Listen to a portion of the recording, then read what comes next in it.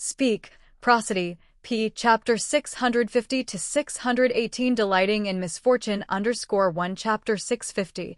Chapter 618 Delighting in Misfortune _1 We held the fort here, and when you guys went out just now, I did a check. This seems to be a wooden warehouse. It has been in a dark and damp environment for years.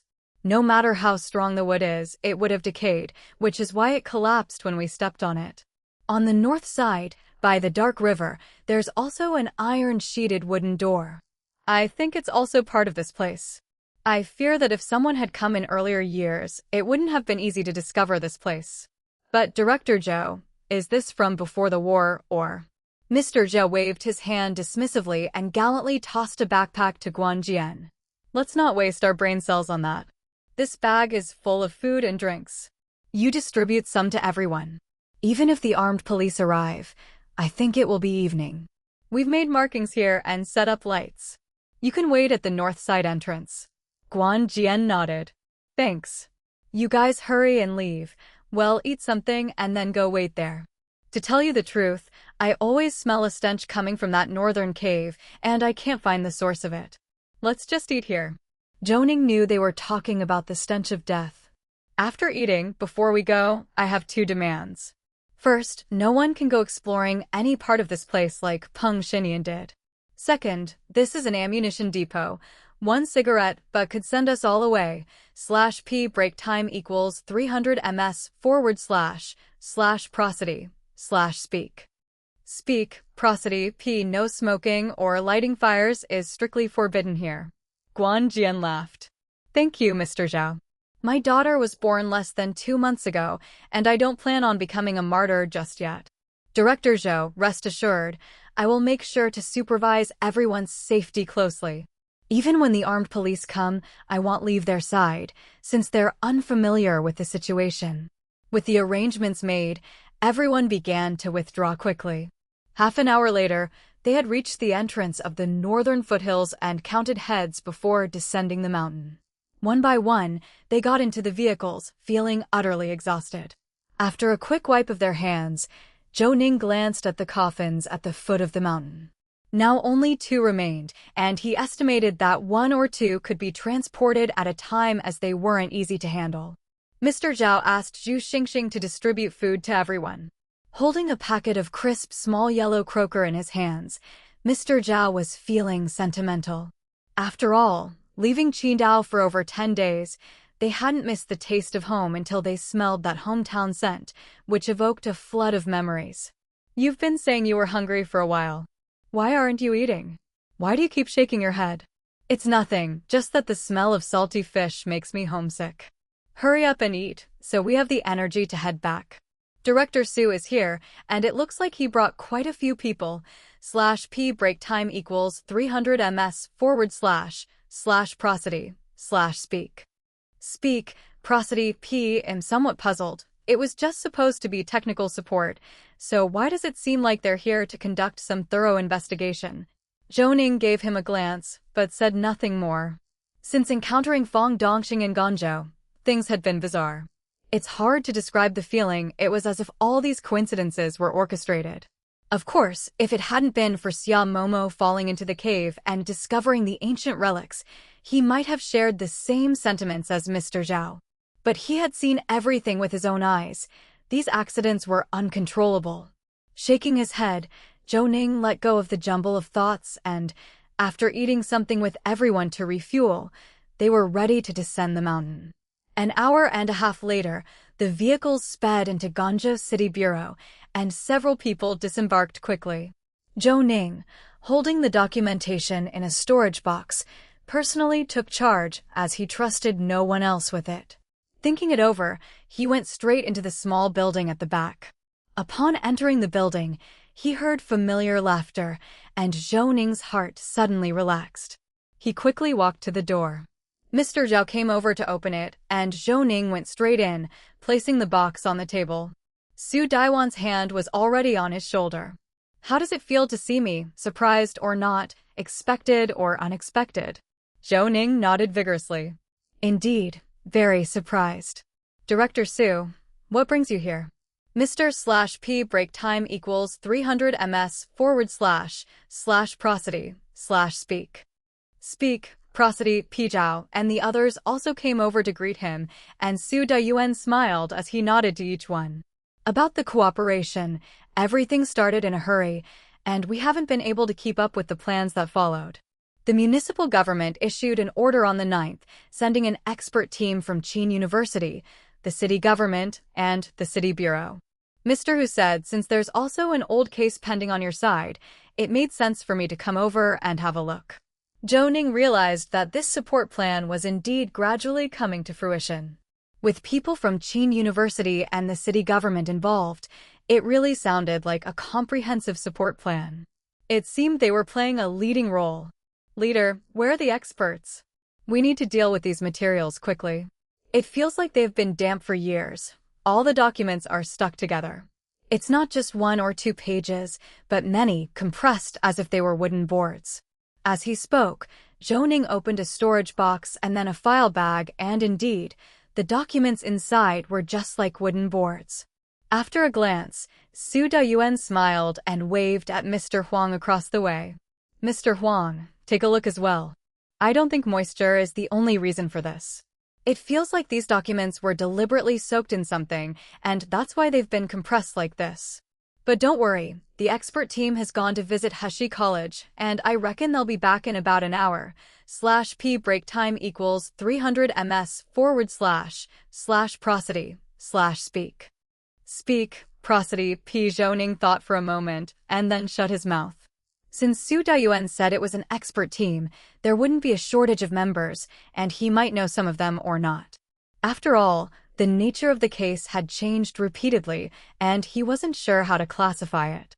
Since Director Su was here, at least someone was shouldering the responsibility. Mr. Zhao chuckled with a grin and gestured to the people behind him.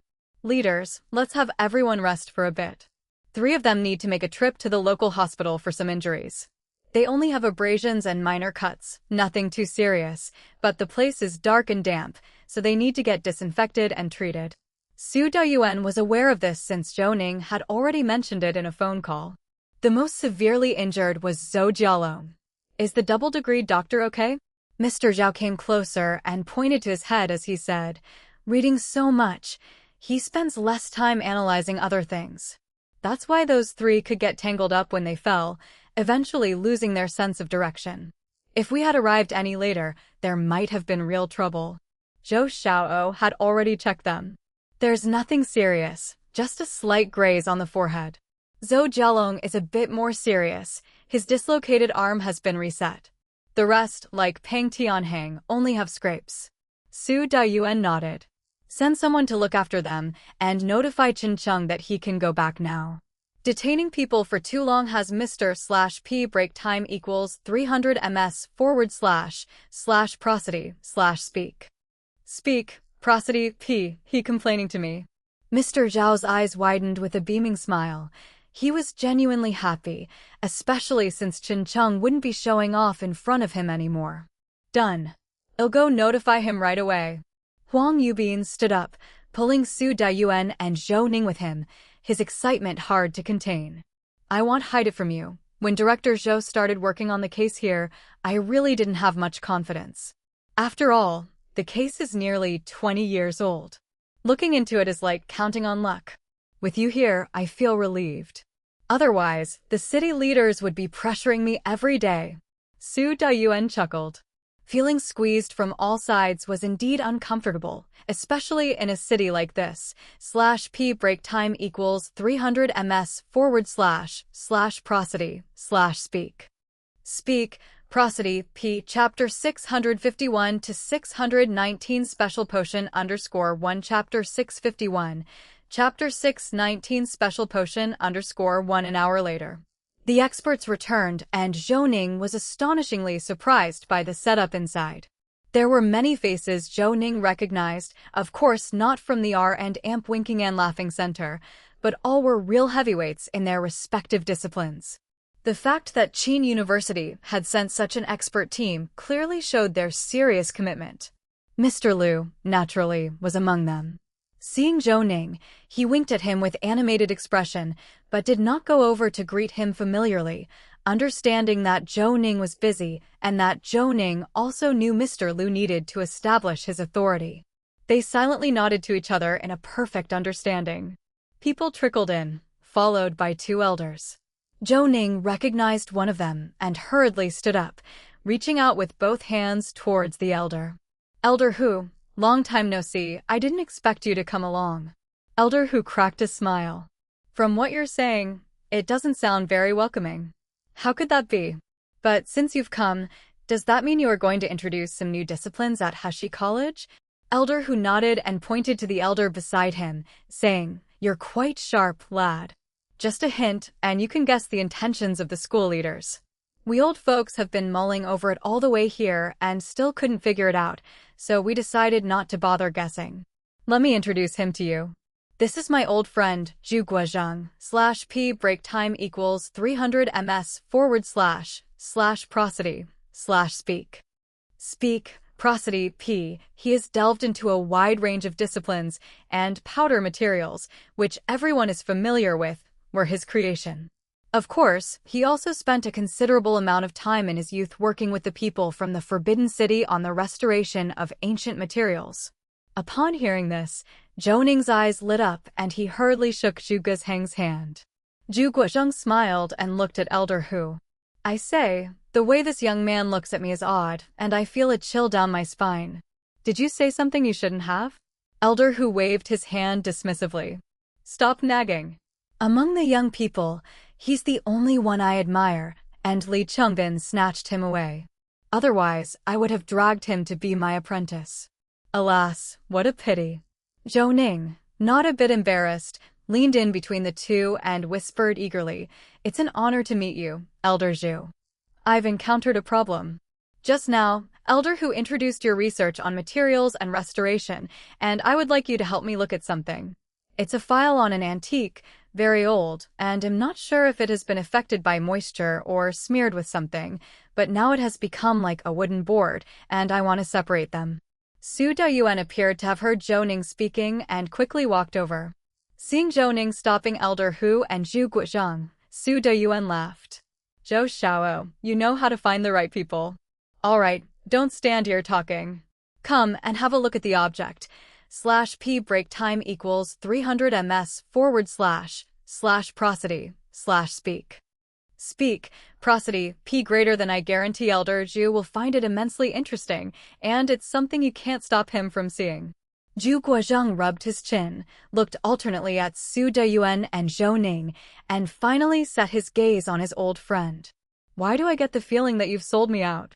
Elder Hu glared at him. You're nearly 70, what else could we want from you? Make the most of your abilities and contribute to the field, and here we are offering you a chance to head a new department. Are you not interested, or what? If you don't want the industry to progress, you'd better say so now. Zhu Guozhang waved his hand and burst out laughing. Quit your kidding, let's go have a look. I'm quite curious to know what that thing you've mentioned is. With that, the group proceeded to the next room. After all, they were about to hold a field meeting on the deepened cooperation for the development of the next steps for Qin University and Hashi College. In truth, everything was already settled. It was a matter of conducting a ceremony and signing a document. Once the television station broadcast it, the partnership would be effectively publicized. Elder Hu, Zhu Guozhang, Mr. Huang, Su Dayuan, Mr. Zhao, and Zhou Ning took their seats. Elder Feng was busy examining those painted coffins and also looking into the method of their opening, but Lu Yufei and Feng Dongxing were nowhere to be seen, which had Zhou Ning slightly worried, since Xia Momo was with them. They haven't come back from their investigation. /p break time equals 300 ms / prosody / speak. Speak, prosody, p. Su Dayuan coughed. They're on their way back. Don't worry about their safety.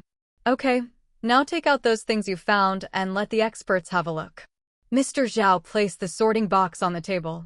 Zhou Ning, wearing gloves, opened the two topmost document bags, which looked like two compressed bricks of tea on the table, quite tactile to the touch. When we found these things, they were in a metal box, unlocked. The preservation environment was a dark and damp cave, but the seal was very good. I've opened all the document bags and looked inside. Their conditions are much the same. The documents seem to have been soaked in something and then clamped tight with a hydraulic press, compact as a brick. Moreover, the documents inside are separate from the document bags. In other words, they were in this state when put inside. The edges are not cut, but very neat. Please have a look. The others all leaned in closer. Mr. Zhao quickly distributed latex gloves to everyone, and Zhu Guozhang examined one, then brought it to his nose for a sniff. Elder Hu peered at him. I say, do you all do your testing with your nose now? You old man, why so much chatter? When I opened the bag, I didn't smell any mold. How could there be no moldy smell in a dark and damp cave? I think these materials must have been sprayed with some special chemical, then compressed. An unknowing person might soak them in water or forcefully tear them apart, ruining everything. /p break time equals 300 ms / prosody / speak. Speak, prosody, p. I've read a record about this before, but I need to search for it. Everyone was surprised, not expecting Zhu Guozhang to find a solution so quickly.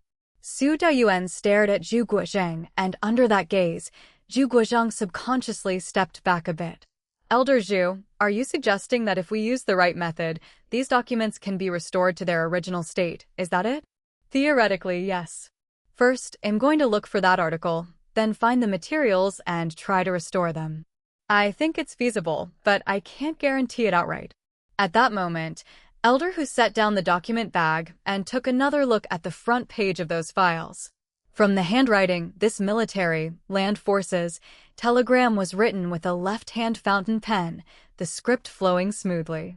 The signatures at the bottom are also in different handwriting. Based on the 3 characters land, machine, report, this habit of writing telegrams would place it between 1930 and 1940, because after 1940, Sapporo's script became somewhat like our Chinese script, with partial simplification of the characters. As for this plan to destroy the city of the 11th Garrison District, dated March 20th, 1966, although there are many traditional characters inside, a few characters' usage has retained unique features. I believe the person who wrote this learned simplified characters, but still retains the writing habits from their missionary school days, for instance, 20, book, and so on. /p break time equals 300 ms / prosody / speak. Speak, prosody, p. Hence, this person must have been educated before the founding of the nation. Su Dayuan narrowed his eyes and glanced at the character's elder who had pointed out. There's a reason why professionals are professionals. He immediately grasped the essence. Those characters, indeed, elderly people are prone to writing in traditional characters.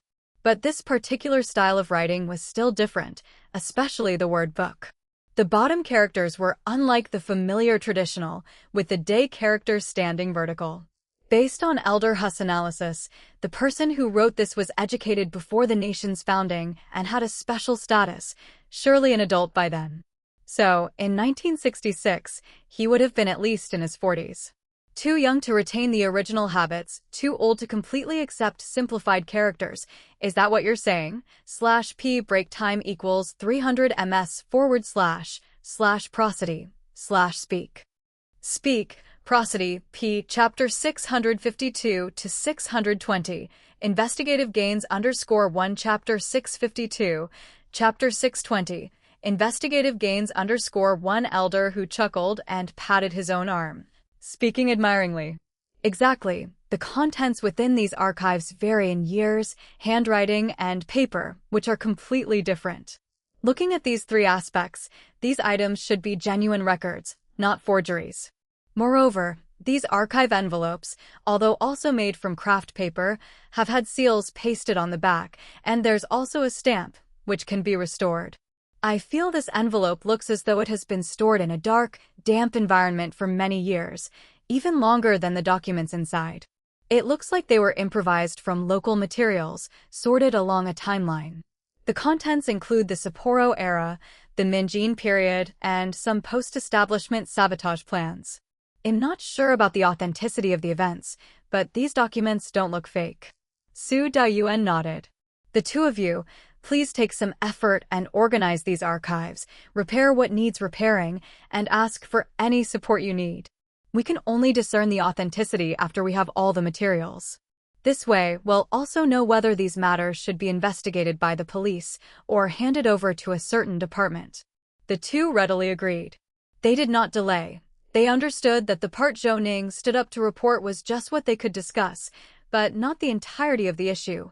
/p break time equals 300 ms / prosody / speak. Speak, prosody, p. The two got up, requested an office, and also asked for support from the staff from Qin University before hurrying off to prepare. Seeing that the two had left, Mr. Zhao trotted over to open the door. Without urging from Zhou Ning, he quickly went through all the events in detail, even sketching a simple map on paper as he spoke. Although his drawing skills weren't great, the map was completely understandable. Mr. Zhao leaned in with his camera, flipping through photos and continuously adding information. After this introduction, even though they had not visited this cave, they were largely familiar with the situation inside and the current findings. I understand now. As I've said before, at least 4 groups of people have lingered here. The Boyega people from 400 years ago, the Sapporo people who discovered this place, the Minjin people who infiltrated Hua country, and those who came to offer sacrifices 20 years ago. If you think about it carefully, perhaps these events are not unconnected. Such a secretive place, if there were no traces left or special markings, how could anyone find it? Judging from the crates recorded in the photos, the storage capacity is so large that it would be sufficient to arm a battalion or carry out any of the missions described in the archives, yet none of that was done. /p break time equals 300 ms / prosody / speak. Speak, prosody, p. Huang Yubin, it seems we need to pull some local files from Guangzhou City, such as population disappearance incidents from 20 years ago and a summary of arrest situations in this area since the nation's establishment. After all, the police used to be one and the same with the special departments. Of course, we also need information on the nearest Mercury sale channels. Huang Yubin nodded with a smile. I've been waiting for you to say that. The archive room is ready. Let's have dinner and talk about everything else tomorrow. Zhou Ning glanced at his watch. It was already past 6 o'clock. There's no rush for dinner, but let's get in touch with the armed police first to see if they have gone over. The safety of these items is of utmost importance. If they have been stored for decades, as we suspect, and have been mishandled during this incident, we cannot overlook their safety. Huang Yubin laughed. I had already sent the request report when I got Director Zhou's call. They set off immediately since they are closer to the cave than the city center. I also informed Mr. Guan that as soon as the armed police were in place, he should immediately contact me. As soon as he finished speaking, Huang Yubin's phone rang. He quickly glanced at the number and answered. Mr. Guan, how's it going? Have the personnel arrived? Reporting to the director, according to the coordinates we provided, they came up from the southern slope.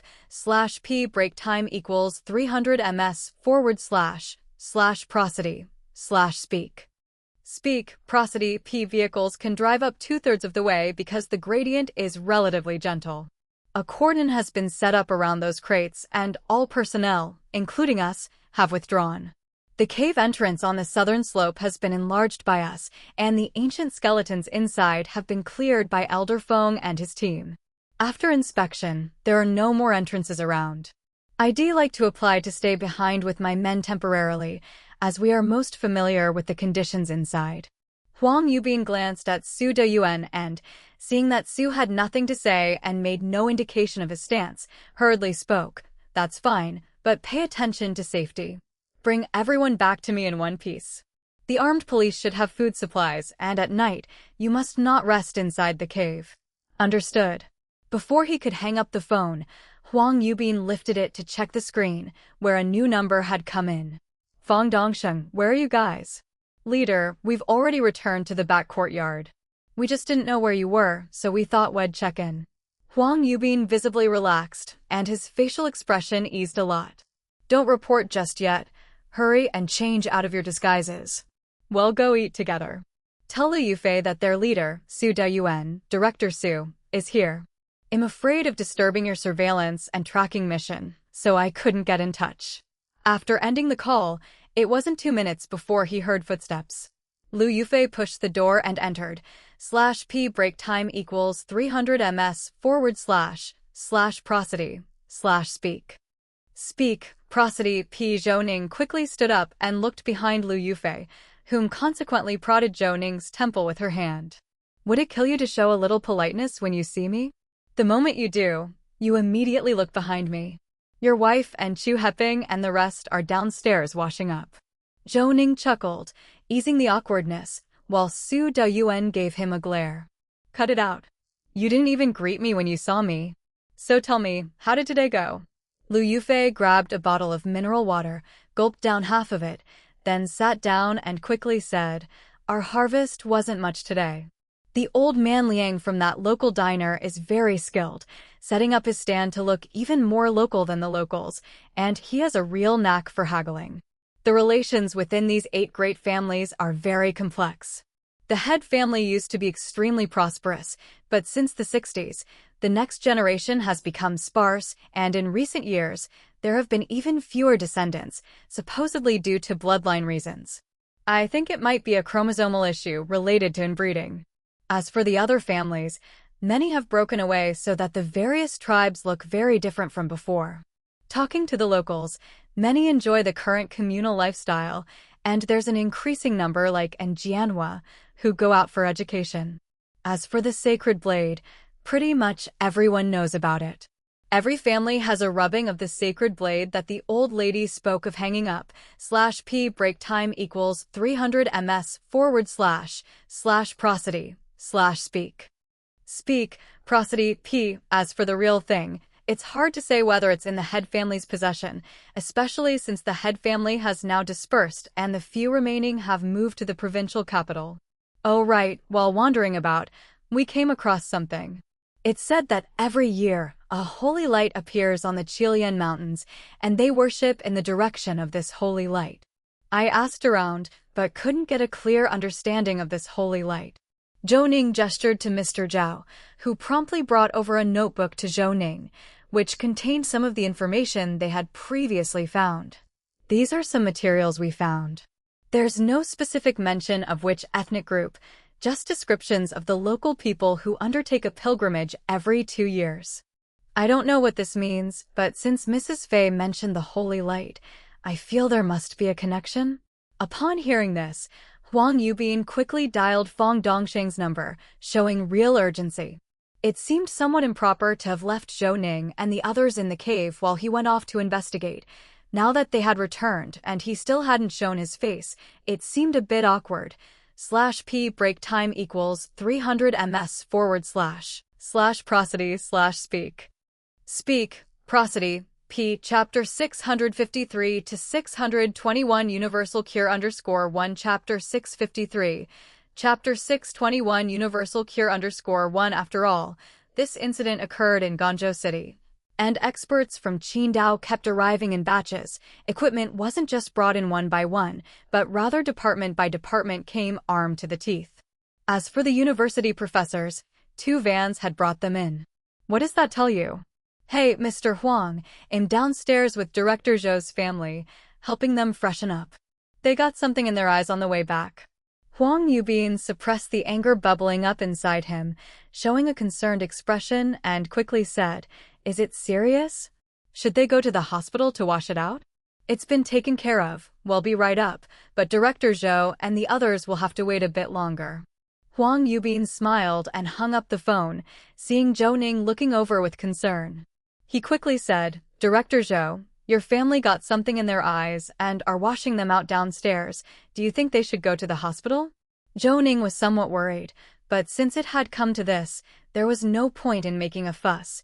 He waved his hand and immediately said, "No problem, I will check on her in a bit." While he was speaking, the door opened and Fong Dongsheng walked in with a few others. Mr. Chu had his backpack on, Xia Momo's hair was a bit wet, Chen Cheng looked exhausted, and the cafeteria's Mr. Liang was trailing behind them all. Chen Cheng gestured to Zhou Ning and was the first to speak. Mr./P break time equals 300 ms / prosody / speak. Speak, prosody P. Xia's eyes have been taken care of, no issues there. Zhou Ning nodded with a smile. You all can go rest next door. We will have a word with Mr. Liang about the situation, and then we can go get something to eat. Upon hearing this, Xia Momo immediately laughed, dragging Mr. Chu and the others out the door, which she quickly closed behind her. The cafeteria's Mr. Liang was so nervous that he stood still, not even coming close to the table. Fang Dongxing waved his hand and simply dragged the man over to the table. Don't waste time, just hurry up and answer the leader's questions, say what you are asked, and tell us as much as you know. That's the best cooperation. Zhou Ning also laughed. It had to be said that after these few days together, Fang Dongxing had come to understand his temperament completely. Mr. Fang is right, that's exactly what I mean. Don't be nervous, we just want to understand the situation. Our Lu De mentioned during his investigation that the locals know about a holy light on the Qilian Mountains, specifically in the southern foothills where we found the cave. There are pilgrims who go there. Have you heard about this? Upon hearing this, Mr. Liang nodded slightly and looked towards Fang Dongxing. You must be talking about Hegilanga, Mr. Fang, don't you remember? A lot of people went there the year before last, gathering just below the snow line. Some sang songs, some mingled for potential matches, and some sacrificed cattle and sheep. It was quite lively. /P break time equals 300 ms / prosody / speak. Speak, prosody P. His words caught everyone's attention, and Su Doyuan and Zhou Ning both stood up and looked at Mr. Liang and Fang Dongxing, asking in unison, what does Hegilanga mean? If translated directly, it means radiance. At noon, when you look at the sun, you need to use your hand to block it, but the edges of your hand will appear even more dazzling. That is Hegilanga, which occurs once every 2 years. Someone will spread the word in advance. For instance, if today is May 1st, they would promote early that Hegilanga will appear starting June 3rd, suggesting that everyone go there early to pray for blessings. Then, everyone starts gathering from June 1st, singing and dancing. The gathering spot is in Sunan, and they call it Hegilanga Mountain. I'm always at the market, so I can understand a bit. I always thought it was some sort of a regular temple fair, and didn't think of it in any other context. After Mr. Liang finished explaining, Fang Dongxing quickly leaned in. I remember this Hegilanga, but it was all hearsay. I haven't known anyone personally who has actually seen it. For us, it just seemed like a big temple fair. It was very lively. Lu Yufei narrowed her eyes. If it really was a temple fair, to stimulate the economy, they wouldn't choose to hold it on the mountain. At least they'd ensure the surrounding transportation was convenient. The local government would also offer support, such as setting a fixed date, conducting promotions, and having police maintain order. /P break time equals 300 ms / prosody / speak. Speak, prosody P, but it seemed this event had none of that. Can you ask about the other cities in Longyu province? Or some places near Guangzhou City, to see if they have this Hegilanga temple fair? Huang Yubin leaned over. Can you recall any other characteristics of this Hegilanga temple fair? Like what people wore, what they did, were there any ceremonies? Was there an organizer or someone who presided over the ceremony? What about ritual offerings, like the sacred knife you mentioned earlier? Fang Dongxing looked at Mr. Liang, somewhat embarrassed, and said, we only came upon the scene once and saw many people dressed in ethnic costumes gathering. The girls were all dressed beautifully. At that time, Mr. Liang was guiding us. It was from him that I first heard of this ceremony and event. It seems that those of us living in Guangzhou City don't know about it. Mr. Liang hastened to explain, my family situation is unique. The bureau leaders know all about it. My mother has been paralyzed from a cerebral hemorrhage for many years. My wife has injured one of her hands, and we have 2 children at home. My salary alone can't support the whole family. On Saturdays, Sundays, and evenings, I set up a street stall or attend markets to supplement our income. Fang Dongxing waved his hand. There's no need to explain that. Just tell us, when did you first hear about the Hegilanga Temple Fair? Mr. Liang thought for a moment.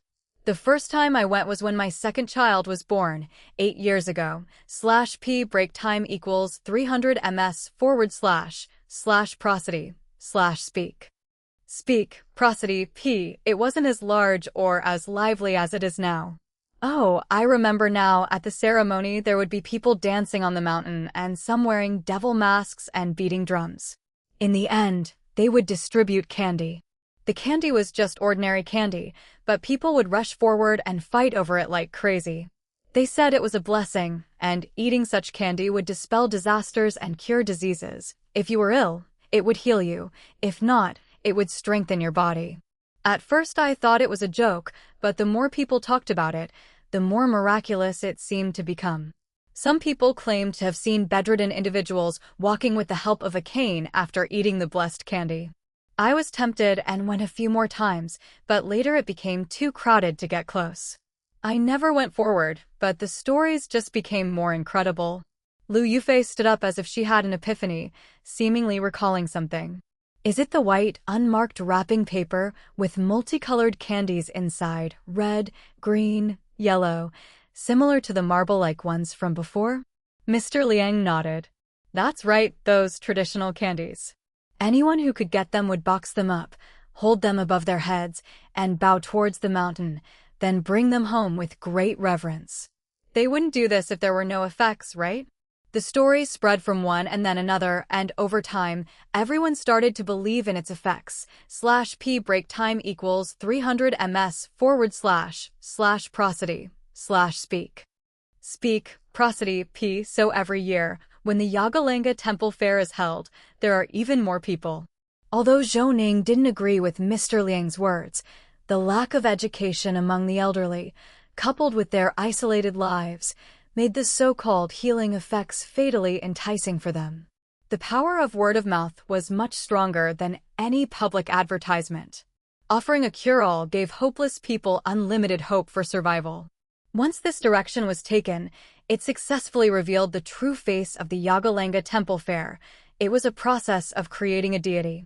Opening her laptop and finding content she had searched for the day before, Zhou Ning stared at the screen in deep thought. The development of Yagalenga was reminiscent of the embryonic form of Aum Shinrikyo in Sapporo country, which caused widespread panic and lawlessness, engaging in extortion, kidnapping, murder, and threats, and had a heyday from the 60s to the 80s. Their teachings focused on saving the souls of the world from hell, appearing pure and noble, helping seriously ill individuals to start anew. For a time, they nearly managed to rewrite the constitution of Sapporo country, striving to push for a change in the human race. To this end, the followers of Aum Shinrikyo even manufactured 70 tons of sarin for poisoning. They aimed to destroy Sapporo to build a new Zaimbala. /p break time equals 300 ms/prosody/speak. Speak, prosody, p. Subsequently, they participated in the House of Representatives elections. After their failure, they orchestrated a terrorist attack, releasing sarin gas in a subway station, resulting in multiple deaths and over 6,000 injuries, which finally led to their arrest and disposal. Zhou Ning narrowed her eyes. Aum Shinrikyo began to decline in Sapporo in 1991 to 1992. Of course, the announcement of their complete capture was in 1995. If calculated this way, it seemed that Yagalenga appeared around the same time. With this thought, Zhou Ning felt a chill creep up her back. /p break time equals 300 ms/prosody/speak. Speak, prosody, p. Chapter 654 to 622. A bad idea _1. Chapter 654. Chapter 622. A bad idea _1. Mr. Zhao pushed Zhou Ning forward and leaned in close. Zhou Xiao, what are you thinking about? Zhou Ning shook his head. Nothing much. Let's follow Director Zhu's arrangements. I think now the investigation should expand its scope. The appearance of Yagalenga is very close in time to the ritual that took place in the cave 20 years ago, and the Baibing Xiao they advocate coincides with part of the Green Terra worshipped locally. I think the people in Guangzhou City are unaware of such activities, which indicates that Yagalenga's range of activities and their target audience are very selective.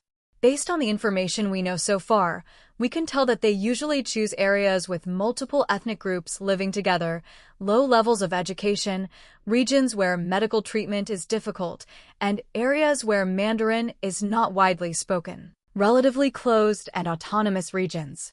Su Dayuan quickly took notes. He highly agreed with Zhou Ning's judgment. Although he also knew Zhou Ning must have thought of something just now, he didn't ask like Mr. Zhao did. After all, if Zhou Ning didn't want to speak, asking would not get an explanation. I very much agree with this assessment. Moreover, the cave doesn't seem to be frequently visited. Perhaps these rituals, just as we analyzed, were only held for the sake of filming, or as part of creating a deity, providing an ancient origin to make it more convincing. /p. Break time equals 300 ms / prosody / speak.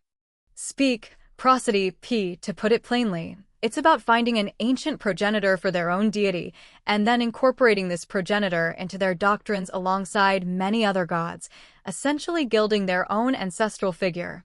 Thus the cave isn't a place that needs to be visited often. I think we should use Yagalenga as a sample and spread out our personnel to investigate following the commonalities identified by Zhou Ning along the Qilian Mountains. We need people who understand the local languages to go deep into these areas and find out if there are any Yagalenga activities. Huang Yubin also took notes and nodded continuously. Tonight I will write a report and report directly to the city and provincial headquarters. We can't delay this investigation, but as for the newly discovered items in the cave, we still have to wait for the experts to clear them up. Regarding the missing persons issue, Zhou Ning understood what Huang Yubin meant by looking at him, and after thinking for a moment, he said, "The DNA of the first two individuals has been obtained, and they are not locals from Guangzhou. We will provide the DNA of the other individuals as soon as possible. After all, it takes a day to send them for testing here. However, photographs of the victims' appearances can be provided tomorrow." Huang Yubin smiled. "That's good, let's have dinner first. Although this matter is serious, it's not something where we can find clues in a day or two. /p. Break time equals 300 ms / prosody / speak. Speak, prosody, p. Greater than I have already requested that the vehicles passing by do their best to conceal, but with such a big move, I fear someone with intent, if they see it, will be guarded." Su Daiwan's brows were tightly furrowed. "That's what I'm most worried about. We should discuss with the armed police to announce a military exercise, lock down the area for a while, to reduce the alertness of the other party." Mr. Zhao raised his hand, and Su Dayuan nodded at him. "Leader, I have a suggestion. What you're saying is good, but generally, military exercises or related training are announced many days in advance. And the more something like this is announced, the more curious it makes those with ulterior motives. They may not necessarily go if it's not announced, but once it's announced, especially including this location, they will definitely want to take a look. Don't you think so?" Su Dayuan knew Mr. Zhao was full of cunning ideas, and this analysis of his was quite reliable. "Continue speaking. What better method do you have?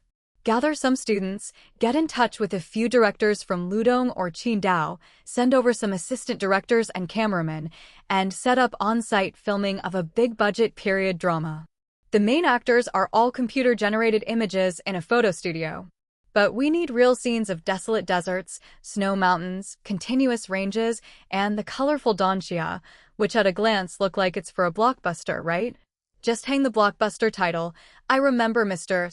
/p. Break time equals 300 ms / prosody / speak.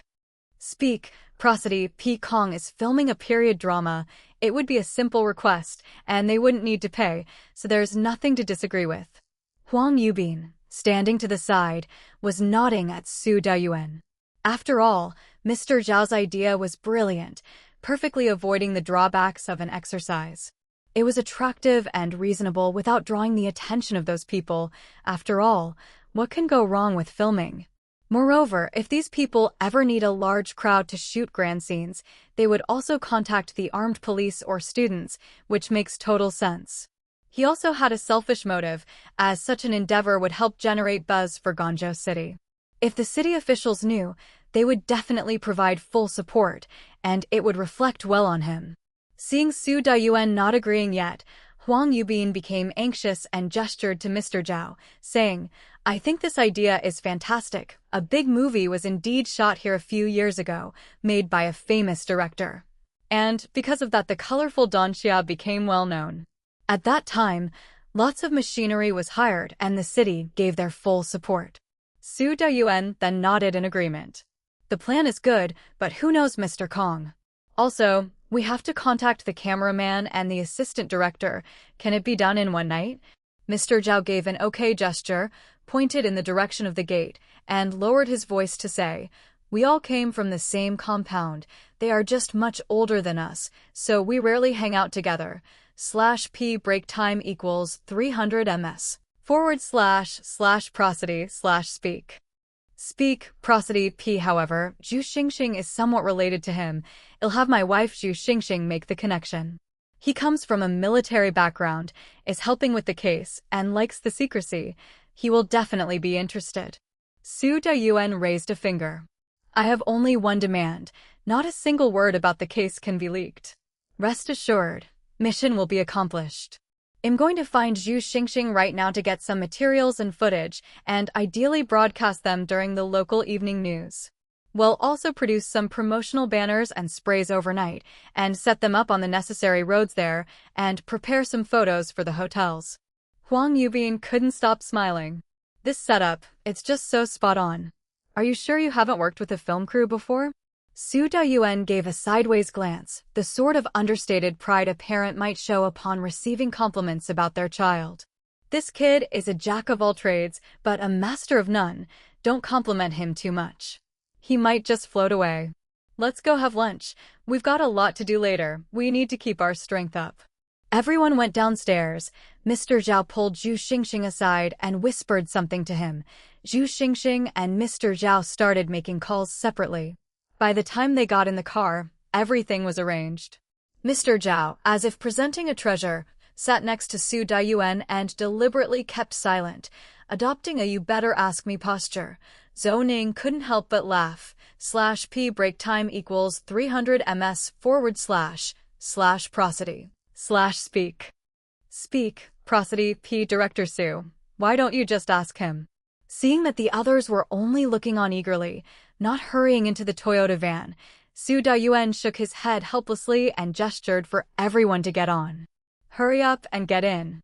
Mr. Zhao, go ahead and tell us, how is it arranged?" Mr. Zhao grinned. Mr. Kong said that they are not busy with filming tasks these days, and they just happen to need a scene featuring snowy mountains. A very important shot, for which they haven't found the right location yet. They'll fly over tonight, the hotel is booked, and they'll tell us where it is.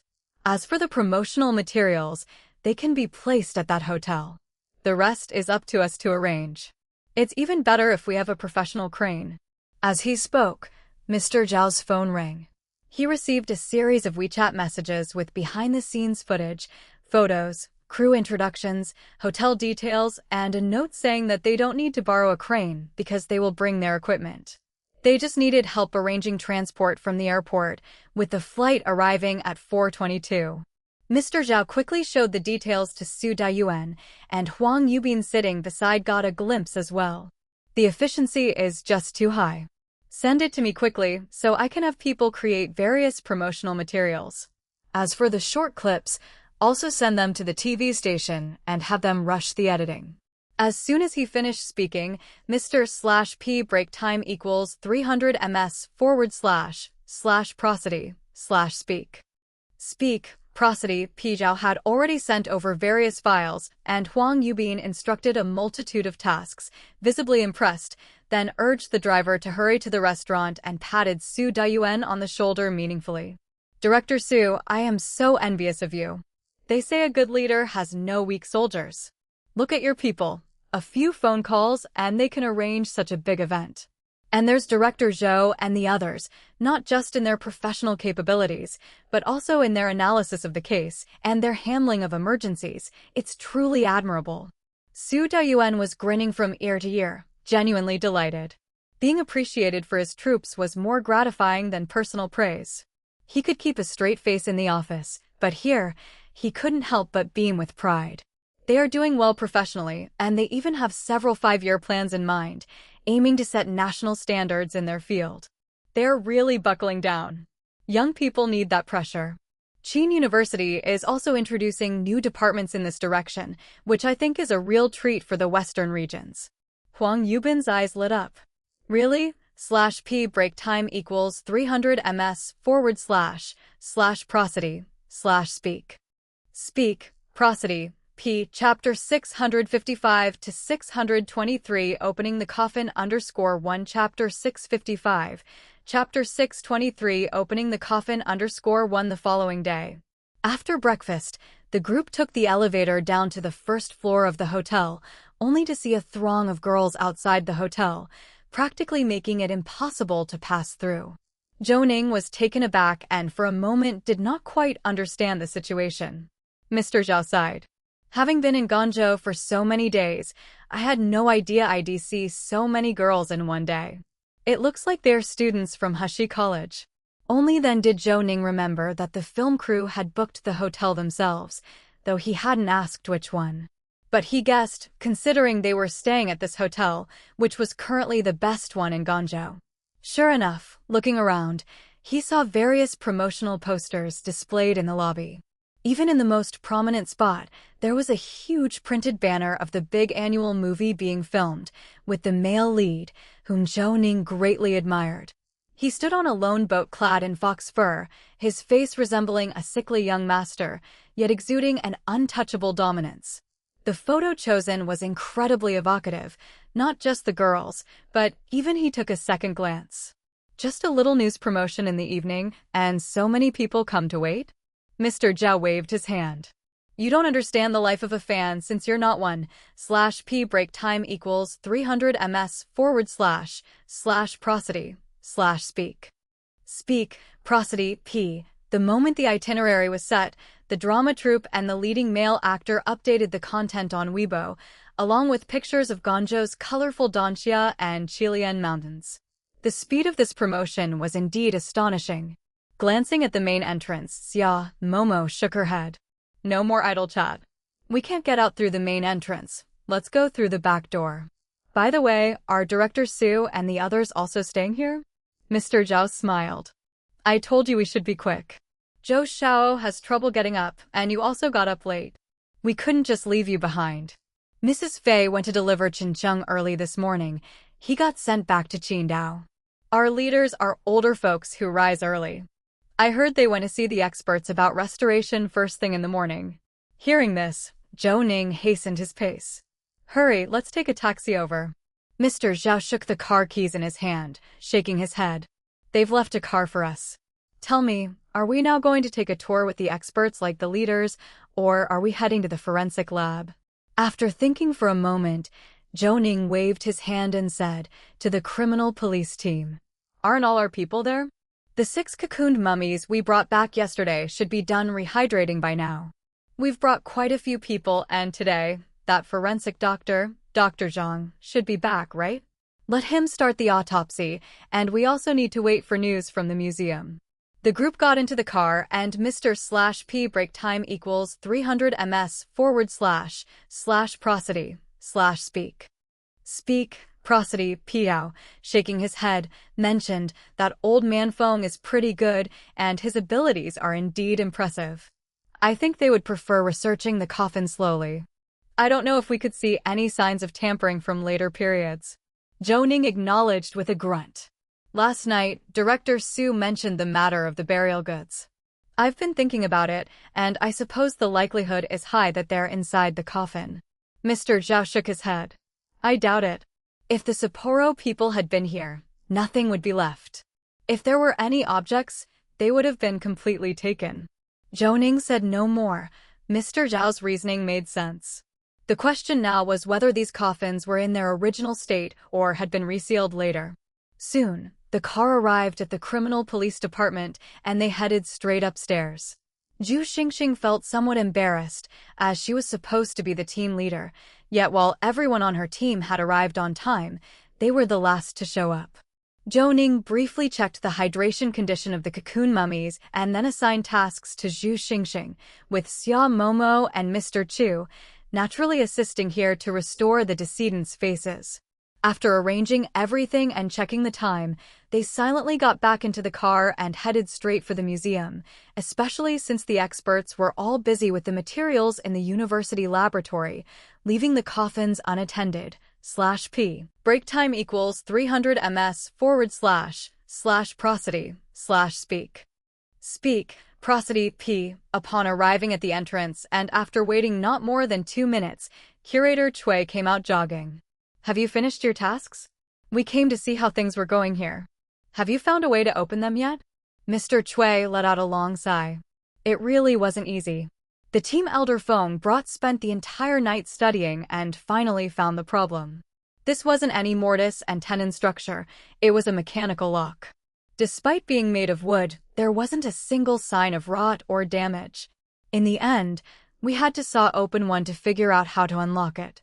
It was the very last one we cut open, the one Elder Feng mentioned, which had a place on the lacquered surface that looked like double eyelids. Elder Feng said that it had been damaged during transportation, and instead of replacing it, they repaired it on the spot with raw lacquer and glutinous rice among other materials, which resulted in the double eyelid effect.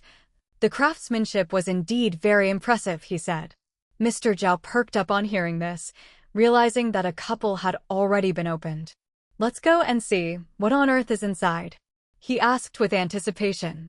Mr. Chui nodded with a smile. I'll keep you guessing. You'll see for yourself at the site. That's the surprise, he teased. Zhou Ning didn't press further. The trio hastened into the museum, bypassing the exhibition area and heading directly to the rear offices. /p. Break time equals 300 ms / prosody / speak. Speak, prosody p. Greater than a large courtyard was now crammed full of various cabinets, tables, and the like, obviously due to the museum rooms being occupied by the coffins. Following Mr. Chui, they walked to the first room on the left. Elder Feng, with his back to the door, seemed absorbed in something. On hearing their footsteps, he turned around. At that glance, Zhou Ning almost didn't recognize him. The old man was quite dirty, his hair a wild mess, his beard scruffy, and his clothes and apron were stained. Upon seeing Zhou Ning, Elder Feng broke into a childlike grin and immediately ran towards Zhou Ning. Director Zhou, you're here. Come and look, I'm so thrilled. The last and first of these 8 coffins have been opened by us. They're full of grave goods. Not to mention, there are a lot of items from the official kills. There are even text-related items, seals, gold crowns, saddles, brocade garments, and various ritual vessels. The items are very miscellaneous and can be said to comprise the most precious things of various regions of the time. Look, there are even glass beads. Let me tell you, just by the standard of these grave goods, the level of this tomb can be said to be quite high. I think it's safe to say that it's not inferior to our princes and marquises in rank, plus there's an inscription inside the coffin. /p. Break time equals 300 ms / prosody / speak.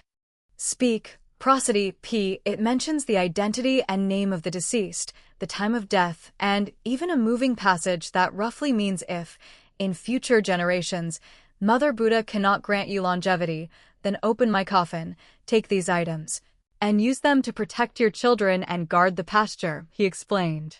Mr. Zhao, astonished, glanced inside the coffin and indeed saw a stone tablet with inscriptions in an unreadable script, a language that was clearly familiar to Elder Feng. What language is this, Elder Feng? He asked. Elder Feng, very proud, patted his chest and said, the Hueha script, also known as Ancient Turkic. Fortunately, 20 years ago, I was studying Ancient Turkic. These script habits and grammatical features allow for easy dating. The earliest of these coffins, namely the first one, should date back to the end of the Yuan dynasty or the beginning of the Ming dynasty. Although the grave goods inside are from the early Ming period and were placed on top, suggesting the coffin was opened once and items were added later, there are no bones inside, only an urn for ashes. According to the inscription, the person is Boiga's most outstanding leader, Altai. He was poisoned by someone in his quest to protect the herders of Boyegu, leading to his body decomposing, so his descendants cremated him and enshrined his ashes. The last coffin's occupant is a Gujuo, who, going by the timeline, would have lived in the middle of the Ming dynasty. She is Altai's great-granddaughter, he narrated. /p break time equals 300 ms / prosody / speak. Speak, prosody, p. Mr. Zhao, taken aback, asked, a woman? Yes, a woman. Her coffin too contained an urn of ashes along with a full set of grave goods. However, unlike the first, her coffin bore no marks of being reopened. From the epitaph, it appears that a Gujuo was a very brave and skilled warrior.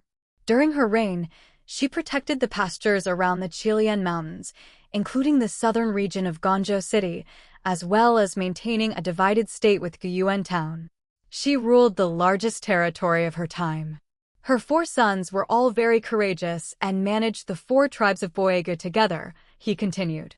Reflecting on this, Mr. Zhao had an epiphany as he remembered the skeletons found at the southern entrance of the cave. It seems the skeletons we discovered at the foot of the southern hill are a Gujuo's 4 sons.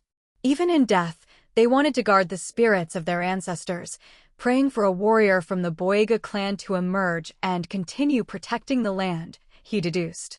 Elder Feng nodded and, after wiping his hands, pointed at the coffins, commenting, I think the other coffins will be similar to these 2. Having survived all these years without damage and perfectly preserved, it's Guangzhou City's, no, I should say Longwu Province's, most significant archaeological discovery of 2013, he stated. Zhou Ning pondered and frowned slightly. Elder Feng, are you saying that these coffins could be opened, have items added, and then be resealed? He inquired. /p break time equals 300 ms / prosody / speak. Speak, prosody, p. Chapter 656 to 624 Ricin poison protein _1 Chapter 656. Chapter 624 Ricin poison protein _1 Elder Feng suddenly noticed Zhou Ning's unusual demeanor and quickly put away his smile, thinking for a moment before saying, at first, we didn't understand the mechanism, so we broke one. But later we found the mechanism and were able to open it normally. There are indeed traces of it being opened. Director Zhou, what are you thinking of? Zhou Ning pondered for a moment. It's like this, we found other things hidden inside the cave, left over from the time when the Sapporo people occupied it, as well as items hidden by the Minjin personnel before and after the founding of Hua country. Since they could find this place to hide, didn't they ever think about opening these coffins? And according to our analysis, the 4 high-footed porcelain bowls placed on the altar inside the Buddha cave must have once held offerings, and certainly would not have been fewer than the items in the coffins. So why only these 4 bowls are left? Elder Feng tidied his messy hair and sat directly across from Zhou Ning. I've thought about what you said. When I went back into the Buddha cave later for a close look, the red cloak on the standing Buddha had been there for at least a decade or 2, and it was in tatters. As for the cave where the Buddha statue is, there definitely were more precious and rare treasures. /p break time equals 300 ms / prosody / speak. Speak, prosody, p. The groups of people you mentioned might have taken parts of them at different times, but what is this place? Our ancestors in Hua country had a saying, it's better to believe it exists than not. Therefore, even those who rob tombs for a living wouldn't take everything, they would at least leave something symbolic behind. As for the coffins, these coffins are embedded in the walls of the stone caves. It seems like they are supported by wood underneath, but in reality, they are pressed one on top of another, designed very ingeniously. Without taking them down, even if the method to unlock the coffin lids is deciphered, it's still impossible to open them. Zhou Ning breathed a sigh of relief.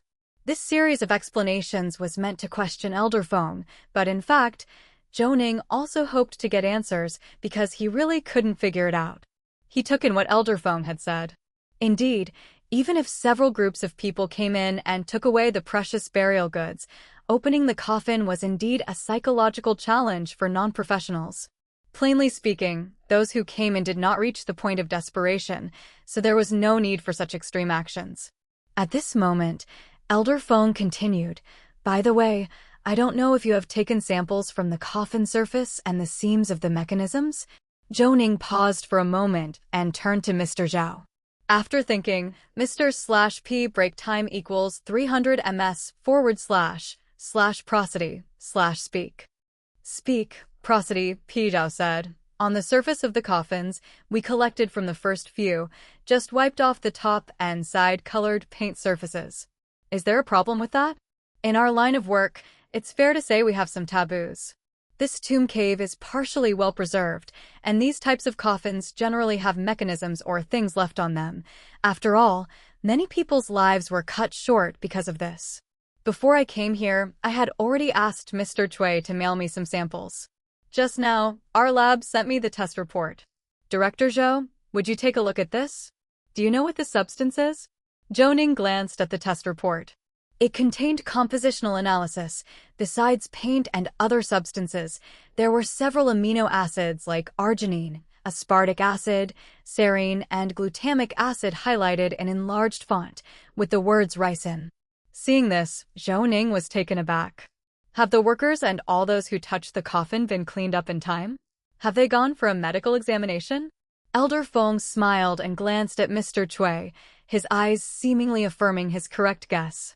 Rest assured, the workers and all personnel who touched the coffin were just now thoroughly asked to wash their hands and underwent blood sampling and hand swabbing. I asked you as well to make sure that everyone who had contact with the coffin goes for a timely checkup. Zhou Ning nodded, also relieved. /P break time equals 300 ms/prosody/speak. Speak, prosody, P were fine, whether it was the first accidental entry or the follow-up inspections. We wore gloves and thoroughly disinfected our hands after each entry and exit. It's professional behavior, but a checkup is indeed necessary. Mr. Zhao leaned over, looking at the report with a confused expression. Ricin? I only know about castor beans. It seems that in the old days, if people couldn't have children, they would fry chicken eggs with castor beans, and eating them would instantly lead to pregnancy. But it's well known that these are potent drugs that should not be used lightly. A wrongly used dose can endanger lives. Is this poison powerful? The report doesn't mention any impurities, which obviously means that the ricin is extracted very pure, and this substance has soaked into the paint. Those who don't know and touch it with bare hands, and then touch food afterwards, could suffer from poisoning and diarrhea if mild, and if severe, poisoning could lead to death. Subconsciously, Mr. Zhao glanced at Elder Feng, who was then wearing 2 layers of latex gloves. So, the poison inadvertently protected the coffins. Even if someone was undeterred and touched the shrubs, the least they'd suffer was vomiting and diarrhea. In serious cases, they could have died directly on the spot, Zhou Ning said. Elder Feng nodded. That's exactly what I mean. /P break time equals 300 ms/prosody/speak. Speak, prosody, P. Additionally, although the other 6 coffins have not been opened, I can assert that the general form of tomb burial inside is the same. After cremation, the ashes are stored in urns placed within the coffins, and the remaining space is filled with burial goods. It probably isn't much related to what you're investigating, Elder Feng explained.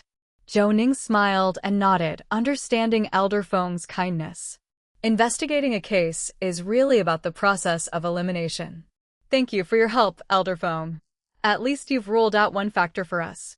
We won't disturb your research any longer. Just send us the photos of the coffins once they're opened. We need them for the report, Zhou Ning said. Elder Feng didn't stand on ceremony. He knew Zhou Ning had other matters to attend to and asked Mr. Cui to escort the 2 out. Mr. Zhao started the car inside. I said this was busy work for nothing. Going through all this trouble, and it turns out everything inside is an antique, which has hardly anything to do with the case we're investigating. How can this be? Mr. Zhao lamented. Stop complaining and let's head to the lab. Do you know where the local university is? Zhou Ning asked. Relax, well, just use the navigation to get there, Mr. Zhao replied. Zhou Ning paid no mind to Mr. Zhao's grumbling. The two followed the navigation and arrived at the local university. /p break time equals 300 ms / prosody / speak. Speak, prosody, p. As soon as their car stopped at the guardhouse, the security guards came running out, one saluting, the other opening the gate, with the saluting one smiling as he approached. You're the experts from Qidong, right? Our school leaders have instructed us to direct you straight to the technology building on the east side as soon as you arrive.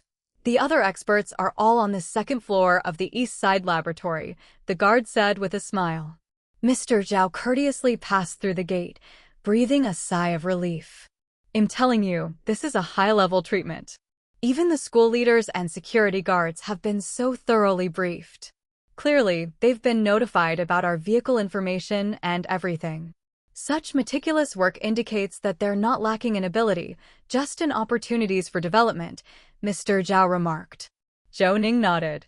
A skilled cook cannot prepare a meal without rice. The same goes for the school. The area wants to invest, but a lack of funds is a choke point. Better performing students wouldn't choose to study here, so the student body is mainly from this province. But there's a silver lining. The school can adjust its training direction. For local students, they can optimize the ratio of disciplines to those suited to local job applications.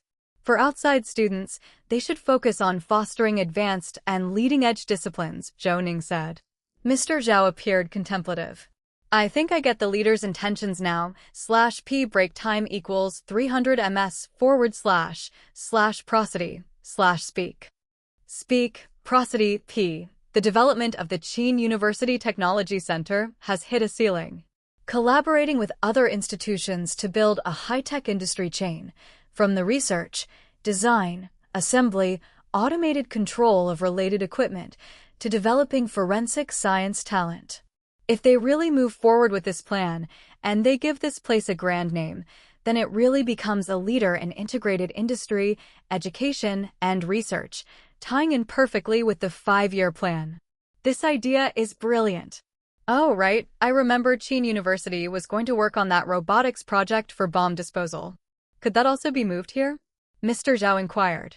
Before Zhou Ning could reply, a voice rose from behind. Startled and unprepared, the two quickly turned around to see an elderly gentleman with twinkling eyes. You're from Qidong, aren't you? Your perspective is really quite different. Welcome to Hashi College, the old man greeted. Zhou Ning felt a bit embarrassed, but Mr. Zhou appeared unfazed, hurrying to shake hands with the old man. Thank you, sir. We're looking for the laboratory.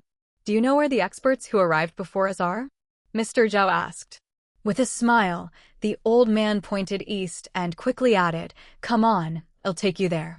I'm heading there myself to deliver some materials, he said. The three of them reached the laboratory together, and upon opening the door, Elder Hu and the others inside looked over, seeming surprised to see the old man. Elder Hu hurried over. Mr. /p break time equals 300 ms / prosody / speak. Speak, prosody, p. Wang, how come you're all here together? He asked in surprise. /p break time equals 300 ms / prosody / speak.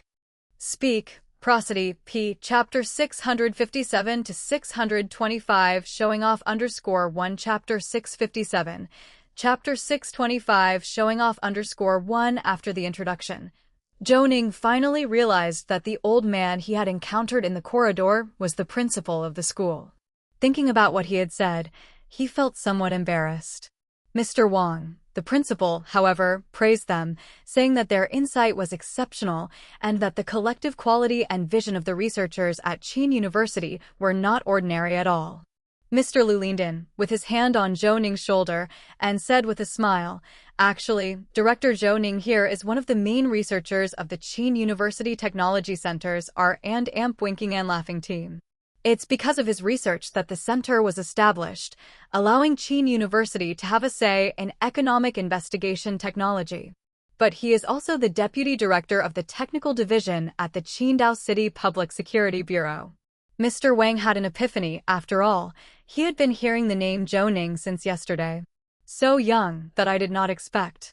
Mr. Lu came over and pulled Mr. Wang away, as he knew Zhou Ning's personality all too well. He disliked this kind of small talk, especially when there was work to be done on his end. Anyone who approached for pleasantries was asking for awkwardness. Seeing that everyone had dispersed, Zhou Ning hurriedly approached Elder Hu. Elder Hu, Elder Zhu, have those documents been processed yet? /p break time equals 300 ms / prosody / speak. Speak, prosody, p Su Doyuan slightly bowed his head, shielding his eyes with his hand, his shoulders slightly trembling. Mr. Zhao, always the cunning one, recognized Su Daiwan's gesture for what it was. He quickly nudged Zhou Ning's shoulder and raised his hand towards Elder Hu. Don't be like Zhou Xiao, who is just being impatient. After all, none of the investigation directions have yielded anything yet, so some anxiety is inevitable. Elder Hu waved his hand with a smile, looking over at Zhu Guozheng. All right, this young man is even more difficult to deal with than their leaders. You can still talk back to his leaders, but would you dare to speak up to him? Better update him on the progress quickly. Zhu Guozheng also smiled helplessly. Come with me, the chemical soaking has already started. Every 10 minutes, we can lift a layer, with about 2 or 3 sheets per layer. At this rate, it should all be done by tomorrow. Don't worry, the soaking solution has been treated with a color preservation agent, so the ink will not fade. Zhou Ning breathed a sigh of relief, with Su Dayuan standing beside him, arms crossed. If you had told me earlier, it would have been fine. You had to wait for this kid to arrive before saying anything. Zhou Ning didn't bother watching their banter, focusing instead on the documents that were being taken out of the chemical solution. Some had already been separated but were sandwiched between glass plates, with someone scanning and photographing them. /p break time equals 300 ms / prosody / speak. Speak, prosody, p Elder Hu came closer. We've cleared some of it. They can't be dried too quickly or exposed to sunlight, that would fade the colors. Take this document, for instance. The writing inside and out is consistent, and it's all very fluent, looking like it was recorded all at the same time. The other documents are pretty much the same. Su Dayuan came over, looking around as he spoke. Everyone involved in this restoration work has handed in their mobile phones to prevent any leak of the content. This arrangement was very much in Su Daiwan's style, but until everything had been thoroughly investigated and those hiding in the shadows had not emerged, caution was the only approach. If it was indeed those remaining members of Minjin who last entered the cave, and they had given up on any absurd plans to destroy the city, instead changing their direction to seek to influence people on a psychological level, then these methods were truly characteristic of Minjin's style. Since Elder Hu has already confirmed the authenticity of these documents, should we hand them over to the special departments for processing afterward? Su Dayuan shook his head, a gesture that greatly surprised Zhou Ning. I've consulted Mr. Hu, and he has also made contact with the local National Security Department in Qidong. After all, this involves archival restoration work as well as the investigation in the Guangzhou area and is related to the case of the 8 murdered children. So for now, we won't be transferring them. Mr./P break time equals 300 ms / prosody / speak. Speak, prosody, P Zhao joined in. Leader, it's okay not to transfer the case, but in terms of investigation, what else can we do? The coffins are full of burial goods, with no skeletons. These Boyagu ancient people actually practice cremation, which is quite rare.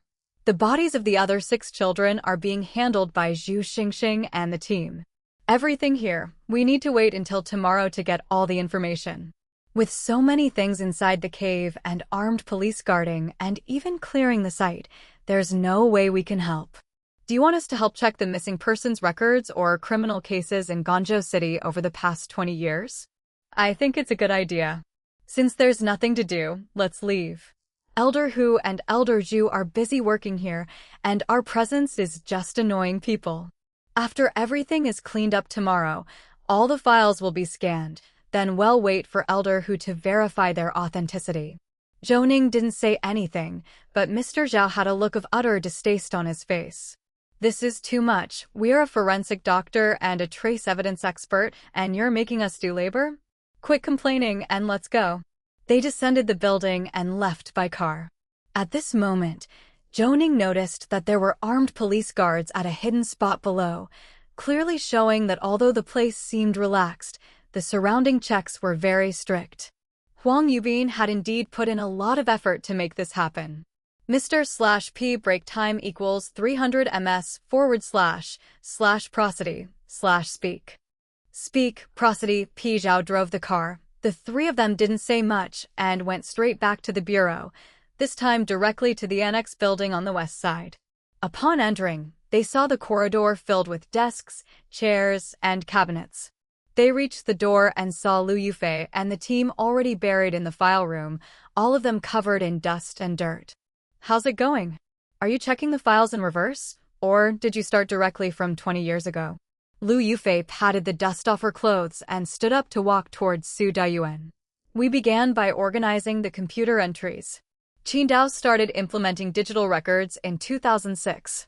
Here, from 2010 onwards, records were entered sporadically, but luckily the paper version of the archives is quite complete. However, criminal cases and some special operations against organized crime were not separated, which makes searching a bit troublesome. We need to look through each file one by one. After all, we are comparing them to the computer archives, so we started by reviewing the criminal cases from 2012 and worked backward. Su Dayuan nodded and walked around the file room, with Huang Yubin following him. Our place isn't big, and there are many minor incidents, but there are not many serious criminal cases involving deaths. As for missing children, I reviewed them last night, and there are quite a few, not just children but also cases where wives disappeared with their children. /P break time equals 300 ms / prosody / speak. Speak, prosody, P. Moreover, such cases usually end up unresolved, without a final conclusion. After all, the photographs left behind by children are very limited, and some don't even have a recent photo. Children can change so much in just a few months, let alone a few years. Put in a different environment, dressed up differently and raised differently, even their own parents wouldn't recognize them, let alone the DNA information which we've only started to keep in the past 2 years. The information in the previous files, some of it is incorrect. It's hard to say. If a child goes missing in a village or town and the parents can't find them after filing a report, they often have another child, especially since the policy has become more relaxed. But if a child is lost in the city, sometimes it can tear a family apart. Fathers want to escape it all, disagree about finding the child, and may even come to blows with their spouse. Mothers always hold out hope and can't let go. I've met quite a few such people. Su Dayuan heaved a sigh. Not just in Guangzhou City, but in almost any place across the country, some people feel that by separating they won't blame themselves for the loss of their child, but such guilt follows them for life. After all, most missing children are not simply lost. I understand. Mr. Huang, please take the trouble. /P break time equals 300 ms / prosody / speak. Speak, prosody, P. As I said yesterday, we can't just look at Guangzhou City, especially since we've already discovered that these 2 children are not Han Chinese.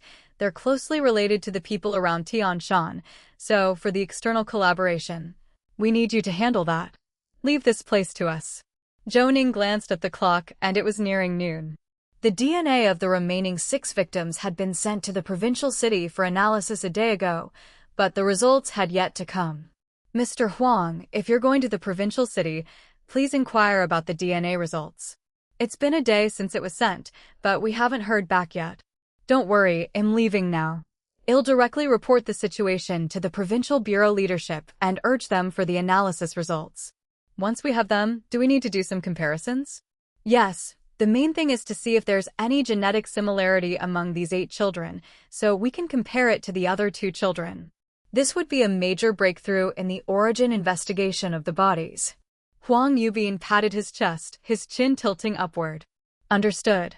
Once the results are out, I'll have someone send you the electronic version. We'll proceed with the comparison as needed. Guangzhou has always dragged its feet in the provincial bureau, but not anymore. It's my time to shine. /p break time equals 300 ms / prosody / speak. Speak, prosody, p. Chapter 658 to 626 Mr. Zhao's live deduction _1 Chapter 658.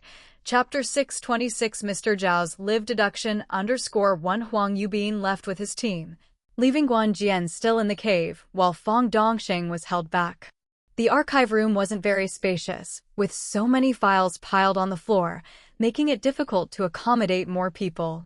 A few clerks were helping to organize the files, which really involved directly entering the data into computers during the search process, scanning all the documents, and creating related records. Mr. Zhao and Zhou Ning also started to help.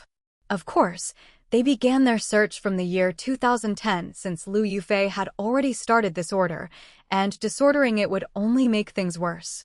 Su Dayuan glanced around without actually reaching out to check anything. Fang Dongxing and the others didn't waste words, and so they each focused on their task, bringing anything that felt might be slightly related or involving missing persons of similar age to Su Dayuan for a look.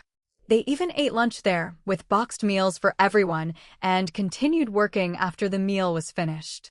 When Zhou Ning looked up, he noticed that Su Dayuan had, without realizing it, positioned himself in front of the revolving cabinets for the years 1993 and 1995, with a small gap left between the two cabinets, and Su Dayuan was standing with his hands behind his back, looking at something. Without actively searching, just scanning around, Zhou Ning narrowed his eyes slightly. /p break time equals 300 ms / prosody / speak.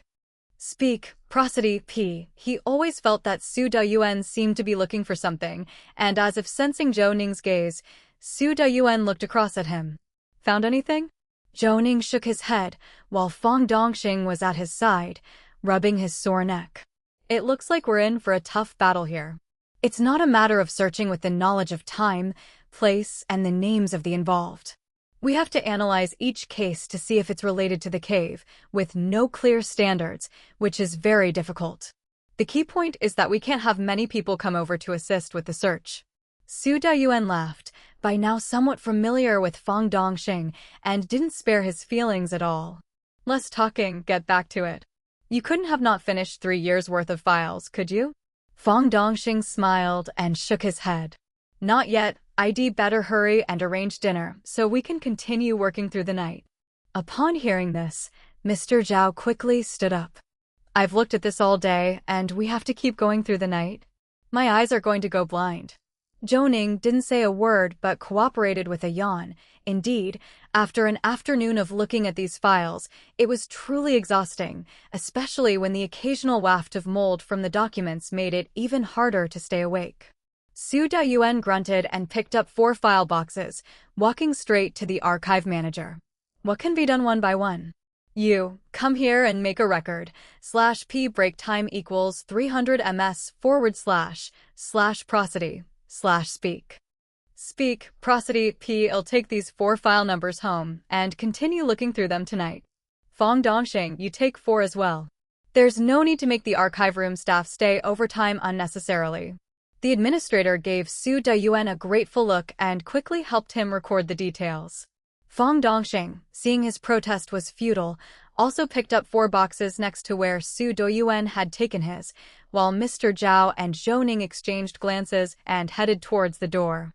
Mr. Zhao said straightforwardly, Chief, we're going to the secondary building to look at 6 bodies that have been dissected. Zhou Ning should at least show his face there, get the facial reconstruction and autopsy information. That's the most critical part, isn't it? Su Dayuan grunted and waved them off, and Mr. Zhao quickly led Zhou Ning away. Having reached the door of the secondary building, Mr. Zhao let out a sigh of relief as if he had escaped a disaster. Seeing that Zhou Ning was still looking towards the skirt building in the west, he waved his hand in front of Zhou Ning's eyes. What's with you, Zhou Xiao? I feel like you've been acting a bit strange today. Zhou Ning redirected his gaze and hesitated before speaking. Never mind me for now, but haven't you noticed that Director Su has been acting a little odd today? Mr. Zhao blinked as if trying to think hard.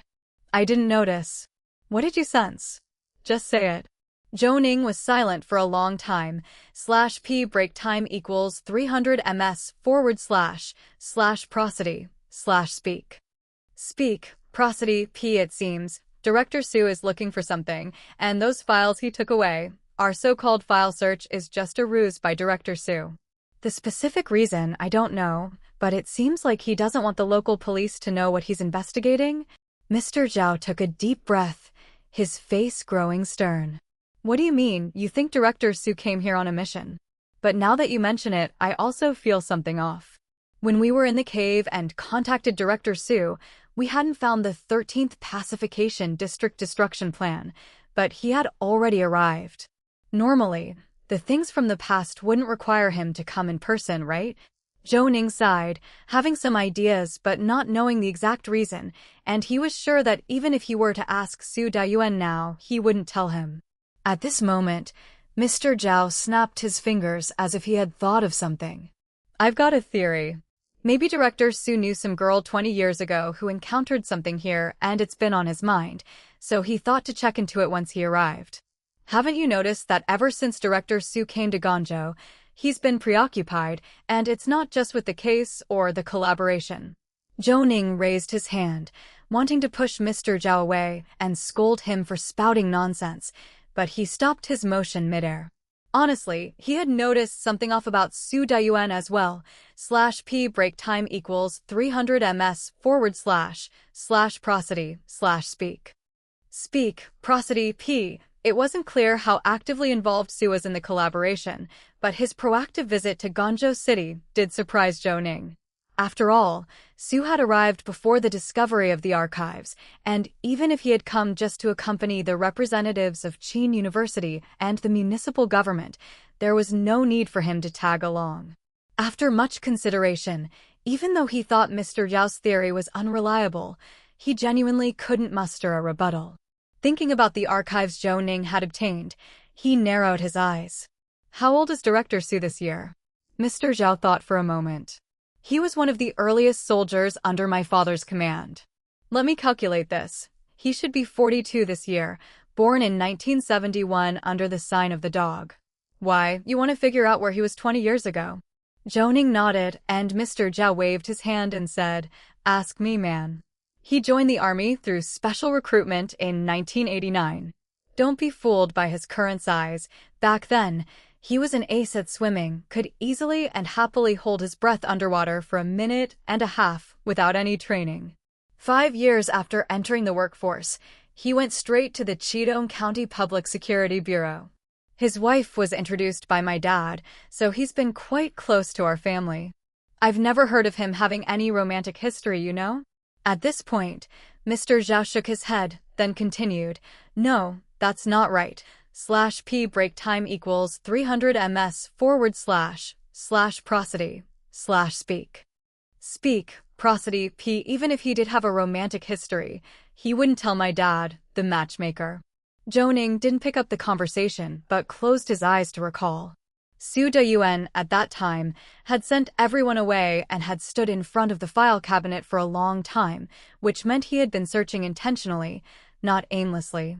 When they had stayed late to work overtime, he had carried out 4 boxes. That spot was where 2 cabinets met, likely covering the period between 1994 and 1995, over the turn of the year.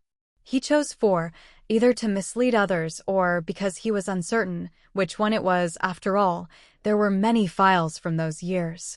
The archives taken by Director Zhou are from the 4 files at the end of 93 and the beginning of 94. Based on that timeline, was he already working at the Qidong City Bureau at the time you mentioned his army service? Mr. Zhao bit his lip, pondering.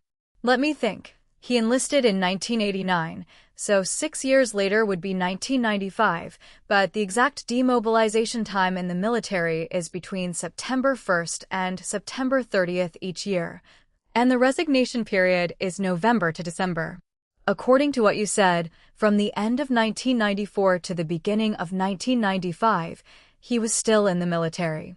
When he left the service to join the civilian sector, he didn't let my dad pull any strings for him. He really started from the bottom and climbed up through lots of hardship, but also gathered quite a bit of practical experience. /p break time equals 300 ms / prosody / speak. Speak, prosody, p. He made the most of his ability in the criminal police team. Though he made quite a few enemies along the way, I've never heard of him having a special lady friend. Could it be an unforgettable old flame? Knowing there was trouble but never having the chance to come investigate in Guangzhou City, enduring in silence, he might have only recently learned that she had met with misfortune here, so he took the opportunity to come to Guangzhou, eager for a chance to investigate. Mr. Zhao pointed firmly at his chest with his finger, a conviction in his expression. It's got to be it. Those once unattainable, beautiful girls that he thought were already happily married, only to suddenly discover one day that she had been harmed years ago, if the circumstances allowed, he'd certainly want to look into it closely. That must be it. Zhou Ning looked at Mr. Zhao, at a loss for what to say, and finally just sighed after a long silence. With that level of imagination, if you don't become a screenwriter, I'd say it's a waste of talent. Which of your eyes saw director Su pining for an old flame? He's happily married. Mr. Zhao spread his hands, adopting an indifferent attitude. Come on, if I'm wrong, then give me your analysis. I'm all ears. /p break time equals 300 ms / prosody / speak. Speak, prosody, p. Chapter 659 to 627, _1 Chapter 659. Chapter 627, _1 Zhou Ning fell silent. He sorted through all the events in his mind. It could be said that Mr. Zhao's analysis of the earlier part was not wrong. Su Daiwan's visit to Guangzhou City was definitely not solely because of this case. His purpose was very clear, what he came here to investigate. But what was it? What could have convinced Mr. Hu, and perhaps Qidong City's support for Guangzhou City, wasn't a casual choice either. With such a complicated and large-scale arrangement, how significant was this matter to warrant such measures? Of course, there might be mandatory support regulations for Western regions from first-tier cities, which he had read about in the news. However, choosing such an unrelated and distant place must have its reasons. I can't figure out the reason, but I do know that Director Zhu's visit to Guangzhou, including the local support policies and a series of actions, all have their reasons, and they are related to Director Zhu's visit. The reason you mentioned is unlikely, not significant enough to justify such major actions. Mr. Zhao heaved a sigh. I say, let's not waste our brain cells. When it's time for us to know, we will know. When it's not, no amount of analysis will help. Let's go up and check their progress. Lucky guy, you've been in Guangzhou for quite a few days without tasting any of the local food, hugging takeaway boxes every day. /p break time equals 300 ms / prosody / speak. Speak, prosody, p. Since we need to prepare for long-term work, can I request that tonight we go out for a meal and not follow their local arrangements? Zhou Ning nodded and went out with Xia Momo. They came for a honeymoon trip. The two couples followed, but now this mess had somewhat dampened the spirit. These days had been endlessly busy, and he hadn't taken Xia Momo's feelings into account. Instead, she had been taking care of everything for him, which made him feel somewhat remiss. Let's take a look first. The two went upstairs. Zhu Xingxing and the others were finishing up. Zhou Jialong's left arm was still in a sling, but it didn't stop him from recording on the whiteboard, with Zhu Xingxing narrating behind and talking fast, causing Zhou Jialong to sweat profusely. Sun Gaodai was laughing with his arms crossed, while Ping Xinian was stirring trouble on the side, all of them picking on Zhou Jialong. He didn't seem to mind, instead smiling and writing diligently. Mr. Zhao strode over, arms folded, looking at Zhou Jialong. The guy was really irritating. During the previous incident where the three of them faced danger, it could have resulted in a serious stampede if not for their timely discovery. Tell me, Xiaolong, what heinous crime have you committed that you're taking such teasing? Zhou Jialong was startled and quickly waved his hands. Mr. Zhao, I didn't do anything wrong. They blame my sharp eyes that led us to danger, and I do feel quite guilty. /p break time equals 300 ms / prosody / speak. Speak, Prosody P. Before he could finish, Zhu Xingxing glared at him. Cut the crap. Am I scolding you for this? If your arm wasn't dislocated, I would dislocate it for you now. What are we here for? Have you all forgotten? We're here for technical support. Look at what you've recorded, all messy. You can't even take proper notes. Am I supposed to praise you for that? Zhou Jialong sighed. I'm sorry, team leader, but how many people have brains like yours? They look once, and it's photocopied in their mind. No need for notes. Remembering all kinds of data gets hard. Isn't that like facing a mismatch? Mr. Zhao grinned. Okay, enough whining. Hurry up with your current work. Zhu Xingxing and Zhou Xiao, report your findings. Well, process everything accordingly, send things off for testing when necessary. Afterward, clean up, change your clothes, and we're sneaking out for some food. I can't stand the thought of another boxed meal. Ping Xinian's eyes lit up, rushing to Mr. Zhao's side. After all, the decision to return to work in China was largely influenced by his love for food, and he was nearly livid when the hosts had arranged Western food for him. What's special about the local cuisine? Mr. Zhao glanced sideways at him. Don't act like you're innocent. You played a big part in causing trouble. Without your instigation, Zhou Jialong wouldn't have dared to do anything. As for Peng Tianhang, he just got egged on by you since he can't make decisions on his own. /p break time equals 300 ms / prosody / speak. Speak, prosody. Peng Xinian scratched his head, looking somewhat embarrassed. However, the allure of good food already made him disregard whatever Mr. Zhao had said.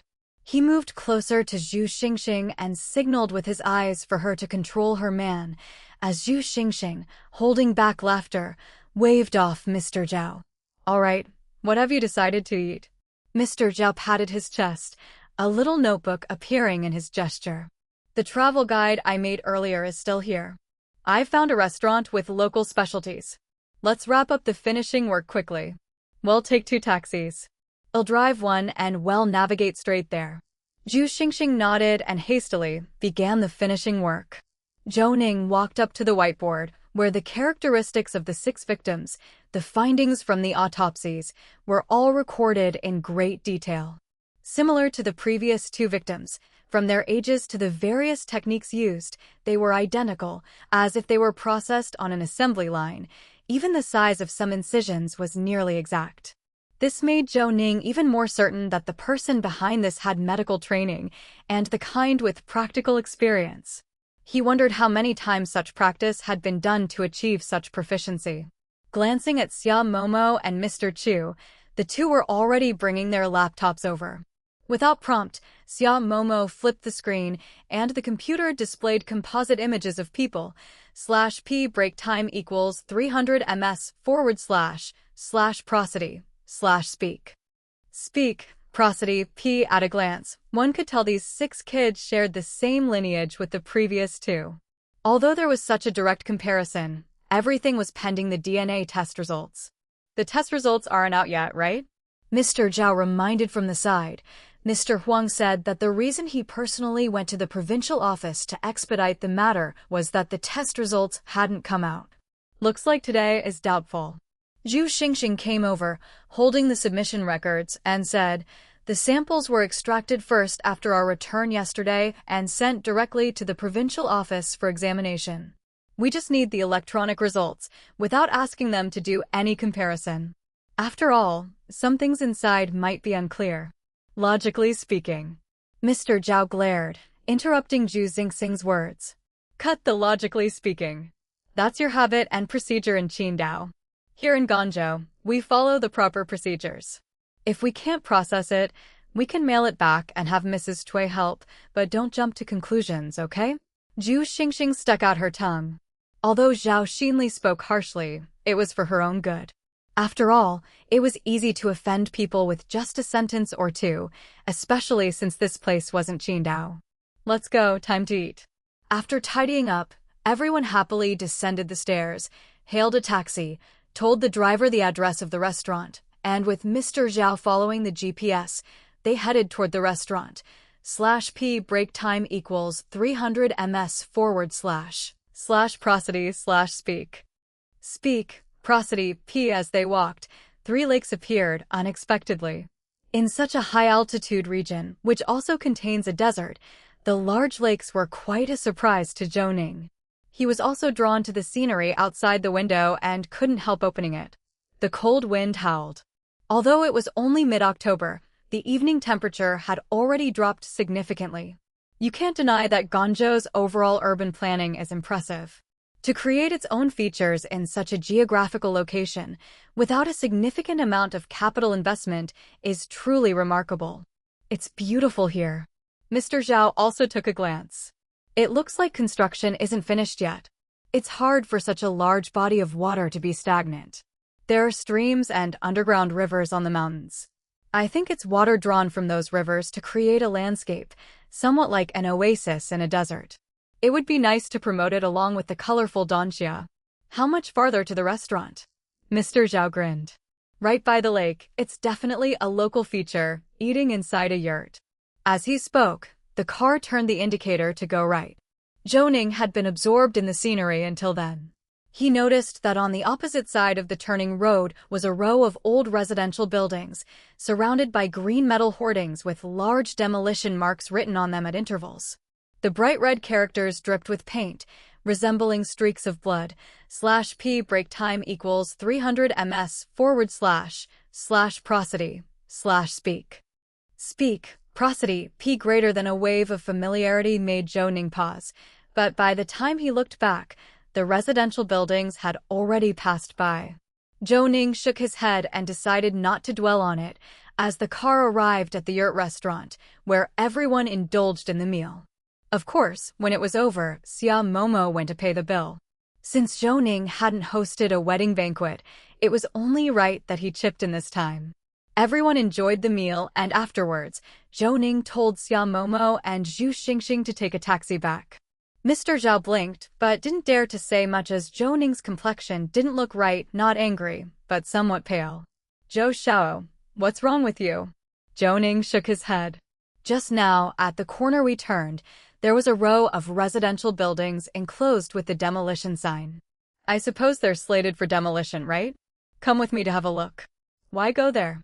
Zhou Ning didn't respond, simply getting into the passenger seat. Mr. Zhao sighed, knowing that once Zhou Ning was determined, there was no changing his mind. Reluctantly getting into the car, they drove a few hundred meters, then, at Zhou Ning's signal, pulled over to the side. There was a gap here through which they could walk in, and Zhou Ning squeezed past. Mr. Zhao turned on his phone's flashlight, following from behind and shouting, saying, Zhou Xiao, slow down a bit. What's the rush? This is just an area awaiting demolition. It looks quite old already. /p break time equals 300 ms / prosody / speak. Speak, prosody, p. Zhou Ning didn't speak, staring intensely at the dilapidated residential buildings. The brick-red walls, the carved patterns on the corridor walls, the green outdoor light over the small door of the guardhouse. Although the bulb was gone, and the light seemed to be hanging by a thread, lingering traces of Lysol could still be detected. This sense of familiarity made Zhou Ning's skin tingle, and his vision seemed to blur. With the phone in hand, the flashlight illuminated the guard's hut and the few damaged characters at the entrance, with parts of each character missing, barely making out the words People's Hospital Staff Housing. Looking across at the nearest building, a light seemed to be on in the balcony on the second floor. With the distance appearing to close, Zhou Ning could hear a woman humming while hanging clothes, occasionally glancing down from the balcony. Xiao Ning, time for dinner, come home. Xiao Ning, come back, it's time to do your homework. Xiao Ning, Xiao Ning, Xiao Ning. With each call, with each tender shout, Zhou Ning felt enveloped by warmth, a smile on his lips, as if his consciousness was being pulled away by the calling voices, falling toward the ground. Mr. Zhao was stunned, dashing forward to catch Zhou Ning, who had fainted and lost consciousness. Zhou Ning, what's wrong with you? Wake up, don't scare me. /p break time equals 300 ms / prosody / speak. Speak, prosody, p. Chapter 660 to 628. The system crashed _1 Chapter 660. Chapter 628. The system crashed _1. Mr. Zhao was terrified. Cradling the unconscious Zhou Ning, he quickly dialed Su Daiwan's cell phone. "Leader, don't hang up. I have an emergency. Zhou Ning has fainted." "It's not a sickness. No, he isn't sick. Oh, what am I saying? Where do I take him now? Someone direct me. I'll explain in detail when I get there." After finishing, Mr. Zhao threw the phone into his pocket, turned on the speakerphone, and carried Zhou Ning as he ran toward the car. Zhou Ning might look skinny, but he was tall, and Mr. Zhao struggled to carry him. Stumbling into the car, he grabbed the police light cap and secured it on top, then floored the accelerator. "Leader, I'm on Gubin Avenue now, heading east from the west." "Have you got it? Which hospital am I going to?" "Go straight to Guangzhou City People's Hospital.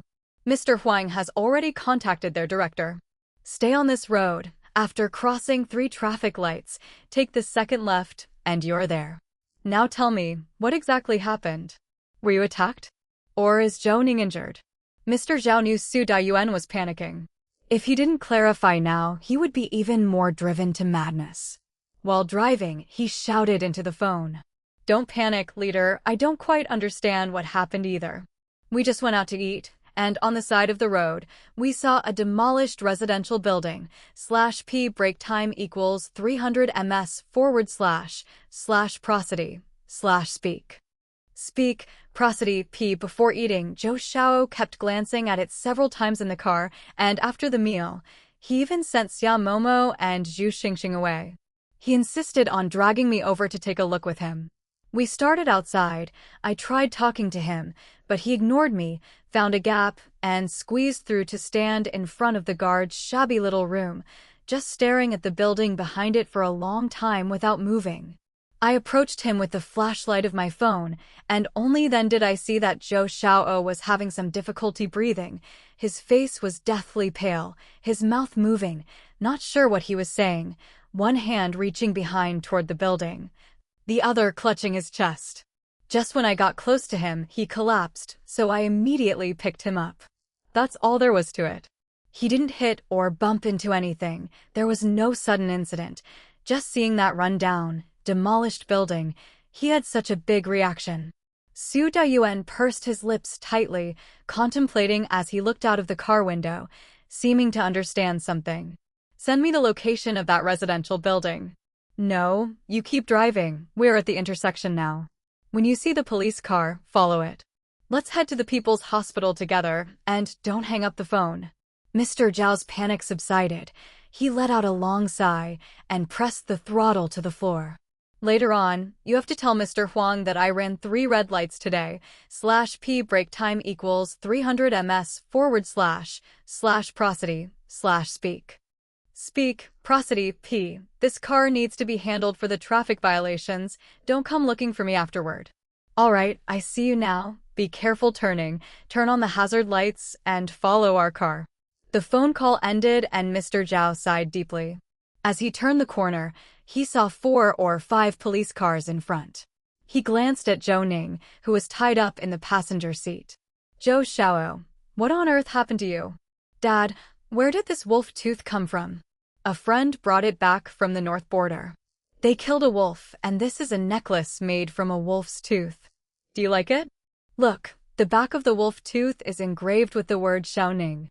This was made especially for you. Son, wake up, don't sleep. Xiao Ping, lock the door. Don't be scared, Zhou Ning." Click-clack, click-clack, click-clack. Footsteps drew nearer and nearer as blood beads slowly slid down the fleece-lined boots, the warm blood of his father and mother. Zhou Ning couldn't move, and all he could feel was the bone-chilling cold from the floor. The owner of the shoes was getting closer to the hole in the cardboard box, and he could even smell the tobacco odor on him. With a click, the shotgun chambered, its barrel slowly adjusted, aiming at the hole in the box. Zhou Ning didn't hide, staring straight back, and the face became crystal clear. It was Wang Guanli. It was Wang Guanli. But that face was many years younger. /p break time equals 300 ms / prosody / speak Prosody. Zhou Ning shook his head violently, as if trying to struggle away from this part. After all, such terrifying images had tortured him for so many years. He didn't want to be influenced by this image, let alone be controlled by this plot. But still, he couldn't move. He couldn't even breathe, as if trapped inside a small body, unable to break free. A suffocating sensation came over him in waves, and it seemed as if a voice inside his heart was mocking him. Stop struggling, it's useless. Zhou Ning bit his tongue. He couldn't give up. He didn't want to be controlled by this dream, each time being dominated by the plot within, unable to move. No, not this time. With his struggle, the scene before his eyes seemed to change. The sounds in the room seemed to be played in slow motion, and the image even reversed. As the opening in the cardboard box was covered and the box itself was knocked, his mother, grabbed by the hair, was pulled down from the balcony and thrown hard onto the floor, and Zhou Ning's body closed its eyes. The young him didn't dare to look. He continued to struggle, not knowing which action was effective. His forehead was covered in sweat, as if he was contending with the 10-year-old body for control of it. Pain, fear, cold, trembling, suffocation, a series of emotions and sensations flooded him like a tide, and just as Zhou Ning couldn't hold on any longer, he remembered what his mother had shouted from the window down to the ground below, /p. Break time equals 300 ms / prosody / speak. Speak, prosody, Zhou Ning, run, don't look back. In an instant, all emotions vanished, and Zhou Ning abruptly opened his eyes, just in time to see his mother on the ground, her neck twisted, but she kept staring in the direction where Zhou Ning was hiding. Even in death, his mother was looking in his direction, as if to tell him, "Zhou Ning, don't be afraid, Mom is here, don't make a sound." Scalding tears slipped down, the heat jolted Zhou Ning's body, and at that moment, he seemed to gain control of his body. Biting his back teeth, Zhou Ning leaned forward, almost completely pressing against the hole in the cardboard box. 3 figures appeared before Zhou Ning. The man with a scar and wearing turned-fur shoes was Wang Guanli. Of this he could be certain. Another short and fat man went to the box where Zhou Ning was and seemed to look out the window. "Brother, that bitch threw the kid down from the building. They tied a bedsheet here into a rope. If we rush down now, we'll run right into the police. It's just a kid, won't know anything. We can kill him anytime later. Right now we've got to save our skins." As he spoke, the man moved beside Wang Guanli, and as he turned around, the image seemed to slow. Zhou Ning saw his fat face clearly, very unfamiliar, but the mole on the lower lip was particularly conspicuous. As he spoke, the yellow-haired youth moved closer. This person didn't speak. Slightly taller than Wang Guanli, his narrow and slanted eyes exuded ferocity. /p break time equals 300 ms / prosody / speak. Speak, prosody. Zhou Ning had seen many ruthless killers, but it was rare to see one with such a menacing aura. His face was smiling, but the more he smiled, the colder and more sinister his gaze became. But that face, Zhou Ning felt strangely familiar, full of acne scars and such slanted eyes, yet he couldn't recall who it was at the moment, staring intently, wishing he could engrave the faces of the 2 men in his mind. Then everything went black before his eyes, the images vanished, and Zhou Ning was freed from the shackles of the young body. However, the endless darkness didn't relax him. It was as if innumerable pressures were pressing in from all sides, each force wanting to crush him, to smash him to pieces. Zhou Ning tried to find his way up, down, left, right, but no images appeared, just a faint glimmer of light far away. Zhou Ning stood up, feeling the coldness of the ground, and walked toward the light, but the ground seemed sticky and slippery. After just 2 steps, Zhou Ning slipped and his hands touched many round and slender things. Having worked as a forensic doctor for several years, he didn't need to see with his eyes. Just by touch alone, Zhou Ning could tell what these things were, and this perception made him clench his teeth tightly. They were bones, and they had been reduced to white skeletons. As for the sticky feeling on the ground, Zhou Ning didn't dare to think about it. Struggling to stand up, he looked at the light and crawled towards it again. /p break time equals 300 ms / prosody / speak. Speak, prosody, p. He wasn't sure if this was a dream or if it was something created by the system, but he knew one thing. If he didn't resist now, he would probably be trapped in the dream. At that moment, his mind held no other conviction, only one: to find the light, to find the way out. As he fell more times, Zhou Ning's mind became clearer. He remembered that the system had prompted him that reaching level 5 as a forensic doctor would restore his memory, and having just seen the other two people, though he had no information on them, was also considered a recovery of memory. After all, for a 10-year-old child in such a dark moment, to remember so much was already beyond the ordinary. Zhou Ning was not dissatisfied. So, is the system level now 5? Attaining level 5, to then have such memories, to be forcibly drawn into that so-called dream. Perhaps what he saw was all a result of the system's influence. But why can't he get out? /p break time equals 300 ms / prosody / speak. Speak, prosody, p. Chapter 661 to 629. Zhou Ning, wake up, _1 Chapter 661, Chapter 629. Zhou Ning, wake up, _1 Zhou Ning closed his eyes, struggling to control the tremors of his eyeballs. Now his heart was somewhat chaotic. Since the beginning of his time with the system, and especially in the first year, the system was very palpable. Later, he simply self-studied the various knowledge acquired from the system and did not rely on it. Accumulating over a long period, the system evaluated the quantity and quality of the cases he solved, grading him, and he gradually built up his score. Because the system's textual prompts indicated that once he reached level 5, he could recover his missing memories. So, what exactly was beyond level 5? There were no displays, no level 6, no other explanations. Could it be understood that level 5 was the top level of the system, the completion of the ultimate goal, the receipt of the reward, the system's mission accomplished, and then what? Find a new host? Or would the system depart from him to fulfill its mission?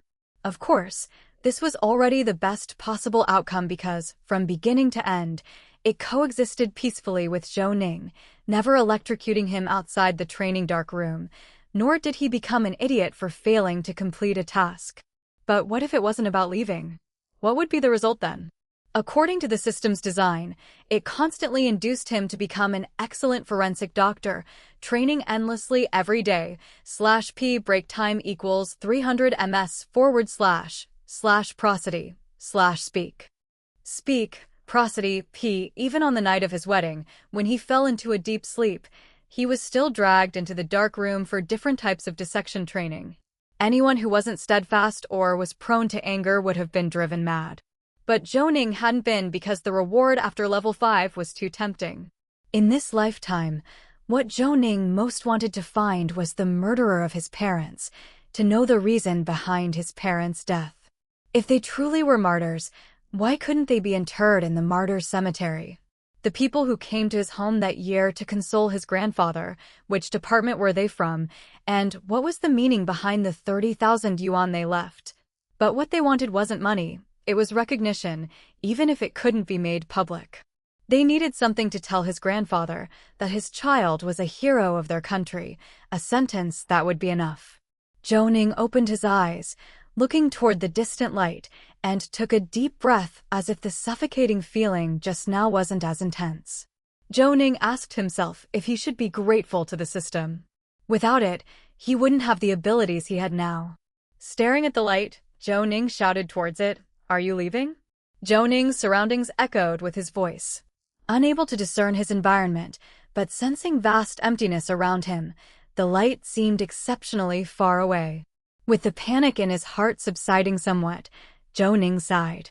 "I should say thank you. /p break time equals 300 ms / prosody / speak. Speak, prosody, p. Without you, I might still be a good-for-nothing slacker. Even if my master took me in, I might not have matched Sun Gaotai's abilities, because you have given me so much." I'm more thankful for the goal you set for me, this memory. It's too important to me. I know that even if I had never lost my memory, that night's memory would still be blurred.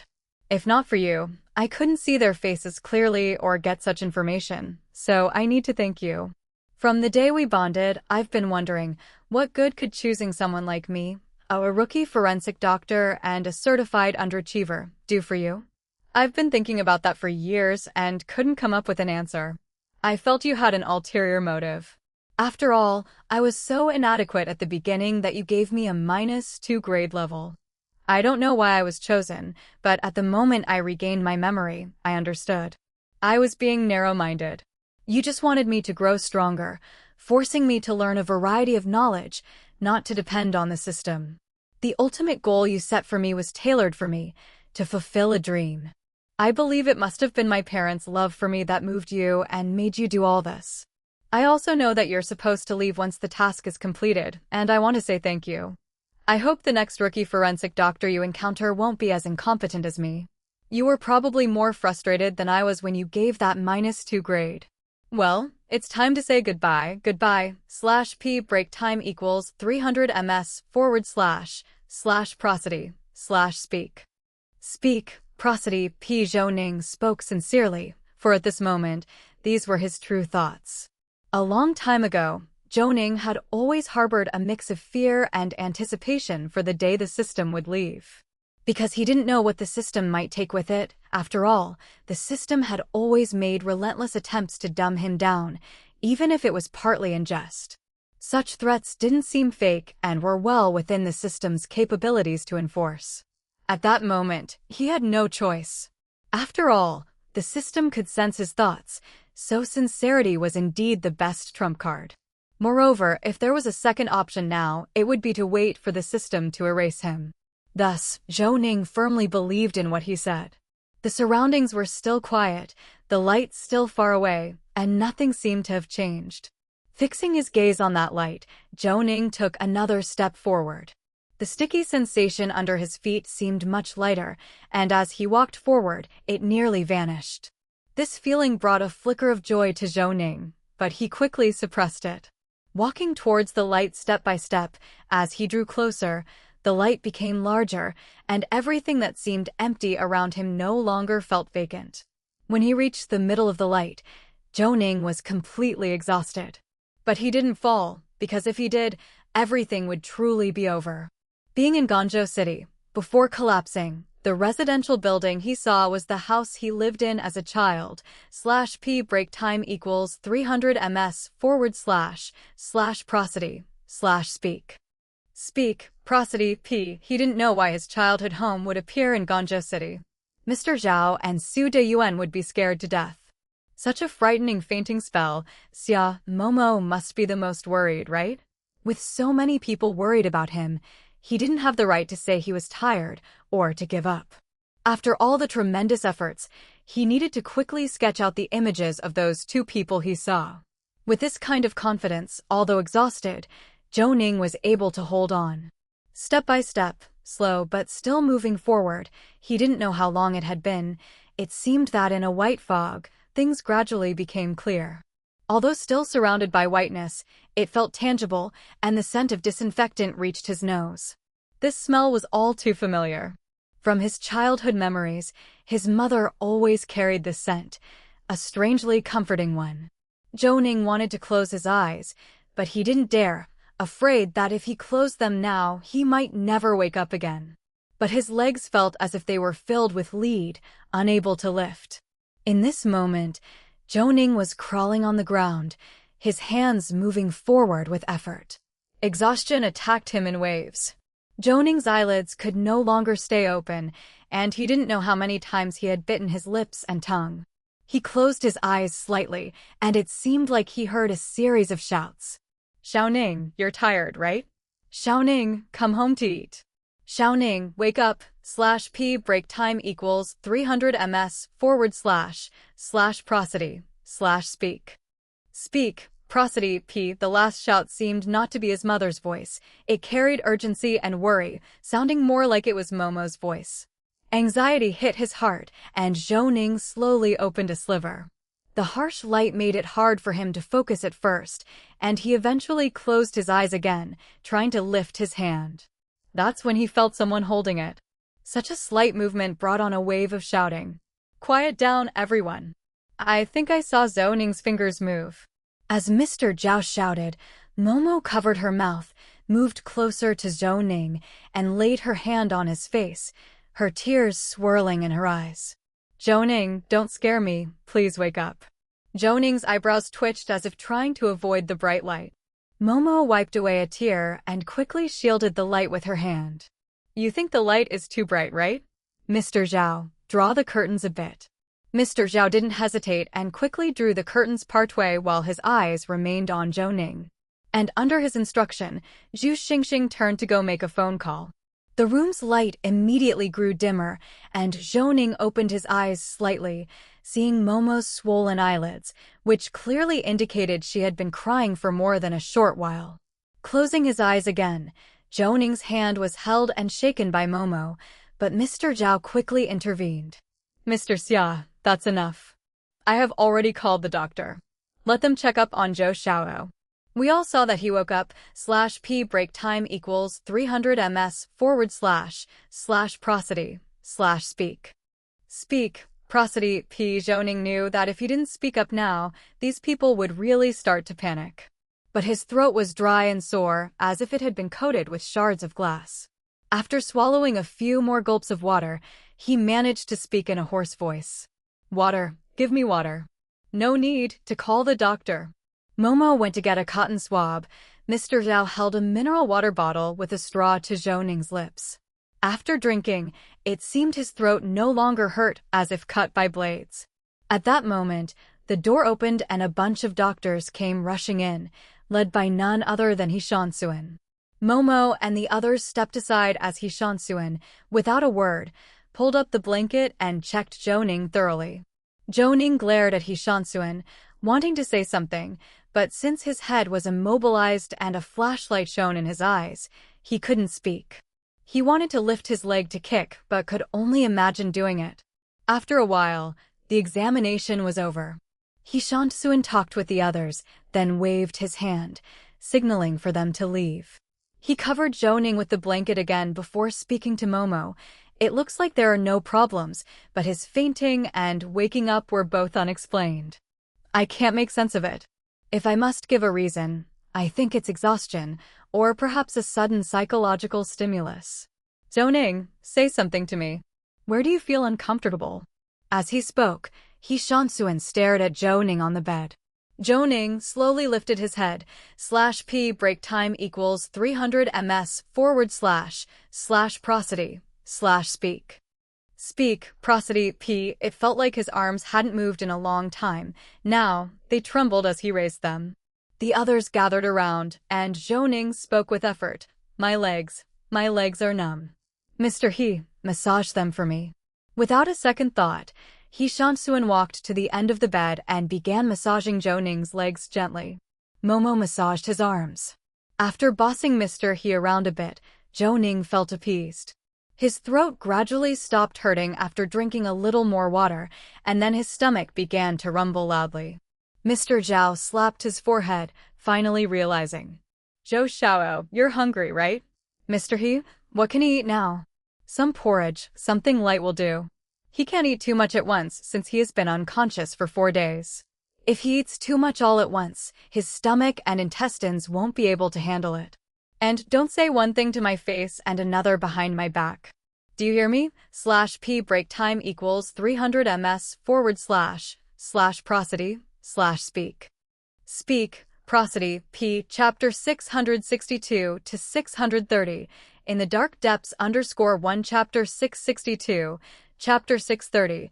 In the dark depths _1 Mr. Zhao saluted He Shansuan. "Don't worry, you'll definitely carry out your command. No, I mean the doctor's orders." Mr. He snorted and walked toward the door. "I'll have someone keep an eye on him. I'm going to get some sleep. Damn it, it's been 3 days since I've even blinked." As he said this, he left. Mr. Zhao went to prepare some food, while Xia Momo held Zhou Ning's hand, still massaging him.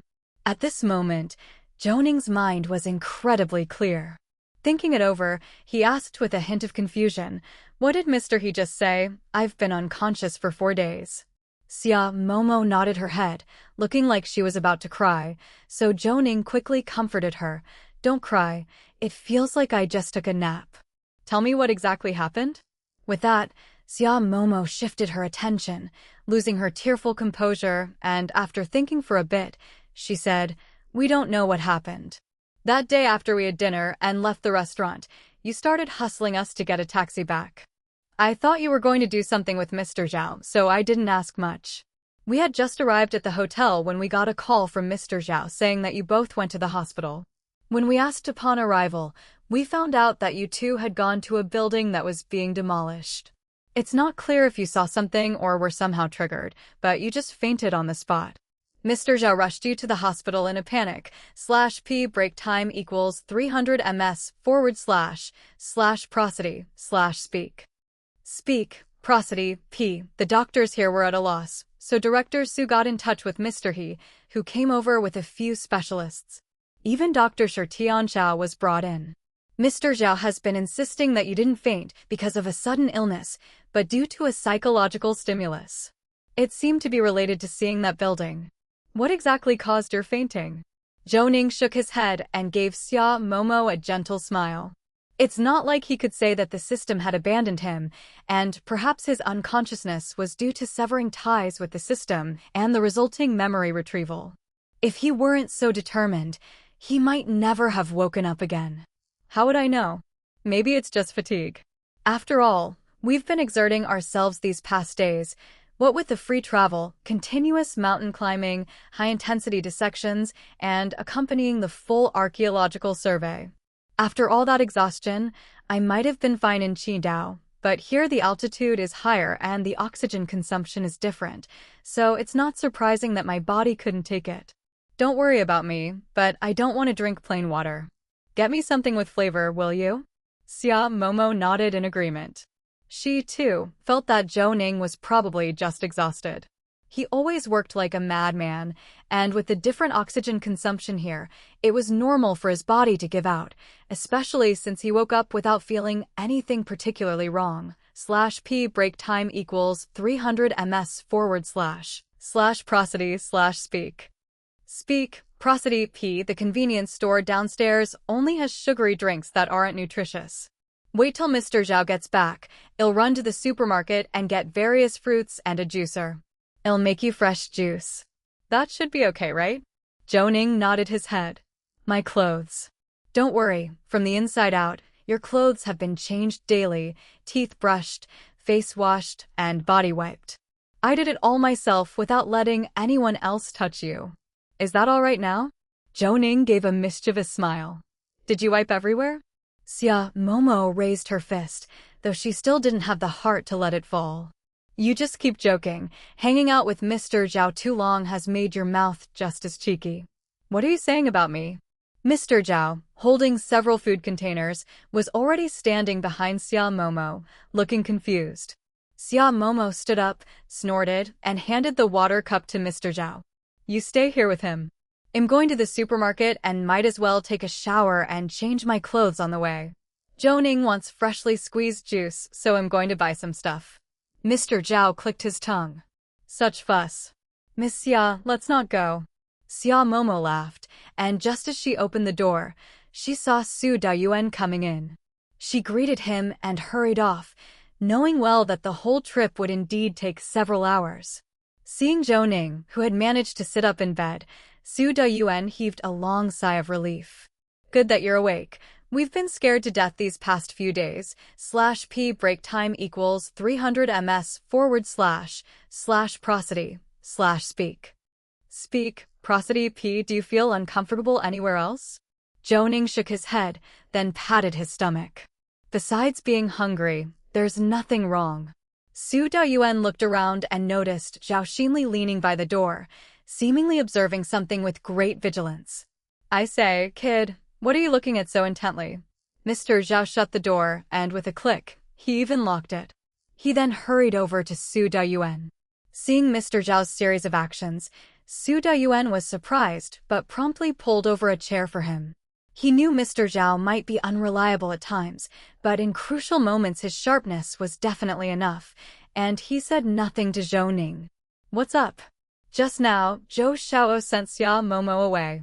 I figure there must be some things he doesn't want to tell Xia Momo. Come on, eat some first, and while you're at it, tell us. There must be a reason for your collapse, right?" Su Dayuan turned abruptly, looking at Zhou Ning. Zhou Ning nodded slightly. He indeed had sent Xia Momo away, but just like Mr. Zhao had said, he was now so hungry that he was shaking all over, and even if he wanted to, he couldn't speak. Seeing Mr. Zhao lay out the porridge and side dishes and starting to eat eagerly, one bowl of pumpkin and millet porridge, sweet and soft, and another bowl of lean meat and preserved egg congee, the thick kind, not the watery kind, plus extremely tender fried eggs. Zhou Ning did not skimp on his meal. /p break time equals 300 ms / prosody / speak. Speak, prosody, p. Su Dayuan took a look and couldn't help swallowing a gulp of saliva.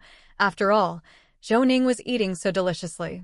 "I say, I've come all this way, and am just going to sit here watching you eat, right? Isn't that a bit too much for someone who's trying to control their sugar and lose weight?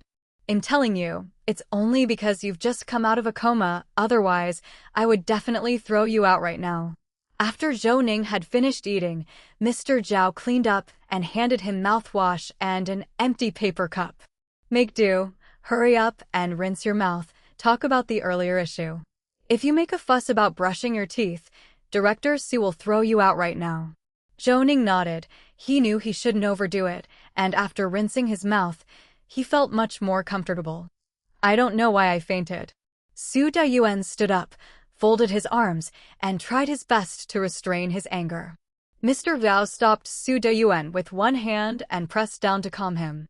"What's the rush? Keep your cool, leader. Let him talk, whatever's the matter. Just wait until he's recovered, and then we can settle it with one good scolding." "Zhou Xiao, don't gasp for breath, go on. You sent Xia Momo away just to talk to me about something, didn't you?" Zhou Ning rubbed his nose and hurriedly said, "When I passed by that demolition residential building, I felt like it was familiar. I called Mr. Zhao to take a closer look. /p break time equals 300 ms / prosody / speak. Speak, prosody, p. As soon as we went in, and I saw the light at the guard's place, I could confirm that this place was my former home.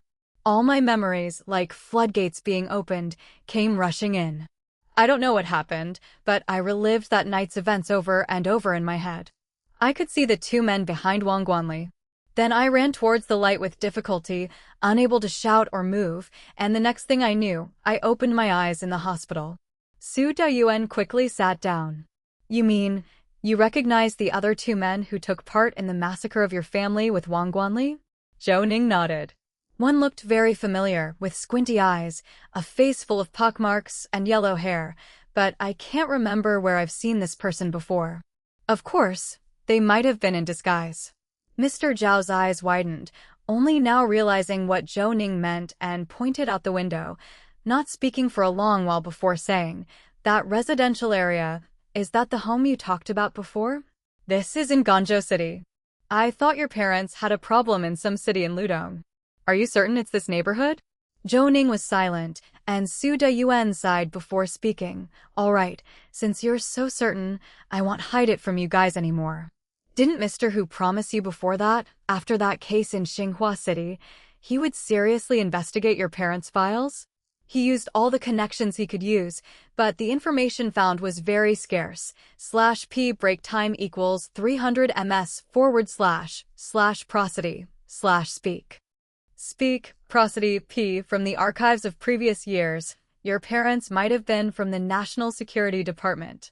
On January 1st, 1995, in Guangzhou City, Longyu Province, a vicious incident occurred. A family of 3 was murdered in the family compound of the Guangzhou City People's Hospital. The male was the deputy head of the Guangzhou City Criminal Police Brigade, Mr. Zhou. The female was an internal medicine doctor at the Guangzhou City People's Hospital, Mrs. Bai.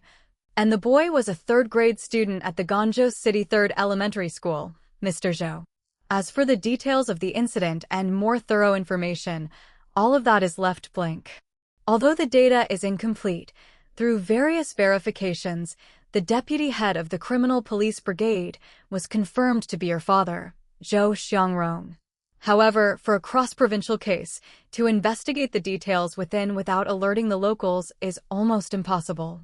Mr. Zhao blinked his small eyes, showing a horrified expression.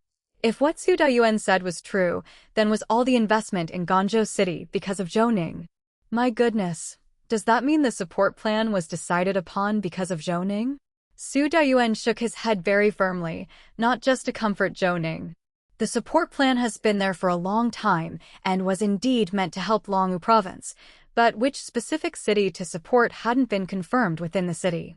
We got the news and contacted Mr./P break time equals 300 ms / prosody / speak prosody P Xiaosho Chong, the mayor, who happened to be in charge of this matter, and then the plan ensued. Of course, it was led by Qin University.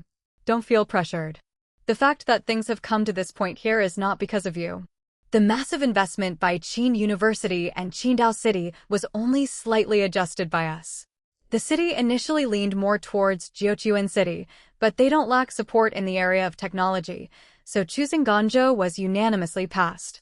Zhou Ning then nodded, feeling somewhat less anxious in his heart, but because of his parents' affair, Mr. Hu had been alerted, and even Xia Momo's father had been involved, stoking such a big fuss. Moreover, coincidentally, the final destination of their trip turned out to be this pit, as if everything was predestined. Mr. Zhao was already too anxious. He leaned in close to Zhou Ning, urging, "Don't beat around the bush, hurry up and say, do you still remember the two people who came with Wang Guanli?"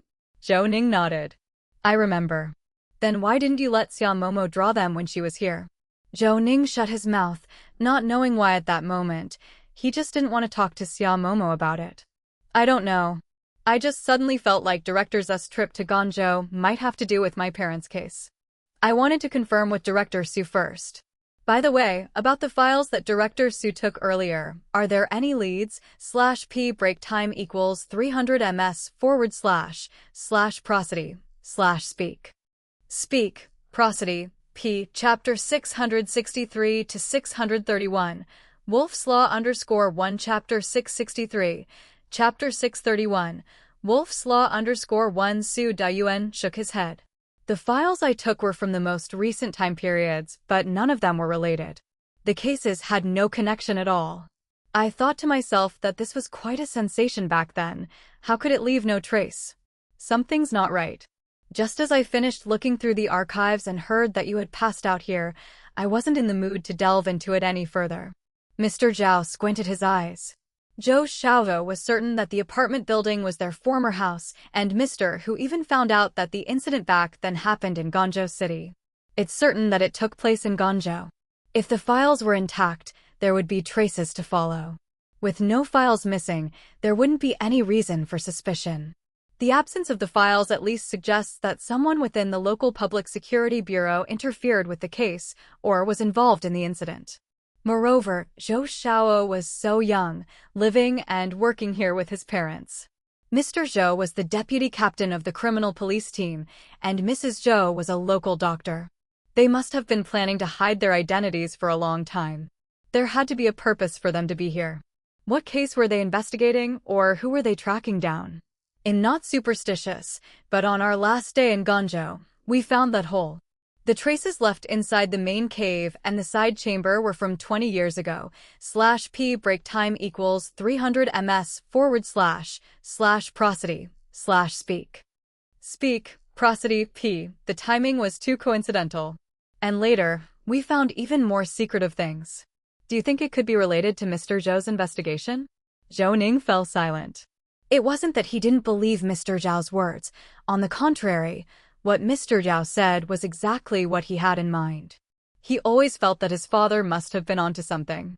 If he was in a special department, then the likelihood of tracking those people would be even greater, especially since his outward identity was as the deputy captain of the criminal police team. Tracking down missing children or even conducting some investigations wouldn't be hindered. Regarding the death of his parents, The timing was so precise, the plans so meticulous, that even the time the hospital took a trip, the gap when the gatekeeper was absent, the time it took for the police to arrive, and the escape route were all factored in. Afterward, all traces were erased, even within the department itself. This series of actions looked more like how a traitor would be treated. Without an insider, it would have been absolutely impossible. Seeing Zhou Ning's silence, Su Dayuan sighed. Don't lose heart. Since we're here and have come this far, we'll do what needs to be done. It's fortunate that this case is big and even involves some projects in Qidong. Otherwise, I'd be worried about how to link it all together. As for the lack of files, I don't think it's too difficult. Your parents lived here for a while.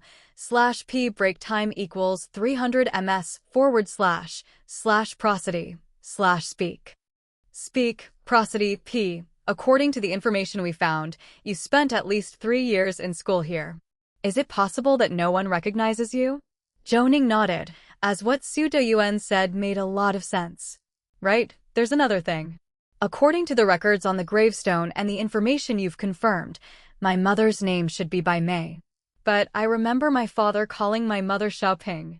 Usually, nicknames are related to the formal name or are simply 2 meaningful characters. I don't know if this is useful. Su Dayuan took out a notebook and jotted something down. Whatever you can remember is useful. Let's not waste time. Mr. Zhao, contact Mr. Chu to bring over the equipment. And about your wife, Xia Momo, have the 2 of them do a facial composite for you. It's been a long time, and I'm afraid you might forget what they looked like. Mr. Zhao nodded. I'll call Mr. Chu right now. Su Dayuan nodded, took a deep breath, and continued speaking. However, the events of 1995 are almost 20 years old now. The appearance of the individuals would have changed significantly. Whether these 2 people, like Wang Guanli, are hiding like rats in a sewer or have assumed new identities to live, all of that is unknown. Creating the facial composites is just the first step. I've already had someone check the personnel list of each department of the Guangzhou City Public Security Bureau from back then.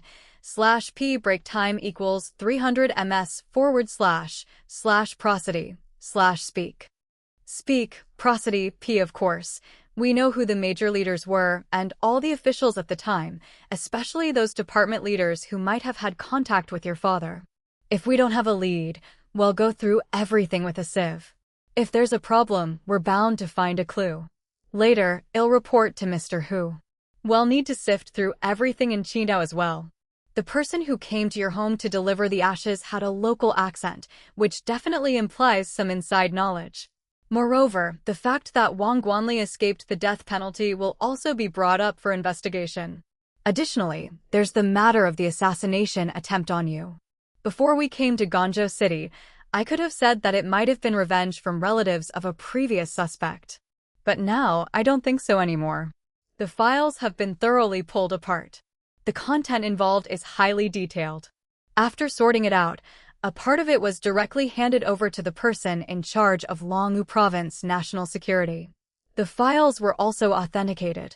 The paper and ink are all products of a specific era. About the section on Qidong, Mr. Hu got in touch with the provincial office using official channels, and they've already taken the files. I've kept a copy of the photocopies. Several incidents have been confirmed to have occurred, and the related personnel have been arrested. /p break time equals 300 ms / prosody / speak. Speak, prosody, p. Zhou Ning hadn't thought about these details, but hearing Su Dayuan speak gave him a sense of direction, and the case wasn't without traces to follow. While they were talking, there came a knock on the door. Mr. Zhao hurriedly went to open it, and Mr. Chu came in, holding several computers. Mr. Zhao, you're here. Mr. Zhao stretched out his hand to pull Mr. Chu inside, then checked outside, but didn't see Xia Momo. After all, he had urged her just now. On second thought, she needed to change clothes, take a bath, and go to the supermarket to buy fruits and a juicer. Knowing Zhou Ning's fastidiousness, even the machine had to be thoroughly cleaned before use. Even if she hastened, she couldn't be quick. After locking the door again, Mr. Chu, with a puzzled face, followed Mr. Zhao to Zhou Ning's bedside and saw the awake Zhou Ning. Mr. Chu's nose soured, and his eyes reddened. Mr. Zhao frowned and nudged him, saying, "Look, the guy is still here. What are you crying for? He's awakened, and you still want to send off Zhou Xiao or what? Skip this part and come on. I've got serious business with you." Mr. Chu smiled through his tears, and Su Dayuan also kicked Mr. Zhao. Zhou Ning waved his hand and said, "Stop the nonsense and come a bit closer. Although I'm awake, I don't have any strength in my hands and feet, and we're not saying anything to the outside yet." Mr. Chu quickly stepped forward, laid out several laptops, opened the facial reconstruction software, and got ready. /p break time equals 300 ms / prosody / speak. Speak, prosody, p boss, just give a brief description of the suspect, and then I'll find similar facial features using Mr. Xiao's method. We'll combine them, and if you think it looks like the person, nod. If not, well, pass. How's that? The two guys, one fat and one thin. Let's start with the thin one. I have the deepest impression of him. He's very tall, a few centimeters taller than Wang Guanli, between 182 to 184 centimeters, weighing under 110 pounds, with yellow hair but very dark skin, a neck that leans forward, a somewhat hunched figure, triangle eyes, hook nose, thin lips, and a face full of pockmarks from acne. As for the other, he's a typical short, fat guy, less than 170 centimeters tall, weighing no less than 170 pounds, plump and pale, with eyes a bit like Mr. Zhao's, but smaller, a bulbous red-cheeked nose, thick lips, a very short philtrum, and the most notable feature is a mole on his lower lip. Hearing Zhou Ning's meticulous description, Su Dayuan perked up. Clearly, Zhou Ning had made an effort to recall the features of these two people, and the software was even designed by him, so he definitely could find the most professional terminology to explain. Mr. Chu cooperated well and quickly made a scan based on Zhou Ning's directions. However, Zhou Ning was not very satisfied with a few of the combinations, and Mr. Chu began to make continuous modifications. It was an incredibly tedious process, with very subtle adjustments, but even slight changes could greatly alter the overall human appearance. /p break time equals 300 ms / prosody / speak. Speak, prosody, p. More than an hour later, they had generally found the direction for the yellow-haired man's image. Su Dayuan, stroking his chin, looked at the image and hissed, then raised his hand to block the yellow hair from the image. How could he look somewhat familiar? I can't place who he is, and this feeling is so strange. Does he look like anyone to you? Mr. Zhao leaned over, looked for a long time, and shook his head. This image is from 1995, 19 years different from now. I remember Wang Guanli's file. The death sentence was dated November 20th, 1994, and he was marked as 21 years old. I recall you said that the short, fat one was called Wang Guanli's older brother, but based on Zhou Ning's description, the short, fat one doesn't look like he's 21 years old. He appears to be at least in his mid to late 20s. Even being plump doesn't age one that much. The other, taller and thinner, also seems to be older than Wang Guanli. If he was in his 20s back then, he'd be in his 40s or close to 50 now. The body shape, facial features, and expression would all be completely different. Does the software have the function to change age? Zhou Ning shook his head. No, it doesn't. In theory, from adulthood to old age, the bones should not change drastically, that is unless non-surgical reasons cause changes that subvert the previous overall shape. /p break time equals 300 ms / prosody / speak. Speak, prosody, p. However, according to Wolff's law, bone growth is related to the forces acting on the bone, so the bones in the maxillofacial area under constant pressure will continue to deform. For example, wearing glasses could change the shape of the bridge of the nose and the area behind the ears. Think of the foot binding of ancient Hua country women. The most pressure in the maxillofacial region is on the maxilla and mandible, which bear the main chewing force. To adapt to changes in chewing force, the maxilla and mandible would form muscle contraction lines. Simply put, eating rough food and chewing a lot will change your facial shape. Additionally, orthodontics or changes in teeth arrangement and occlusion will alter the upper and lower jaw occlusal surface, thereby changing the overall facial contour. Conversely, if all teeth fall out, the alveolar bone will gradually be absorbed, so the lower part of the face will shorten by a third, making it appear as if the mouth has receded. Mr. Zhou realized. So, changes are possible, and they're the completely unpredictable kind.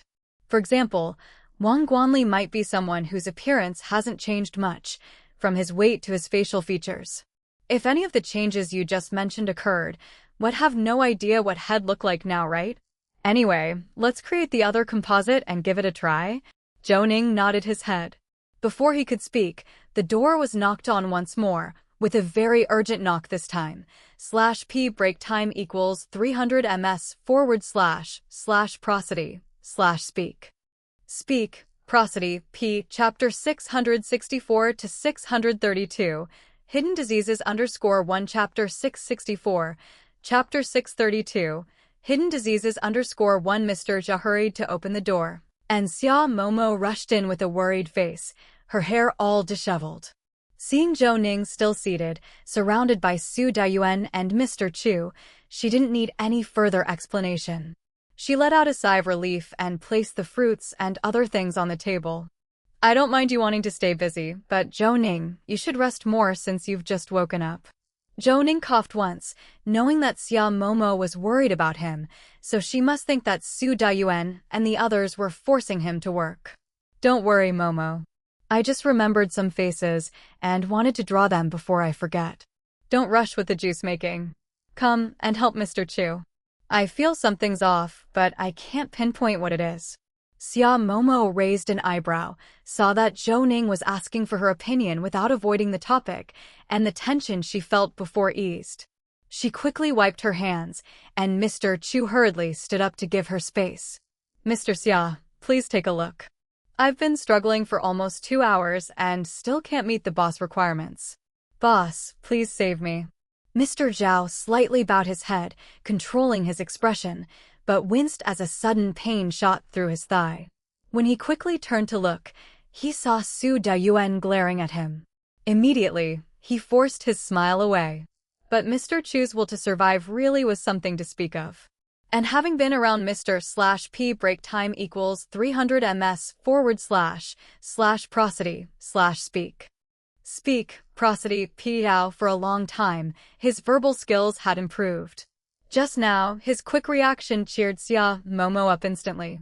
Zhou Ning waved his hand, and Xia Momo quickly went over, glanced at the 2 completed portraits, asked Zhou Ning for details, and made several alterations. After numerous attempts, finally, Zhou Ning gestured for her to stop. Xia Momo placed the 2 notebooks on the dining table, pushing them towards the foot of the bed. Take a look and see if these match the 2 people you remember. Zhou Ning nodded. Not only the features but also the clothes, as per Zhou Ning's request, were now complete. It seemed as if the 2 people were standing right before him. Zhou Ning stared at the portraits and took a deep breath. It takes my wife to step in. Let's try searching. Xia Momo rolled her eyes at him, somewhat awkwardly lowering her head. Su Daiyuan and the others didn't say much. After all, they'd kept quite a few things from Xia Momo. Then, Mr. Chu and Xia Momo each started searching on a computer. The search was slow, making Zhou Ning anxious. Xia Momo patted his hand. Her silent comfort and support made Zhou Ning look up and smile. With 2 dings, both notebooks completed their search. Everyone looked at the search results on the notebooks. The man with yellow hair had 2 matches found. /p break time equals 300 ms / prosody / speak. Speak, prosody, p1 was from Dao City, Qidong Province, a man named Su Liang, 35 years old, a born and bred Dao City resident, whose place of employment was listed as a PE teacher at Dao City's 5th middle school. The second match was a man from Pingjin City, Lusi Province, named Zhu Xingmin, 43 years old. The entry and exit records showed that this man had traveled in and out of Tianshan Province multiple times, owning an import and export trade company with a main business listed as dried fruits. What was particularly eye-catching about this person was the information of his wife listed in the household registry, Zhang Wenli, 23 years old, with an eldest daughter, a second daughter, a third daughter, and a son, a total of 4 children, with the eldest being 22 and the youngest 1-year-old. The spread in their ages was quite significant. The other, the short and fat man, also had 2 matches. One was named Zhang Huiping, 58 years old, from Pulan Town, Hexing City, Huaining Province. The household registry showed he had parents, a wife, children, grandsons, and granddaughters, totaling 17 people in his household. He himself had obtained a temporary residence permit in Qidong City. Another match was named Sun Haidao from Qidong, 45 years old, an employee of the Hua Country Petrochemical Company. His household registry showed his parents had passed away early. Only he was listed, and further relationship inquiries revealed no marriage information. /p break time equals 300 ms / prosody /speak. Speak, prosody p. What was more astonishing was that this person was recorded as deceased on the 27th of January, 2013. Having reviewed the information of these 4 men, Zhou Ning's brows furrowed. His worst fears had materialized. Even after knowing the appearances from 19 years ago, this search yielded nothing. Among the 4 matches, from an age perspective, Sun Haitao seemed the most credible. The other 3 either were too young, too old, or had too many children, which clearly indicated several marriages. Looking at the ID photos, they indeed resembled the portraits they made, especially Zhang Huiping and Sun Haitao, whose moles on their lips were the same size and located in the same spot, which was somewhat surprising. Su Dayuan rubbed his chin, clearly dissatisfied with the outcome, yet there were no better alternatives at the moment. This Sun Haitao really looks like him, and the age is credible. I'll contact someone to inquire in their community about him. Since his parents are gone and he allegedly died at the beginning of the year, who handled the cancellation of his residency? Moreover, the registry shows he lived in the Beijai Community Changning District, and although the houses are old, the property prices aren't low. If he had no children, relatives would think of inheriting such property. I think it might be easy to find out some details. Zhou Ning thought for a moment and then nodded. Let's start the investigation then. The other 2 seem unlikely. /p break time equals 300 ms / prosody /speak. Speak, prosody p. Well, adjust these 2 portraits again. I have a feeling that I've seen this yellow-haired man somewhere before, but I just can't remember where. October 18, 2013. Waking up early in the morning, Zhou Ning no longer felt the same weakness as the day before. However, Xia Momo still wouldn't allow him to get out of bed. Zhou Ning hadn't had the chance to tell Xia Momo the reason for making the portraits, but he made sure to say plenty of good things. Xia Momo left him with a sentence: "I have no objections to you getting out of bed as long as the doctor says so, otherwise forget about it." Hearing this, Zhou Ning perked up, eagerly awaiting the doctor's rounds. After all, He had come all the way from Qidong specifically to take care of him and wasn't responsible for the local patients. But as time passed and he waited from left to right, Shansuan didn't show up. Xia Momo found it unexpected too, given that Shansuan had virtually been a constant presence in the hospital room before Zhou Ning woke up. After some thought, Xia Momo cleaned her hands and went out. Shansuan was chatting with a few people at the end of the corridor, his face stern. This stern expression made Xia Momo's light footsteps gradually slow down. The scene was somewhat familiar. She hadn't seen her grandparents like this, but before her grandfather passed away in the hospital, the doctors had the same expression when they were discussing things, and a wave of unease made Xia Momo's legs go weak. /p. Break time equals 300 ms / prosody /speak. Speak, prosody p. Sensing Xia Momo's gaze, Shansuan looked over and quickly flashed his signature smile. "I'm helping with the consultation. Why did you come out? Are you anxious?" Xia Momo tried to find problems on Shankun's face, but her unease did not dissipate, and she shook her head. "Usually, you head straight to the wards, but when Zhou Ning wakes up, You don't go in. I wanted to come and see. I was a bit worried. Moreover, Zhou Ning has been clamoring to be discharged, saying there is nothing wrong with him physically. What do you think? Could it be that there is something wrong with his body? Seeing Xia Momo so worried, He Shanxuan smiled. Stop worrying for nothing. During these 4 days that Zhou Ning was unconscious, we checked him with every possible device and instrument. We only found a case of mild double gallbladder stones, very minor and very few and small stones at that. He will just need lithotripsy treatment afterwards. There are some people who asked us to consult together, but the CT here has a slight issue. The images are not very clear, so we're discussing it and got a bit delayed. Why is Zhou Ning making a fuss with you? Xia Momo breathed a sigh of relief and shook her head slightly. He didn't make a fuss, he just kept looking at the door, probably getting anxious waiting for you. As long as he is okay, that's all I care about. You go ahead with your work. I'll go soothe him a bit. /p break time equals 300 ms / prosody / speak. Speak, prosody, p. Besides, he was looking for you for something. Seemed like he wanted you to help him inquire about something. He Shanxuan nodded, and without much small talk, went back to examining the images with the other doctors, seemingly to discuss some surgical plan. These matters were too professional for Xia Momo to understand, and not wanting to interrupt, she quickly returned to the room. Catching a glimpse of Xia Momo leaving, He Shanxuan heaved a sigh and pushed his glasses, the old men beside him doing the same. It looks too similar. Based on the CT and ultrasound, we are about 90% certain. This needs urgent follow-up checks back in Qidong. After all, the equipment here is too outdated. He Shanxuan frowned deeply. I know, I'm just hesitant about how to break it to him. Also, because he previously showed no symptoms at all, not even upper abdominal pain. Their case is very urgent right now. Give me a moment to think. The old men didn't say much and left together. He Shanxuan adjusted his composure and hurried to Zhou Ning's ward, pushing the door open and glaring at Zhou Ning. Is the case so urgent that you can't rest properly for a couple of days? Besides, did you participate in the physical examination organized by your unit last year?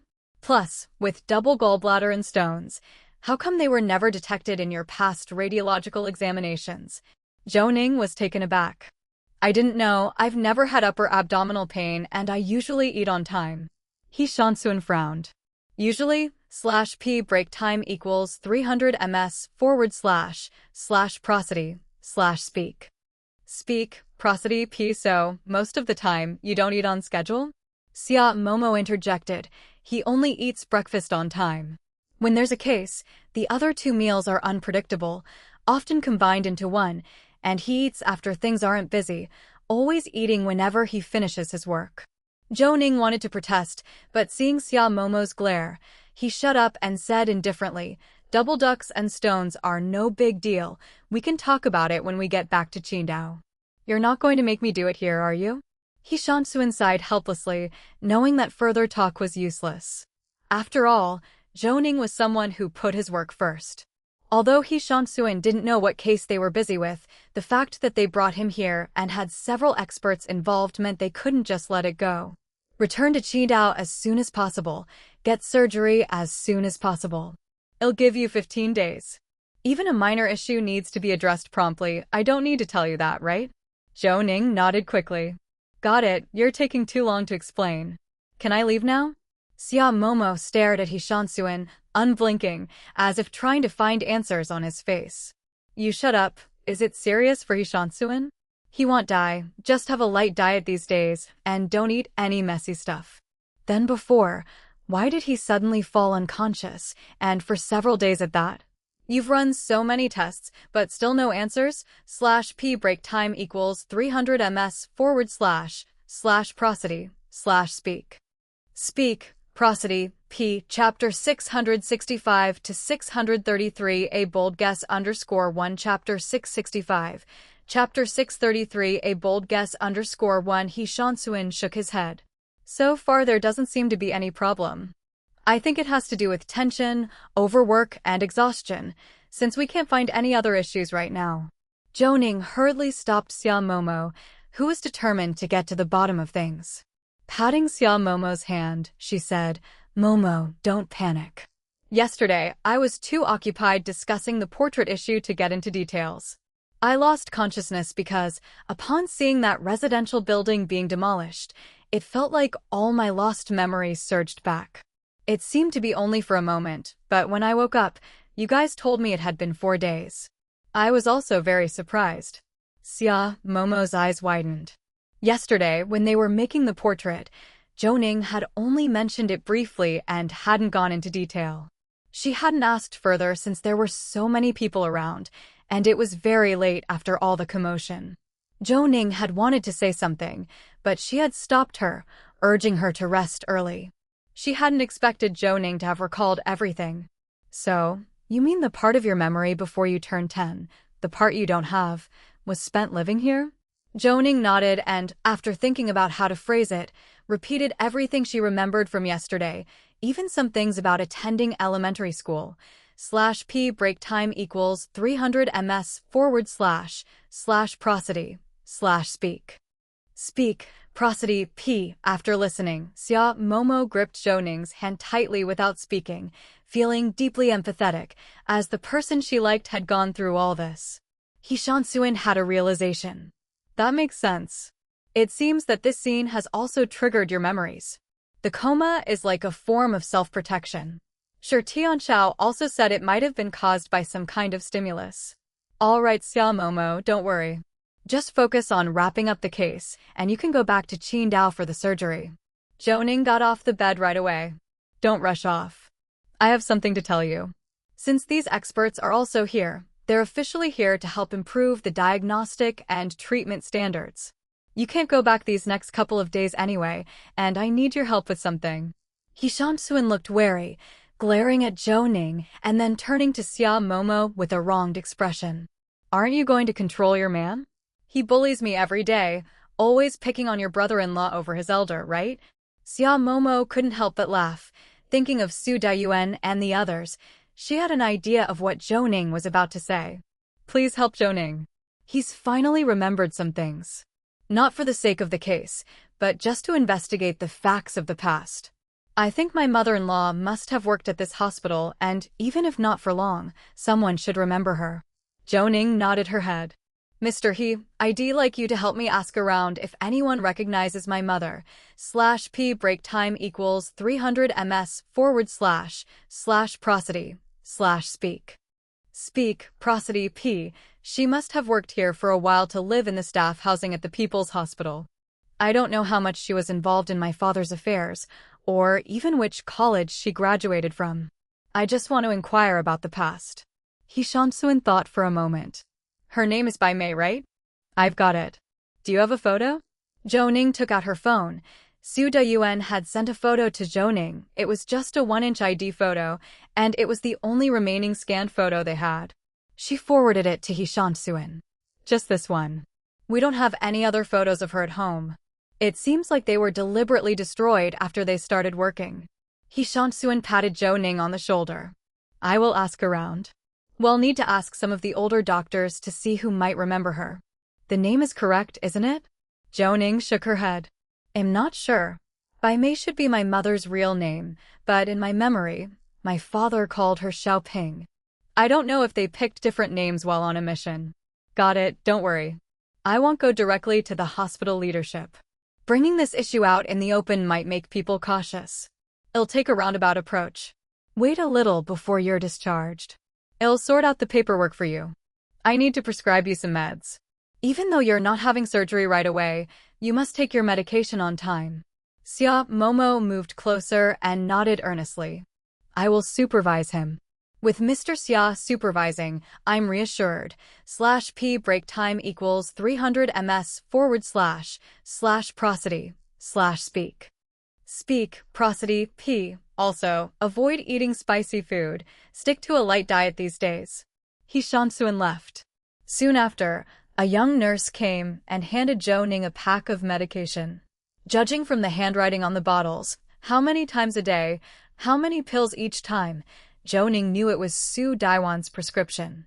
After changing clothes, she felt, at that moment, as though she had truly come back to life. The two of them took a taxi to the criminal police station. Mr. Zhao hadn't come this morning.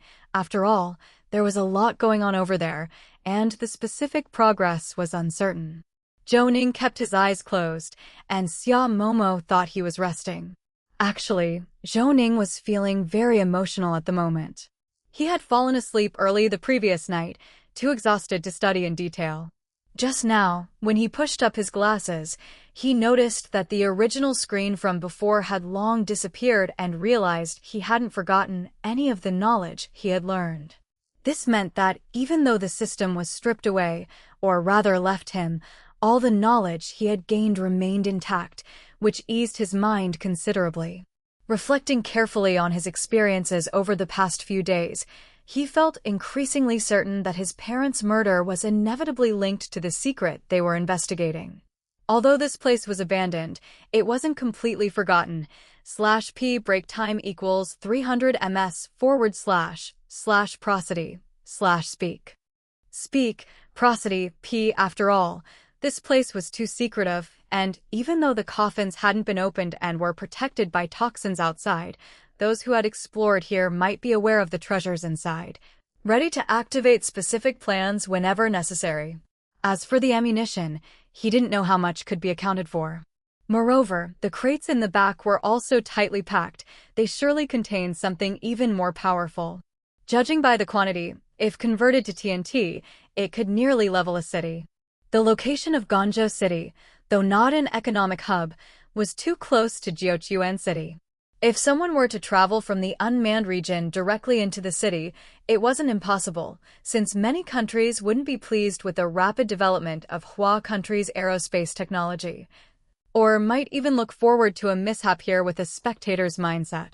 At this thought, Zhou Ning shuddered, suddenly opening his eyes, startled by his own idea. He took out his phone and began looking at the map subconsciously, marking the general location of the cave, specifically the exit on the southern slope.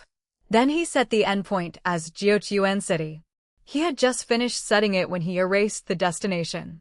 He changed it to Dongfeng Aerospace City because there was a significant distance between these 2 points.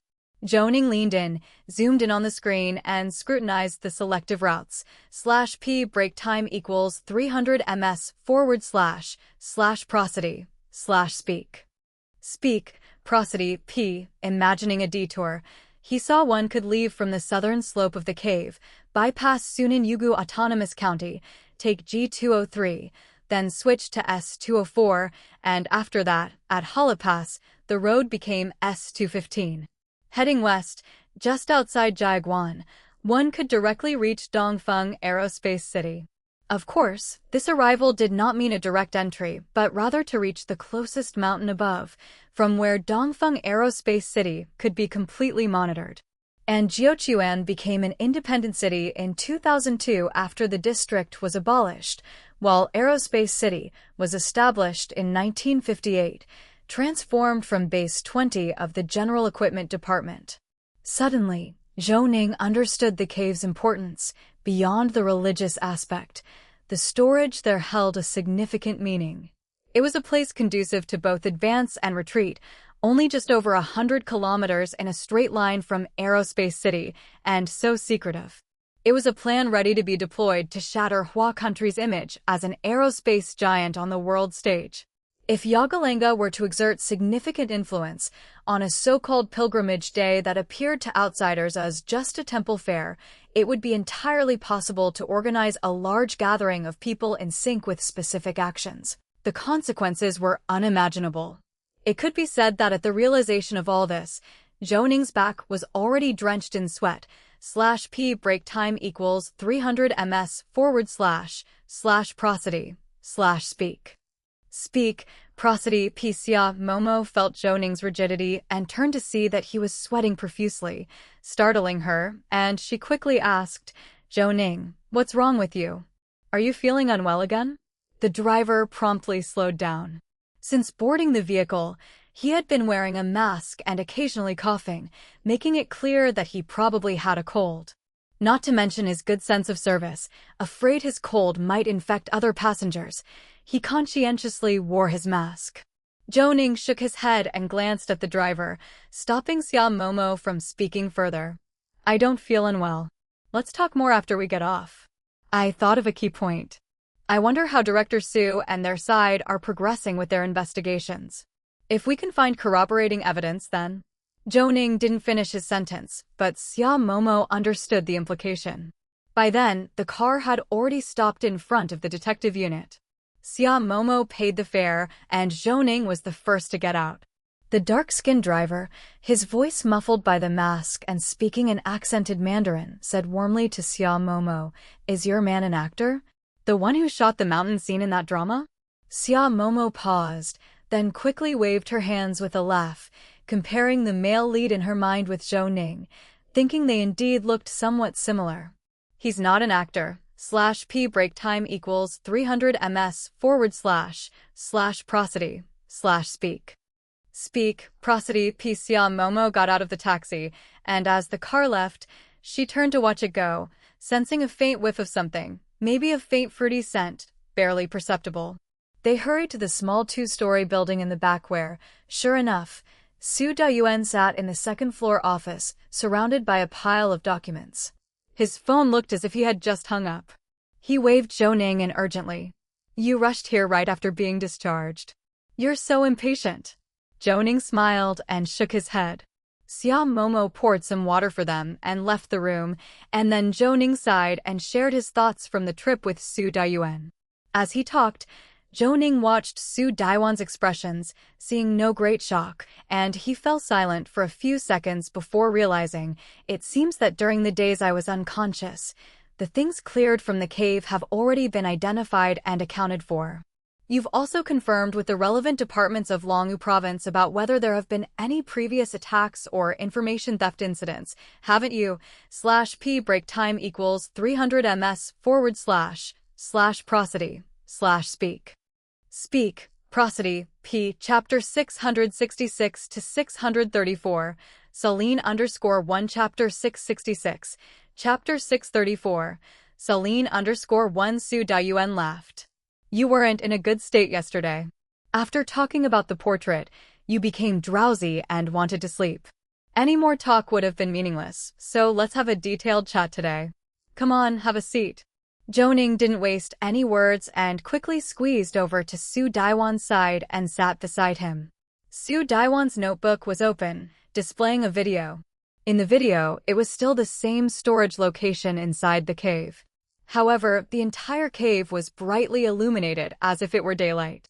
Guan Jian had already donned a hazmat suit with a mask, which gave Zhou Ning a start. As for the storage area, it had been emptied out, not just a vertical wall close to the cave side, but a section that was completely hollowed out, about 3 times as big as the spot they had discovered.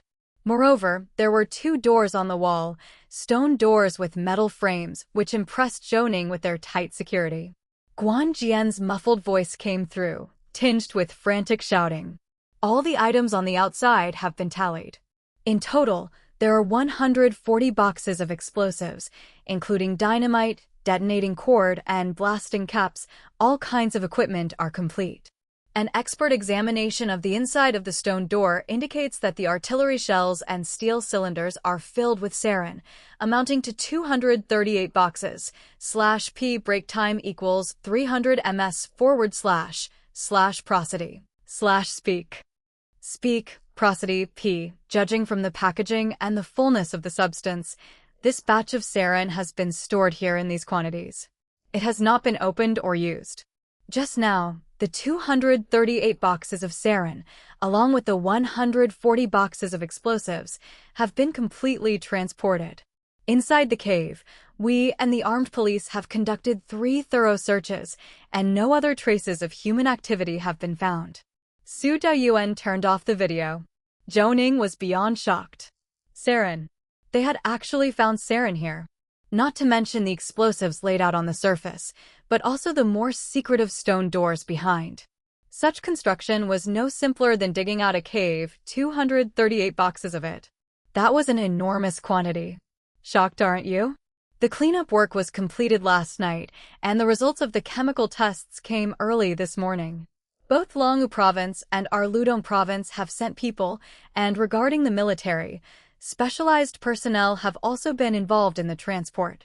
This matter is now very significant. By now, Zhou Ning had regained his composure. He didn't care about the scale of the matter. What he was concerned about was whether the case would be handed over. If it was a particularly significant incident and a special task force was established, even if they were involved, they would be on the periphery and could not control everything. Finding out the truth about his parents' case would be less convenient. /p break time equals 300 ms / prosody / speak. Speak, prosody, p. Both provincial departments have sent people over, so are we still in charge of the investigation? Su Dayuan naturally knew what Zhou Ning was concerned about and smiled at him. Don't worry. I think the bigger the issue, the better. When we arrived at Guangzhou, Mr. Bai, the mayor, and Mr. Huang himself came to meet us in person. The attitude was to select some case as a model. Although there's a part of this matter that we can't touch, from what we see now, if we want to investigate thoroughly, we can start from two aspects. One is the main cave you discovered, starting from the ritual 20 years ago, and the other is this Yagalenga. We control the most information and have delved the deepest. The investigation has already been launched and has been reported to various departments. It is not something that can be easily taken over by others. The people from Longu Province, due to our investment in Guangzhou City, will not interfere recklessly but will rather cooperate actively because it brings attention to Longu Province. As for the people from the Qidong Provincial Department, are they idle enough to come over thousands of kilometers just to take over a case? Zhou Ning couldn't help but laugh at the thought, which indeed made sense.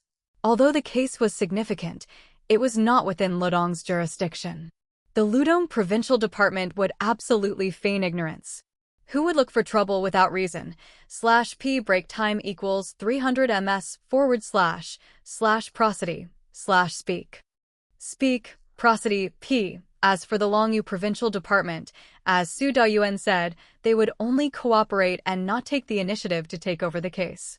If someone suddenly made an aggressive move to take over or showed a strong attitude, then their motives were not pure, and in such a situation, one would wish to avoid involvement if possible. I understand that, apart from the necessary cooperation and the parts involving the National Security Department, we will prepare for the handover. Anyone who proactively comes closer or expresses a desire to take over is not doing so with pure intentions. Su Dayuan laughed. Smart, exactly. Those who are not concerned want to stay away, while those who are involved want to participate and monitor the progress. But watching is not enough. We have to give them an opportunity, right? Otherwise, it would still be difficult to find a weakness in the case. We have to expose some vulnerabilities.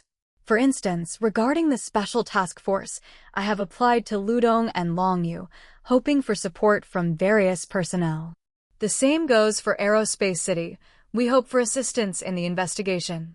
As for this Yagalenga, we've made significant progress in the investigation these past few days. We found out through the Tourism Bureau, checking which regions have developed Yagalenga temples and when these ceremonies began. So far, we know of approximately a dozen places. Zhou Ning was stunned. /p break time equals 300 ms / prosody / speak. Speak, prosody, p greater than a dozen places. If they were all on the scale of the one in Guangzhou, then the coverage would be substantial. Those families who had been cured of their ailments, or parents of seriously ill children who would do anything for their offspring, they were the most loyal followers. Could there really be that many? The public security bureaus of various neighboring cities have no records of such investigations. Instead, it's the tourism bureaus that have some scattered mentions. I believe this is the biggest problem. If one can't see it, could all of them be blind? Especially in Guangzhou City, although the local authorities were very cooperative with our investigation, to the point of being anxious and apprehensive, what was the actual situation? Mr. Liang from the canteen had been there a few times, and even his descriptions of Yagalenga felt slightly off to him. Of course, he was anxious because someone at home was ill, so there was a sense of clutching at straws. You should know that the strictness of management in a multi-ethnic concentration area is not something our cities can compare with, so such laxity and lack of alertness would not be normal, would it? Moreover, that cave you visited, though it may be quite hidden on the northern slope and rarely visited, what about the southern slope? It's so close to the 33 Skies grottos, and the slope is so gentle. Yagalenga was even held there. Had no one ever noticed? /p break time equals 300 ms / prosody / speak. Speak, prosody, p. The most important thing is the case files within the Public Security Bureau. Those files wouldn't just fly away on their own, which at least suggests that after your parents' incident, someone inside was easily able to take the case files and cleanse any related traces. I checked the register at that time. There was absolutely no record of this. Zhou Ning nodded his head. I asked Fang Dongsheng. He was transferred to the Guangzhou City Public Security Bureau in 2005. He had been a criminal detective for several years and became the head of the detective team 3 years ago. As for the deputy head, the previous one went into early retirement, claiming to have cancer. He occupied the position for several years and went to Jing City for surgery before he retired due to illness. This Guan Jian is currently acting as the deputy head. We don't have much contact with other people, but I've noticed that the Guangzhou City Bureau is very young. There are many people in their 20s and early 30s. At present, only Mr. Liang from the canteen and Mr. Huang Yubin, Mr. Huang of the traffic police team, are older, but I don't know about the others. Su Daiyuan lit a cigarette and threw the pack to Zhou Ning. Last night, I convened the 3rd task force meeting. You were unconscious and not aware of the situation. We have established several investigative approaches. I think it would be great to get results, but if we don't, at least all these people will have been sent away. /p break time equals 300 ms / prosody / speak. Speak, prosody, P1 is the missing persons in the Tianshan area, another is the Mercury sale channels, and another is all the information concerning Yagalenga, from the fixed patterns to various aspects, and all the regular performers and sellers. We want to collect as many photos as possible, and by compiling them from different places, we can perform comparisons. Zhou Ning heard this and realized that they were indeed diverting personnel. Do we have enough people with us? Not enough, so I've applied to the provincial departments on both sides, hoping to mobilize more police force to assist. The responses have been received. Within 48 hours, personnel will be in place. Mr. Hu personally went to the provincial department. There was just one command. The case must be cleared up, no matter how much time has passed. On this side, I've put Huang Yubin in charge as the deputy head of the task force, mainly responsible for investigating Mercury, missing persons in the Tianshan area, and Yagalenga. These are certainly the most crucial aspects. And for the contacts with the local armed police, Fang Dongxing is responsible for all of that. I told them that there's no problem with the work. I only had one request. I hope that the departments involved will cooperate fully. Those sent to help are here to work. Oh right, a special team from Aerospace City will come later to participate in the investigation throughout, and I've already agreed to it. Zhou Ning extinguished his cigarette, but /p break time equals 300 ms / prosody / speak. Speak, prosody, p. Su Daiwan's arrangements were certainly extensive. It must also be the result of a discussion with Mr. Hu. The trap had been set, and now it was time to see if the fish would take the bait. From Zhou Ning's few interactions with Huang Yubin, he hadn't found any issues with the man. Of course, it wasn't easy to say now, considering there was so much to investigate on this side. What do we do now? Su Daiyuan smiled. There's no shortage of work. But in the task force, don't tell me you're a forensic doctor and don't do anything else. Our personnel are limited. In a while, they'll have a mobilization meeting. Everyone who had been with the Guangzhou City Bureau from the end of 1993 to the first half of 1995 will scrutinize them all thoroughly. I want to know, when your father was the deputy head at that time, who were in power? Could they all have been silenced? There are no case files, and not a single one of them reacted, or was it that the incident involved more families than just your father's? Don't look at me like that. I know you're wondering about those 4 people I mentioned last night. I've already organized the information and Mr. who has sent people to investigate. And don't worry, the personnel are borrowed from Dao City, all familiar faces. This statement indeed brought a sigh of relief to Zhou Ning. Wu Chuming, Huang Yudao, Chao Pingzhong, and De Wanger, especially this De Wanger, Zhou Ning had a very deep impression of him, a person who was starkly different from his appearance. /p break time equals 300 ms / prosody / speak. Speak, prosody, p, that's good. Sending unfamiliar faces over, I think it's better. After all, those with intentions are definitely watching Qidong. Any little movement, and they're fully prepared. Su Dayuan patted his thigh and stood up. You're right. Now the enemy is in the dark and we are in the light. Whether we want to lure the snake out of the hole or strike its vital point, first we need to find the snake. I think the identities of these 4 people provide a breakthrough. I mean, it's unthinkable. People with moles on their lips at the exact same spot and their faces practically identical. I believe it's not possible. These words brightened Zhou Ning's eyes. Su Dayuan had struck a chord with what Zhou Ning was thinking. I believe that even if 2 people look alike, they wouldn't have more than a 90% match in facial recognition, considering the differences in weight, age, environment.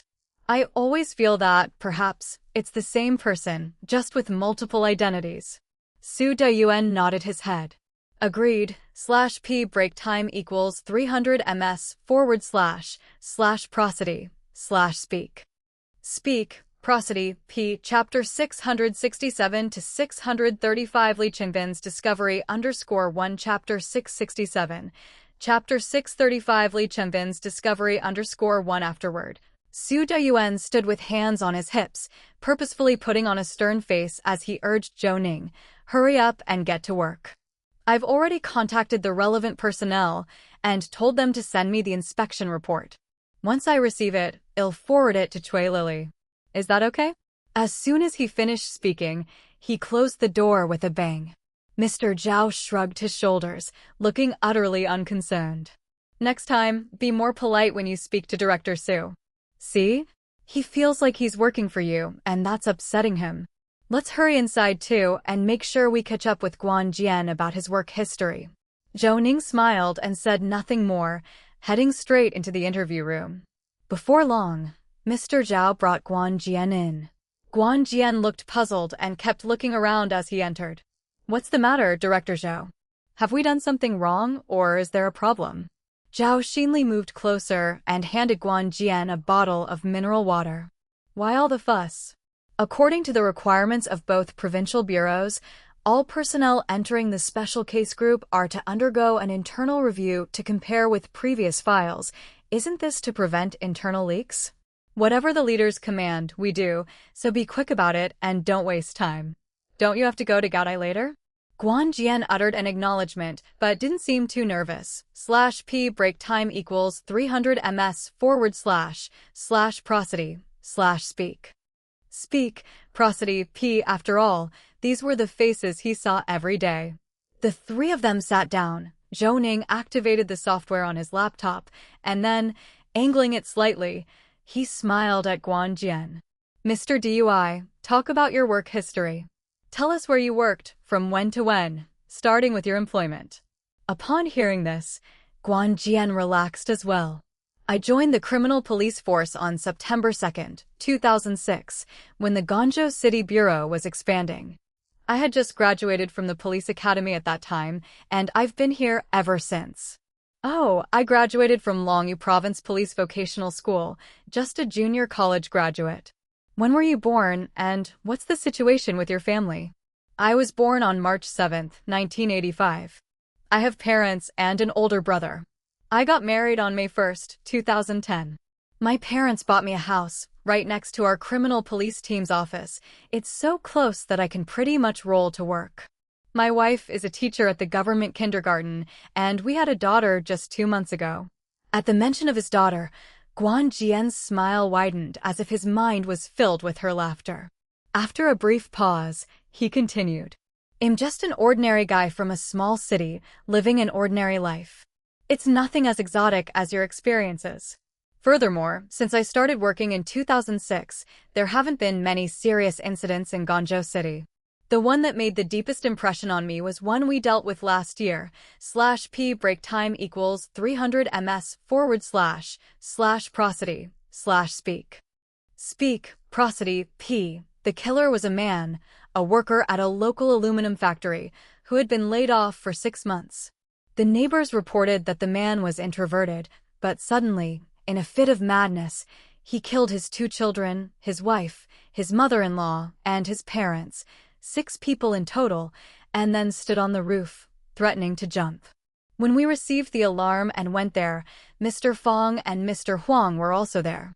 After all, the crime was too heinous. We also called the fire department, and they set up an aerial ladder that reached right to the 4th floor where the man's apartment was.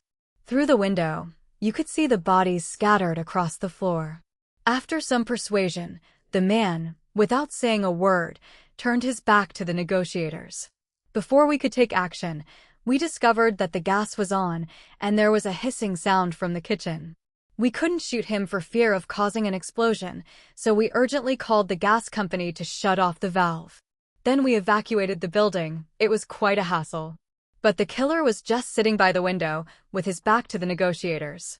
After the evacuation was complete, and the hissing in the room had subsided, before we could take action, the man slit his throat and fell from the window, dying on impact. This case is the biggest and most gruesome I have ever seen. The killer landed headfirst. Despite it being only the 4th floor, he had broken bones all over. /p break time equals 300 ms / prosody / speak. Speak, prosody, p. The way the family members died was truly horrific, not a quick death. Each had multiple cuts on their bodies. The youngest daughter was just over a year old, and her neck was almost severed. Even the killer's parents weren't spared. They had cuts on their backs, heads, and necks. Dr. Zhang counted, and the most severely injured victim, the mother-in-law, had been cut 23 times, while the youngest daughter had been killed with 1 stroke. Zhou Ning listened to the account, recalling what she had reviewed in the files, and it seemed that she hadn't seen the dossier for this case at the time. With that pause, Mr. Zhao glanced over, immediately understanding what Zhou Ning was thinking. A few days ago, we went through the archives of major cases in Guangzhou City, looking for clues related to cases from 20 years ago, but we didn't see this one. Neither Mr. Huang nor Mr. Fong mentioned it. Guan Jian was startled and rummaged through his pockets, pulling out his phone. He began to search through the photo album while Mr. Zhao leaned in to help. After searching for a while and unable to find what they were looking for, Guan Jian became anxious. Mr. Zhao patted Guan Jian's shoulder and took the phone, suggesting, "Let me try. You can search for photos by date. Do you remember the date?" Without a moment's hesitation, Guan Jian replied, "November 11th, 2012. I remember that date clearly. People were talking about Singles Day or something. /p break time equals 300 ms / prosody / speak. Speak, prosody, p. It was almost lunchtime when we received a call from the 110 Command Center, telling us to hurry over. That's when we all headed to the scene together. I was following Dr. Zhang, and we took a lot of photos on the scene. By this time, Mr. Zhao had found the photos. He quickly looked for a data cable, connected it to the laptop, and turned around to reassure Guan Jian. "Don't worry, we've found the photos. Let's export them with the data cable." It's strange, such a major case shouldn't be left out of the archives, should it? Guan Jian snorted with a discontented expression on his face. The archive room is a place for retirement. To put it bluntly, not even general connections can get in there, and the evidence room is a total mess. Mr. Huang can't even manage it. As soon as there's a bit of action here, someone's smearing eye ointment. Mr. Zhao approached Guan Jian with a gossipy look and bumped his shoulder. "Tell me, how come there's smearing eye ointment? Isn't Mr. Huang the top dog? There's no secretary here, and you could totally make it into the standing committee, yet even this can't be managed. I just can't understand it." Guan Jian was a little naive, and although Mr. Zhao didn't mention it, he was also indignant. Upon hearing this, Guan Jian's eyes widened, and he glanced at Zhou Ning, lowering his voice as he spoke. "You've been to the archive room, right? That woman is pretty, isn't she? Her name is Chao Wenyu, /p break time equals 300 ms / prosody / speak. Speak, prosody, p. She joined the city bureau the same year as I did, but she was directly parachuted in with her own job posting. Seems like she graduated from some Huining University as an art student. She's been in the city bureau for 7 or 8 years without ever having a wedding. Her household registration shows her as divorced, but she's birthed 3 kids in these 7 years, and their hukou are all properly registered. No one knows how that happened. No one dares to gossip. She was reprimanded by Mr. Huang once, and he was summoned to the city office for a whole day of scolding. You understand what I'm saying, right?" In fact, with just a little hint, Mr. Zhao understood. Clearly, this woman had a very close relationship with some high-ranking official in the city. Her household registration showing as divorced, and having 3 children all at once, this was nothing but a mistress. However, understanding was one thing. It was crucial to find out who this person really was. After all, calling over Guan Jian and the others today meant just that, to clear up the messy web of relationships within the city.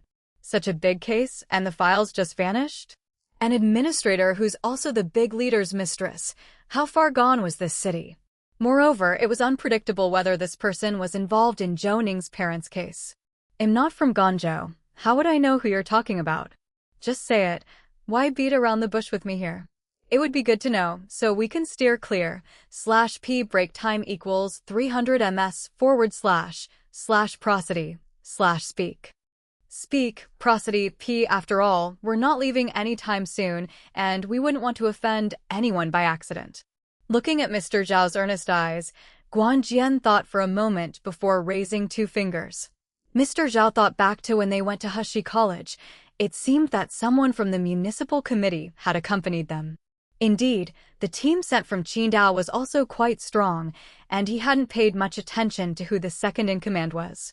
Who's number 2? Mr. Bai, Mayor Bai Qishan. Zhou Ning came to a realization, instantly recalling the event.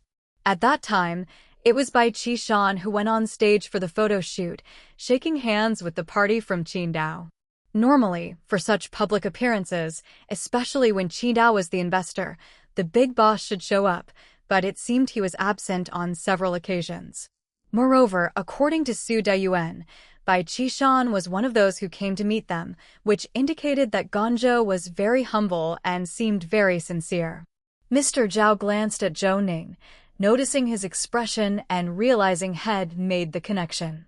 He leaned closer to Guan Jian, lowering his voice a bit more to ask, "Mr. Huang must be very frustrated, huh? If he had a good relationship with Mr. Huang, that would be one thing, but if not, having her placed right under his nose would be irritating." You can say that again. You can't hit or yell at her. As for the case files, they often have issues. Mr. Huang can't do much about it. /p break time equals 300 ms / prosody / speak. Speak, prosody, p. However, the criminal police also keep a copy of these files, but the contents there are incomplete. The ones that need to be transferred to the procuratorate are complete, but if they're not transferred, it's uncertain. Don't mention it. This case has really piqued my interest. Plus, after looking through the archives, there's not much on major cases from 20 years ago. She wouldn't have touched those cases, would she? Guan Jian sneered. Who knows? Besides, any good-looking guy in the bureau, she's been secretly hitting on them. Mr. Dui and the others know and block some of it, but some guys who've been flirted with are gone in an instant. We don't even know what this person's preferences are, so let's drop the woman's issue. You're here to see the files. Let's go to our little warehouse. Mr. Zhao glanced at Zhou Ning, and seeing that he stood up, he too stood with a smile. Let's go. It would be great if we could find the older case files. Guan Jian thought for a moment, rubbing the edge of his pants before saying, "This place was moved here in 2007. The original bureau was right next to the city library, just a small broken 2-story building with 2 rows of bungalows behind it. Let's go check out the little warehouse." It's hard to say about the case files from nearly 20 years ago. The two followed Guan Jian, who collected a bunch of keys from his office. /p break time equals 300 ms / prosody / speak. Speak, prosody, p. They left the office building and headed straight to the row of storage rooms next to the small two-story building in the backyard. This place seemed to be as dilapidated as the old storage rooms, with broken glass in the wooden windows. Just as he was surveying the area, Zhou Ning felt a gaze on his back, a sensation of being prey under scrutiny. He abruptly turned around, but after checking all the windows, he saw no one. "What are you looking at, Zhou Xiaozhou?" "Someone's watching us. /p break time equals 300 ms / prosody / speak. Speak, prosody, p. Chapter 668 to 636. Photo_1 Chapter 668. Chapter 636. Photo_1 Mr. Zhao shivered and quickly took out his mobile phone to call Su Dayuan. "Leader, hurry and have someone check the surveillance in the corridor. Someone is lying at the north side window, watching our movements below, but I don't know which floor they're on, and no one could get a clear view," he said. After speaking, Guan Jian was already dumbfounded. He leaned in to look at the office building ahead, but didn't spot anyone at the windows. Mr. Zhao waved at him. "Get on with your work. The small storage is open." "Oh, Mr. Fong and the others, they don't know about this little storage, do they?" Guan Jian shook his head. "We were working on a case back then. Mr. Huang, Mr. Fong, and the others were all there. I was the newcomer. I had just smashed a toenail, so I was left behind to move house. Back then, our small second floor leaked and all the archives got waterlogged. Even our clothes and buckets floated away. While cleaning up, I discovered some of the archives we kept. I gave it some thought and asked the deputy team leader back then.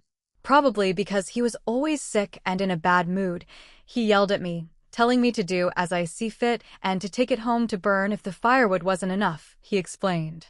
"What I really wanted to know was how to deal with all this wet stuff. It completely stumped me at first. /p break time equals 300 ms / prosody / speak. Speak, prosody, p greater than I asked a couple more questions about whether we could dry these things in the new office building, and he blew up at me. He told me not to call him for nothing and to hang it up at my family's ancestral grave if I couldn't find anywhere else.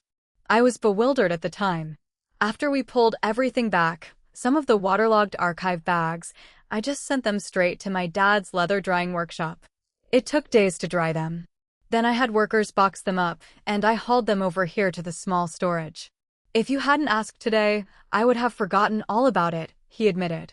Zhou Ning patted Guan Jian's shoulder and said that it was a good thing He'd forgotten. If He'd remembered, these documents might not have even been here anymore, considering the archives room was cleaned out thoroughly. "Never mind that. Open the door so we can take a look," Zhou Ning said. Guan Jian acknowledged with an okay and hurried to find the keys. It was obvious that this place was rarely visited, as the key didn't even have a label to mark it. It took several tries to finally unlock the door. "This place is a bit run down. The other rooms around here are the canteen and the traffic police department storage. Basically, it's where we put the stuff that couldn't be thrown away when moving. The keyboard is rusted and just sits in the duty room untouched," he explained. Mr. Zhao pushed the door open with a creak, and the door swung inward with a cloud of dust. /p break time equals 300 ms / prosody / speak. Speak, prosody, p. There were water stains on the ground, and looking up, Mr. Zhao noticed a leak in the roof. It was clear that this was an original building left behind when the new block was built because it seemed unobtrusive, so it wasn't torn down. Inside the room was an assortment of items, broken shields and helmets stacked high, and there was even a bundle of riot forks. In the corner, there was a layer of bricks on the ground, probably for moisture prevention. On top of the bricks were cardboard boxes with open tops, filled with a mix of everything. The uppermost even appeared to be a bag of construction waste. Guan Jian was somewhat embarrassed and gave the other two a small laugh as he tossed the rubbish aside and started rummaging through the boxes.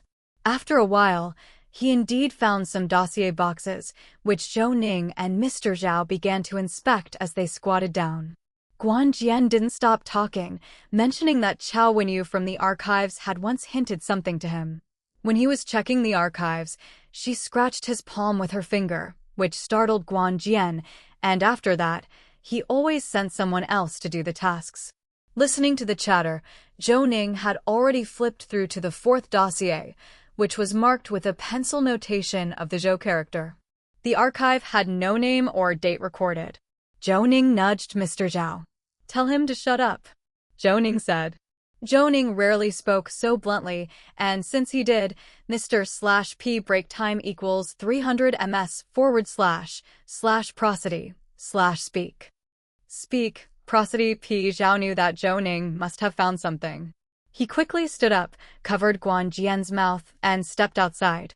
Zhou Ning put on gloves, placed the dossier box on a side table, and blew away the dust on the top lid before opening the latch.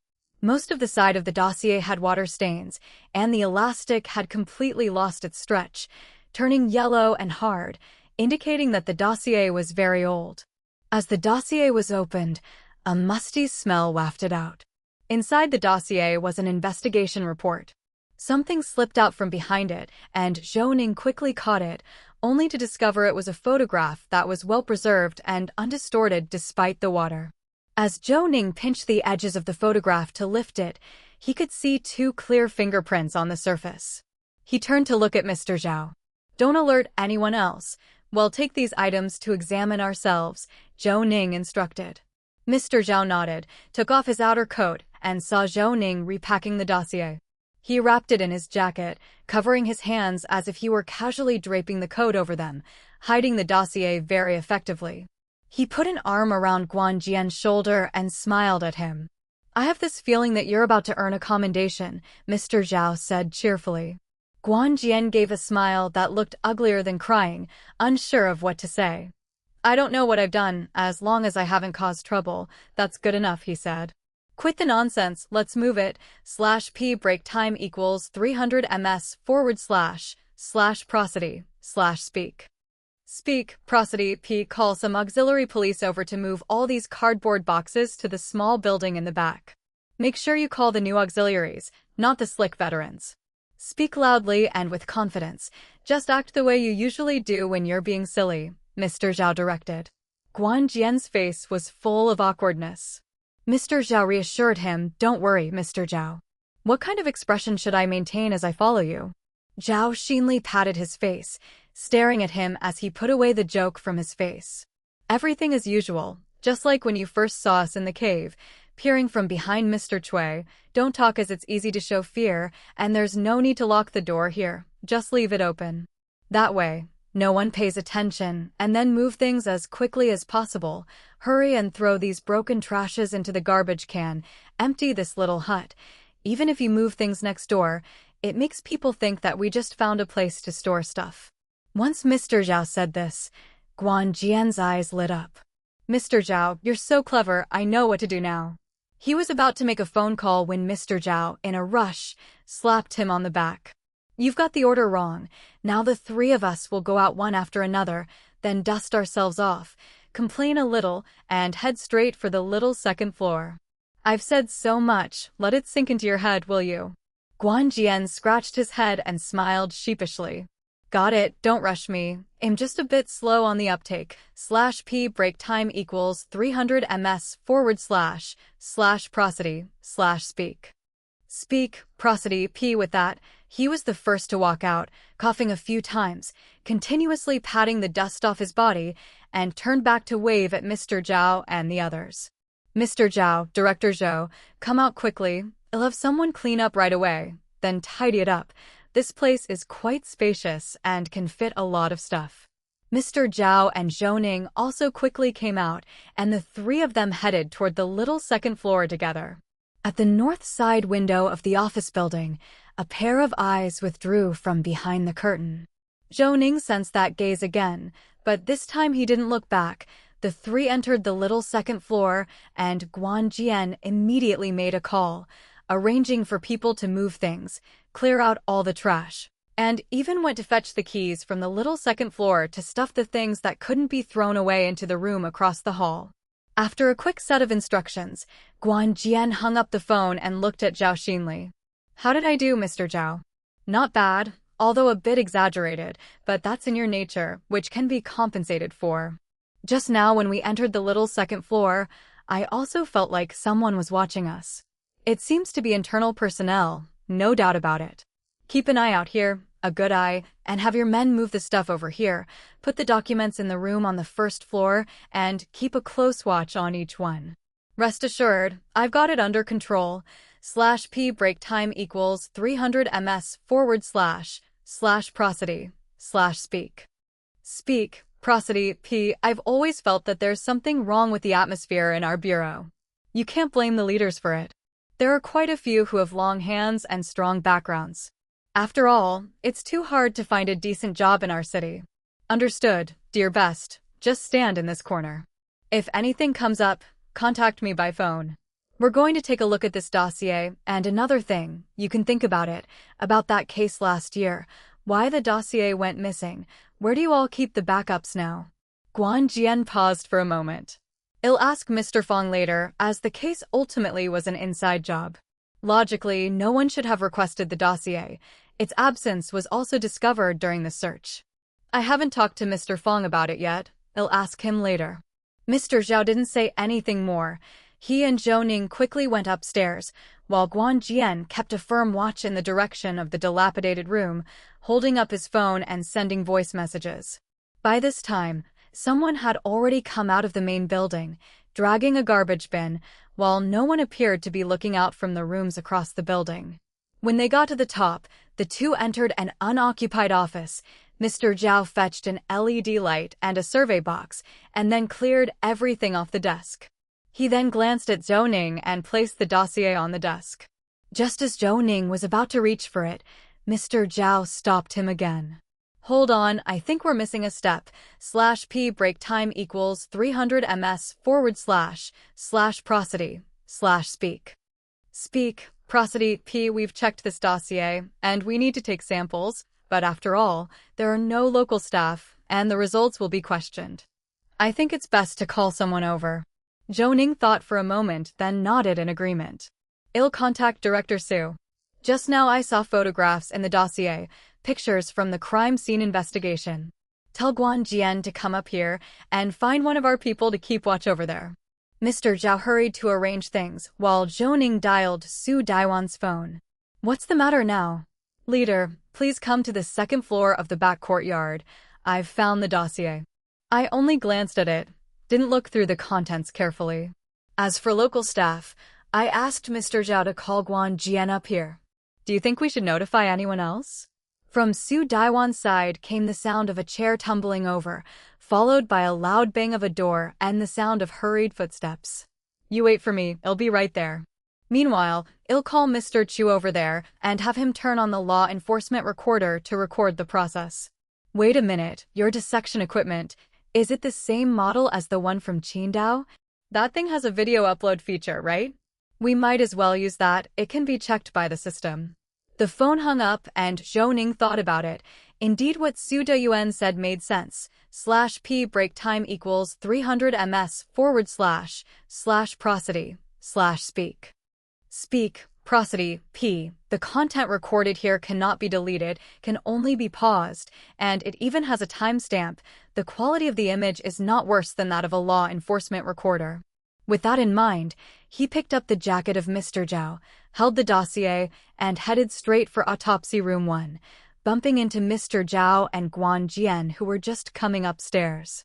Seeing Zhou Ning's actions, the two were somewhat surprised. What's going on? /p break time equals 300 ms / prosody / speak. Speak, prosody, p. Chapter 669 to 637. Survey report _1 Chapter 669. Chapter 637. Survey report _1 Go to the autopsy room. Director Su and Mr. Chu will be there shortly. Use that recording equipment. Mr. Zhao slapped his forehead. Understood. Director Su wants to open this up directly. Once it's uploaded to the system, it goes straight to the provincial office, and then no one can cover it up anymore. I'll go adjust the equipment. The three of them entered the autopsy room, and just as they put down their things, Su Dayuan and Mr. Chu quickly walked in. Mr. Chu came over to adjust the video equipment, directly setting it to automatically upload after recording. Everything was ready. Su Dayuan nodded at Mr. Chu, who then pressed the record button. Su Dayuan addressed Guan Jian, saying, "Due to the urgent nature of the incident, we'll introduce ourselves before reviewing the case files. I am Su Dayuan, Deputy Director of the Qidong City Public Security Bureau. Here is my police badge. This is Zhao Xinli, the Trace Evidence Examiner. This is Zhou Ning, the Forensic Doctor, and the last person is Guan Jian, Deputy Captain of the local criminal police team." Now that the introductions are complete, Zhao Xinli will start opening the case files, inventory all items, and then proceed to fingerprint and DNA extraction, with corresponding recordings. After saying this, Su Dayuan moved to the other side of the autopsy table. After all, it didn't hinder their operations. Guan Jian and Mr./P break time equals 300 ms/prosody/speak. Speak, prosody. P. Chu hurried over as well, making room for Zhou Ning and the others. Su Daiwan's arrangement was quite clear to Zhou Ning. If it's proved that the victims of this case were Zhou Ning's parents, and he was the third victim, then he would have to recuse himself, and the authenticity of the evidence would easily be called into question. As Zhao Xinli was in charge of collecting fingerprints and DNA, the nature of the issue differed. Shelving his thoughts, Zhou Ning looked at the case file. The first document was the investigation report, which seemed brief, just a few pages long. Mr. Zhao displayed each page, lingering on each for a few seconds, convenient for pausing and viewing. Next were the photos from the crime scene investigation. There were a considerable number of them, starting with the bloody footprints in the hallway, the green barriers like those anti-theft doors, which were already bent, and a huge hole with singed edges in the wooden door on the inside. In the living room, the male corpse faced the door of the south side room, prostrated on the ground, a pose matching Zhou Ning's memory. Zhou Ning clenched his molars tightly. Then came the photos of the main bedroom, which contained many detailed shots, from the bed to the window, as well as the scene of fingerprint extraction. It was evident that the person conducting the crime scene investigation had been very earnest, responsible, and professional. /P break time equals 300 ms/prosody/speak. Speak, prosody. P. After the photos were taken out, what followed were 2 autopsy reports, and all records behind the forms, reports, and photos were handwritten. The investigation report was in one person's handwriting, the notes behind the photos varied, and as for the autopsy reports, the writing was the neatest. They were very detailed and written extensively by the Forensic Doctor Zhang Guicheng, dated January 2, 2005. It described the autopsy findings and the cause of death. The male victim died from gunshot injuries, with 1 gunshot wound each in the abdomen and the temporal side of the head, dead on the scene. The female victim had multiple blunt force injuries, and death was due to cervical spine dislocation and fracture. Zhou Ning closed his eyes for a moment, suppressing the sorrow and anger in his heart. He knew this Dr. Zhang, the local Qidong forensic doctor with a bad heart, always either in surgery or on sick leave, virtually equivalent to being retired. It was probably a desperate measure since no replacement could be found. It was at this point that Zhou Ning realized there was no additional information other than that relating to his parents. He had been shot by Wang Guanli, and although the bullet grazed his scalp, he still lost a significant amount of blood. Moreover, there should have been traces he left in the box on the balcony. Thinking of this, Zhou Ning hurriedly began to search among the photos. /P break time equals 300 ms/prosody/speak. Speak, prosody. P. After finding numerous bedroom photos, but only 3 including the balcony, he carefully examined each one. There were no cardboard boxes or bloodstains. This discovery left Zhou Ning somewhat at a loss. At that moment, Su Dayuan gave Mr. Chu a look, and the recording equipment was paused. "Zhou Ning, what's wrong?" Zhou Ning shook his head and glanced at the time on the investigation record, January 2nd, 2015. The investigator was Sun Pengfei, the witness was Hao Xian, and in Li Shuai was in overall charge of the scene. There's a problem right here. The crime scene investigation is missing one person's information. Su Dayuan nodded and took a quick look at the last of the death information and the investigation reports, then sideways at Guan Jian. Who is Sun Pengfei? Guan Jian racked his brain, eventually pulling out an internal directory and searching through it, from the first page to the last, but there was no name Sun Pengfei listed. I have some recollection of this name, but exactly when I heard it, I can't remember. He must also be one of the old hands in the criminal police team. Why don't we ask our Mr. Fong? Zhou Ning looked at Su Dayuan. They had been having a conversation in the front building, where Su Dayuan and Mr. Chu were talking with Fong Dongxing. If Fong Dongxing was as forthcoming as Guan Jian, then that conversation should have already concluded. /p break time equals 300 ms / prosody / speak. Speak, prosody, p. However, when Zhou Ning called him over to look at this file, he didn't call Fong Dongxing, which inevitably raises some questions. Su Dayuan fell silent for a moment, then took out his phone. Fong Dongxing, come to the autopsy room in the small two-story building at the back. After ending the call, Su Dayuan indicated to Mr. Zhao to finish the video and upload it. Mr. Zhao hurried to do so, while Zhou Ning's gaze remained fixed on Su Dayuan, who slightly shook his head. This motion didn't reassure Zhou Ning. After all, Fong Dongxing was whom he had the most contact with in Guangzhou. If Fong had a problem, wouldn't that mean exposing himself right before the very eyes of others? While he was pondering this, hurried footsteps sounded from afar and rapidly approached. With a push of the door, Fong Dongxing hastily walked in.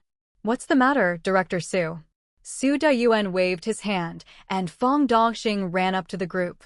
In the Guangzhou City Criminal Police Team, there was someone named Sun Pengfei in 1995 who signed off on a crime scene investigation. Do you recognize this person? Fong Dongxing thought for a moment, then his eyes suddenly lit up. I remember now. We used to have a team leader named Sun Pengfei here, but when I reported for duty in 1997, he had just been transferred to the provincial city for work. Su Daiwan's gaze didn't leave Fong Dongxing. /p break time equals 300 ms / prosody / speak. Speak, prosody, p. After all, he had reviewed all the information about personnel transfers, but Sun Pengfei's name was not on the list. Su Dayuan remembered this distinctly. Oh? Then why is this person not mentioned in the personnel transfer information you provided? Fong Dongxing was at a loss for an answer for a moment, then made a phone call, inquired around, and seemed to understand the reason. Holding up the photo he received on his phone, he explained to Su Dayuan, after he transferred to the provincial city in 1997, he didn't work at the provincial office. He went straight to Longyu Provincial Prison, and as for his current whereabouts, we really don't know. We can look into it if necessary. Look into it. Not just him. I don't want to repeat the past problems. I've told Mr. Huang Yubin that I want all the information on everyone who is transferred out. Don't tell me that just because someone isn't in the public security system, or even if they've passed away, I still want to know when it happened. The list can't be missing anyone. Otherwise, our work is in vain. Sweat appeared on Fong Dongxing's forehead. He could feel Su Daiwan's anger. Director Su usually had a smile on his face, but he was so stern now it made one tremble all over. Mr. Huang instructed us before he left. I'm not looking for excuses. The most important thing now is to get the complete list. I'll personally go tell them right now. Su Dayuan didn't speak. /p break time equals 300 ms / prosody / speak. Speak, prosody, p. Fong Dongxing wiped his forehead and quickly walked out. Guan Jian was so scared he hardly dared to breathe, while Mr. Zhao, on the other hand, casually approached. Boss, I think we should just check the list of staff during that time period directly. I'll go over it and try to quickly get the list. Regardless of where people are, we need to know immediately where they are. Su Dayuan gestured with his hand and saw that Zhou Ning was still staring at that dossier. He lifted his hand and patted Zhou Ning's shoulder. Zhou, don't worry, we'll definitely get to the bottom of it. Also, haven't you cleared out a lot of archival dossiers? Those that weren't handed over to the archives, have Zhu Xingxing and his team clean those up once they're done. I think there might be some findings in there. Zhou Ning nodded, knowing these words were meant to comfort him. The dossier was very well preserved, the rubber band sealing it was aged, showing no signs of being opened. All this indicated that the crime scene investigation from that time was just as much as was in front of them now. Of course, more might have been submitted, but those were lost. After thinking it over, Zhou Ning lifted his head. Before Chao Wenyu, who managed the archives? And was there an original record of the relocation at that time? If the dossier went missing during Chao Wenyu's tenure, we could start an investigation. Su Dayuan looked at Guan Jian, who felt like crying. /p break time equals 300 ms / prosody / speak. Speak, prosody, p. Just now Fong Dongxing had been reprimanded severely enough to scare him, and now everyone was looking at him, making Guan Jian's limbs go numb. Director Su, Director Zhou, Chao Wenyu and I reported for duty together. Before her, there was an archivist, an old comrade. I remember when I first came here, the old comrade was honored as an advanced worker. There was a report meeting in the auditorium, and he detailed everything. He talked about when the Guangzhou City Public Security Bureau archives were established, and that he had worked there since then, and gave details about the inventory of archived records. For instance, how many documents were permanent, how many were long-term, how many were short-term, the amount of physical evidence, information, and so on. Su Dayuan raised his hand, cutting him off, obviously trying hard to control his temper. What's his name, and where is he? Guan Jian tried to force a grin, but the expression was quite terrifying. I remember his name. He is called Zhu Jiangwo. He retired in 2006, and he lives in the same neighborhood as our family. You can see him in the morning taking walks. The old man's in great shape. His son works at the Guangzhou City Courthouse. As he spoke, Guan Jian quieted down and raised his phone to dial a number. Hey brother, it's Guan Jian. Nah, it's not to invite you for a drink. I have an urgent matter and need to find our old man. Is he home? /p break time equals 300 ms / prosody / speak. Speak, prosody, p. Our boss would like to visit and ask him about things related to the archives from decades ago. Okay, I'll go straight to the old man's place. Yeah.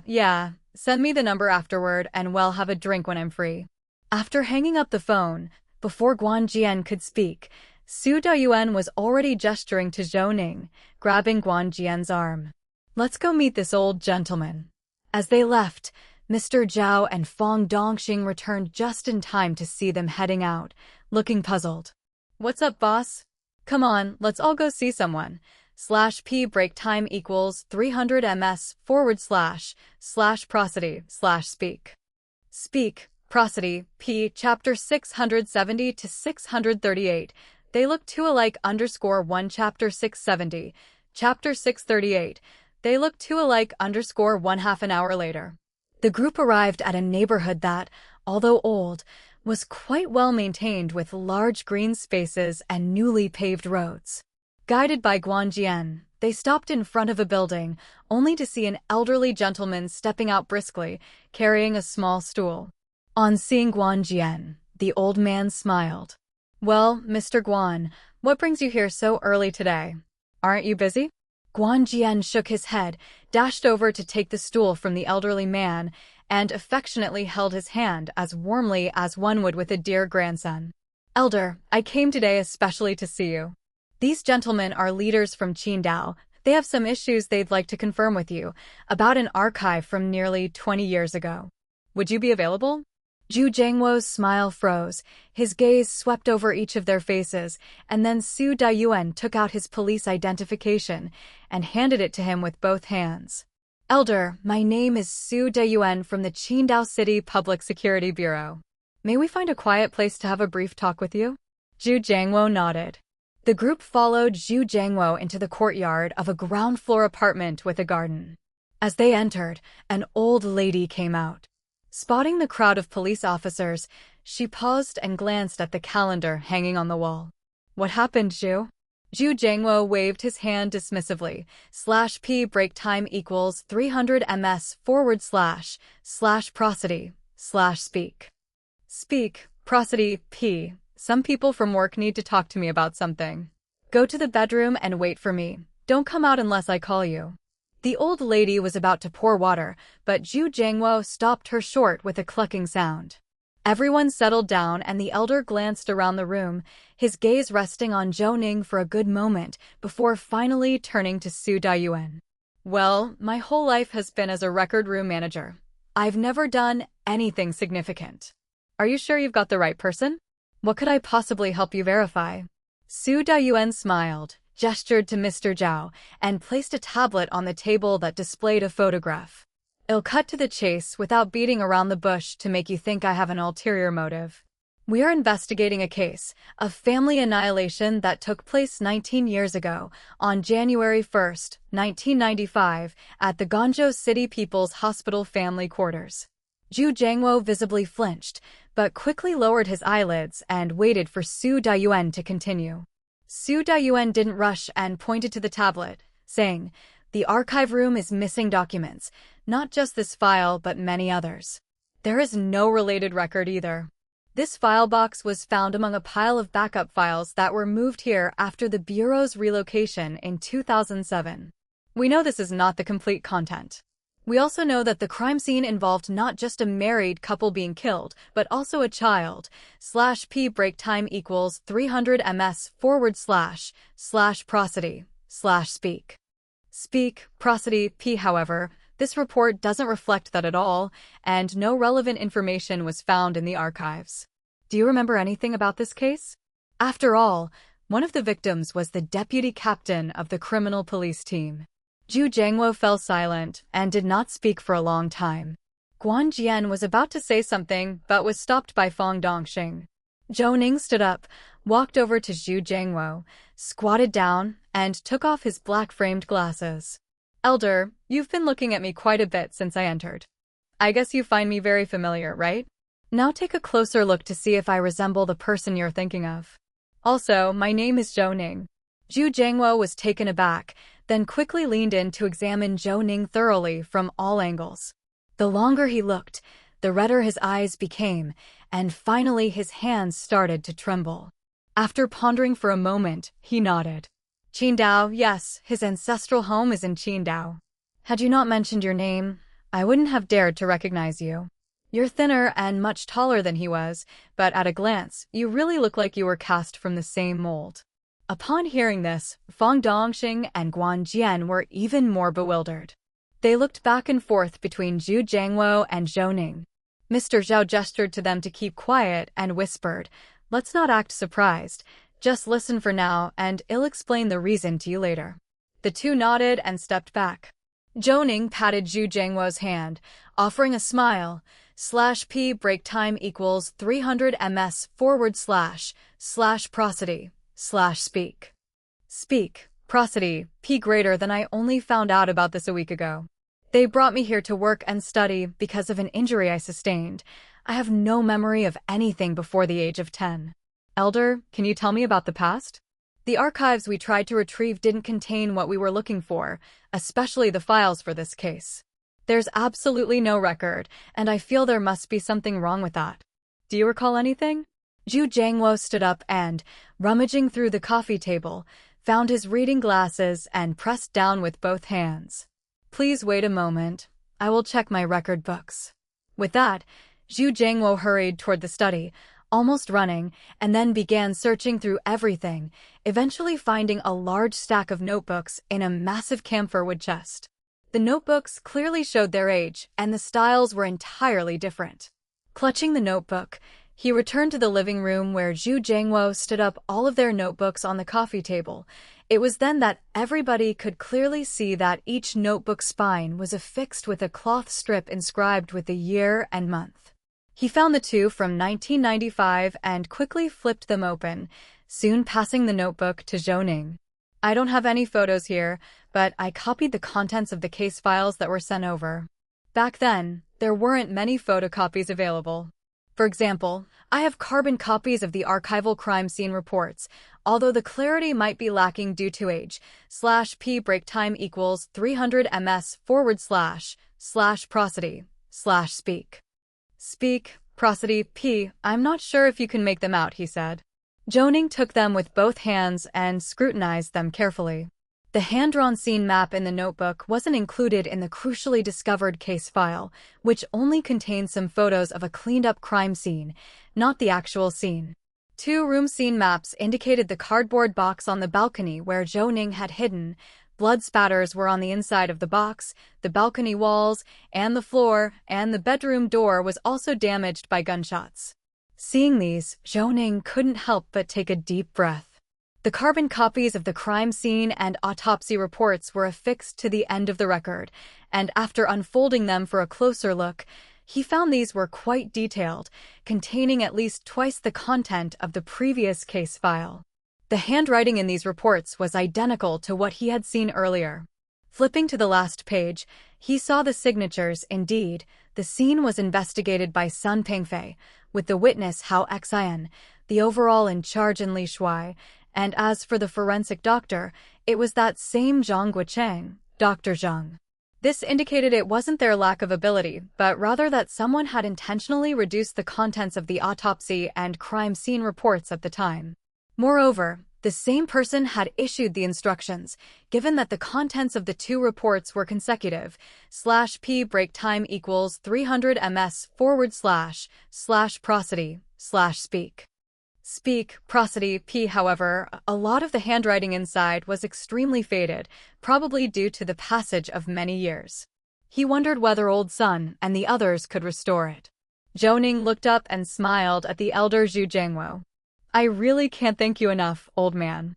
Did you copy each case file like this? Zhu Jiangwo nodded. With nothing else to do, I wanted to practice my calligraphy at the time. The traffic police rarely had matters to attend to, but the criminal police would occasionally handle major cases, so I got into this habit. Back then, copies were distributed in 4s, 1 for the archives, 1 for the procuratorate, 1 retained by the criminal police. Whatever was left over wasn't torn out, they just included it in the case file when sent over. I would tear it out and paste it up. I maintained this habit for 20 years. When I was about to retire and wanted to hand these over, I told the girl who was taking over my position. She didn't care at all and just told me to quickly clear out my workstation. As soon as I took out my things, she started spraying alcohol and cleaning. By the time I was finished, she had already crammed her makeup and bags into the cabinets, changed the lock, and was doing her makeup at the workstation. When I saw that, I didn't argue and just left quickly. Clearly, this girl had connections, and she wasn't someone just anyone could mess with. Was her name Chao Wenyu? He asked. Zhu Jiangwo shook his head. /p break time equals 300 ms/prosody/speak. Speak, prosody, p greater than I don't remember her name. I just know she was called Little Chao. I used that nickname for her, and the girl blew up at me. I was scheduled to retire after my birthday at the end of October, but the very next day I got a notice from my superiors and was retired immediately. So, you see, this girl wasn't ordinary. Zhou Ning moved closer, took Zhu Jiangwo's wrist, and the two sat down again. Old man, I have another question for you. When you handed over your duties, were there records for the documents transferred? For example, for this case file you copied, did you sign anything when it was given to Chao Wenyu? Zhu Jiangwo smiled. Let me put it this way. I made a list of all the files that needed to be handed over, from the reference number to the case file name, the unit that managed the case. Whether it was transferred, I sorted all that out. Just the list was 27 pages long. It was quite a large number of documents. But when I gave it to Little Chao, she glanced at it once and asked if we still needed to check these. I said it was necessary. In handing them to you, you need to confirm by signing. I complete the handover, and we each keep a copy, with one extra for me. She gave a fleeting look, signed each one, handed me 2 copies, and told me I could leave. I can assure you with the honor of my life's work that I handed everything over on October 9th, 2006. All cases and materials up to that day were kept intact by her. /p break time equals 300 ms / prosody / speak. Speak, prosody, p. As for what came after, well, that was no longer my concern. Zhu Jiangwo was very emotional as he spoke, and Mr. Zhao quickly brought water for the old man. After drinking a few sips, the elder calmed down, glanced at Fong Dongxing and Guan Jian standing behind, and held Zhou Ning's hand with great sentiment. After all, the more he looked at Zhou Ning, the more he resembled the deceased friend from the past. Back then, you were seriously injured. How did you leave the scene? I only found out about this from the case file, and it shocked me at the time, he said. Zhou Ning shook his head, avoiding no details. These two men were now in the same boat after all. Chao Wenyu from the archives and Bai Qishan from the municipal committee must be problematic. It seemed on the surface that the two had an illicit relationship, with several children, and this appeared to be no secret, accepted silently as the setup. However, Zhou Ning felt sometimes personal relations with a tin of color seemed to serve as a cover-up. Displaying such brazen arrogance, wasn't it just the best kind of disguise? After all, the case files that should have disappeared did so. /p break time equals 300 ms / prosody / speak. Speak, prosody, p. Chapter 671 to 639 Special Project Meeting _1 Chapter 671. Chapter 639 Special Project Meeting _1 Zhou Ning looked around, then slowly said, I don't know either. I've lost my memory for over a decade, and now I am investigating a case that involves the murder of my father. As for the details, some content is confidential and I can't disclose it to you for now. However, in these contents you've transcribed Sun Pengfei, who did the on-site inspection, the witness Hao Xian, and the forensic doctor Zhang Guocheng appear quite frequently. And what I can tell you is that we have seen the revised version of this case file. It was missing a lot of content, but the handwriting was still that of these people. I'd like to know if you have any impressions of these individuals. Also, what case was my father investigating before he met with misfortune? Do you have any relevant records here? Zhu Jiangwo nodded, not at all upset by Zhou Ning's barrage of questions, but instead found 2 notebooks from 1994 in his notebook. Upon seeing the contents page, Su Daiwan's jaw dropped. This old gentleman was so meticulous that he even had a table of contents in handmade archiving notebooks. It wasn't page numbers, but instead arranged from 1 to 11, with small paper tabs attached to each case on the spine. Zhu Jiangwo pointed directly to a few and said, although your father Zhou Xiangrong was the deputy team leader at the time, he handled most of the cases. The team leader then was this Sun Pengfei, /p break time equals 300 ms / prosody / speak. Speak, prosody, p. In the year 1994, he took leave for most of the year. I remember that he had injured his leg and underwent several surgeries, which led to significant reimbursement claims. There were 2 cases that Zhou didn't finish. One missing person case involving a woman from Tianshan who claimed to be tracking the disappearance of her child, and tracked it all the way to Guangzhou, but found no leads. Your father had been investigating this matter. The other case was a fugitive pursuit. The aerospace city from Jiuquan City sent over a request for assistance.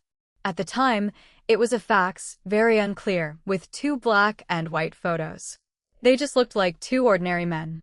I can't draw, so I didn't make any record of their likenesses. Su Dayuan and Zhou Ning exchanged glances. Both understood that the missing person case might be related to the cocoons hanging in the main cave. After all 8 people were from Tianshan. So, what was this fugitive pursuit case about? This information was not seen by them when they reviewed the files. If Zhu Jiangwo had a record, but all the files were lost in the archives, then this Chao Wenyu. Old gentleman, may I look at your records? Zhu Jiangwo pushed the notebook in front of Zhou Ning, who, along with Su Dayuan, began to read it. The missing person case was recorded on March 2, 1994, and included the woman's statement, /p break time equals 300 ms / prosody / speak. Speak, Prosody P. The general content was that 5 years earlier, she couldn't bear domestic violence, escaped her husband's family's village, essentially risked her life to divorce, broke a leg, and lost almost all sight in one eye. It took her a year to recover, after which she learned Mandarin, found a job, and gained some financial independence, deciding to get her daughter Aina out. Since 1992, she visited her ex-husband's family several times a year to see her child, but was turned away.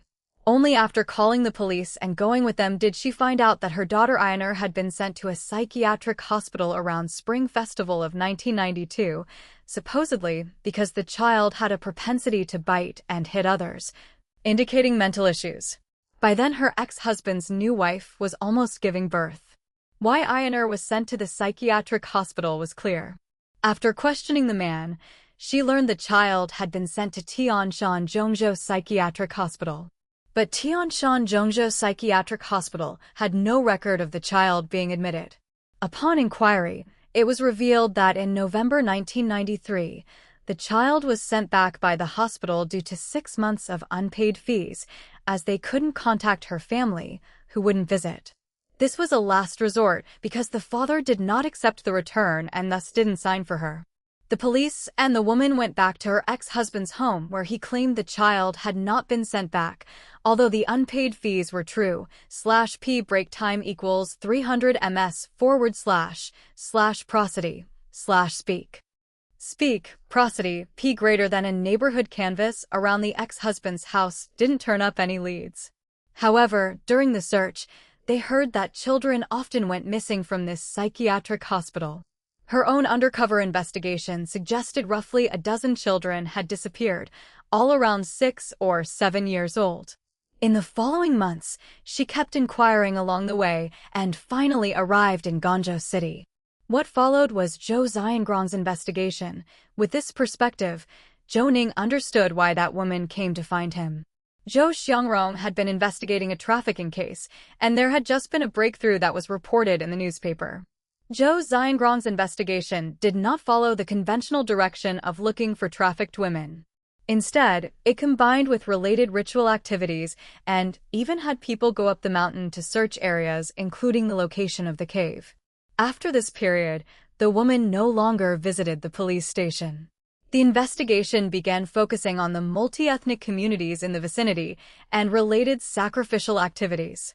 It ended with a note indicating the screening of information related to hotels and other places with outside visitors. Su Dayuan continued flipping through, clearly seeing this case was not resolved. /p break time equals 300 ms / prosody / speak.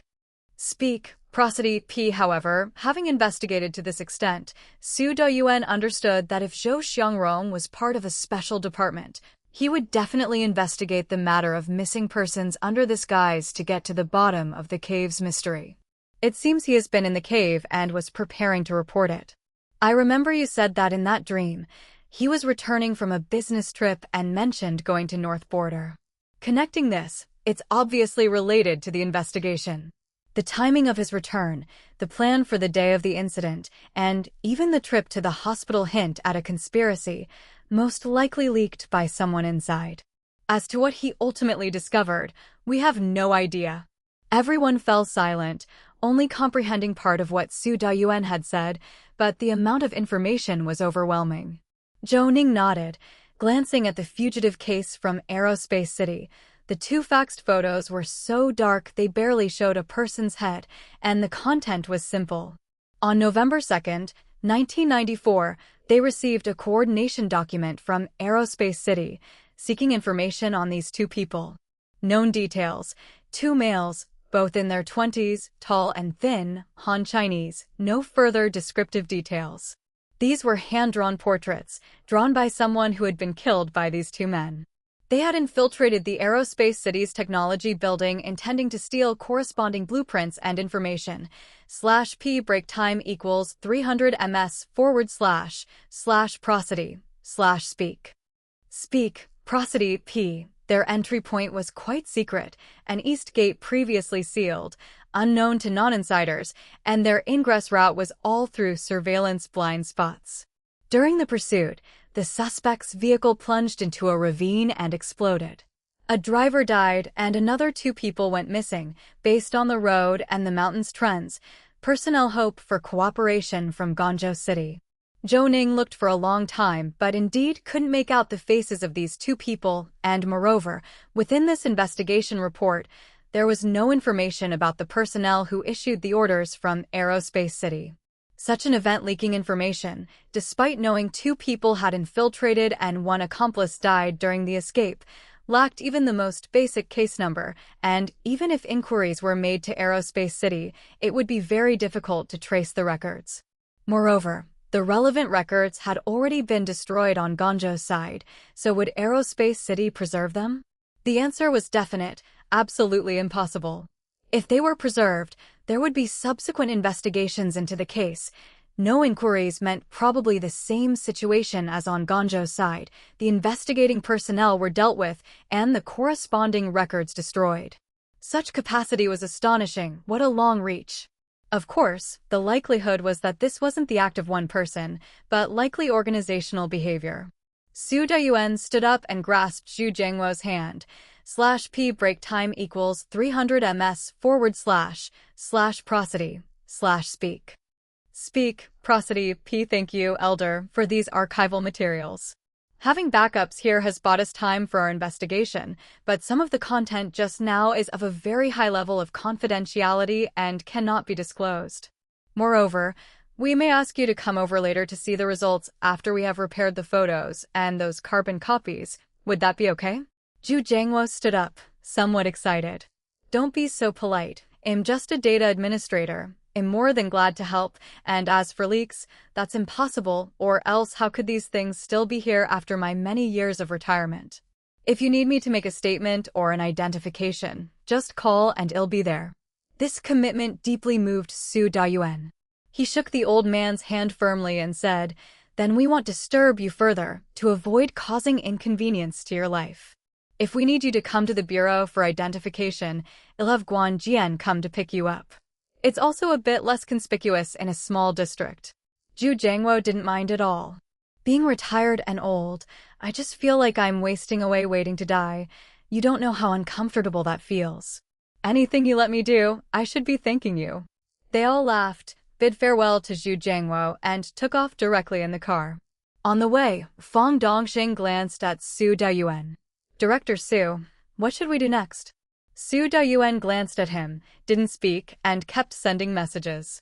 The person he was chatting with was Mr. Hu, and Mr./P break time equals 300 ms / prosody / speak. Speak, prosody, P. Zhao hurriedly smoothed things over. We'll discuss everything back at the bureau. There's also a fair amount of stuff that needs repairing, and we need to see if our people have finished checking the materials in that small warehouse. No one spoke further on the journey. Fang Dongxing and Guan Jian both felt quite awkward. The archives inside their own bureau were like a sieve. All the useful stuff was gone. The capable elders were squeezed out, and when it came to a handover, the other party didn't care. It appeared they were already prepared to pin the blame on Zhu Jiangwo. Half an hour later, as the car pulled up, Su Dayuan began making phone calls, summoning everyone to a meeting. Of course, by everyone, he meant the existing members of the criminal police team, including Lu Yufei and hers. As soon as they sat down, Su Dayuan looked towards Lu Yufei. "When will Fang Mu and the others arrive?" Lu Yufei checked her watch. "They have already taken off by now. Lu Airlines should be arriving ahead of schedule. The landing time and their arrival here should be about the same. I've asked them to take a taxi here. Going to pick them up is time-consuming and can arouse suspicion. Based on the list Guan Jian provided, I've selected quite a few people from the armed police force to join in the operation." Su Dayuan nodded and pushed a notebook towards Zhou Ning. "Have Mr. Xia and Chu Heping restore those 2 portraits. I need to know what these 2 people look like. /P break time equals 300 ms / prosody / speak. Speak, prosody, P, and the carbon copy. Get in touch with Elder Hu. Let him handle it. I think it could be clearer. Mr. Zhao and you others, Take some people and sort out the materials we previously found, extract fingerprints, and search the system. I need to know who touched these things. As for the DNA, collect it and send it all in for testing. Su Dayuan paused at this point. Fang Dongxing and Guan Jian, select 2 teams to arrest and interrogate Chao Wenyu and Bai Qishan. Fang Dongxing's eyes widened. We arrest the mayor, /p break time equals 300 ms / prosody / speak. Speak, prosody, p chapter 672 to 640 outdated _1 chapter 672, chapter 640 outdated _1 Su Dayuan glanced at Fang Dongxing. Can't do it? Should I assign someone else to go? Guan Jian nudged Fang Dongxing, who quickly stood up. I request that Lu to accompany me, and I'd like to make a list. It's fine to arrest or interrogate anyone, but this person is pivotal. Pulling one hair affects the whole body. We have to arrest all related personnel at the same time, otherwise. Before he could finish, Su Dayuan raised his hand and pressed downward. Lu Yufei has already picked out personnel from the armed police. Take them all with you. Follow the list and temporarily detain all these people. Treat them the same as judicial officers. If they have complaints, direct them to the provincial department and tell them this is a joint investigation by 2 provinces. With such a resolute answer, Fang Dongxing felt reassured and nodded vigorously. Good, well set off right now. Su Dayuan waved his hand. It's 11:52 now. I hope the arrest operation can be completed within an hour. Meeting adjourned. 5 minutes later. In front of the archive room, Guan Jian ran up and stopped Chao Wenyu, who was about to lock the door. Chao Wenyu probably got a fright and took off one of her earphones, giving Guan Jian a disdainful look. Are you sick? Jumping out suddenly? Do you want to scare someone to death? I'm off work, and whatever files you need to check can wait until I'm back at 2 in the afternoon. /p break time equals 300 ms / prosody / speak. Speak, prosody, p, take your hand off or I'll yell. Guan Jian bared his teeth in a smile. From the day he joined the police force, Chao Wenyu had always been like this, even kicking him when he stood in front of her in the cafeteria. Today, he had a chance for some payback. He reached out and snatched Chao Wenyu's keys and phone from her hand. Chao Wenyu didn't expect this. Usually, people walked around Guan Jian, but today he dared to snatch her things. Have you lost your mind? Guan Jian laughed angrily and waved behind him decisively. What are you standing there for, waiting to be served? Take her away. I need a female officer here to search her from top to bottom, inside and out, according to the standards Mr. Zhao specified earlier. Check even her teeth to see if she's hiding any toxic false teeth. Change all her clothes. Once she's changed, send her straight to the interrogation room. Chao Wenyu was stunned and struggled violently. What right do you have? Just because I'm not married with kids, but I never wrecked someone else's family. Are you all bored out of your minds? Guan Jian didn't waste words. Indeed, just as Zhao Xinli had predicted, she started to shout and scream as soon as she was arrested. It seemed like panic at first glance, but in reality, she was probing, using this method to guess the reason for her arrest, wanting to send a message. Guan Jian held back until she was fully checked. /p break time equals 300 ms / prosody / speak. Speak, prosody, p 10 minutes later, Chao Wenyu, dressed in loose casual clothes and slippers, was taken to the interrogation room. It was her first time in such a place. Her hands and feet were cuffed to the chair, her face still showing anger and shock. Mr. Chu adjusted the computer and, holding a small box, placed it under Chao Wenyu's feet. Zhu Xingxing came over to draw Chao Wenyu's blood and then took the blood sample out. After completing these tasks, Mr. Chu spread his hands to Su Dayuan. All set. The blocker is activated. If she's hiding something inside her, she won't be able to send any messages. Su Dayuan nodded and looked Chao Wenyu up and down. Chao Wenyu, 29 years old, from Huaining Province, directly joined the Guangzhou City Bureau after graduating in 2006 and started working in the archive room. On the surface, you seem to have a romantic relationship with Bai Qishan and even have 3 children with him. The blood samples of the 3 children, as well as yours and Bai Qishan's, have been sent for testing. You know who I am, so no introduction is necessary. We've already communicated with the Provincial Discipline Inspection Commission. They agreed that we are responsible for handling the issues concerning both of you. Starting now, until the DNA results come out, you have a total of 6 hours, 3 hours each for you and Bai Qishan.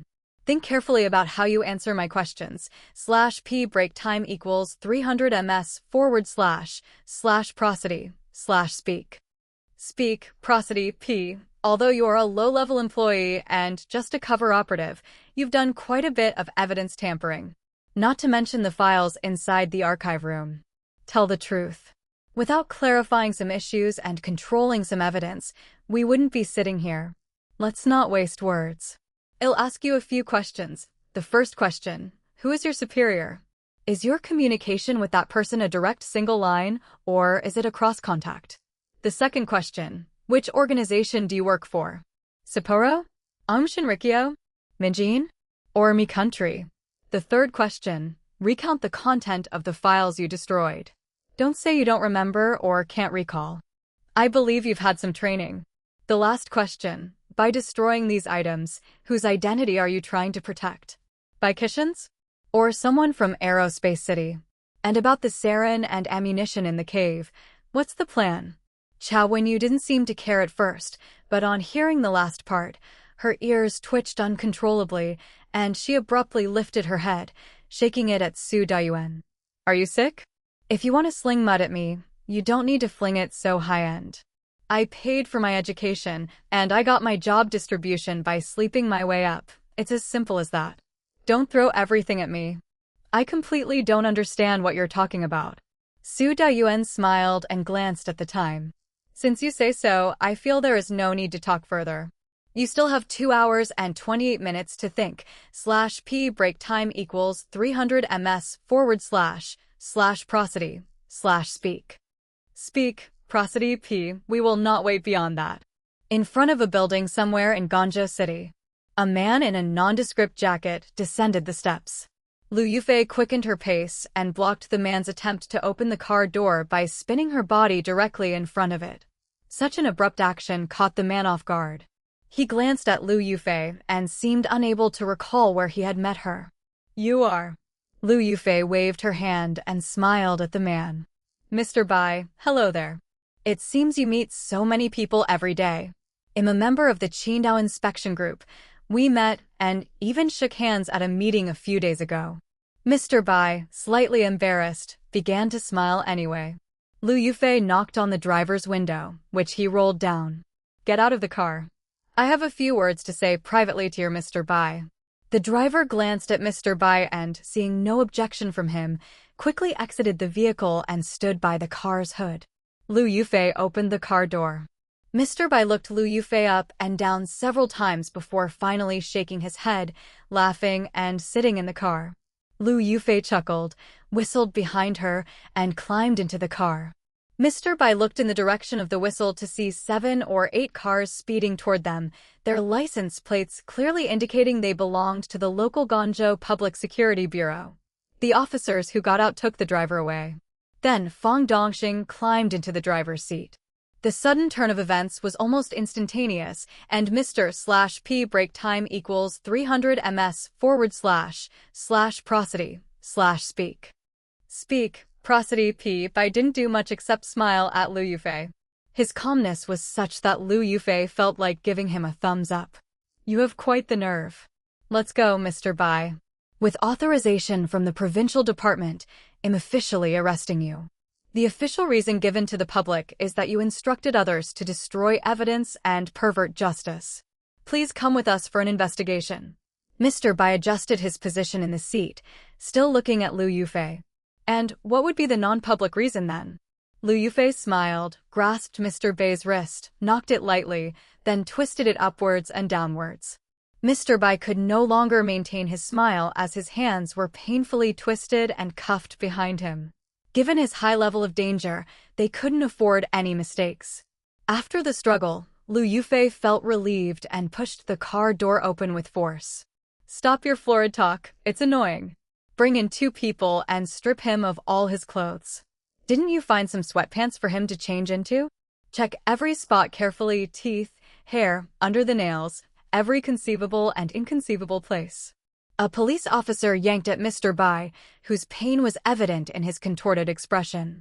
Mr. Bai's gaze dropped, his eyes seemingly deep in thought. Soon he was stripped naked, with his dress shirt and jacket used to cover the handcuffs, his upper body exposed, with only the collar and sleeves of the shirt remaining, and below he wore tight sweatpants and slippers. /p break time equals 300 ms / prosody / speak. Speak, prosody p. Seeing this result, Lu Yufei was satisfied, glanced at the list written by Fang Dongxing, and waved her hand. Call and find out who on the list hasn't been caught yet.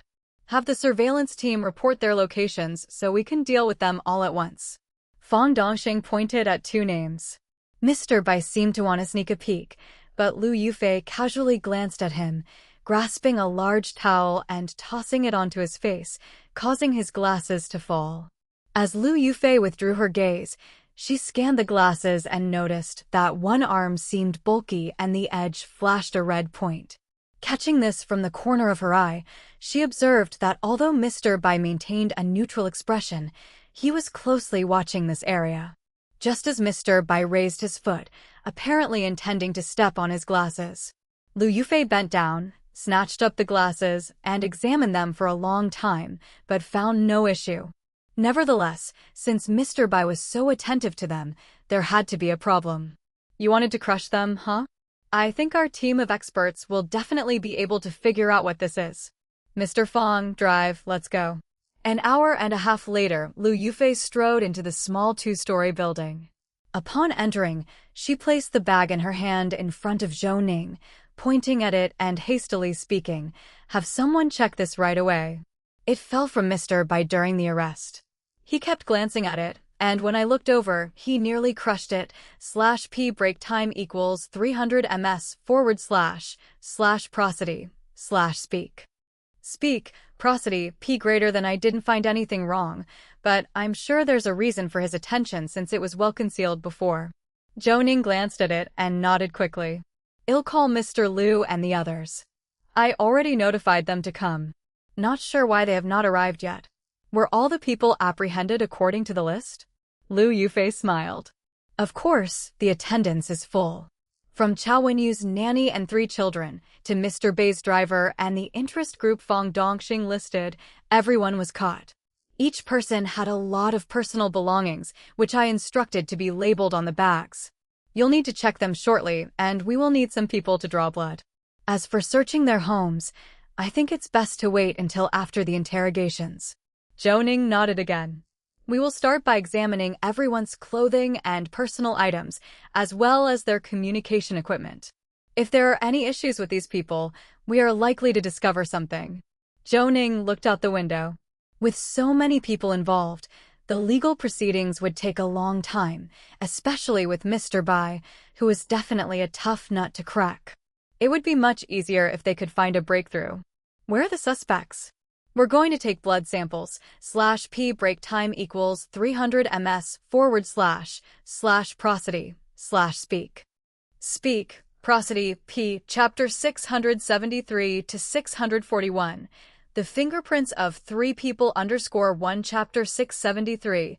Chapter 641. The fingerprints of 3 people _1. Lu Yufei pointed to the ground and said with a smile, "The stuff and people are all downstairs, so I think we should start from your end." Zhou Ning nodded and waved his hand towards the people behind him. Zhu Xingxing and the others gathered around, and Zhou Jialong, who had just had his splint removed, also joined in. Zhou Ning didn't object, and the group quickly went downstairs. Sure enough, each room downstairs was occupied. There were people shouting and children crying, a total mess. Zhu Xingxing and the others went to draw blood, while Zhou Ning glanced at the dozen or so boxes on the ground, which mostly contained clothing and cell phones. Zhou Jialong and his team came over to move things, and Zhou Ning gestured to Mr. Zhao. "Call Mr. Chu about the communication equipment. He's more professional with that stuff. If monitoring or functional testing is needed for the interrogation over there, I'll send Mr. Wang to take over. Mr. Zhao hurriedly made the call, and soon came out gesturing to Xia Momo. The boss wants Mr. Wang to replace Mr. Chu. Talk about not letting go until we see the rabbit. He just said he wanted Mr. Xia over there most, but after I told him Mr. Xia was dealing with those 2 portraits, he didn't insist. Oh, and I noticed that there are armed police stationed at the highest point of this building and on the rooftop of our small building. /P break time equals 300 ms / prosody / speak. Speak, prosody, P. Are you worried that someone might take the opportunity to break in? Zhou Ning let out a long sigh and Lu Yufei looked over. Without waiting for Zhou Ning to speak, Lu Yufei quickly said, "Safety first." I'm more and more convinced that the assassination attempt on Zhou Ning back then is related to the secrets hidden here in Guangzhou. It's very likely that the same people involved in the incident back then are committing these current actions. By occupying the high ground first, we prevent them from silencing us, which would leave many things unexplained. I can't make it clear either. I don't know whether the case I was handling at the time is related to their interest group. Lu Yufei waved her hand. Don't overthink it. The blood draw is complete, so I'll go with the leader to conduct the interrogation. I need the first floor temporarily to detain these people. Zhou Ning naturally didn't object. Just then, a door of a room opened, and a 2- or 3-year-old child ran out quickly, clutching a doll and not wearing shoes. Seeing the doll, Lu Yufei paused and glared at Fang Dongxing. What were our orders? All personal belongings must be concentrated for inspection and can only be returned to individuals if there are no problems, right? What is this? Fang Dongxing kept gesturing with his hands. This child wouldn't stop crying. As soon as the doll left her hands, she cried so hard she was almost out of breath.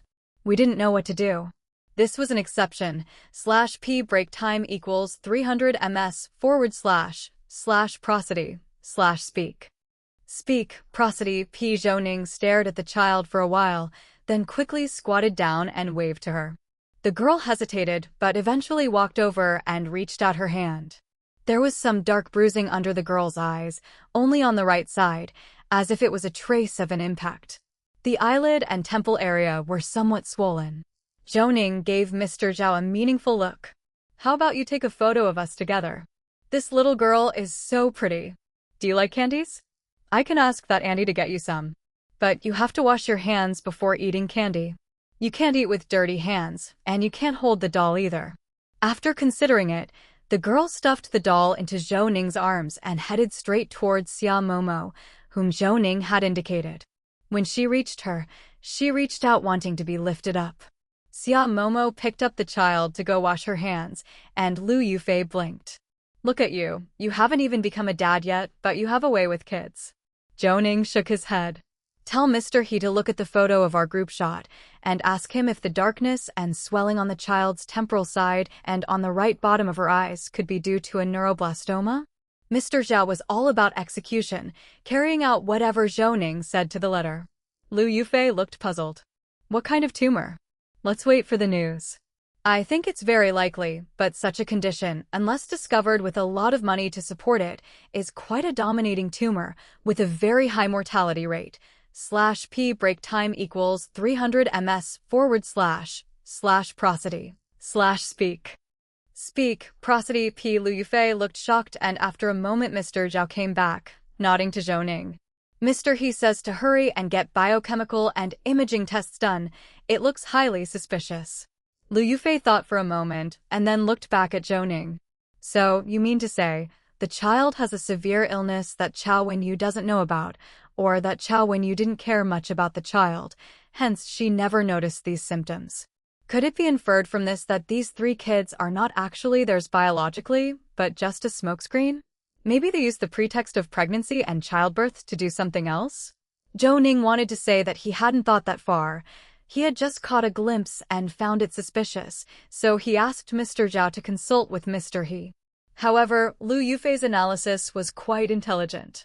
He didn't mention that the darkness under the child's eyelids and the swollen temporal area were already seriously disfigured. obvious even to someone with no medical background. This kind of neglect made the possibility of the child not being their biological offspring too great, especially since the nanny had offered no hints. And we need to question the nanny as well. The blood samples have been sent for testing. I estimate the earliest we'll get results will be around 5 o'clock. Lu Yufei patted Zhou Ning on the shoulder.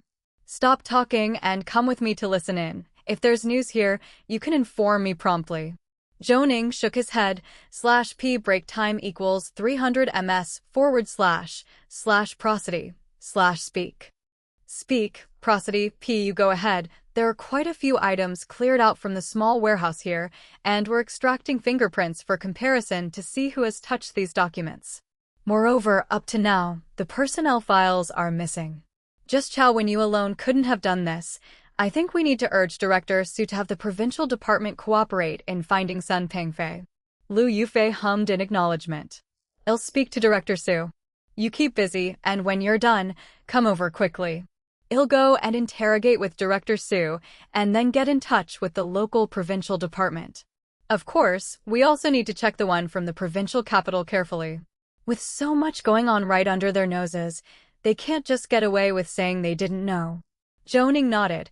He knew that Lu Yufei was talking about Huang Yubin.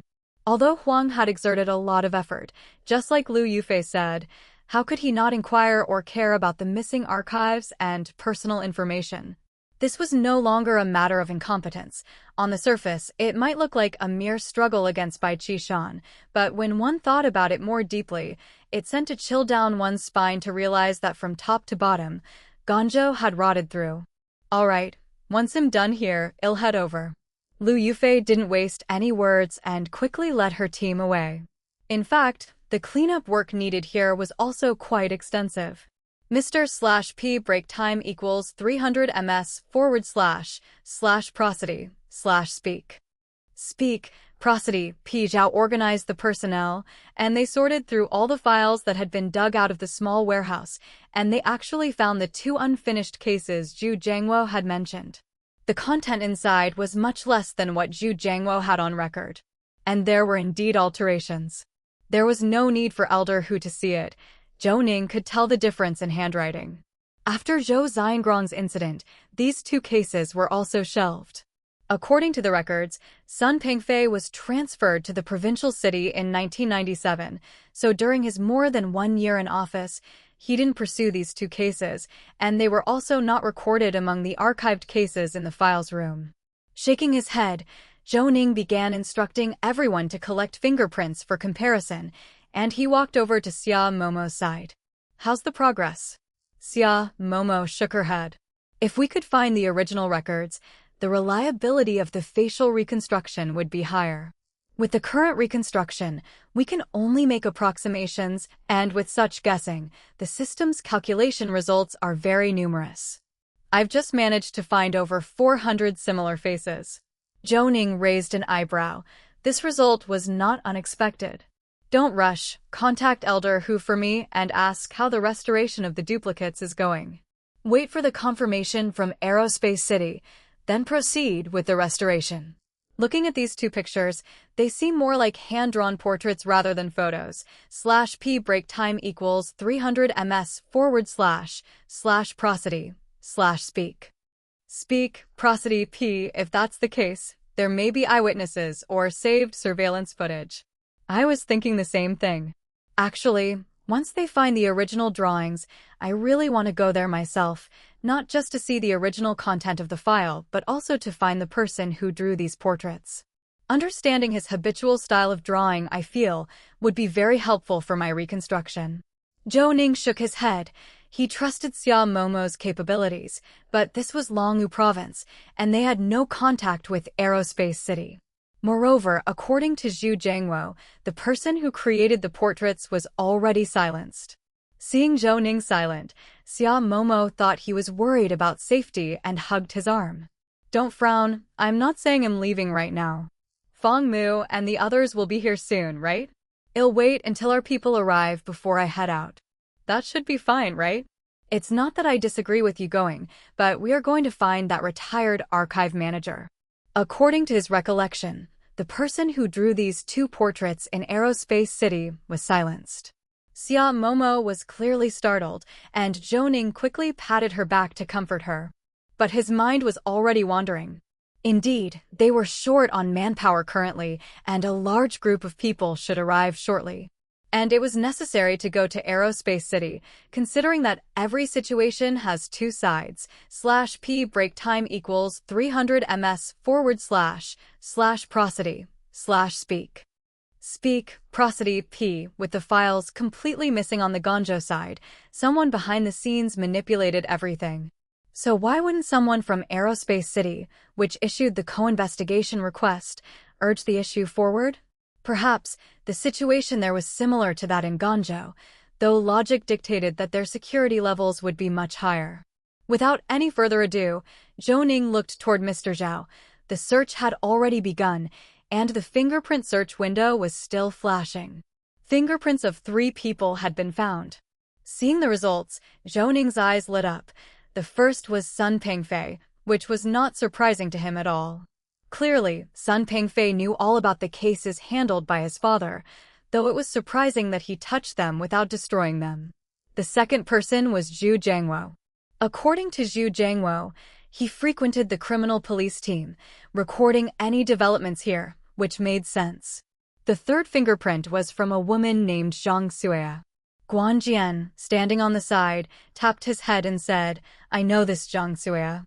She was an assistant police officer and worked as a clerk in the criminal police team for several years, even older than me by 4 or 5 years.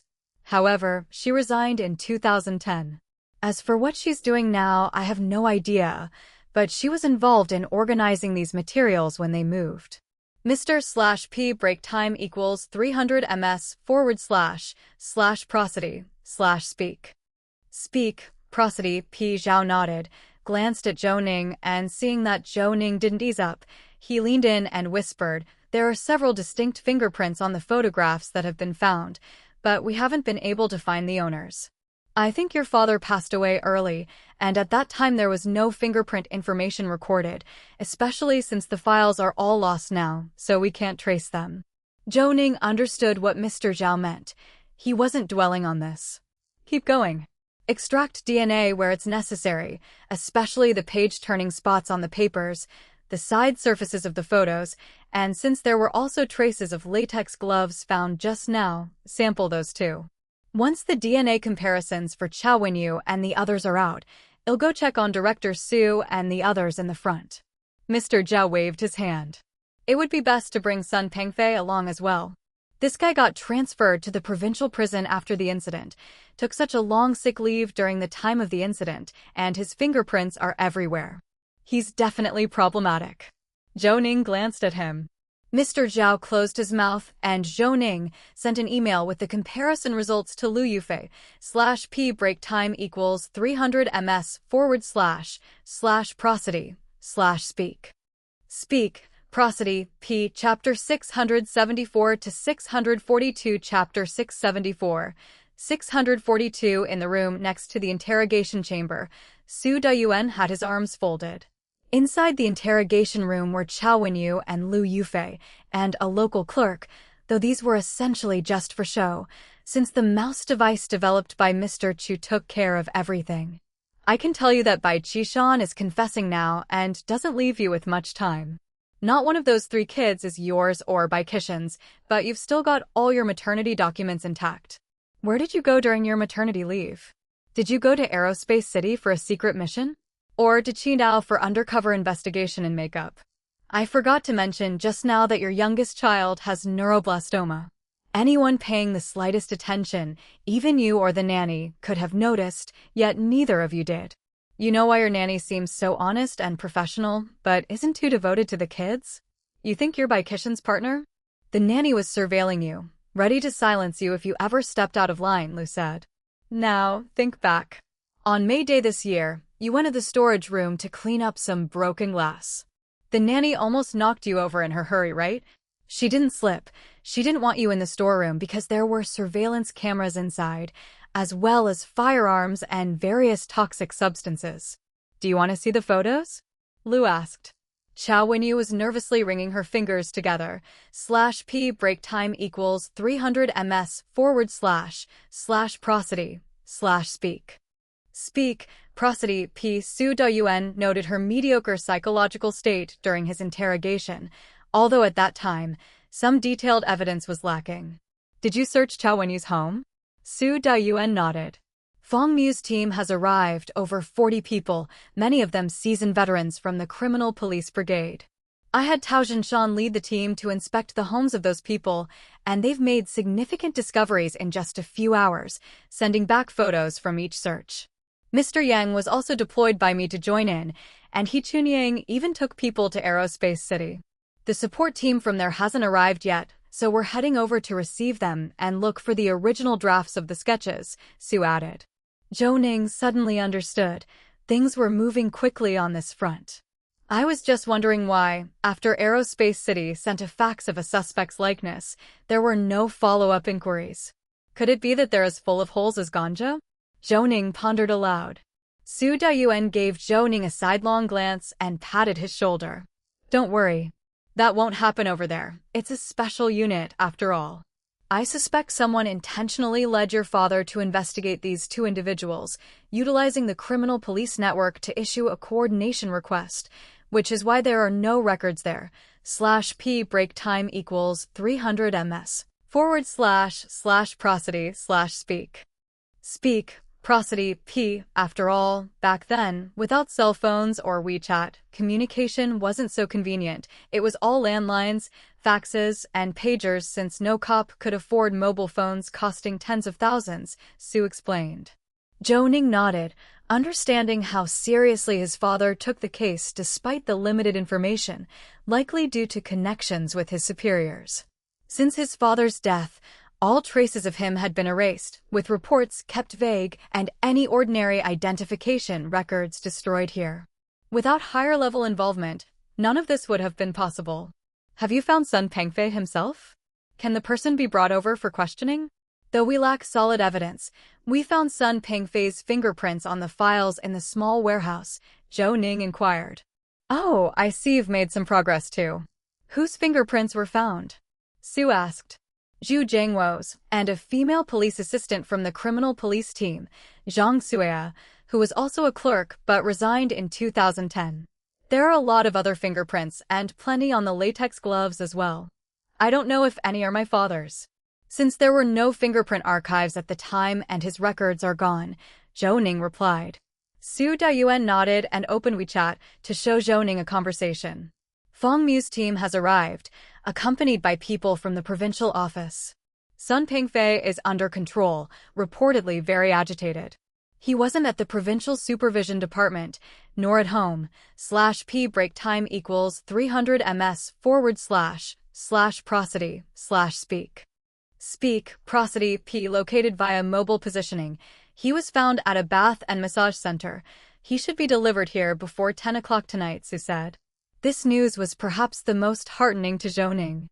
Just as he was about to speak, he noticed Chow Wen-yu in the interrogation room seemed about to say something. The two men quickly stopped and turned their attention toward the interrogation room. I met him in my sophomore year. He said if I followed him, I could spend money as I wished, live lavishly, and even offered me 50,000 to pay for my mother's surgery, though she couldn't be saved, Chow began. Lu Yufei raised her hand, signaling Chow Wen-yu to pause. Don't refer to him as him in the third person. Just say the name directly. For someone capable of having you monitored around the clock, do you really think you need to hide anything?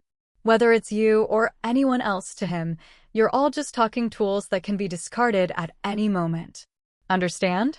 Lu instructed. Chow Wen-yu nodded, tears falling as she wiped her eyes with her sleeve, and continued, Yes, it's by Qishan. After I graduated, he asked me to go with him to Guangzhou. Although it's a poor place, he said he'd take care of me. First, he wouldn't give me any status. Second, he needed to train me. If I ever crossed him, it wouldn't just be a simple matter of leaving him, I would lose my life. He told me to think it over. I was terrified of poverty. /p break time equals 300 ms / prosody / speak. Speak, prosody, p. My father died early, and my mother only had surgery because Bai Qishan paid for it. My 4 older sisters were more or less sold into marriage, and we had long since lost our home and land. Going back to relatives who wished to avoid me like the plague, I didn't hesitate. Money and a job outweighed recognition for me. So I went with him. I never attended my senior internship.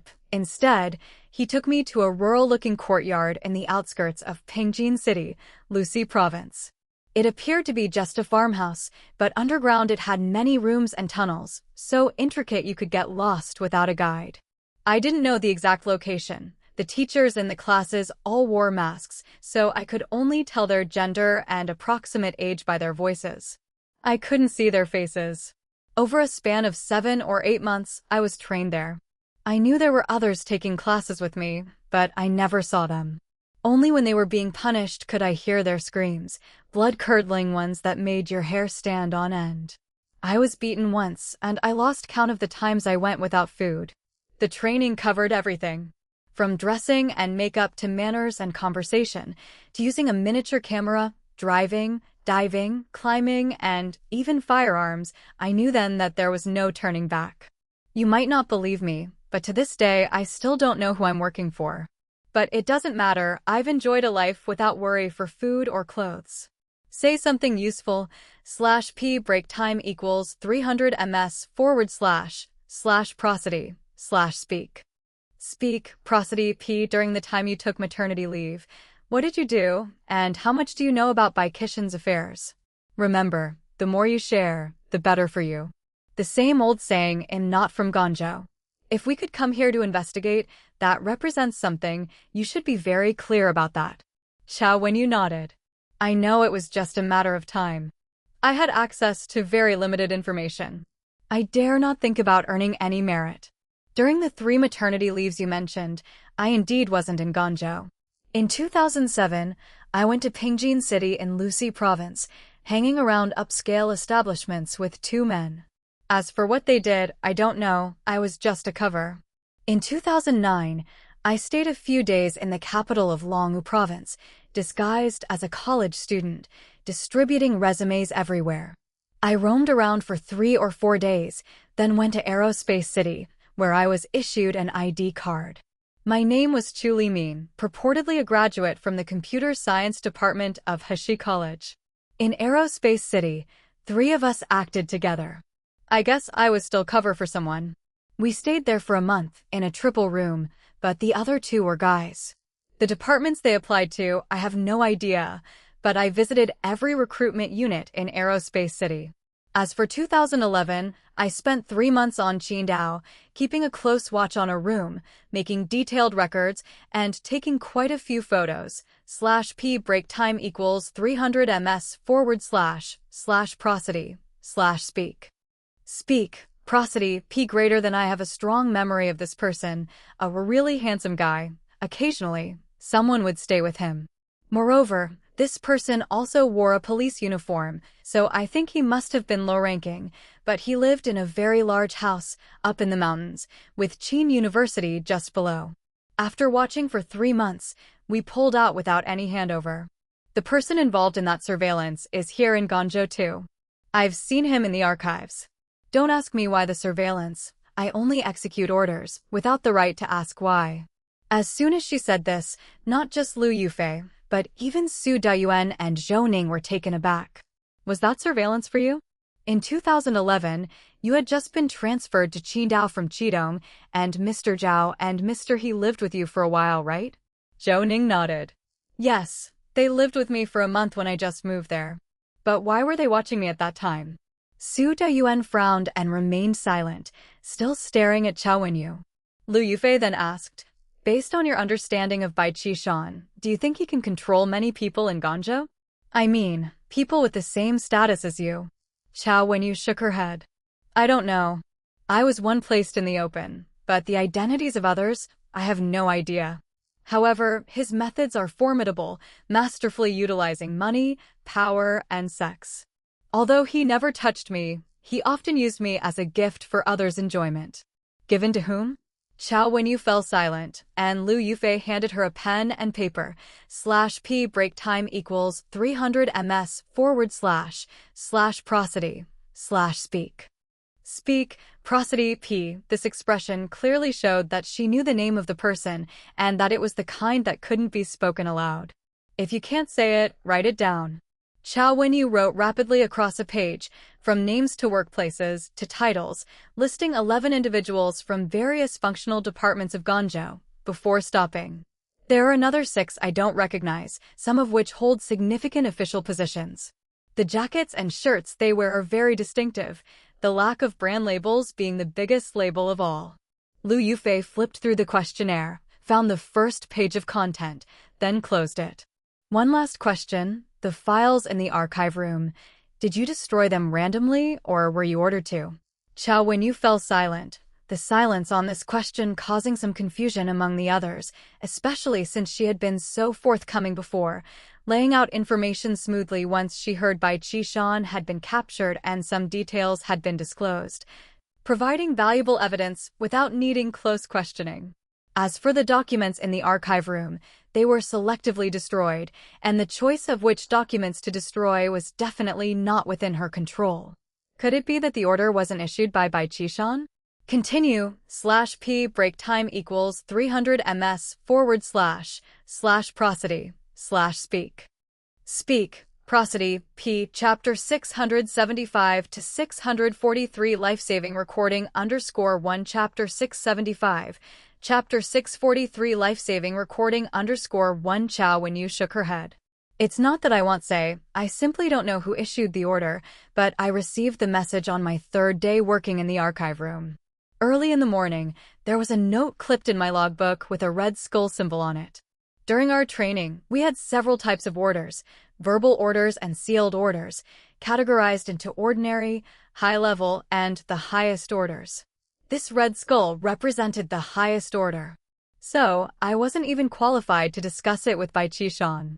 I could only follow the instructions. The note included the name and number of the files. The very sight of it sent shivers down my spine, especially since the original Mr. Zhu who handled the archives had drawn up a transfer list that matched perfectly. I don't know if anyone else has a copy of that transfer list, or if someone might have come in and taken a photo. After all, it was pinned up on the wall of the archive room, which wasn't under surveillance. Tell me the details. How were they destroyed? Did you take out the files and burn them all? Xiao Wenyu shook her head. According to the instructions on the note, at 8 that evening, I returned to the office. The files had already been picked out. I opened the window and tossed the files outside. Back then, before the move, the archive room was on the 1st floor, and outside there was a lot of dry grass. /p break time equals 300 ms / prosody / speak. Speak, prosody, p. You couldn't see anything when I threw them there. After doing all this, I left quickly, not even daring to turn on the lights. I remember the gatekeeper asking why I had come so late at night. I told him I had forgotten to take the medicine I had prescribed myself, and then I left. So, although you carried out the highest sealed orders, you don't know who took the files. Do you have copies of the contents of those archives? Xiao Wenyu shook her head again and finally said, I didn't keep any copies, but I did keep that transfer list. I even checked off on it. After all, I had to re-register everything. I had to imitate Zhu Jiangwo's handwriting to make a new register and even aged it to appear old.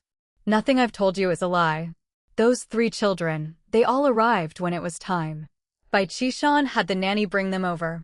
I knew the nanny was someone he had arranged. I also knew that if I ever went against their wishes, death would be imminent at any time. Honestly, I'm tired of living like this. No worries about food or money, sure, but every day living under a mask, I don't even know how a normal person should react. As for Bai Qishan's secrets, I don't know much, except for one time when I eavesdropped on him discussing business. He had drunk too much and he wasn't speaking quietly. Even though I was in the next room, I heard some things. There was never any training about faith or belief for me, so I had no idea what organization it was. /p break time equals 300 ms / prosody / speak. Speak, prosody, p. My guess is that they're from the Minjin side. I was terrified by what I overheard. His Sapporo language was quite fluent, not the kind that is deliberately practiced because I too can speak it, but his had an accent, an Okinawan dialect to be exact. Moreover, the content of the discussion covered a very broad range. I recorded it at the time. Liu Yufei looked at Chao Wenyu. Previously, she thought this woman couldn't withstand a scare, but after recounting so much, Zhou Ning realized that someone chosen by Bai Qishan definitely wouldn't be useless. From the conversation just now, though she had only a year's worth of training, her Sapporo language was quite pure, and she could even distinguish various dialects. As for counter-surveillance, eavesdropping, tracking, and so on, even though she had mentioned them in passing, she was clearly well-equipped in those skills. Otherwise, Bai Qishan wouldn't have been recorded by her. However, having said so much, now seemed to be the time to make a request. Director Su, what do you think she wants to ask for? Su Dayuan narrowed his eyes slightly, shaking his head. Her parents are gone, and she doesn't have much affection for her sisters. She's not short on money and has enjoyed a life of luxury. If she's asking for something, I don't think there's anything more tempting than the chance to keep living. I guess that the information she's about to share must be valuable, or she wouldn't be making conditions. /p break time equals 300 ms / prosody / speak. Speak, prosody p. Su Dayuan glanced at Zhou Ning, who pursed his lips and cocked his head, then raised an eyebrow and asked, "What, do you have a different opinion?" "I just have this feeling, when you mention her confession, could it be because she knows that the youngest child has neuroblastoma? This can't be delayed, the mortality rate is quite high. With money and timely treatment, there's a chance of treatment." Note the word chance, not certain cure. Remember, the mortality rate of high-risk neuroblastoma is 15%, and the recurrence rate after surgery is up to 80%. When Mrs. Fei mentioned the child issue to Chao Wenyu earlier, she didn't seem overly surprised.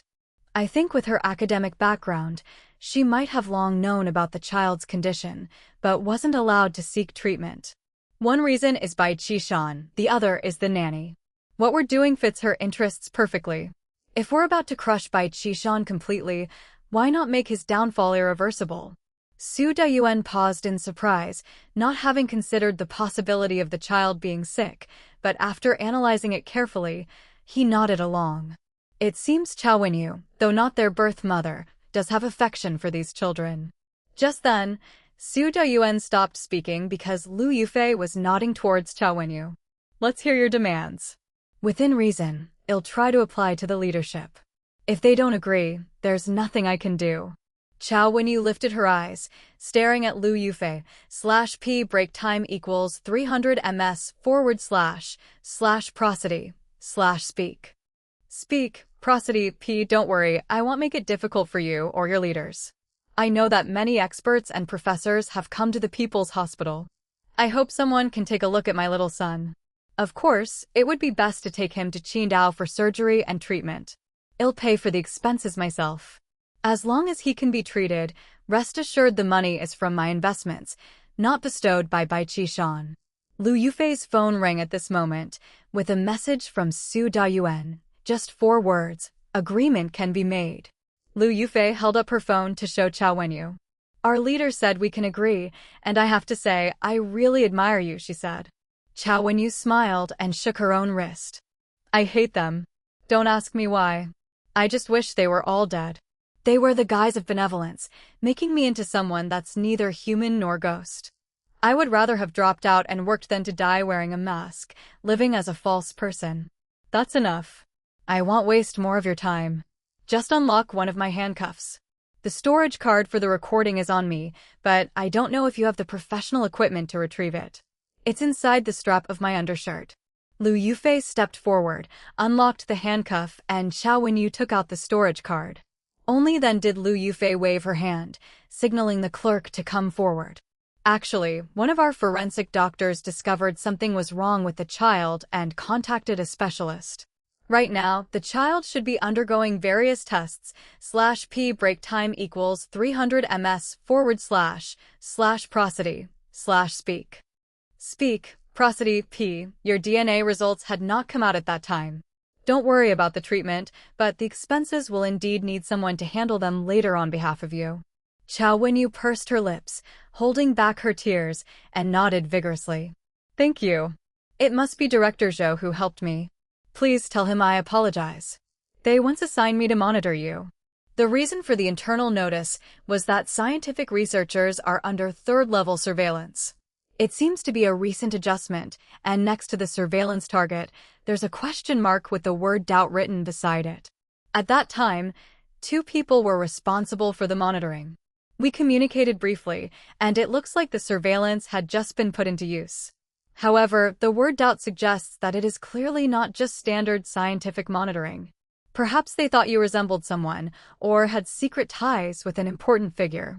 That's all possible. This is all I know. Lu Yufei nodded at Chao Wenyu, waited for the transcription to be printed, quickly had Chao Wenyu sign it, and took her away. Not until then did Lu Yufei hurry to the next room, downed a lot of water, and turned her gaze to Zhou Ning. Saying, someone has been watching you for such a long time, and you had no clue? She said. Zhou Ning shook his head. I had no idea. Forget about my business for now. Give the card to Mr. Chu, let's listen to the content. Should we not rush to deal with Bai Qishan? Su Dayuan nodded. /p break time equals 300 ms / prosody / speak. Speak, prosody, p. Let's listen to the content, and then question everyone related to Bai Qishan. I'll handle questioning the nanny. Fong Mu just sent me a WeChat message saying they're arriving soon. I think we can wait for him to have a quick dinner briefing and have boxed meals delivered to the meeting room. Zhou Ning and Lu Yufei had no objections, quickly arranging it by phone. Mr. Chu came running over as well, connected the storage card to the computer, and although it was encrypted, cracking it was a breeze, and soon it was done. Clicking the play button, there was only one recording inside. It started with thumping sounds, followed by 2 men speaking clearly and familiarly in Sapporo dialect for quite some time. Then, 1 man left, and with the sound of the door closing, a woman's gloomy voice came on. Zhou Ning didn't recognize it, but Lu Yufei instantly reacted. That's the nanny. Zhou Ning realized that the nanny, who appeared to take care of Chao Wenyu and was said to be Chao Wenyu's cousin, he had seen her in arrest photos. She was thin, and at a cold glance, she had a standard, common face.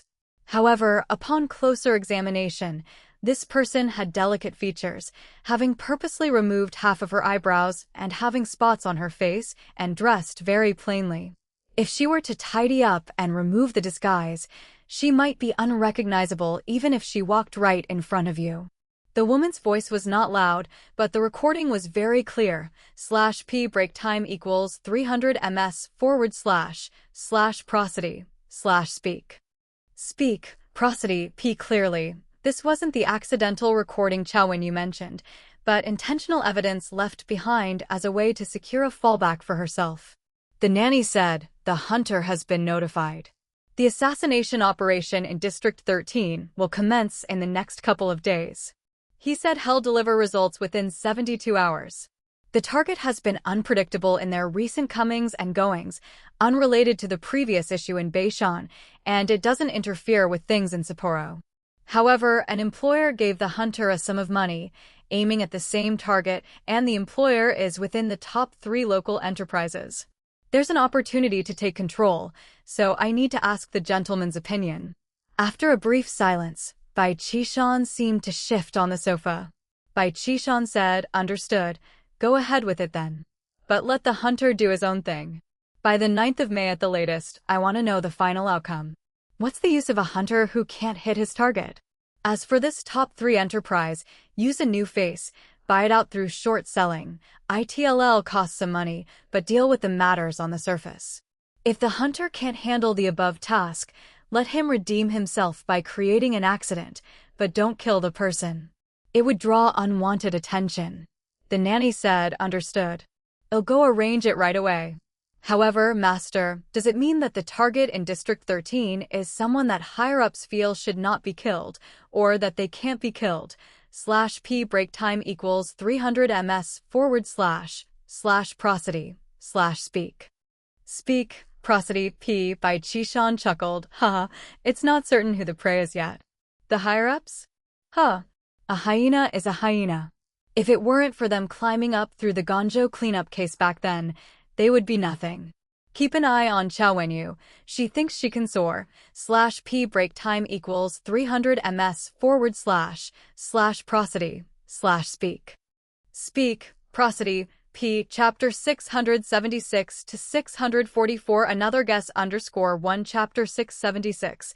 Chapter 644 Another guess _1 Nanny. Yes, sir. By Qishan. Anything else? The nanny paused at this moment, seemingly choosing her words carefully. Nanny, the hyena has a top-secret telegram. The content is the same as a year ago, instructing us to continue searching the mountain ranges around the G203, G204 section of the Qilian Mountains, looking for the treasure transferred from Sapporo, and also to find the remains of the 6 people who went missing back then. There was another pause in the recording, but the rustling sound continued, as if someone was getting dressed. Reply in my name that the search is ongoing and request financial and personnel support. The recording ended. Su Dayuan hurriedly asked Mr. Chu to encrypt the recording and send it to Mr. Hu. After all, they needed a Sapporo language expert to translate the content. According to what Chao Wenyu had said, the recording was enough to prove that Bai Qishan was not only connected to the Minjin side, but also had close ties with Sapporo. After fiddling around, they sent it off, and Su Dayuan hurried to phone and report the situation to Mr. Hu in the room next door. When he returned, he glanced at Zhou Ning. The recording did not mention Qidong or Zhou Ning, but with a bit of analysis, it was clear what it meant. District 13 probably referred to Suijing District 13, which was Qidong, /P break time equals 300 ms / prosody / speak. Speak, prosody, P. The prey was to be assassinated before May 9th, and Zhou Ning was attacked on May 6th. The assassin had also received money from another employer, one of the top 3 in the Qidong economy, which further indicated that the assassination target was Zhou Ning. As for the employer, there was no need to say, it was Fang Jinwan, the chairman of the Huajin Group. However, after this case, there wasn't much focus on Huajin Group's news. Whether Fang Jinquan encountered trouble or whether someone took over the management of Jinhua Group remained unclear. After all, they weren't part of the Economic Investigation Bureau, so they didn't watch the local economic news unless necessary. Mr. Hu said he's going to find someone to translate it. The prey they mentioned seems to be Zhou Xiao. But Bai Qishan is in Ganzhou, how can he reach so far? Pausing, Su Dayuan continued. Bai Qishan mentioned the hyena. According to the nanny's reference, this person is Bai Qishan's superior, and he might have secured his position due to something related to Zhou Ning's parents' deaths. After all, Zhou Xiangrong back then should have been closest to the truth of that ritual and must have controlled something. Just he didn't report in time, or perhaps Zhou Xiangrong's superior had a special identity. Zhou Xiangrong discovered the issue, so he was silenced, and Zhou Ning has been watched ever since, probably for the same reason. They fear Zhou Ning might remember something, but what exactly is this treasure? /P break time equals 300 ms / prosody / speak. Speak, prosody, P. Lu Yufei shook her head in disagreement. Based on Director Zhu's analysis, in the cave where the ritual took place, Bai Qishan and his people should be in control, right? After all, he's a double agent. If Zhou Xiangrong really found out about this, wouldn't they have moved those materials? Is it possible that they stored it well, waiting for us to open it, then decrypt the documents, and eventually lead us to suspect issues in the Ganzhou public security system, and thereby track down Bai Qishan? I think it's quite improbable, not to mention the inconsistencies here. Zhou Ning had been silent all along, and Su Dayuan kicked Lu Yufei gently, prompting both to turn toward Zhou Ning. Su Dayuan coughed, and Zhou Ning snapped out of his thoughts, looking at the two with a slight smile. Do I need to leave? After all, the issue under investigation is closely related to my father. Lu Yufei gave Zhou Ning a scornful look. Cut the crap and tell us what you think. You think you can shirk your responsibilities after causing such a fuss? No way, you'll be a hands-off manager. The support plan secretly formulated by Mr. Hu and Director Su is because of you. Isn't it to clarify the events of the past?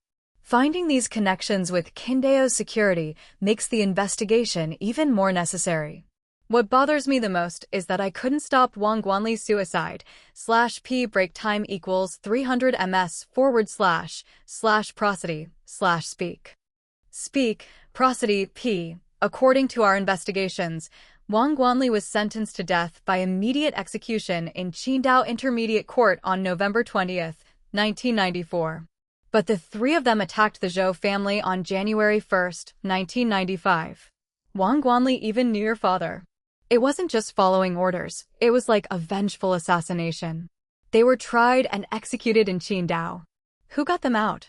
Why did they appear in Guangzhou? Zhou Ning fell silent for a long while, seeing everyone looking at him. He didn't hide anything and spoke his thoughts frankly.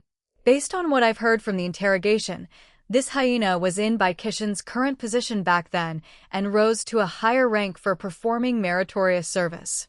This hyena might have been in Qingdao before, even in the judicial system, with the means to release someone like Wang Guanli. After all, 20 years ago, there were few valuable Minjin undercover agents at a time when one generation was passing and the next hadn't risen. They hoped to have desperados working for them because these people's identities were provided by Minjin, so they naturally wouldn't betray. Now 20 years have passed, and with Hua country's technological development, especially the continuous expansion of Aerospace City, from obscurity to control of some of the most advanced technologies, Minjin and Mi country cannot tolerate this. So they train, unearth, and nurture new sleeper agents intensely. Their focus shifted to Aerospace City, /p break time equals 300 ms / prosody / speak prosody p. Bai Qixin's overt connections with Sapporo, I believe, didn't evade Minjin's people and were probably even requested by Minjin to find the hidden sarin and cooperate with their established Aum Shinrikyo to carry out a large-scale terrorist event. Liu Yufei looked doubtful. So you mean to say, Bai Qixin isn't a double agent but a spokesperson for Minjin, working with Sapporo? Then Chao Wenyu must be lying? Su Dayuan shook his head. Not necessarily. The issue of the accent isn't a problem, he said. I need to know the content of the conversation. Let's wait for the results from Mr. Hu's side. Chao Wenyu's certainty.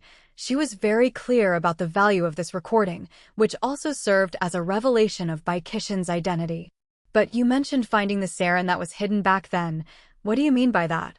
Do you think that these two parties are now cooperating because they can't find the cave from back then, and even Yagalenga held the event nearby on purpose just to look for this location? Zhou Ning pursed his lips, not knowing quite how to articulate his suspicions to Su Dayuan. Under Su Daiwan's expectant gaze, he quickly continued. For instance, if the sarin was left by the Sapporo people and they failed to clean it up after their defeat, the person responsible for these supplies might have lost contact or might have been captured by Minjin. If the Minjin got their hands on these things, what would be their first order of business?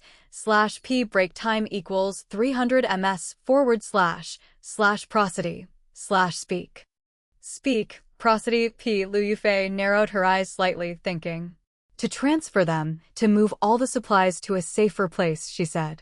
After all, the Minjin operatives became like sewer rats after the founding of the nation. They couldn't possibly have acquired these things only to give them back to Sapporo. That would be utterly insane. Zhou Ning snapped his fingers, looking at the two of them. Precisely, transfer. Therefore, if we reverse the reasoning based on our analysis, Yagalenga has close ties with Sapporo's Aum Shinrikyo, and one could even say they share the same root, only repackaged in a way that would be acceptable to the locals, along with propaganda tactics. My father might have discovered these facts while investigating the disappearances of children. However, considering the intact condition of the cave, it seems his superiors didn't investigate the matter. That cave and the objects within it were forgotten by everyone. So, I think that is what he referred to as the treasure. Those in the know might have already been dealt with by my father and others. My father didn't report the next part of the plan, he just hid these supplies. Even if someone found the cave, the 8 cocoons outside and the coffins inside were too eye-catching. Anyone coming from either side would focus on that, and even if they explored southward through the cave, they would just find that exit filled with bones. /p break time equals 300 ms / prosody / speak. Speak, prosody, p at most. The valuables would have been taken, but those who came later would definitely not realize that there was a secret corner inside for storing sarin and ammunition. And these are precisely the things that both parties have been looking for, perhaps even the reason for their cooperation. The recording mentioned by Qidong giving the order to assassinate me instead of capturing me for interrogation. I think his motive is quite simple, because he suspects that I am Zhou Xiangrong's son, and he fears that my father might have left some secret I could discover. What secret would make him not even want to ask? Su Dayuan opened the folder and found the drawing of the cave, examining the main chamber, ammunition hiding place, and the southern exit's layout. Indeed, it would be difficult to travel from the main chamber and southern exit to the ammunition hiding place, and the walking distance is quite far. Su Dayuan ran his hands through his hair and looked at Zhou Ning. Have the surfaces of those cases and the files been tested for residues? He asked. Zhou Ning nodded. We did retrieve residues and fingerprints as well, he said. However, my father didn't keep the records, so even if we find fingerprints, we cannot compare them. Su Dayuan shook his head. DNA testing. Do it in large volume, compared with you. Zhou Ning looked at Su Dayuan, and Lu Yufei poked Zhou Ning. Quit dawdling, she said. Mrs. Cui has your DNA on file. /p break time equals 300 ms / prosody / speak. Speak, prosody, p. Just have them send the DNA information obtained from the samples directly to Mrs. Cui. That will do. We trust her more. Zhou Ning was about to take out his phone to arrange it, but Su Dayuan stopped him. He was looking at the content on his phone. No need to make a call, Su Dayuan said. Let's just go directly to the small meeting room on the second floor out back. Feng Mu and the others have arrived, and I haven't yet asked about the investigation results of those few. It's a good time to summarize everything and quickly get some boxed meals. I'm starving. Lu Yufei couldn't help but laugh. And here I thought you just needed to recharge, she said. I've been hungry and summoning you two for a while, but you both pretended not to hear. Really? The three laughed, called Mr. Chu and Tao Zhenshan out, and headed to the back. From the expression on Tao Zhenshan's face, it was clear that the interrogation of the nanny hadn't gone well. This was completely expected. After all, there were no hard evidences brought forth. Come on, drop the bitter gourd face. It's all expected, isn't it? Su Dayuan said. But let me give you some good news. We've got a recording over here with a conversation between the nanny and Bai Qishan, and its content is quite definitive. So cheer up. Let's go have a meal first. Let them stew here alone, just let their imaginations run wild. I've been talking for so long, don't you have anything you want to say to me? /p break time equals 300 ms / prosody / speak. Speak, prosody, p. Chapter 677 to 645. Don't eat it. There's something wrong with the boxed meal _1. Chapter 677. Chapter 645. Don't eat it. There's something wrong with the boxed meal _1. Tao Zhenshan laughed. Boss, I'm just thrilled that you thought of me for this job. I headed straight to the airport the moment I got the news, without even going home to pack. Su Dayuan smiled and clapped Tao Zhenshan on the shoulder, noting how much more composed the man seemed to have become after his time spent training. Back in the criminal police brigade, despite being a veteran, his edges had worn away somewhat, and he seemed to lack enthusiasm for his work. Now, however, it appeared that his best condition had returned. As the group ascended to the second floor, they noticed several lunchbox carriers near the door. Around the conference table, a crowd was already seated. Zhou Jialong and Peng Tianheng were distributing lunchboxes from two carriers swiftly, while Feng Mu spotted Su Dayuan and Zhou Ning from inside and quickly stood up to greet the newcomers. Boss, I finally get to see you guys. Did you miss me? Cut it out. It's nauseating to hear that from a grown man. Just tell me, did you catch Sun Pengfei? We caught him, but can't a guy get some food first? My last meal was a tiny bread roll on the airplane, no bigger than an egg. Everyone laughed as Su Doyuan waved them to sit down. Let's eat first, then talk. /p break time equals 300 ms / prosody / speak. Speak, prosody. Peng Xinian was the first to open his lunchbox, and the smile on his face showed that he was pleased with the selection. Ever since Qin University arranged for him to have a steak, he always liked to check the menu before eating, planning in his mind what to indulge in and what to skip. Without waiting for the others, he was the first to start eating. However, as soon as he took a bite, he immediately spat it out and grabbed a bottle of mineral water to rinse his mouth, then stood up with a look of shock on his face. Stop eating. There's something wrong with the lunchboxes. At his words, everyone stopped mid-motion.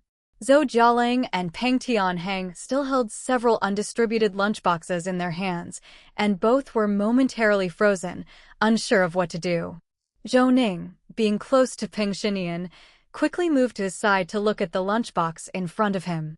What did you find? Peng Xinian pushed the lunchbox in front of Zhou Ning and then gestured urgently to Mr. Zhao. Mr. Zhao, I need the toxic substance test kit. It's in the office next door, in a silver box with a yellow English label on it and a skull and crossbones. Mr. Zhao immediately ran off, while Su Dayuan stood still, his face becoming grim. The man he had brought with him, a double doctorate holder, would not react without good reason. He must have detected some smell that caused such a severe reaction. He glanced at Liu Yufei. Liu Yufei and Fong Mu both leaned in closer. Continue with your duties. /p break time equals 300 ms / prosody / speak. Speak, prosody. Now, I need someone to check who delivered these lunchboxes, who handled them, where they were made. I want a list of everyone involved. Mr. Chu, go check the surveillance footage. Mr. Chu had already booted up a series of laptops and raised his hand to Su Dayuan. Director Su, don't worry. I connected to the surveillance system ahead of time when we arrested Chao Wenyu. Let me just quickly search through. With that, Mr. Chu didn't pause, clicking rapidly to bring up the surveillance footage. He rewound to when the lunchboxes were delivered at 1910. A Wuling Hongguang then pulled up and Zhou Jialong hurried out from it. The driver was dressed in a white chef's uniform, wore a mask, and had plastic disposable gloves on, looking very hygienic. He carried a clipboard under his arm and, with one foot on the van, quickly unloaded all the lunchboxes, then began counting them. After completing this, he handed the clipboard, still tucked under his arm, to Zhou Jialong. The two verified the count. Zhou Jialong signed off, and even gave the driver a polite wave goodbye. The van left, and Zhou Jialong walked into the smaller building. Through the window, it could be seen that Zhou Jialong continued to check the count and made several phone calls, apparently urging everyone to come and collect their lunchboxes. Then Zhou Jialong went upstairs. /p break time equals 300 ms / prosody / speak. Speak, prosody.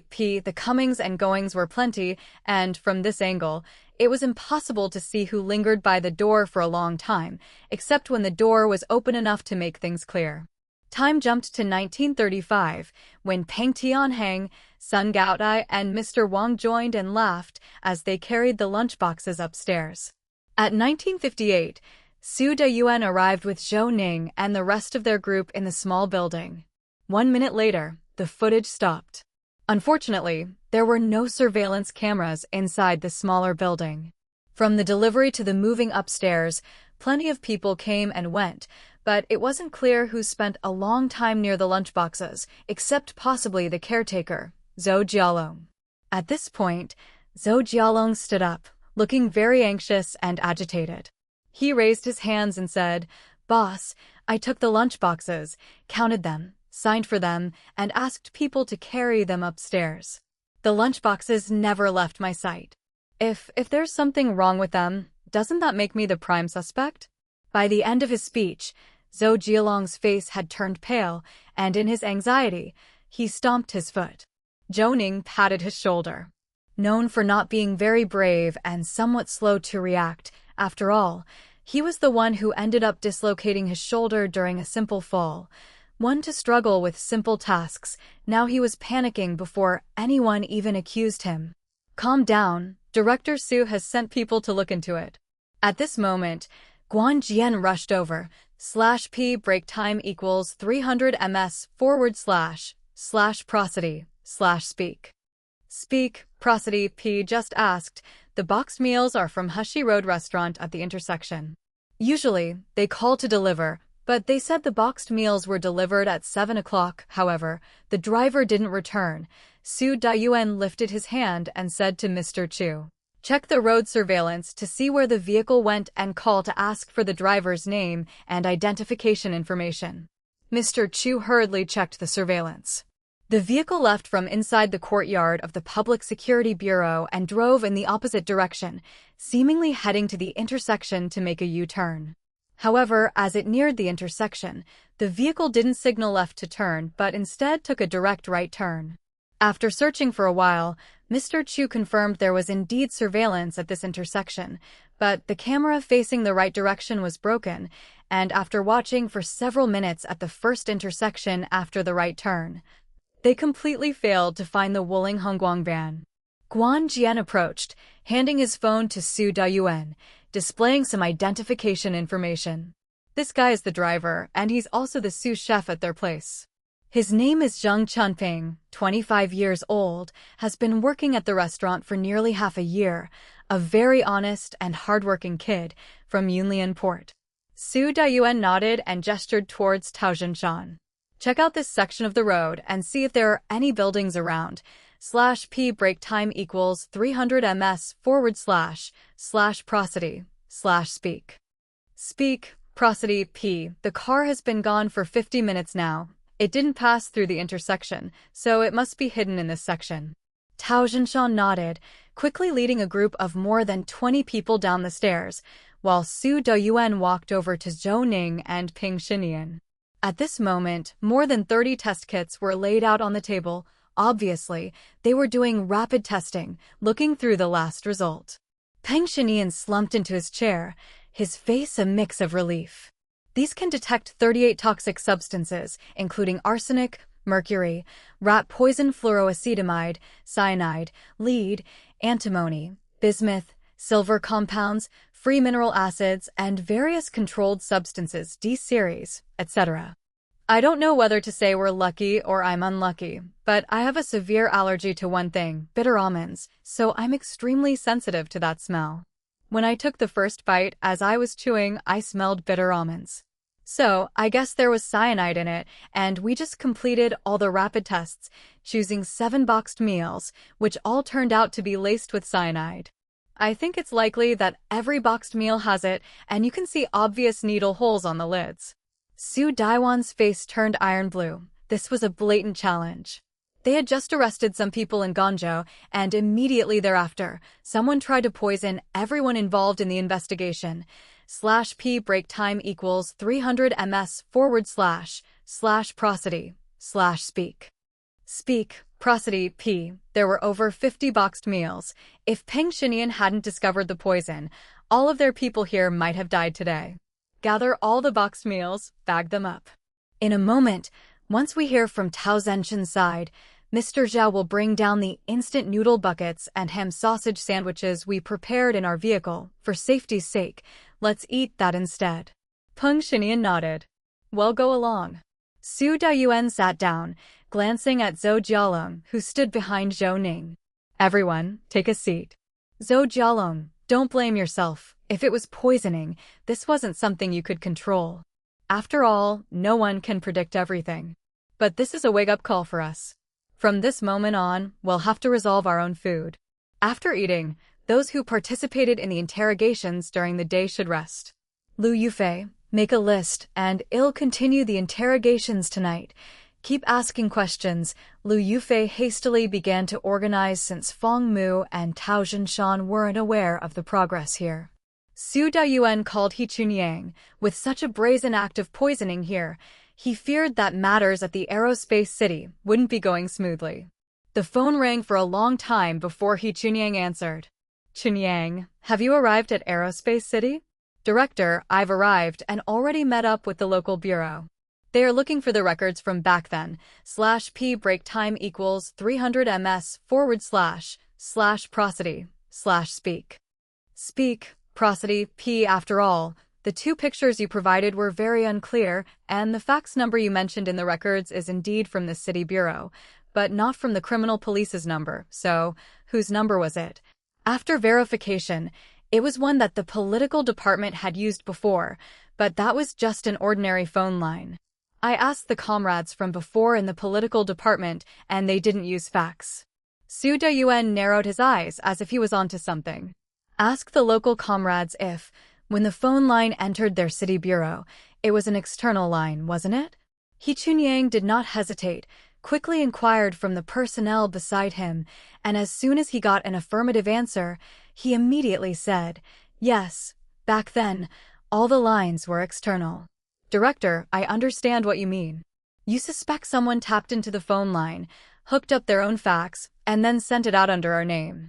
But the problem is, faxes need power and there's no way to plug in outdoors. Mr. Zhou approached.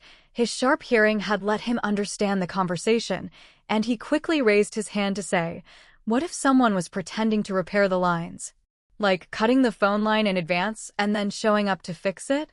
Zhou Ning nodded. Mr. Zhou makes sense. Do they have records of reports for repairs? I'll ask. Just now we mainly spoke to the political department for inquiries and didn't search in this direction. /p break time equals 300 ms / prosody / speak. Speak, prosody, p. As for the entire yearly records of 1994, they're being looked at now. Oh, the personnel assisting from Aerospace City have set out and should be arriving by now. Then keep looking. According to the content of the assistance letter, the person described by the eyewitness is already dead from serious injuries. There were 3 infiltrators, 1 dead, 2 on the run. The one who died was the driver supporting them, and the date was November 2nd, 1994. /p break time equals 300 ms / prosody / speak. Speak, prosody, p. Chapter 678 to 646 autopsy_1 Chapter 678, Chapter 646 autopsy_1 All right, leader. I will check based on this information. Don't hang up in a hurry. From now on, you all have to eat with the local bureau staff.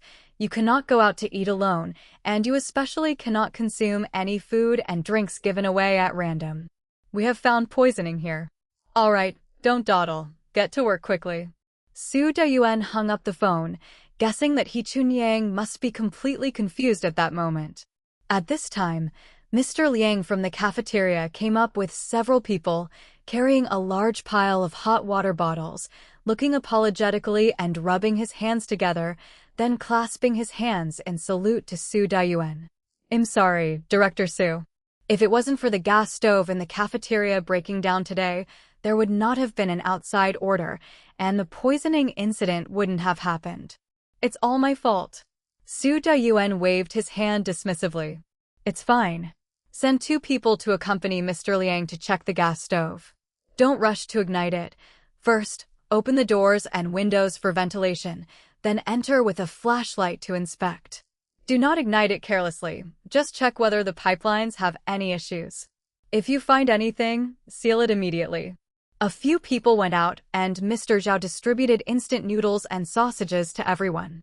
Despite the hardship, they all managed to find some enjoyment in it and had no complaints, as everyone was hungry. /p break time equals 300 ms / prosody / speak.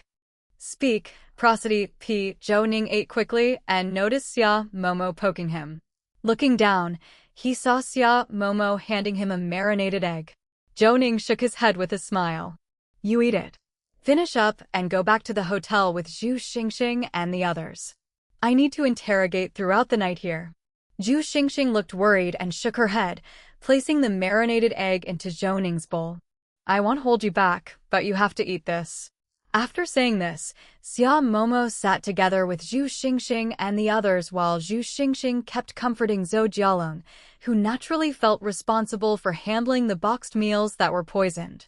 Mr. Zhou gave Zhu Xingxing a meaningful glance, prompting her to quickly stand up while Mr. Zhao approached and whispered, "What's the point of self-blame?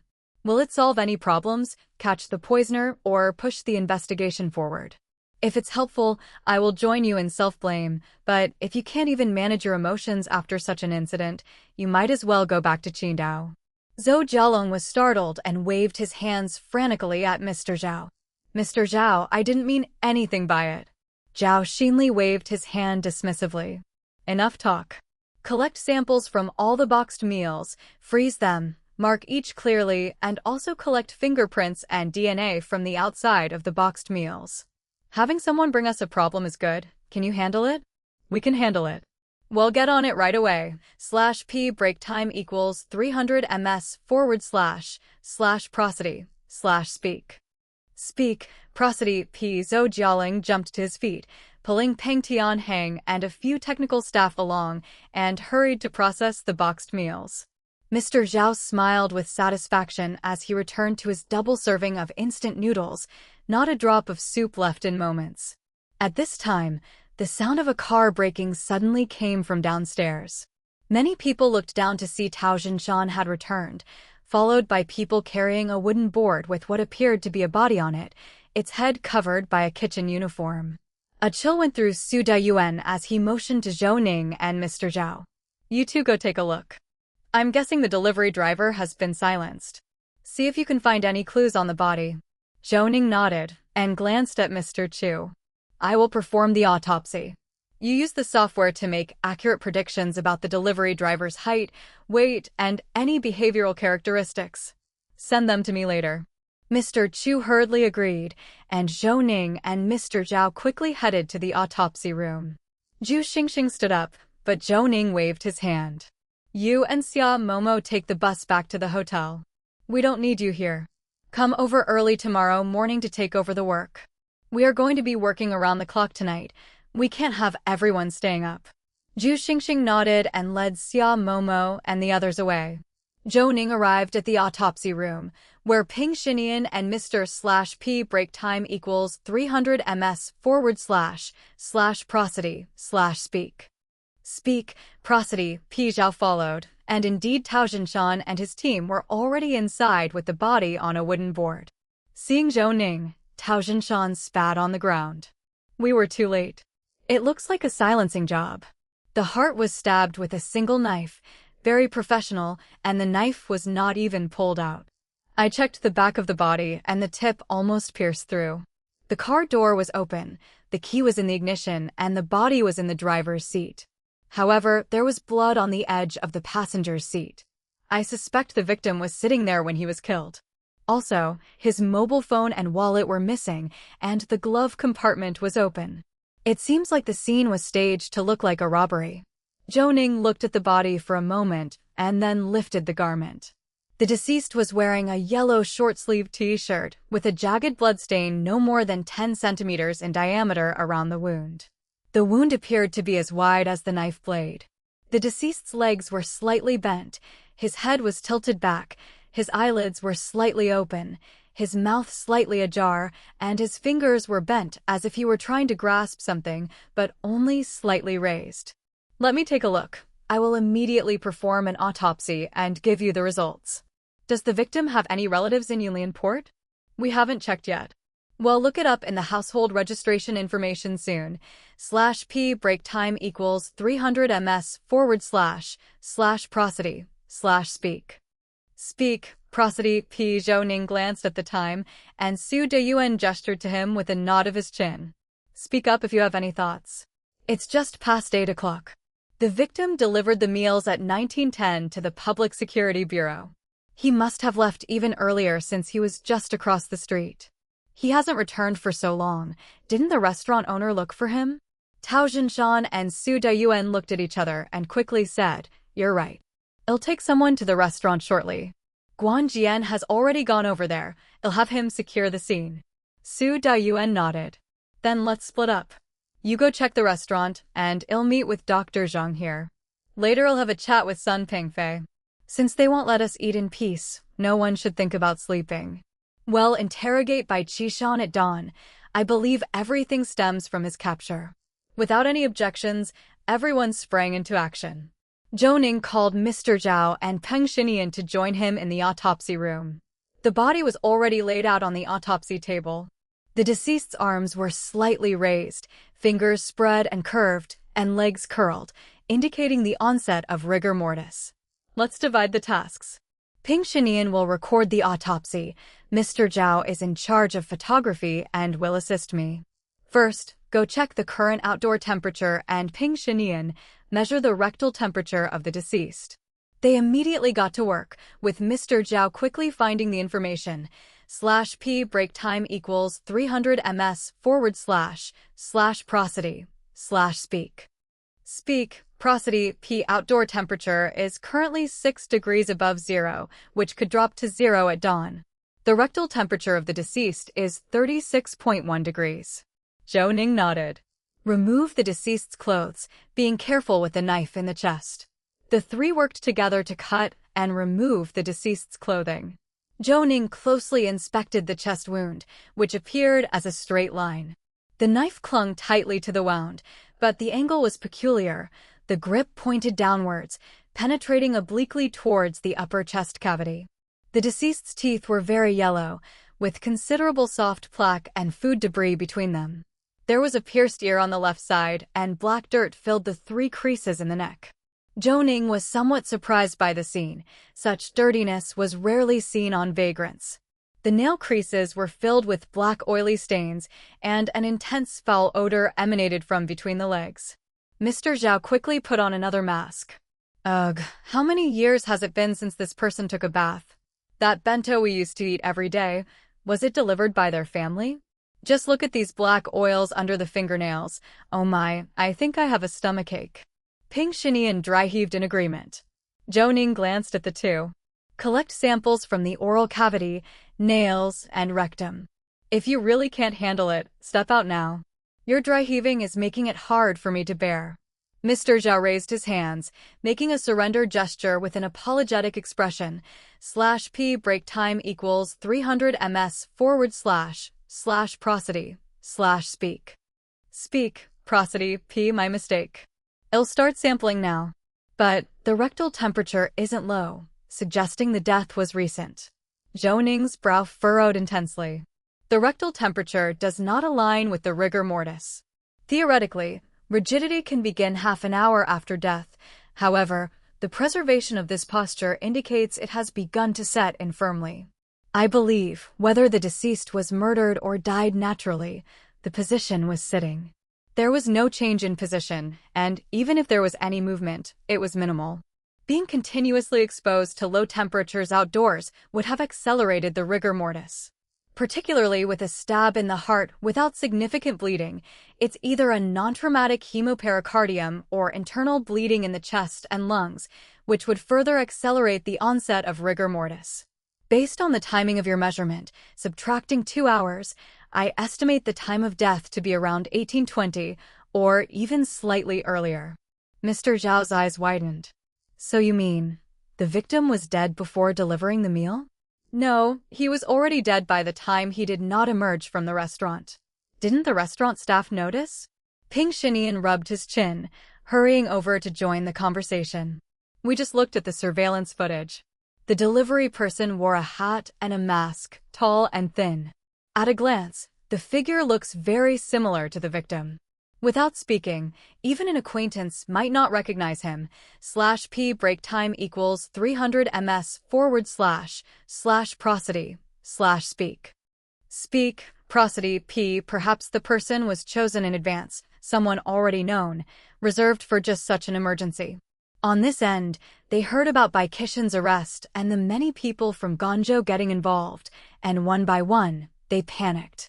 They learned from inside our special investigation team that we ordered meals, and that triggered the hasty plan. I think with such tight timing for such a quick response, these people must be formidable. Mr. Zhao looked at Peng Xinian, nodding in agreement. Not to say the poet's analysis isn't spot on. If it weren't for the poet spotting the issue today, our whole bunch would have been laid out here. That's cyanide. Just thinking about it gives me the chills.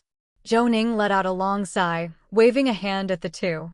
Enough, Disrupt the rigor mortis, position the body properly, turn on the recording device, Peng Xinyan get ready to log, and Mr. Zhao hand me the scalpel.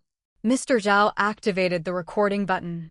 Zhou Ning briefly introduced the deceased's information, the findings from the external examination, and his deduction of the time of death, then proceeded to open up the 3 body cavities. The scalpel was carefully extracted. Mr. Zhao measured the length and width of the knife. The wound was almost exactly as wide as the blade. The knife closely resembled the boning knives used in restaurants, only it was longer. The handle was wrapped in tape. /P break time equals 300 ms / prosody / speak. Speak, prosody P. The blade showed clear signs of sharpening, and at the junction of blade and handle, there was a thick layer of black grease. There were no brand markings, and some of the tape was cracked. It hadn't been removed, but simply patched over with another layer. Such repair seemed more in line with the deceased's habits, considering his lack of concern for hygiene. However, Zhou Ning remained puzzled about the stabbing angle. Typically, a person of equal height stabbing into the chest would do so horizontally or vertically if the victim was lying down, to exert the most force. Such an oblique angle usually appears when the heights don't match and the perpetrator is shorter than the victim. Why then was this the case? /P break time equals 300 ms / prosody / speak. Speak, prosody, P. Chapter 679 to 647. The murderer might be him _1. Chapter 679. Chapter 647. The murderer might be him _1 as he thought. Zhou Ning's hands didn't stop moving. After separating the parts, he directly removed the rib and sternum. Seeing the state inside the chest cavity, Zhou Ning paused. Inside the chest cavity there was nothing but blood clots, black and purple, already coagulated, completely obscuring the organs. Looking at the blood clots inside the chest cavity, Zhou Ning immediately began to clean them. After the cleaning, he could clearly see the damage inside the chest cavity. The knife had penetrated straight into the heart and then was pushed sideways to the right. After partially withdrawing, it was thrust upward at a 15-degree angle. The murderer's knife work was too professional. Such a technique of thrusting, lateral movement, and withdrawing before stabbing again caused damage to the victim's heart, both lungs, as well as the aorta and part of the trachea and esophagus. It was unknown how many had died under this skilled tactic. Zhou Ning collected organ samples and opened the stomach, which was in a state of emptying, aligning with Zhou Ning's analysis. The victim likely died 4 to 5 hours after eating. Considering most restaurants serve their staff meals after the dining rush, that would be between 1:30 and 2 o'clock. After all, this wasn't any high-end restaurant. 4 to 5 hours after eating would indeed be around 6 o'clock. /P break time equals 300 ms / prosody / speak. Speak, prosody, P. After completing the final suturing, Zhou Ning pulled off his gloves and checked the labels Peng Xinyan had made on each sample, then signaled to Mr. Zhao to turn off the recording equipment. Everyone sighed in relief, and at that moment the door was pushed open, and Tao Zhinshan hurried in. How were the autopsy results? I deduced that the time of death was around 6:20. The murderer knew of our meal ordering plan, chose the victim mainly because the height and weight were very similar to their own. Wearing a mask and hat at a glance, even those who work together every day wouldn't suspect anything. Moreover, from the wound, the murderer killed with one strike and the victim didn't struggle or shout because after the knife penetrated and swept across, and a part was withdrawn, and then stabbed upwards at an angle, the trachea, esophagus, lungs, heart, and aorta were all damaged. He couldn't possibly make a sound. Therefore, our assessment is that the murderer's height is around 182 centimeters, weight around 70 to 74 kilograms, because from the surveillance footage, the driver's build was much thinner than Zhou Jialong's. Also, the murderer is left-handed.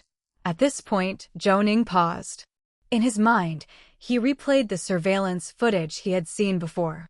The driver got out of the driver's seat, holding a clipboard, one foot on the car and the other on the ground, then unloaded the boxed meals. Zhou Jialong took them over. Throughout this process, he had his legs crossed, /p break time equals 300 ms / prosody / speak. Speak, prosody, p. After signing and closing the car door, he walked towards the driver's seat, seemingly swaying. Zhou Ning hadn't paid attention at the time, but now, thinking about it, it wasn't swaying, it was a leg issue. Mr. Zhou approached, seeing Zhou Ning pondering something, and reassured Tao Zhinshan. After waiting for quite some time, Zhou Ning finally looked at the others and said, "The murderer is left-handed, has a swaying walk, and on closer examination, it seems that there is an issue with the left leg. All of his actions are deliberately concealing something, like the way he only stepped on the car with one foot. Considering the height, weight, dominant hand, and leg issue, this person could very well be the same murderer who tried to assassinate me." Everyone was stunned, and Zhou Ning thought for a moment before continuing. After the victim was killed, there was no long-distance movement of the body. The knife wasn't removed, which also prevented blood from splattering. The murderer is quite experienced. As for moving the body, it must have been inconvenient for him, so I need to check out the vicinity of this hotel. Have you guys checked it out? Tao Zhinshan nodded. We've got control over the hotel staff. They're all gathered inside and haven't been allowed to leave. Director Su is interrogating that Dr. Zheng. I questioned the owner and the people in the restaurant. /p break time equals 300 ms / prosody / speak. Speak, prosody, p. According to the owner, their business is usually busy in the morning and at noon, and there are not many customers in the evening. The boxed meal orders were made by phone, and, checking the records, the time was 16:22. The owner then rallied the staff. One box meal cost 20, so 50 boxes were 1,000 yuan, more than a day's revenue. Since our task force arrived, we've almost been ordering meals there every day, so the restaurant has been making a tidy profit. The staff took it very seriously and worked hard together. Around 1810, the dishes were ready, but there was still a pot of rice that wasn't ready. Zhang Chunping was in a hurry to use the restroom, so he went. About 10 minutes later, he returned, clutching his stomach and coughing continuously. The owner asked him what was wrong, and he gestured to his throat. By then, they had begun packing the boxed meals. The owner paid him no mind. Everyone pitched in to help. Once everything was sorted, the restaurant's phone rang.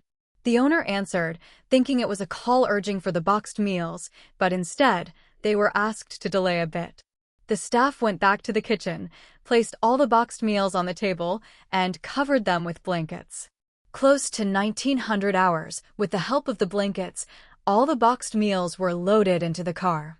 The distance wasn't far, but carrying them by hand would have been quite a hassle. After sending off the meals, the remaining staff started to have their dinner. /p break time equals 300 ms / prosody / speak. Speak, prosody, p. After all, there were no customers before, and when the last table left, they began cleaning. They did ask why Zhang Chunping hadn't come back, and a youngster said he had gone to deliver the meals and had been waiting almost an hour without being allowed to unload. The owner didn't pay much attention. By the way, the hotel is in the front and the living quarters are in a spacious backyard. Usually, 2 people share a room. Zhang Chunping's foot odor is so bad that nobody wants to share a room with him. His room's door wasn't locked, and I looked inside from the doorway. It was basically a pile of trash with a bed in it. As for the storefront and the kitchen and dormitory in the back, I've personally inspected them all. Mr. Yang made me take him to the crime scene. There was a faint luminol reaction in the kitchen, but it was a very small spot. No other abnormalities were found elsewhere. Upon hearing that Mr. Yang had been to the scene, Zhou Ning slightly furrowed his brows. Let's go take a look and call the staff from the restaurant too. I need to know where the car usually parks and whether they've ever noticed if someone was lying in the passenger seat when loading the vehicle. Zhinshan nodded. It's fine for you to go, but I dare not send anyone else now. No one can say for sure what's safe and what isn't. To think that someone could be poisoned while eating a boxed lunch at the police station, it's unheard of. /p break time equals 300 ms / prosody / speak.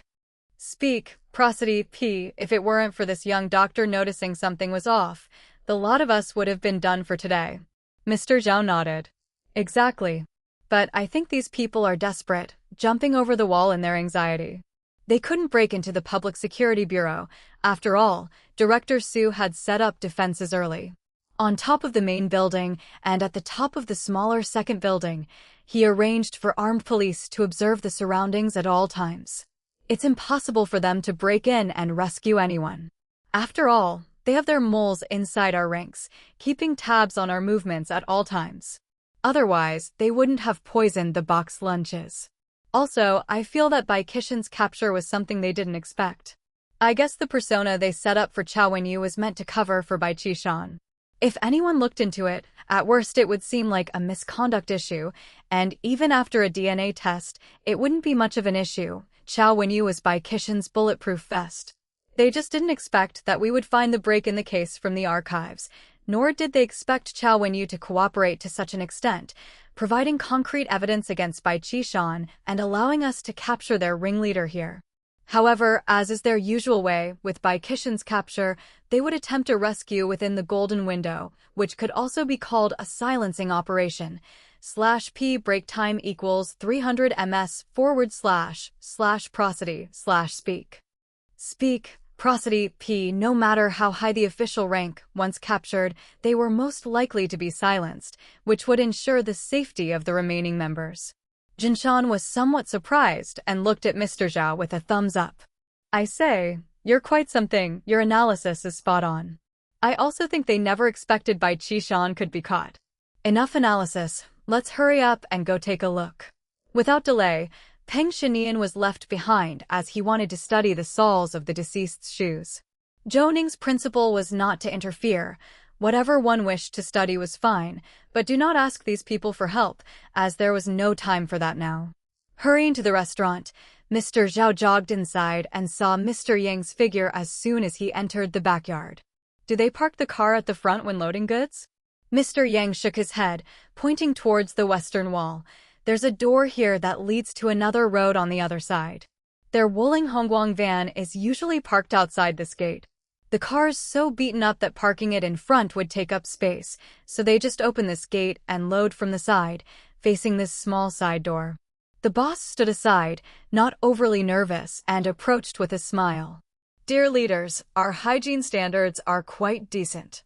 To ensure the box lunches for you aren't affected, we didn't take any other orders last night.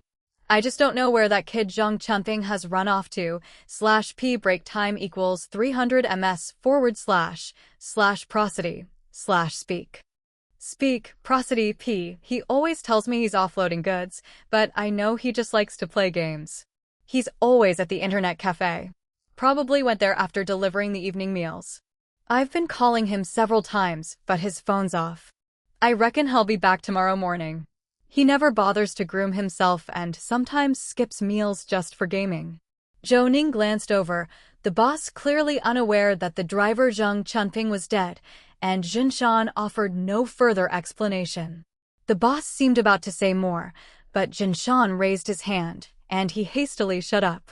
At that moment, Mr. Zhao ran out from the dormitory, leaning against the wall and retching. Everyone looked over. First thing tomorrow morning, I'll be calling the health bureau.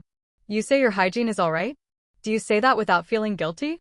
That row of bottles in the dormitory corridor, can you tell me what that is? So many bottles filled with urine and not thrown away, and you tell me it's clean, with bedbugs jumping around on the beds in several rooms. Mr. Young approached, lifting his camera and pointing inside to a few frames. In the freezer, some meat has blackened and spoiled, and there's other meat wrapped in cling film that's unrecognizable. I've taken samples for testing which we can conduct later. To me, it looks like fox meat. The boss remained silent, no longer daring to talk. Zhou Ning pushed open the door and walked straight out. /P break time equals 300 ms / prosody / speak. Speak, prosody, P. Tire tracks were still visible on the ground, with much of the concrete surface broken and various things like garlic peelings scattered around. As Zhou Ning squatted down with a flashlight in hand, a few dark spots nearby caught his attention. Stepping closer, Zhou Ning bent down. The spots were radially distributed like a dandelion, trailing off in a direction, but the spots were very small, the largest less than 4 millimeters in length. Mr. Zhao, come take pictures and collect samples. It looks like this is the primary crime scene. /p break time equals 300 ms// prosody/speak. Speak, prosody, p. Chapter 680 to 648. Someone with the surname and _1 Chapter 680. Chapter 648. Someone with the surname and _1 hearing the sound. Several people ran over. Mr. Zhao went to take photos and collect samples, and Mr. Yang's face was full of guilt. Tao Zhinshan patted Mr. Yang on the shoulder and comforted him. I saw that you conducted a thorough examination inside and out. It's indeed easy to overlook such a small bloodstain. Don't blame yourself. Zhou Ning stood up and glanced at Mr. Yang. You didn't participate in the autopsy, so you don't know the condition of the deceased. The victim was sitting in the car when the killer stabbed him in the heart, pushed the blade sideways, cutting through both lungs as well as the esophagus and trachea, causing the victim to instantly lose the ability to move. Then, the killer partially pulled out the blade and thrust it upward at an angle, severing the aorta. The killer understands human anatomy not just superficially, but appears to be frequently involved in such acts, skilled in execution, resulting in minimal blood loss. Also, Tauda has said that there was a small amount of fresh blood on the passenger side of the Wuling Hongguang. Although the killer was adept, blood loss was unavoidable during the removal process. It is possible that the blood flowed down the handle of the knife onto his gloves. If they were made of latex, he wouldn't have felt the wetness. /p break time equals 300 ms// prosody/speak. Speak, prosody, p. While he was positioning the body and closing the car door, a drop of blood could have fallen. The shape of the droplets leads me to believe they fell on his shoes or onto his body, splattering and causing the marks. Mr. Yang and Mr. Zhao both squatted down to examine the marks more closely. Agreed, I too think they're marks left by splatters on shoes. We'll know for sure after we conduct a luminol test on the door handle of the vehicle's passenger side later. Zhou Ning turned around and looked at the intersection. It was one of those small side intersections without a street light, pitch black, let alone surveillance cameras. There wasn't even lighting. Clearly, the killer had scouted the location well in advance. Zhang Chunping went to the bathroom around 1810. The boss and other staff members didn't mention his phone ringing, right? Tao Zhinshan shook his head. I specifically inquired about that. His phone was on the table, silent.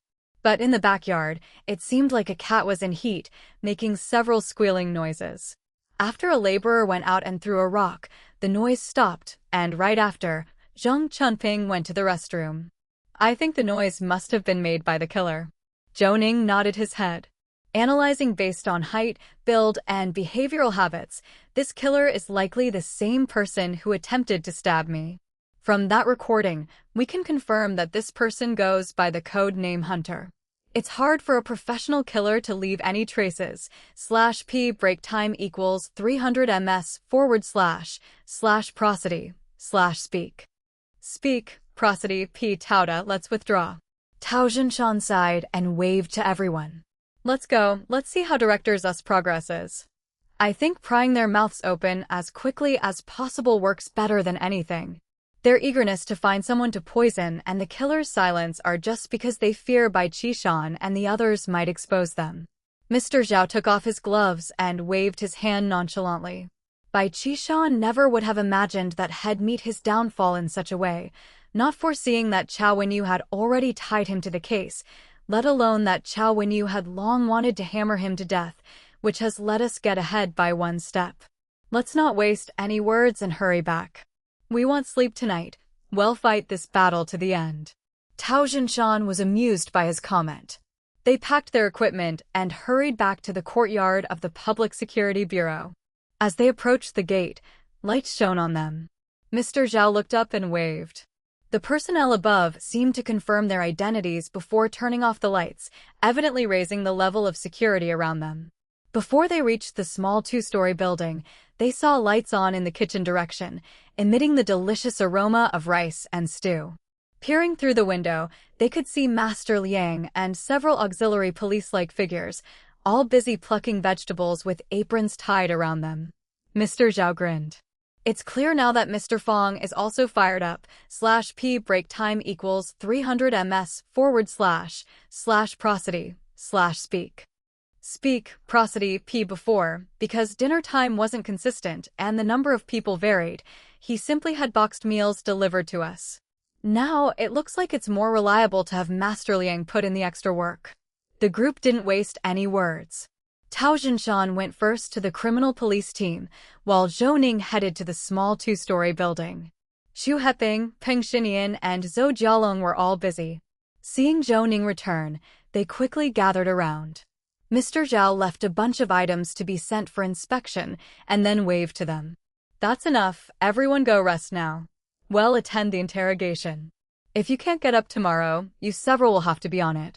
When the test reports come out, compile them with the case files instantly and send them over. They nodded in agreement. Zhou Jialong, looking apologetic, waved his hand.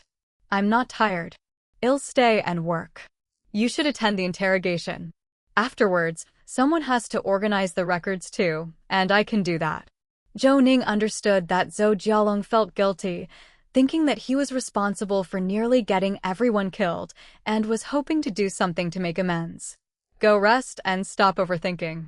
No one blames you, and there's no reason for you to blame yourself. We are depending on you tomorrow morning. You don't want us to work without a break, do you? Zhou Jialong tried to say more, but Peng Xinian covered his mouth abruptly. No more nonsense, let's go rest. A few people left with pushing and pulling. Mr. /P break time equals 300 ms / prosody / speak. Speak, prosody, P. Zhao folded his arms and bumped into Zhou Ning. At that moment, only the two of them were left in the room. Zhou Xiao, do you think it could be that hyena, knowing the situation here, wasn't actually trying to rescue anyone but rather hoping to take this opportunity to have the hunter silenced by Qishan? After all, just by the way Bai Qishan talked about the hyena, it's clear they didn't get along and definitely had conflicts, Zhou Ning said, shaking his head. I don't know. What I really want is the truth about what happened back then. Come on, let's go see what the forensic doctor has to say. When he saw me, didn't he think I resembled my father? Mr. Zhao waved his hand, slung his arm around Zhou Ning's shoulder, but he wasn't tall enough and had to tiptoe to do so. Let's go listen. Stop overthinking, we're from Qidong, he won't connect us to an event from so many years ago. Besides, in their eyes, they might think, just like the report says, that the whole family is gone. Don't worry, we'll definitely be able to clear this up, especially about that son Pengfei. He's the one I'm most interested in, Mr. Zhao said as they left the small building. On their way out, Zhou Ning took a careful look at the office building across from them. He didn't feel like they were being watched anymore. In fact, people were always present at the main building and the top of the small building, day and night. Although they seemed to be watching the area, that feeling wasn't there. /P break time equals 300 ms / prosody / speak. Speak, prosody, P. Just as they were about to enter the main building, Mr. Liang from the canteen called out to Zhou Ning, Director Zhou, please let everyone know that the food will be ready at 11:30, and they can come to eat. I'm not leaving tonight. They can come anytime they're hungry. Mr. Zhao quickly responded. Got it. Thanks for the hard work, Master Liang. As they entered the main building and approached the interrogation room, they spent a while trying to figure out where Su Dayuan was. Just about to make a call, the observation room door opened. Mr. Chu signaled them, and Lu Yufei was standing inside. The corridor surveillance saw you guys. Come and listen to Director Zu's interrogation. Lu Da's voice is hoarse from talking. Director Su let her come out and rest a bit. Lu Yufei nodded at them while sipping water, and Mr. Zhao rummaged through his pockets for a while, finding a box of loquat candy lozenges. Here you go, Mrs. Fei. Suck on one of these for some relief. How's the progress? Mr. Chu came closer, looking excited. Let me tell you, Director Su went all in. Boy, he frightened Dr. Zhang so much. At first, Dr. Zhang was stubborn, but Director Zhou said this isn't some other province. Finding a decent job here is too hard. Your son is about to graduate from university and will be job hunting soon. Without asking, we know he plans to become a civil servant. But with a father with a record, do you think he'd pass the political screening? /p break time equals 300 ms / prosody / speak prosody p, and your family also has a second child in their third year of high school, right? Seems like many schools would be off limits for the Gaokao. To ruin the future of both your children in one go, is that really what you want? We believe you weren't willing back then. As long as you tell the truth, there's still a chance for leniency. Think it over for yourself. Just a few words like that and Zhang Guocheng started crying. Then he said, "Ask me anything. For many years, I've been hanging in there at the unit but not going to work. I'm also getting older," and he went on about a lot of things. Director Zhou then said, "Just tell us about the annihilation case at the People's Hospital Family Quarters on January 1st, 1995. Zhang Guocheng was startled and hesitated for a while before saying that it was the first time he visited the scene, and it was director and Li Wei who arranged for them to follow Sun Pengfei. There were 6 people in total, 2 recently transferred soldiers and 2 newcomers who had been there for a year. Clearly, he and Sun Pengfei were meant to take the fall. After inspecting the scene, they wrote a standard investigation report, and an autopsy was performed, but there were only 2 bodies. He asked about that, and Sun Pengfei said the child might have been taken by the murderer, and it was fine just to report the death. Actually, he had a good impression of Vice Captain Zhou Xiangrong, a man who got things done.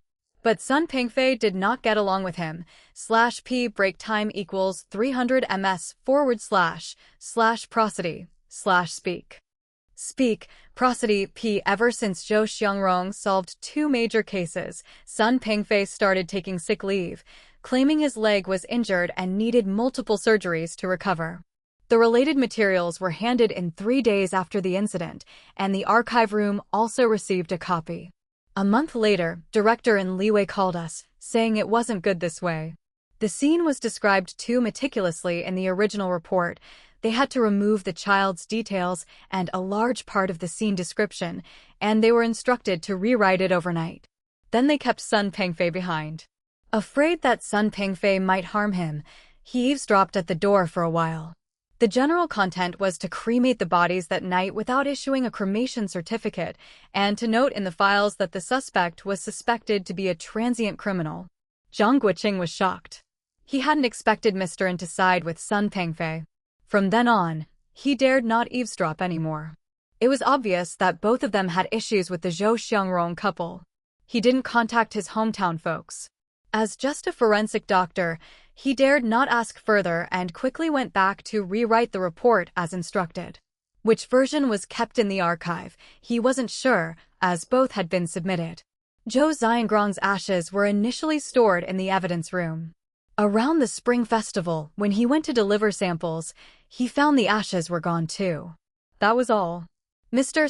/p break time equals 300 ms / prosody / speak prosody p. Zhao blinked and looked towards the neighboring interrogation room, clearly not completely satisfied with this content. What then? What else did Sun Pengfei do? Zhang Guocheng didn't mention anything else? Mr. Chu spread his hands. They're still asking inside. He had said so much before. It looks like Director Zhou is questioning Zhang Guocheng about that director's affairs. After all, according to the information we previously obtained, that director has already passed away. Zhou Ning squinted, gazing toward the interrogation room, and said with uncertainty, "I've encountered quite a few people surnamed in lately. There's an Jianhua from the Luo family, and now this in Li Wei has come up. I remember there was a signature on the previous investigation report that also had the surname in. What was the name again? /p break time equals 300 ms / prosody / speak prosody p. Chapter 681 to 649 Mr. and _1 Chapter 681 Chapter 649 Mr. and _1 Liu Fei paused, tapped her head, and said, I forgot that in Jianhua, who came to find his grandmother to tell us about the ethnic history. His family is one of the 8 great families of the Yugu people, the Luo family, and only the chieftain's family can have the surname in. Does that mean all the locals with the surname and are related to the Yugu ethnicity? Mr. Zhao took out his police device, which was issued to him upon his arrival here, and searched for an Liwei. The information that came up was limited, and this fact about the ethnicity Han made Mr. Zhao pause. Eh? He's not a Yugu person? Lu Yufei and Zhou Ning both leaned in to take a look. The two of them did not seem too surprised. What does that mean? Why aren't either of you surprised? Lu Yufei flipped through the device and tossed it away, saying, his birth date is shown to be March 17, 1973, and there's no record of household registration migration. The registration was uniformly done in 1951. His former name is Ping'an, and there's no fingerprint or other information on here, probably because he was presumed dead in 2000 and therefore wasn't reported. However, the parents' column is empty. The note says he was an orphan. I remember that in 1951 Longwu province completed the eradication of bandits. I've come across this question before, I just don't remember which month. /p break time equals 300 ms / prosody / speak prosody p. In 1951, he was already working at the Public Security Bureau, definitely one of Longius' old police guards. As for the surname, and I don't think other places have this custom, but looking at the photo, although the clothing and dressing are no different from ours, I think there's a difference in the cheekbones and the eyebrows. Zhou Ning glanced at the photo and immediately laughed, because it was evident at first glance how similar the person resembled in Jianhua with the thin lips, long eyes, dense eyebrows, high cheekbones, high brow ridges, but not outstanding in height. What about Mr. Fong? Have him contact in Jianhua. This person looks too much like him.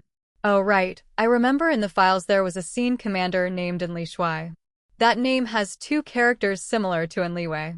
Mr. Zhao, search for that. Lu Yufei sent a message to contact Fong Dongxing. They were all following Fong Mu, interrogating Sun Pingfei. Someone had to take on the exhaustion from the first part of the interrogation. They were the most suitable. After a moment, Lu Yufei received a reply. He says he will contact him right away. And Jianhua was seconded here and should be working overtime today. At this time, Mr. Zhao lifted the search results to show the 2 of them. Well, this and Li Shuai, the scene commander, must be in Li Wei's brother. They look like they came from the same mold, just appears a bit younger, born in 1948, /p break time equals 300 ms / prosody / speak prosody p. Just like in Li Wei, his household registration has no mention of parents or siblings, also an orphan. He retired in 2008 and disappeared without a trace.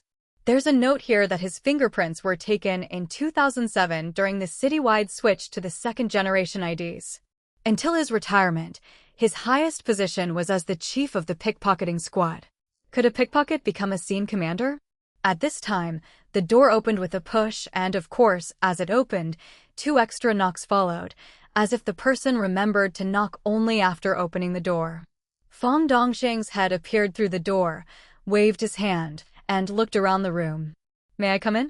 Mr. Zhao quickly waved his hand with enthusiasm. What are you waiting for? Come on in. It was actually in Jianhua he brought in. Arriving abruptly made in Jianhua seem somewhat nervous. Mr. Zhao quickly asked, nervous about what? I've got something to ask you. We found 2 people in photos who look a lot like you, but they're much older. One was born in 1937 and the other in 1948. We just want to ask your family if anyone has ever gone missing. And Jianhua thought hard. My grandmother once mentioned that I had a great uncle who got separated from the family when he was 4 or 5 years old. At the time, we thought he'd been eaten by wolves, as back then we were always hiding here and there.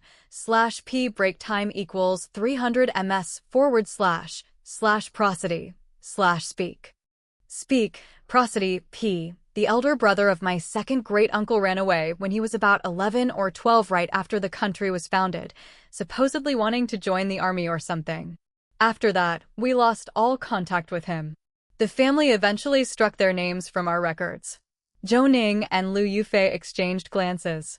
Clearly, these two could very well be in Liwei and in Lishui based on the age and timing, but the specifics could no longer be verified.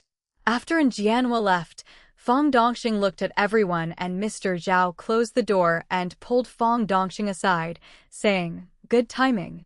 I wanted to ask you about these two people. One is called in Liwei, who must have been one of your city bureau directors, but he's deceased. As for the other, named in Lishui, the information I can find shows this person retired in 2008, but now he's untraceable. Mrs. Fei and Director Zhou asked for you because they want to speed up the investigation. Are you familiar with these two men?" Fong Dongxing thought for a moment, sank into contemplation, then eventually nodded and said, "I know about in Liwei. His term was incredibly long, almost 10 years, and afterward, he was transferred to the provincial department, which was basically a standby position. His spouse seemed to have been persecuted in the past and was in bad health, passing away not many years later. Consequently, he had no children, making him a respectable elder leader. /p break time equals 300 ms / prosody / speak. Speak, prosody, p. However, he died very early, just a short while after retiring. The funeral arrangements were made by the Guangzhou City Bureau, since he had no descendants to handle it. It was managed by the retirement office, and we all attended the funeral." Zhou Ning stared intently into Fong Dongxing's eyes. The words seemed quite sincere, and Zhou Ning could sense that Fong Dongxing wasn't lying. Although Guangzhou was corrupted through and through, and this person had directly altered the files, what was the purpose of doing so? This was what Zhou Ning kept thinking about. Why do it? A police chief who had served nearly 10 years, worldly and sophisticated, though it might not sound like a compliment, sometimes this was a necessary element for survival, especially in such a place. Bai Qishan at the time was not yet in charge of the Longyu region. He had always taken the political path, possessing an admirable public identity and mingling with upper-level personnel, making it easier to draw attention and, of course, easier to be caught. As for that hyena, he benefited from a promotion due to his father's death. Despite Bai Qishan's disdain and defamation, he was ultimately the beneficiary, and from Bai Qishan's words, one could sense that this hyena was very low-key, like a venomous snake lurking in the shadows, always ready to bite. /p break time equals 300 ms / prosody / speak. Speak, prosody, p. Returning to the point, if Zhou Ning's father had a national security department identity and his superior had been turned, when reporting the situation, his father might have discovered a problem with his superior. Perhaps reporting it was too late, or perhaps his identity was questioned. What could he do? As previously analyzed, the best method was to hide the secrets discovered in the cave and kill everyone in Sapporo and Minjin who knew about the situation. It's safest not to expose anything, just to get rid of all possibilities. If one analyzed it from this perspective, the command to murder Zhou Ning's parents at the time must have been to silence them. Everyone was to be silenced, and if Zhou Ning's father's superior had issues, then he would have been the one most eager to silence everyone. Yet Zhou Ning didn't die but merely lost his memory.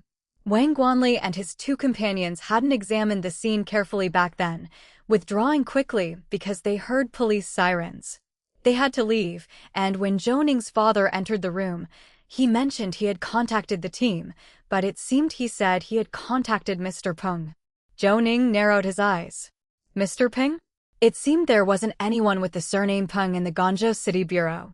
Who is this Mr. Peng?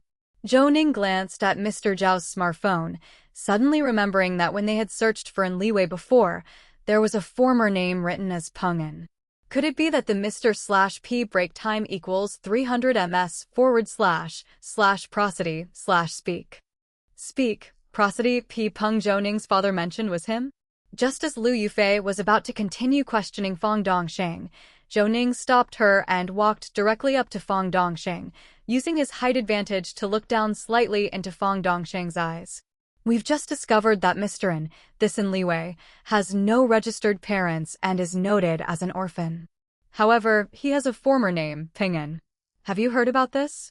It was during his tenure that you transferred here, so you should know something about it, right? Fong Dongxing nodded. I've heard people say that back then, banditry was rampant in Longyu, actually backed by Minjin. Although Li Wei was young at the time, he had followed the troops and gained experience. He participated in several campaigns against bandits and was called Peng'an at that time. I heard that he was taken in by an uncle surnamed Peng when he was young, and since he was always on the move, he knew only his surname was in, so he decided to call himself Peng'an.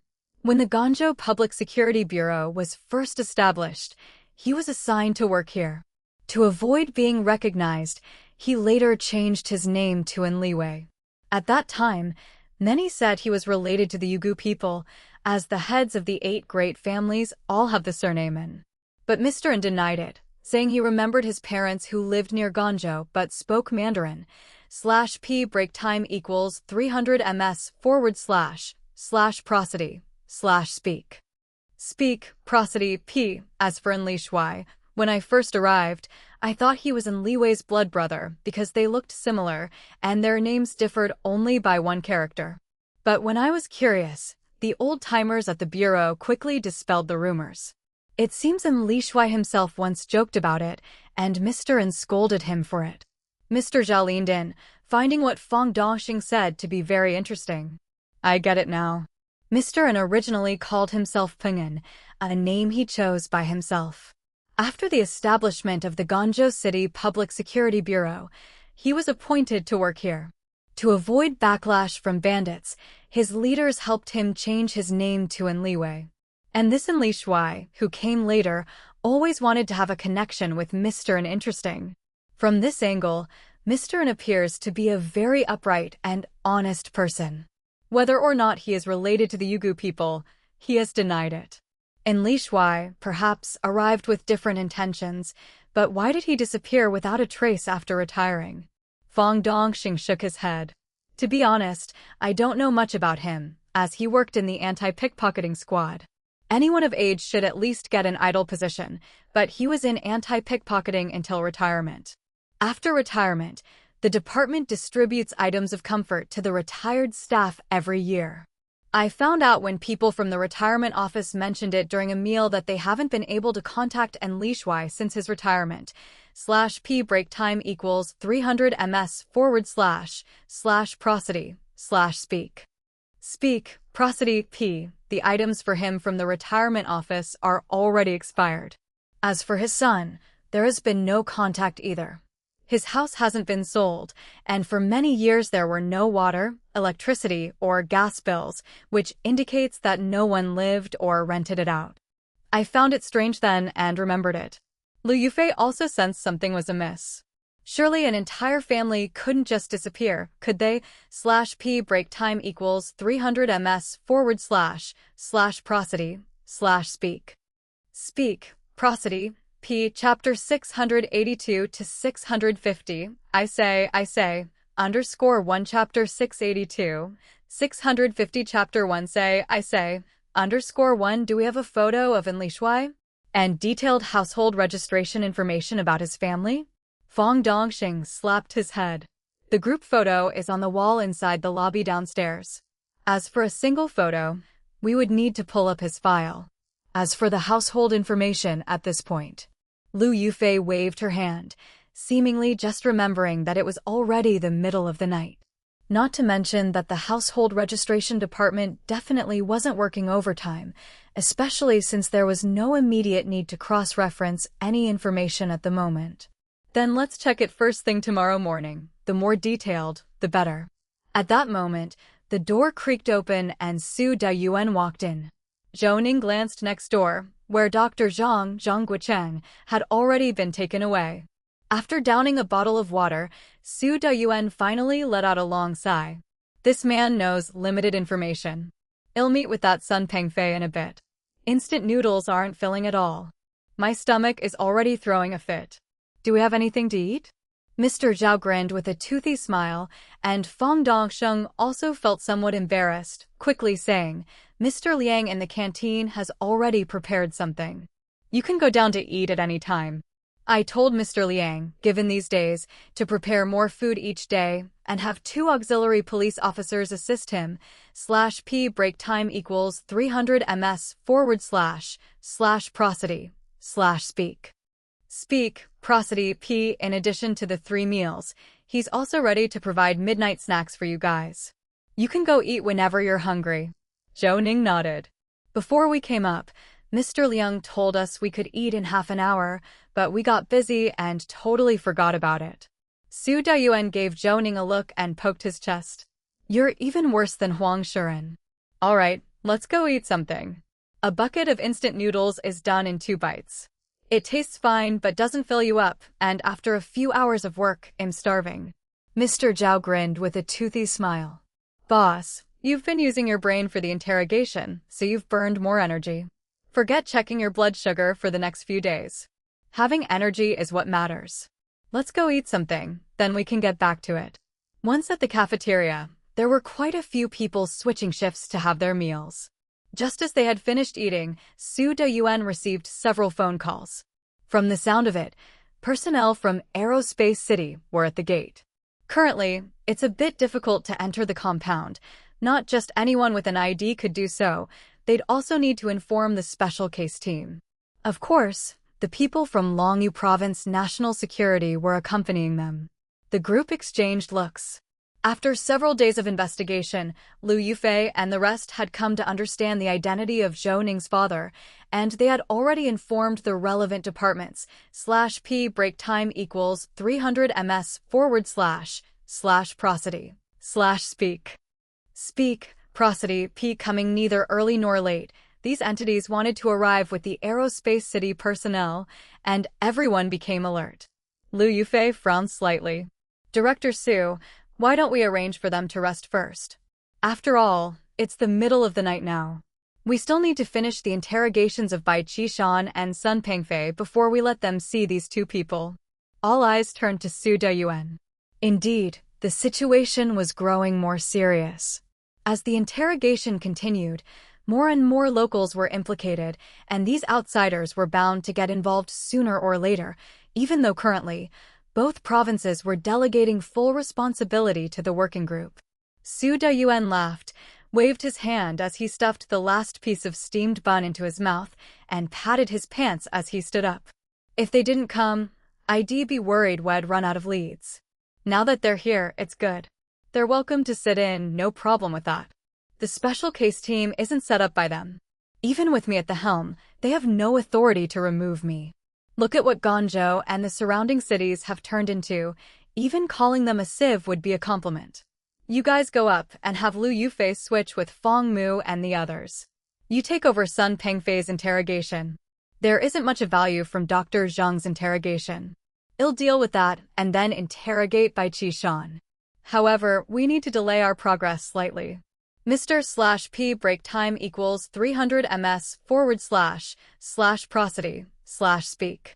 Speak, prosody p. Who just sent a WeChat message. He'll soon send over the contents of the processed recording.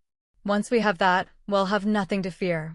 Zhou Ning also stood up, stopping Su Dayuan, and gestured to Liu Yufei and Mr. Zhao to move back and give some space to himself and Su Dayuan. Only then did Zhou Ning speak. Just now outside, while listening to Dr. Zhang's interrogation, we searched for the Enliwei he mentioned, who needed to have his file changed. This person is a soldier orphan and has a name and appearance similar to the on-scene in charge in Li Shuai, but he vehemently denies any blood relation. It seems like he was modifying the files, coordinating with some people's plan to erase some of my father's identities. But when I think about it, the most important information removed is mine. Dr. Zhang said the final version of the file it claimed that the child had been taken away by the murderer and killed, with no remains left. Whether I was taken away, Wang Guanli and his 2 companions would know best. However, since this side shows a family of 3 dead, they wouldn't argue, and they certainly wouldn't give credit for that to anyone else. Therefore, I think he was indirectly protecting me, concealing my identity, providing treatment, and in the end, sending me back to my hometown. Because the information I found shows that during the bandit suppression in Longyu Province, and Li participated under the name Ping and /P break time equals 300 ms / prosody / speak. Speak, prosody, P. It said his foster father's surname was Ping, so he took on that name.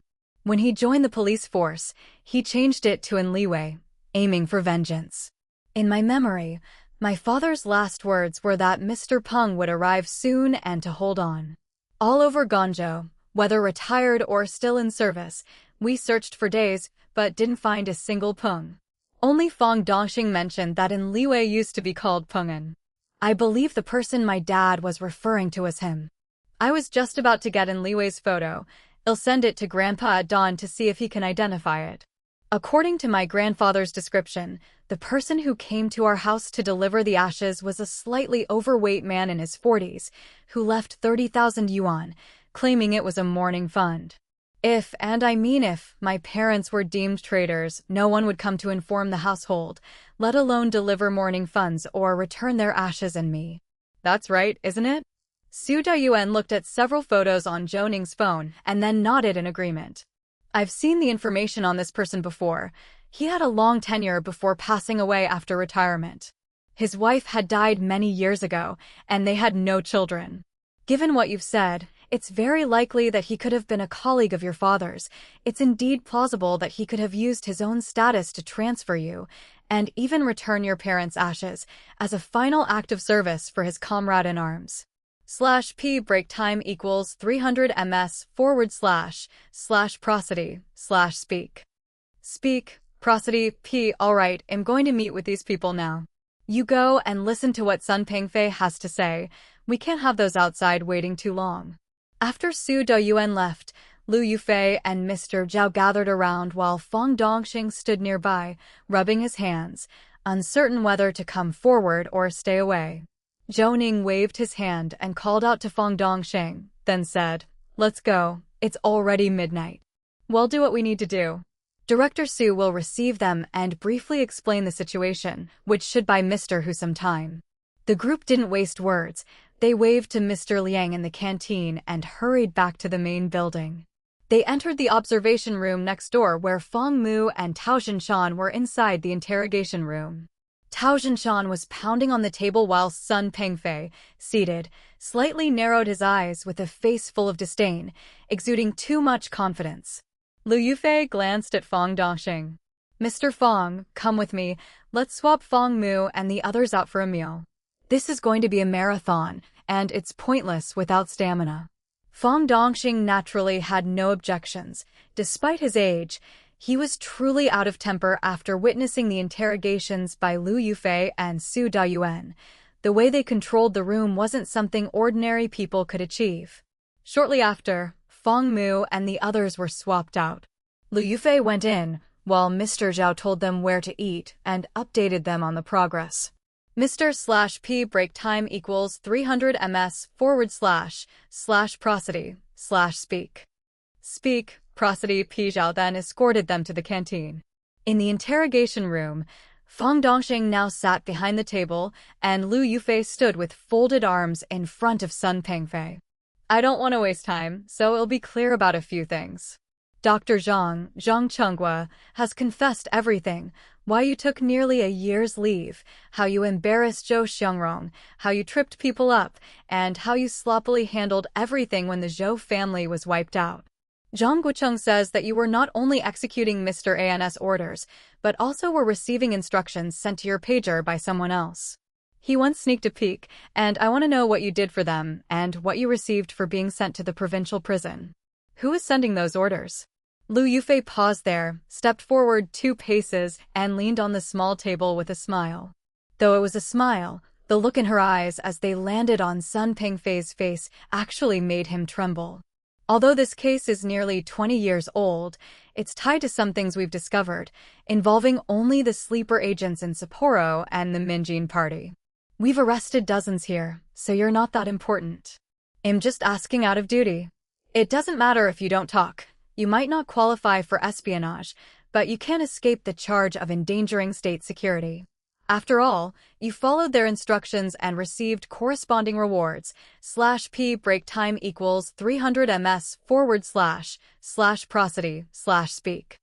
Speak, prosody, p. Maybe you think it doesn't matter if you retire and go to jail, but let me remind you, for endangering state security, your property can be confiscated. As she spoke, Liu Yufei laughed, though her eyes did not show amusement. Then she turned on a 60-second countdown on her phone. All right, let's start a symbolic countdown. If you don't confess within 60 seconds, well, just have him sign a refusal to admit and call it a day.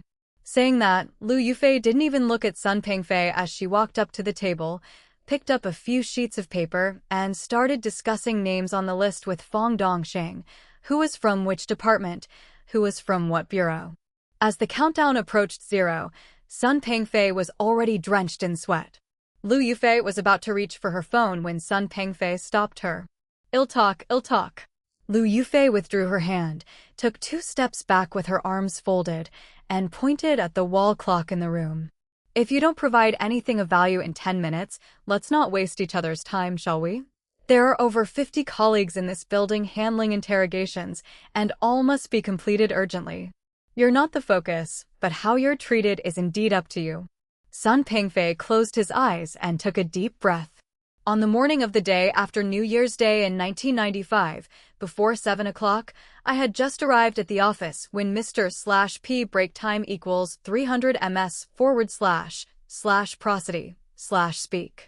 Speak, prosody, P and called, telling me to go to Zhou Xiangrong's house with a forensic doctor and crime scene investigators because something had happened.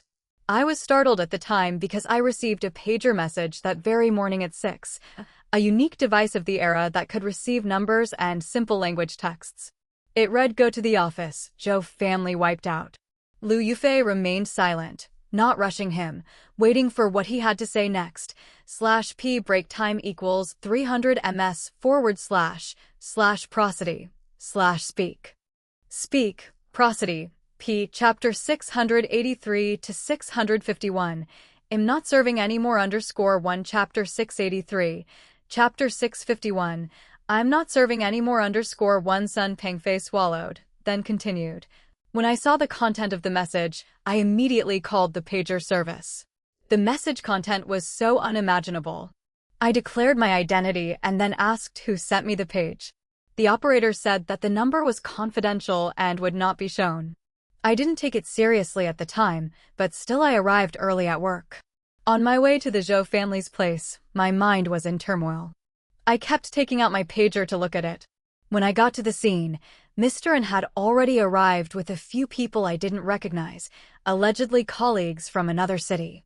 After the investigation was done, Mr. N and his team had long gone. We headed back and wrote our reports.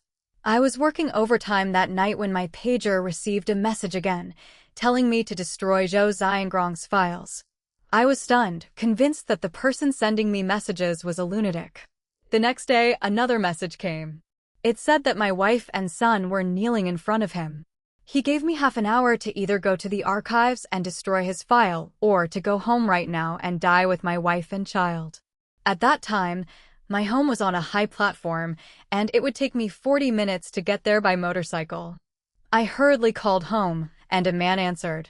I still remember his voice. /P break time equals 300 ms / prosody / speak. Speak, prosody, P. He told me that he knew I had issues with Zhou and could have me transferred to another job, but only if I destroyed all traces of Zhou Xiangrong's records, including anything with his photo on it, even the case files he had handled. I said I didn't have the key and couldn't get into the archives. He cut me off and told me that under the doormat outside the office where I was calling from, I would find the key to the archives. I hung up and lifted the doormat, and indeed, there was a key. Do you know that feeling? The person on the phone, he seemed to see every move I made. At that moment, I believed he could indeed kill my wife and child at any moment. I hung up and went to the archives, found Zhou Xiangrong's file easily since they were all numbered. Following the instructions in the message, I went to the civil registration department, found the key he left there, found all the household registration information of Zhou Xiangrong's family, and tore it up. I burned these documents in the backyard. After all this, he told me to go to the Zhou family's house alone to look for something Zhou Xiangrong left behind. I asked what it was. He said he didn't know, just told me to find it. It could be a letter or a special key, some hidden item. I searched all night and found nothing. The next day, I organized the files, submitted them, and received another call from that man at noon, this time directly to the office. /p break time equals 300 ms / prosody / speak. Speak, prosody, p greater than. I said I hadn't found anything and that if they didn't believe me, they could go check themselves. You could get in from the backyard without alerting the guards at the front. He said it wasn't necessary and that I would be reassigned. To be honest, I didn't believe for a second that he could really reassign me. When I got home and saw my son and daughter-in-law were fine, I cried. My daughter-in-law told me that a tall, thin man with a limp and a man in a wheelchair had come to the house, then held a shotgun to my child's head. If I hadn't agreed that day, they would all be dead. Afterwards, I tried to forget everything. After all, this case was unsolved, and after a few days of investigation with no progress, it was shelved. However, Mr. N called us and asked us to simplify our 2 reports, just give a brief account of the situation, so we changed it. We removed the photos of the balcony traces, just reported on the deaths of the 2 adults, and for the child, we wrote that he was kidnapped and killed by the murderer, and that no body was left. More than a year later, I was transferred to the provincial jail, confusedly until now. I truly didn't kill or frame anyone, really. Lu Yufei didn't change her posture, still with her arms crossed, staring into Sun Pengfei's eyes. Afterwards, did you ever go to the pager service to look into that call? I did, but to no avail. /p break time equals 300 ms / prosody / speak. Speak, prosody, p greater than. I even wanted my wife and son to recall the faces of those 2 men, but they said both men's faces were covered with scarves. They could tell that the man in the wheelchair was very tall, definitely over 1.8 meters, and extremely thin. The other had a rough voice and was a bit fatter than the tall man. Zhou Ning narrowed his eyes. This man in the wheelchair, the tall thin man with a limp, this description, it's much worse than the leg of the killer pretending to be a driver in the video. Could it be that the person who killed his father had been injured shortly before? Or was his leg injured because of his father? Shadows moved in the interrogation room, pulling Zhou Ning back to reality. Sun Pengfei was led away and Lu Yufei entered. Fang Dongsheng pointed outside the door, lowering his voice. They are here, but Director Su said he was going to take a call. All those who want to hear Bai Qixin's interrogation are next door in the observation room. It's packed full, we can't even get in. Mr. Zhao blinked. Director's tactics are good, letting them stew. Going for a P- is just to wait for the results from Mr. Hu. But isn't this translation taking a bit long? Zhou Ning didn't say anything, but he actually agreed with Mr. Zhao. If it were merely about finding a translator, it wouldn't take hours to find one. They didn't even need to look outside. In the Qingdao City Bureau, there are more than 17 or 18 who understand Sapporo. /p break time equals 300 ms / prosody / speak. Speak, prosody, p. Seeing Zhou Ning lost in thought, Lu Yufei poked him. Just spit it out if you have something to say, instead of mulling over it by yourself. If we know the leader's intentions, we can coordinate better. Zhou Ning thought for a moment, then said, I think the translation is easy. There are several people in the Bureau who speak Sapporo very fluently. I believe that this conversation must involve some issue, so Mr. Hu is verifying it, maybe making arrests or seeking related evidence to confirm the authenticity of the recording. With this statement, everyone went quiet. The more they analyzed, the more they felt Zhou Ning had a point. Mr. Zhao slapped his thigh. Although Director Su did not explicitly say it, it's clear he knows some inside information. Since these are still uncertainties, he can only bear with it. I'm saying we've guessed it right. There's no use standing around here. Let's go help, shall we? Zhou Ning glanced at him. I'd like to help too, but how? Next door in the observation room is packed with people, from the National Security Department to Aerospace City. Not a one of them is simple. The longer this drags on, the more they will suspect there's a problem here. We can't just tell the truth, can we? Liu Yufei crossed her arms. Why can't we just tell the truth? This case involves so many people. We just experienced poisoning, and we're nearly dead, all of them. Oh, they come expecting results, wanting to get involved. Why should they? Mr./P break time equals 300 ms / prosody / speak. Speak, prosody. P. Zhao moved closer to Liu Yufei, her words having struck a chord with his own thoughts. Mrs. Fei, tell us what you think. Liu Yufei held her arms and thought for a moment. We started working here just after 7 in the morning, and now it's nearly 1 at night. We're tired, and if we stop now, it's not like we've done something wrong. All issues can wait until tomorrow. Director Su requested support from other departments the day before yesterday, and they show up late at night, and they want to take a look as soon as they arrive. What, are we monkeys? No. Let's go then, we're not working anymore, let's take a break. Announce it in the group chat. Zhou Ning thought for a moment, and then shook his head slightly. Everyone has arrived, and saying we're not working anymore because we're tired at this time seems a bit targeted. Even if the other party doesn't show respect, our actions could easily be criticized. After all, it's a cooperation involving multiple departments across 2 provinces. Besides, we already have substantial evidence. Among these people, there could be Bai Qixin's accomplices. Liu Yufei looked at Zhou Ning. What do you suggest we do? Zhou Ning glanced at Liu Yufei, looking somewhat embarrassed, while Mr. Zhao nudged Zhou Ning. Hurry up and talk. What's your idea? Why are you embarrassed? Is it some trick, or are you planning to harm someone? Zhou Ning shook his head. I've just been discharged from the hospital. If it were just me, it would look a bit fake. /P break time equals 300 ms / prosody / speak. Speak, prosody. P. With your build, Mr. Zhao, no one would believe you're tired. If we call out loudly, and if a group of people come, they might catch you in a ticklish spot, so it would be easy to slip up. How about, Mrs. Fei, you pretend to faint? I still have a tube of my blood from when they drew blood just now. Don't worry, I don't have any bloodborne or infectious diseases. Pretend you're fainting with a bloody nose, and let Mr. Zhao carry you out. Then urgently shout a couple of times, and the matter will escalate. I'll complain to Director Su, and wouldn't he just descend the slope of his donkey then?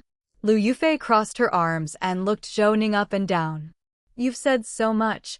Obviously, you've already calculated everything, and you know I can't refuse, right?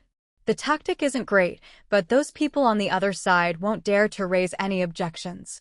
If they still insist at this point, they must be up to something. Mr. Zhao waved his hand. Stop dithering, where's the blood?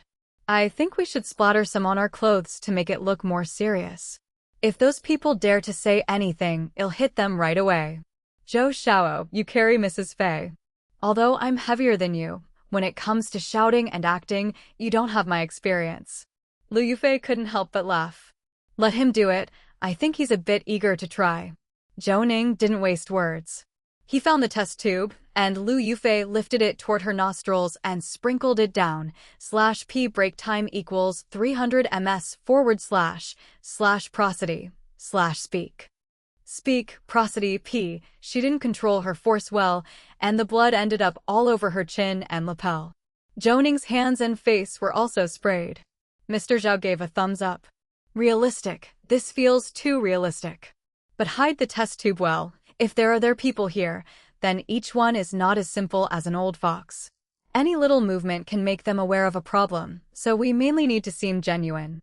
Zhou Xiao, you don't have to talk, Mrs. Fei, just pretend to be unresponsive and it'll take control of everything, okay?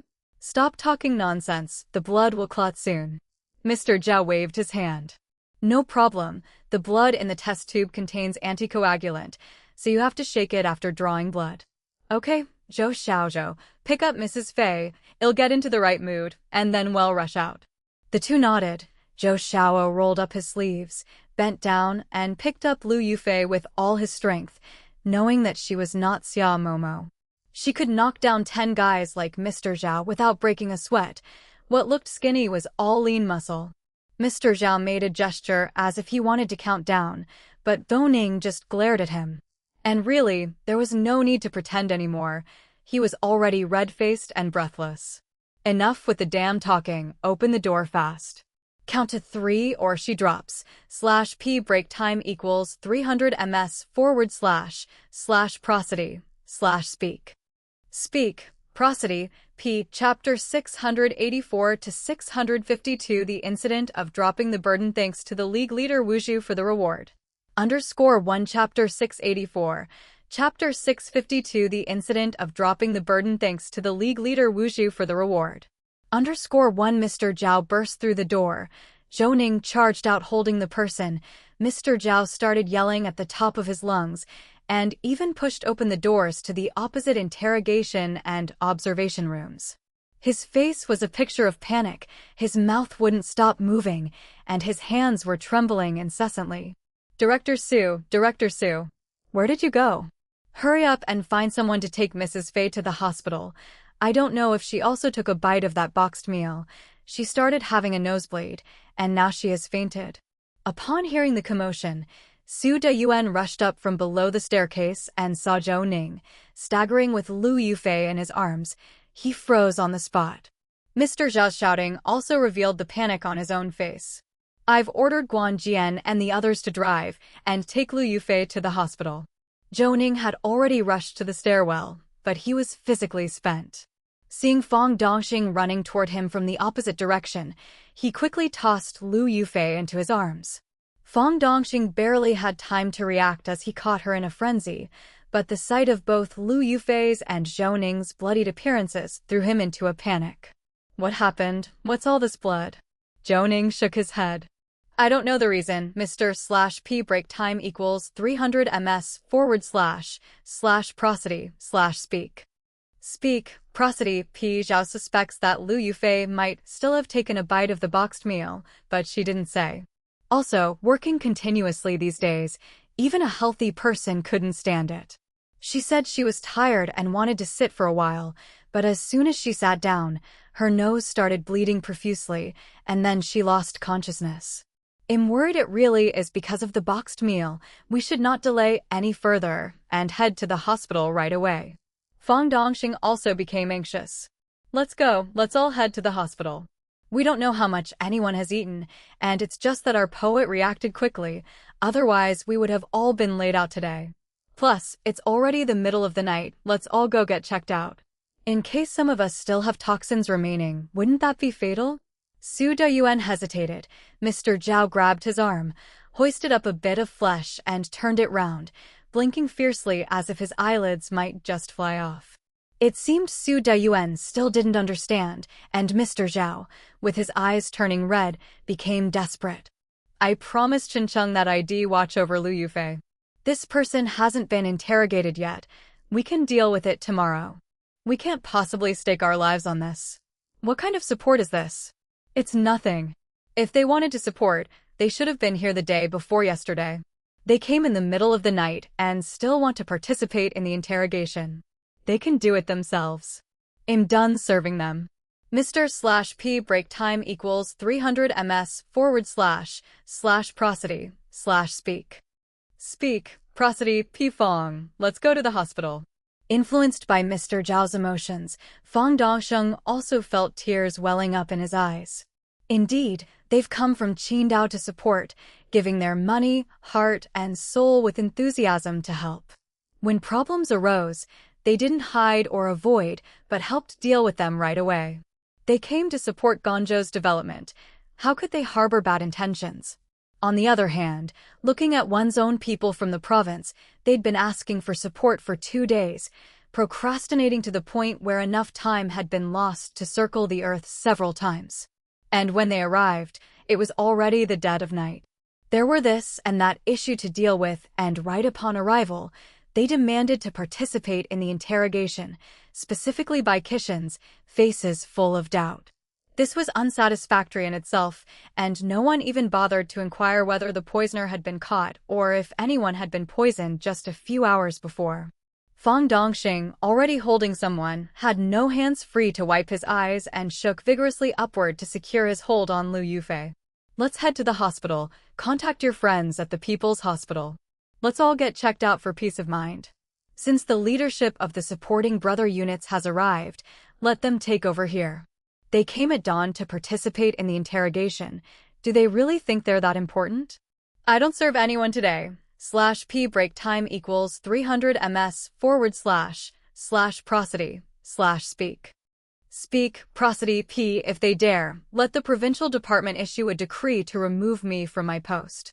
Anyway, I've had enough of this rotten place in Longyu, corrupt from top to bottom, and still they dare act like they're some kind of leaders, Mr. Zhao didn't expect Fang Dongxing to be so supportive. His words couldn't have been more effective in raising morale. Indeed, several people standing in the corridor, one by one, looked less than pleased. By then, Su Dayuan had grasped Mr. Zhao's intention, gestured for Fang Dongxing and the others to go downstairs first, and then patted Mr. Zhao's shoulder in appreciation.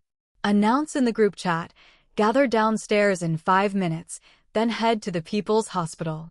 Inform He Shansuin that we might have been poisoned and a full check is necessary. Request the People's Hospital for their full cooperation. Mr. Zhao nodded, glancing toward the group of people and then giving Su Dayuan a thumbs up before quickly descending the stairs. His rank wasn't high enough. Su Dayuan had to step in front. But halfway down the first floor, he stopped to listen, hurriedly sending out a message he had already drafted in the chat group. Soon after, ding-dong sounds came from various rooms, doors opened one after another, with a peek out the door before quickly exiting. No one asked what should be done with those leaders. Some people clutched their stomachs, murmuring quietly, "My stomach feels a bit uncomfortable." /p break time equals 300 ms / prosody / speak. Speak, prosody p yeah, there's a cramping feeling in my gut. It's reassuring to get it checked out. This reaction amused Mr. Zhao. None of them were fools after all. But the play needed to be carried through completely, and these people had to be taken care of properly, otherwise it really would be too much. Mr. Zhao quickly ran back upstairs and waved to the people in the corridor. Don't just stand there. Hurry down and get in the cars. The hospital is already notified and ready to check us out. Su Dayuan turned around and addressed the supporting personnel without the slightest courtesy. For the safety of over 50 members of the task force, I think we can put other work aside for now and get checked out first to be on the safe side. I've already mentioned that we were poisoned. A doctor from Qidong spotted the problem, preventing everyone from eating more. We don't even know how much has been consumed. Here. Su Dayuan paused. The implication was clear. Were they planning to take over or to look after the case of poisoning of over 50 people? It was a death sentence for anyone who chose to proceed with the interrogation, for such a person would certainly be under suspicion. As expected, scanning the room, no one spoke up. Su Dayuan sighed. Across the way, the Guangzhou City Hotel has rooms ready for you all. You can go there directly. Of course, you can also proceed with Bai Qishan's interrogation now. But as I've said, well, wait for the translation work from Qidong. What do you think? /p break time equals 300 ms / prosody / speak. Speak, prosody p greater than a white-haired man in plain clothes walked out, and Su Dayuan recognized him. He had just been introduced as the representative from the Longyu Province National Security, the leader in charge of this operation. His name was Xing Shuxing. Comrade Dayuan, nothing is more important than the safety of our comrades, so let's start with the checkup. We indeed came at an inconvenient time, so I will take the team to rest first. We will come over at 8 o'clock tomorrow morning. What do you think? Su Dayuan made a troubled expression and nodded. That's fine. I will take the personnel to the hospital for a checkup first. It's better if there's no problem, but if there is, we can handle it as soon as possible. At the time, I didn't realize how serious this matter was. After all, the few people in front of me haven't eaten yet, so let's meet at 8 o'clock tomorrow morning. Shall I urge Qidong to translate the recording and have someone send it over to you? The white-haired leader waved his hand. You guys hurry to the hospital. Just make sure to arrange the security here, and well retreat. With that, the white-haired leader was the first to step towards the stairs. None of the others dared to make any snide remarks, only varying expressions crossed their faces. Seeing them leave, Su Dayuan also waved his hand. Everyone, get on the car. Going down the stairs and getting into the car, Liu Yufei had been sent away by Fang Dongxing beforehand. /p break time equals 300 ms / prosody / speak.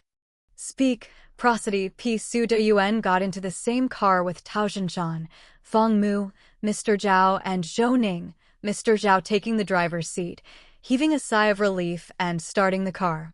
That was really close. Su Dayuan looked at the others and leaned back in his seat. Was it you guys who came up with that trick? Mr. Wu's head shook, like a bobblehead doll. It was Mrs. Fei's idea, seeing how you were only deflecting on your side and not interrogating. She guessed that the contents of the recording must have involved some major event that Mr. Hu needed to confirm, so we. Tao Zhinshan looked at the others and let out a chuckle. Stop blaming Liu Yufei, such a crafty trick must have been Mr. Zhao's idea. Although it seems unprincipled, the other side also knows we're stalling, but nobody dares to say anything. After all, sticking your neck out at this time would mean you have something to hide. Su Dayuan nudged Zhou Ning. Don't be silent. I know you are the brains of the operation. Mr. Hu indeed sent a message, saying it involves a plan in Qidong. He needs to verify it and will give me the news by 3 o'clock in the morning at the latest. I was also worried about how to stall them. Zhou Ning smiled. Can you tell us what it's about? Su Dayuan shook his head. Mr. Hu didn't elaborate, but I get the gist. It's something similar to the city destruction plan of Suijing District 13. Anyway, the scope is extensive, and the matter is indeed significant, especially since this is the most recent arrangement. /p break time equals 300 ms / prosody / speak. Speak, prosody p. The others nodded. Zhou Ning fell silent for a moment, then took a deep breath as they approached the People's Hospital. I want to take a look at that abandoned building where our family lived, on the 2nd floor. Mr. Zhao was the first to turn around, vehemently shaking his head. I disagree. The last time we went, you fainted as soon as we got to the guard post, and that faint lasted 4 days. Are you trying to scare me to death? Su Dayuan patted Zhou Ning on the shoulder. He understood what Zhou Ning meant. I'm not worried about that. The last visit triggered Zhou Ning's memories because of these houses.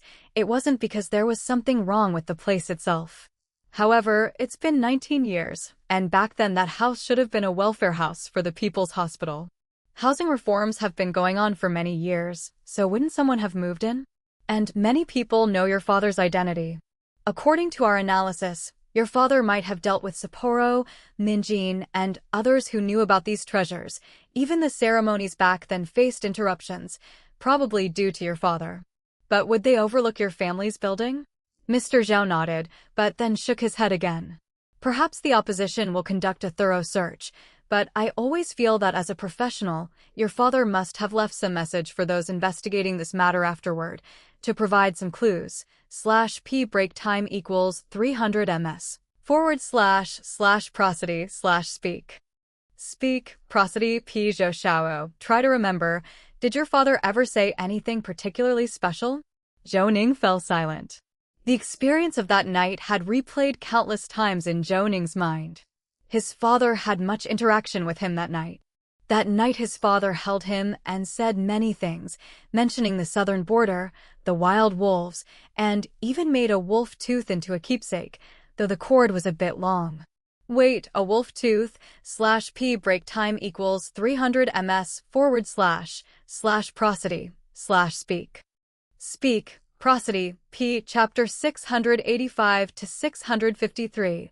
A letter from Mr. Hu _1 Chapter 685. Chapter 653. A letter from Mr. Hu _1 Zhou Ning paused, causing everyone else in the car to pause and look at him. Remember something? Zhou Ning pondered for a moment before he spoke. I've told the story many times. My father came home, found out I was pretending to sleep, and picked me up, playing with me for a while. Then he told me that on their trip to the southern borders, they hunted down a wolf and took its fang to make me a pendant. I remember the tooth was a creamy white, very large, with a screw on top that had a loop, tied with a leather cord. I wore it around my neck, and it hung down to my crotch. My father laughed about it, and there were 2 characters engraved on the tooth, Zhou Ning. Mr. Zhao slapped his thigh, suddenly interested. Everything else aside, this thing definitely isn't something the opposition could have thought of. Why hesitate? Let's go find the Fong. Su Dayuan thought for a moment, but instead of nodding, he waved his hand. Get out of the car first. We'll talk at the hospital. Didn't you ask Mr. He to check if there was anyone here who knew your mother? Is there any result? Zhou Ning shook his head. I've been so busy these past few days, I haven't even seen him. But just now, Mr. Zhao sent a WeChat message to Mr. He. How did he not give you a reply? Mr. Zhao grinned with a bare-toothed smile, casually waving his hand as if it were no big deal. That's for you, not for me. /p break time equals 300 ms / prosody / speak. Speak, prosody, p greater than. I heard that our boxed lunches had cyanide in them. When I called, the first thing they asked was whether Zhou Xiaogo had eaten any. I told them we were a step behind, and only Peng Xinian took a quick bite, while the rest of us were stopped before it reached our mouths. Checking into the hospital is also to buy time for the investigation in Qidong. I told him not to come over and let the emergency department staff take care of it, since it's not a big deal for anyone involved. As for Lu Yufei, she's now entirely depending on her acting skills to maintain appearances. Mr. He said he didn't leave and was just taking a nap in the restroom, so we might as well check it out together. Since we're putting on a show, we might as well make it realistic. We took tests as if poisoned, following the procedure for blood tests, and everyone got busy with their tasks so no one would say anything. I thought it made a lot of sense. Su Dayuan nodded, and they all headed towards the emergency room inside, quickly spotting Mr. He. The entire emergency room was filled with people from the special case team, currently lining up for blood tests. Su Dayuan gestured to a doctor to arrange a room. After you're done with the blood tests, follow this doctor. All of you need to be observed in the hospital for a while. After 6 hours, you'll be free to leave. You guys come here for blood drawing. Zhou Ning and the others quickly followed and entered a cubicle.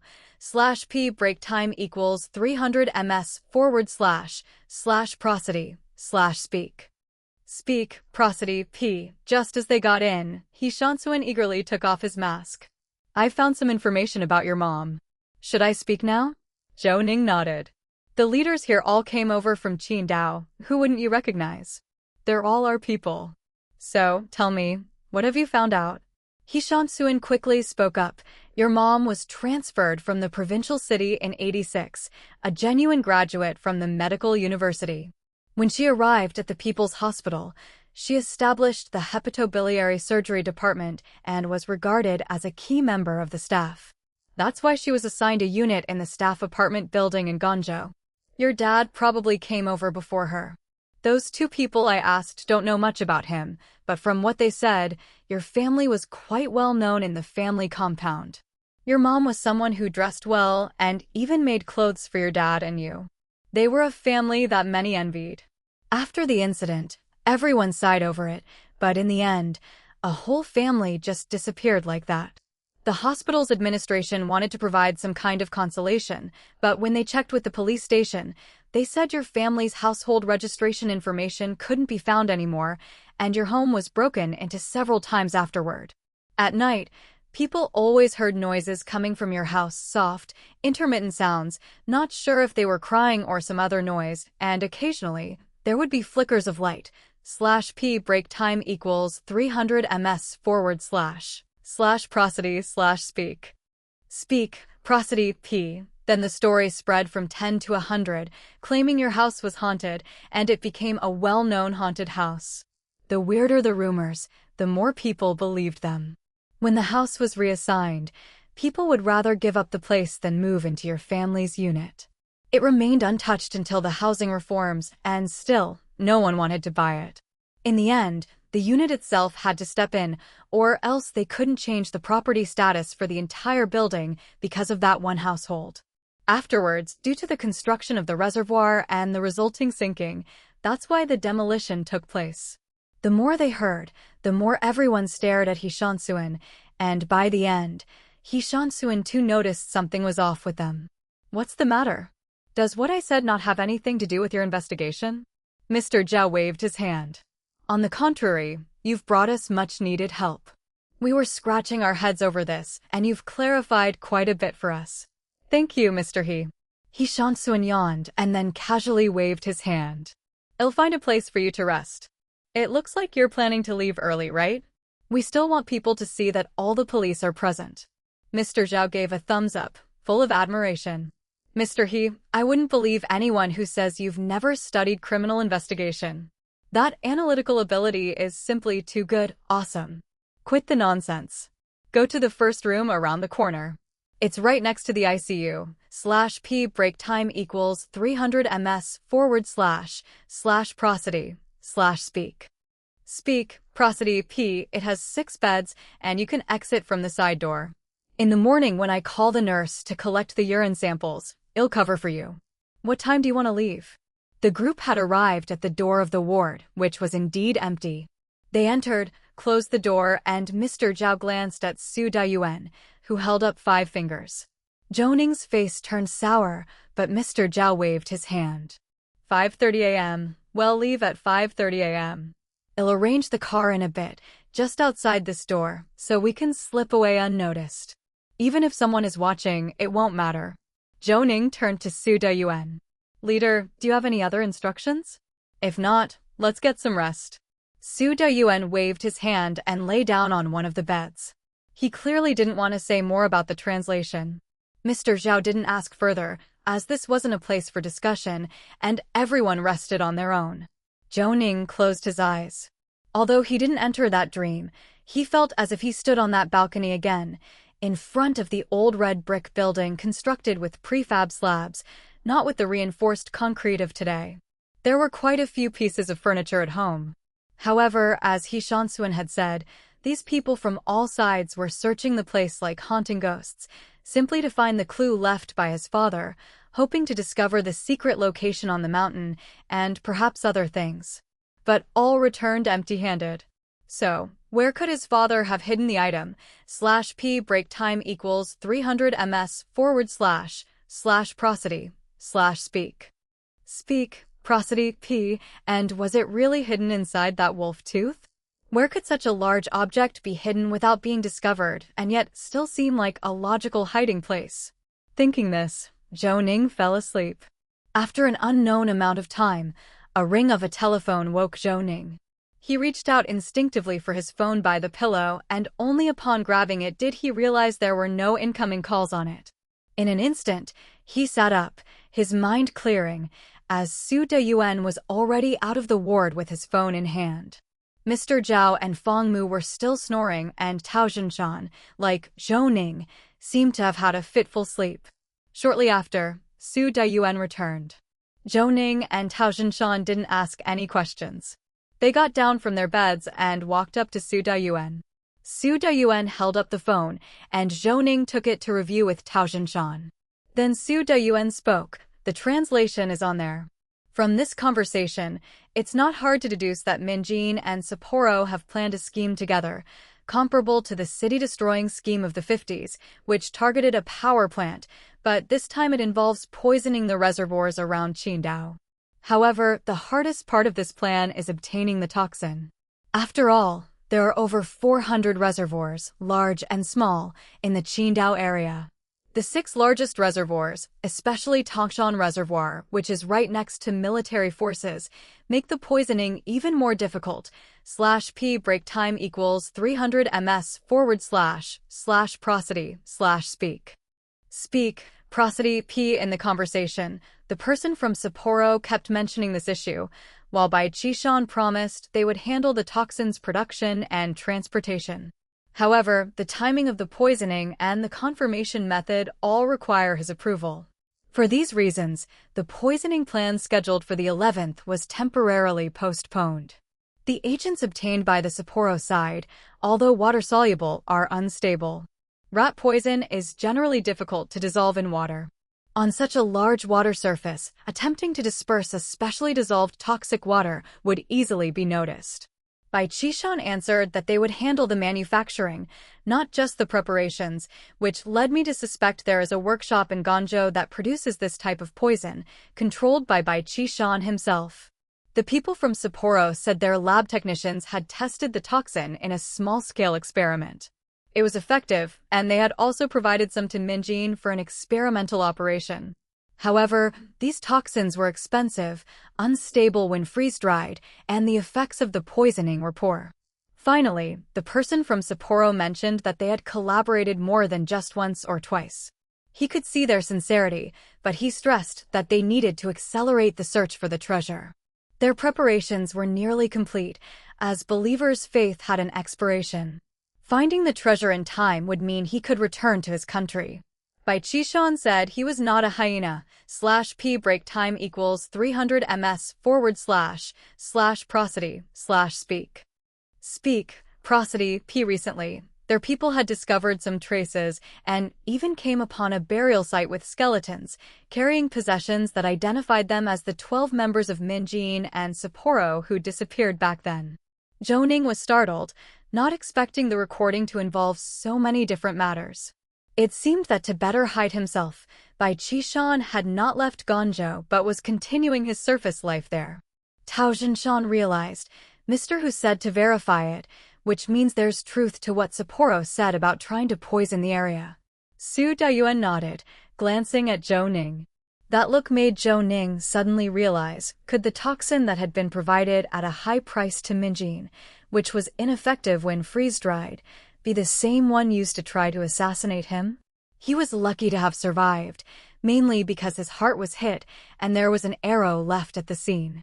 Coupled with He Shankun's rapid medical assistance, he might have died without any one of these factors.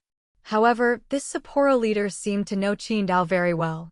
Could it be that Bai Qishan primarily hid in Guangzhou, while the people from Sapporo were deeply connected with the Liang family and the Ren family, mainly hiding in Qidong? And hadn't Zhou Ning and his team cleared some of their members inadvertently, like Mr. Ren? /p break time equals 300 ms/prosody/speak. Speak, prosody, p. Chapter 686 to 654 Fang of the Wolf_1 Chapter 686. Chapter 654 Fang of the Wolf_1 Su Dayuan continued. Mr. Hu has confirmed that the poisoning took place near the laboratory we discovered earlier, in the cafeteria of a seafood export factory. They treated it as food poisoning. In the hospital's tests, they found toxins similar to those involved in Zhou Ning's assassination attempt. Fortunately, those workers, who eat seafood all year round, especially the scraps filtered out for export, already have similar toxins in their digestive tracts and livers. Even with a large dose ingested at once, they only suffered from diarrhea and vomiting without any severe consequences. Tao Jinshan rubbed his nose. Although it was a very serious matter, he found it amusing for a moment. Indeed, Sapporo people live thinking they are quite refined, but in reality, they just lack resources. Otherwise, they wouldn't have come up with those ideas. Who would want to live every day sitting on an earthquake belt, with the ground cracking and popping underneath them? Life wouldn't be easy. Zhou Ning thought for a moment and said, So what you're saying is, Mr. Hu has now found solid evidence and there are still samples from that poisoning incident preserved. Su Dayuan snapped his fingers, waking up the two who were snoring thunderously. They rubbed their eyes and sat up to listen. You guessed right. Mr./p break time equals 300 ms/prosody/speak. Speak, prosody, p. Who found the samples from that time, which means we now have both the recordings and the toxin samples in hand, and we even control some of the Liang family members. These people were originally involved in the Beishan Group and Guanghai Pharmaceuticals, international economic crimes, but now it seems it's not that simple. This so-called family is actually a group of Sapporo spies. There's more good news. Mr. Hu forwarded this. Dao City's Huang Yudao and Wu Chunming sent word that among the 4 people we listed, one from Dao, Su Liang, took a leave of absence. They got Su Liang's photo from the school, and he looks older in the picture. This person took a month off claiming to need surgery, but neither he nor his car is in Dao City. As for Sun Haitao from Qidong, they found his death record, dated January 27, 2013, the car destroyed with the body beyond recognition, with no family to claim him. It was the petrochemical company that sent someone to identify him. After confirmation, they only saw his work pass and ID, as the body was burned beyond recognition. Therefore, Huang Yudao and the others suspect that these 4 individuals are actually just 2 people in disguise. Hence, they split into 2 teams. One went to Lusi Province, Pingjin City, to catch Zhu Xingmin, and another went to Huaining Province, Hexing City, Pulan Town, to capture Zhang Huiping. Both men were arrested, and they arrived in Qidong last night after 7. At this point, Mr./P break time equals 300 ms/prosody/speak. Speak, prosody, P Zhao leaned in, combing through his messy hair. Only these 2 were arrested? What about their families? They're not all from Minjin, are they? Su Dayuan nodded. Interrogations are ongoing. These 2 are tight-lipped, but what's surprising is that both have many children and DNA test results confirmed the children are indeed theirs. As for confessions, it's just a matter of time. The 2 arrestees weren't the least bit surprised. Mr. Zhao blinked his small eyes. This is the best possible outcome. First, we'll go take a look at Zhou Ning's old family house, and later you guys can head to Guangzhou City Bureau. Su Dayuan raised his hand, stopping Mr. Zhao's movement. Times have changed. We move together, as the safety factor is higher that way. As for those staying in the hotel, we'll have Fang Dongxing and his team pick them up later. We can't afford even a slight mishap right now. 20 minutes later, they arrived at the demolished family building. It was only 5:30 and Qidong was already bright, but in Guangzhou, it was still very dark, and everything around was silent, even the birds absent after the temperature drop. After parking the car, they entered through a damaged section led by Mr. Zhao. Everyone was extremely alert, especially Fang Mu and Tao Xinshan. The main person they were protecting was Zhou Ning, along with their leader, and Mr. Zhao, who was the worst in shooting scores, kept scanning the surroundings with his eyes. /P break time equals 300 ms/prosody/speak. Speak, prosody, P entering the courtyard. Zhou Ning walked straight towards the building opposite the guardhouse. The house was dilapidated, but it seemed to have been vacated not long ago, so no scavengers had come to steal things, leaving windows, doors, and various objects intact. On the 2nd floor, they found the familiar yet more derelict iron door sealed with tape. The seal's stamp belonged to Guangzhou City People's Hospital. The date was not clear except for the year marked as 201, 3 digits, with paper so tattered it wasn't from deliberate destruction, but accumulated dust and dirt, indicating a year or 2 at most. Zhou Ning put on gloves, pulled at the door, which remained firmly closed. After thinking, he reached into the crack, pulled the latch, and with a click, the door opened, revealing that the seal was still intact, clearly serving no purpose. The inner wooden door had obviously been replaced. The yellow paint showed no charred scars from gunfire. Mr. Zhao gripped the spherical doorknob and twisted slightly, and the door opened readily. Zhou Ning took a deep breath, perhaps to ease his own tension, turned back to look at Su Dayuan holding the LED light, and smiled. They say this house is haunted, but it seems it can stand open all night now. Let's go in and have a look. Mr. Zhao adjusted his mask and gear and entered the room with his flashlight raised high. Zhou Ning bit down hard on his teeth. /P break time equals 300 ms/prosody/speak. Speak, prosody, P. As he stepped into the room, the layout from years before flashed in his mind. The white shoe cabinet at the entrance, topped with a plastic silk flower, next to which stood a porcelain doll holding a ceramic bowl, where the family keys were kept. /P break time equals 300 ms/prosody/speak. Speak, prosody, P. Chapter 687 to 654. Feng of the Wolf _2 Chapter 687. Chapter 654. Feng of the Wolf _2. The kitchen was on the right, featuring a long wooden cabinet without doors. just white lace curtains hanging in front. Zhou Ning glanced at it, noting that the cabinet inside was still there, covered in a thick layer of dust, completely empty. One didn't need to think too hard to know that many people had come searching. Any place that seemed fit to hide things would have been thoroughly searched, probably taken away for examination long ago. Zhou Ning didn't enter the kitchen. The living room sofa was in tatters, springs and sponge spilling out from the sides and face, all rusty. The back cover of the television was gone, and the cabinet below the TV and the coffee table were both empty. Mr. Zhao went to the bathroom and Su Dayuan to the secondary bedroom, while Zhou Ning headed straight for the master bedroom with a balcony to the south. Back then, his mother had barricaded the door with a tall cabinet and chairs, but now the area was clean, the door was gone, and so were the cabinet and chairs. The only things left were a broken, collapsed bed and a wardrobe, also with its doors missing, completely empty inside. However, there was plenty of rubbish on the floor, clearly left behind by those who had emptied the place in search of evidence, leaving behind only a few large Lego blocks. /p break time equals 300 ms / prosody / speak. Speak, prosody, p. As for the floorboards, many had been torn up, and even those left in place had uneven, bumpy gaps when stepped upon. All the switches and light fixtures in the room had been dismantled. The ceiling light of the master bedroom was reduced to a ring mark. The covering back panel was gone, leaving a large hole exposed. These were all traces left by the search. The glass sliding door between the master bedroom and the living room was completely shattered, with glass shards littering the floor. Along the top hung a line of cranes' wind chimes, adorned with colorful beads and little stars, some ending with bells and others with stones.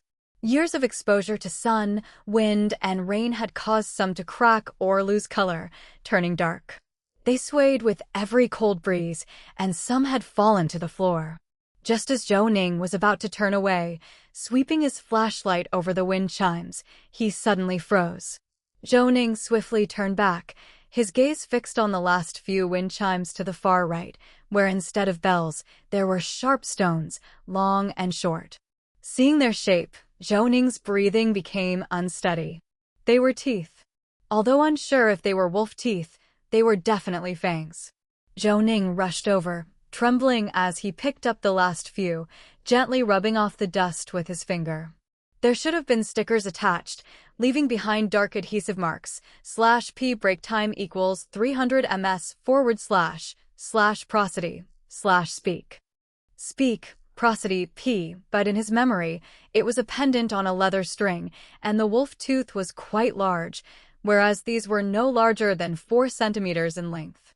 Footsteps approached from behind, and without looking back, Zhou Ning knew Mr. Zhao had come over. "What are you looking at, Zhou Xiaozhou?" As he spoke, Mr. Zhao drew closer with his flashlight, which trembled when he saw the teeth in Zhou Ning's hands. "Wow, are these wolf teeth?" Zhou Ning shook his head. "I don't know. I remember it being very large, with a leather string. This seems too small." Mr. Zhao waved his hand. "Don't worry. You've mentioned there was writing on it, the name Zhou Ning, right?" "That's what he told me, but I've never seen it myself." Zhou Ning nodded, and hearing movement, everyone else gathered around. Mr. Zhao had already opened the investigative kit, found the evidence box, and cut the teeth off. They all retreated to the living room where there was still a tea table. Mr. Zhao placed the evidence box on the tea table, washed the teeth with a reagent, and meticulously cleaned the dirt and adhesive marks. The passage of years made them easy to wipe clean. Then, after drying them, Mr. Zhao picked up a tooth and examined it through a magnifying glass. Zhou Ning's heart was racing, unable to calmly look as his hands were shaking violently. Going through them one by one, and as he rotated the largest one, Mr. Zhao exclaimed with surprise. "Hand me that purple bottle, Xiaozhou. I'm not sure if these are engravings. /p break time equals 300 ms / prosody / speak.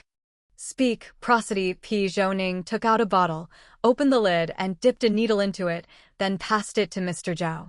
Mr. Zhao touched the tooth with the needle tip, then rinsed it with water. As they waited, Zhou Ning grew impatient.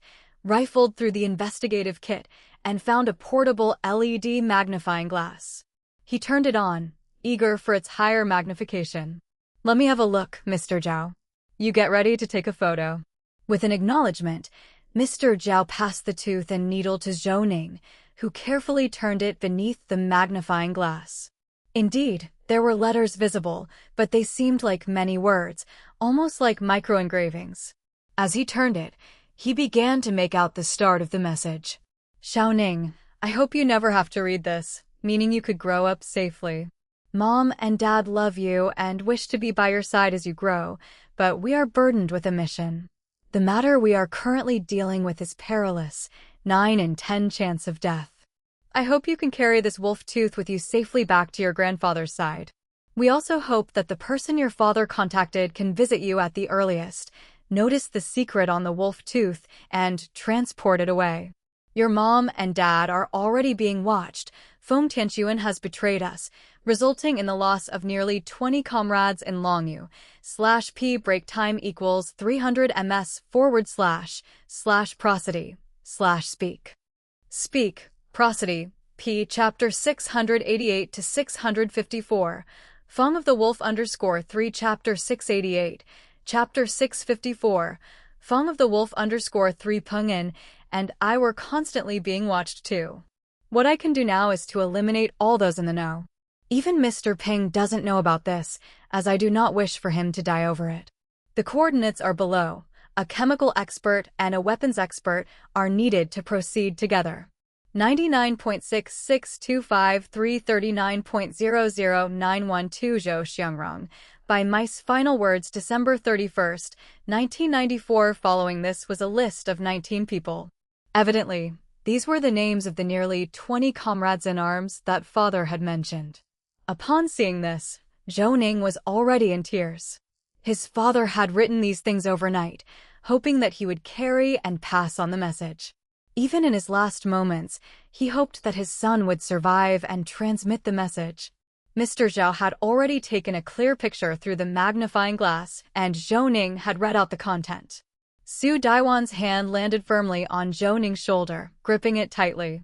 Tao Zhinshan and Feng Mu also reached out from different directions, with Feng Mu already starting to cry while Mr. Zhou coughed. Let's keep our emotions in check for now. The photos have been taken, and we've found the physical evidence. I guess no one expected Zhou Ning's parents to hang such crucial stuff plainly in view. Look at this room. They nearly tore it apart. Actually, having such evidence now, whether by Qishan is interrogated, is irrelevant. Let me check the coordinates first. /p break time equals 300 ms// prosody/speak. Speak, prosody, p. Su Daiyuan nodded. Not interrogating by Qishan is the right call. The main reason is that the evidence wasn't solid. If there's nothing wrong with the coordinates on this wolf Feng, then this is the best evidence. Besides, have your grandfather identify Enliwei's photo to see if he's the one who went to your house? Zhou Ning glanced at the time. It was already nearly 7 o'clock. His grandfather was certainly up by now, so he hurried to compose a WeChat message. By now, Mr. Zhou had already attempted to enter the latitude and longitude. He found the coordinates on his first try and, after zooming in for a closer look, compared them to the positions they had marked earlier. Mr. Zhou slapped his thigh and said, "Uncle Zhou is too awesome. The position marked here is actually the main cave on the north side that we found. If this wolf Feng were discovered, and they found these coordinates, they'd think that the treasure they were looking for is completely different from the one hidden by Uncle Zhou. These 8 coffins are the perfect shield." Su Daiyuan pursed his lips tightly, clutching his cap with a look of emotion.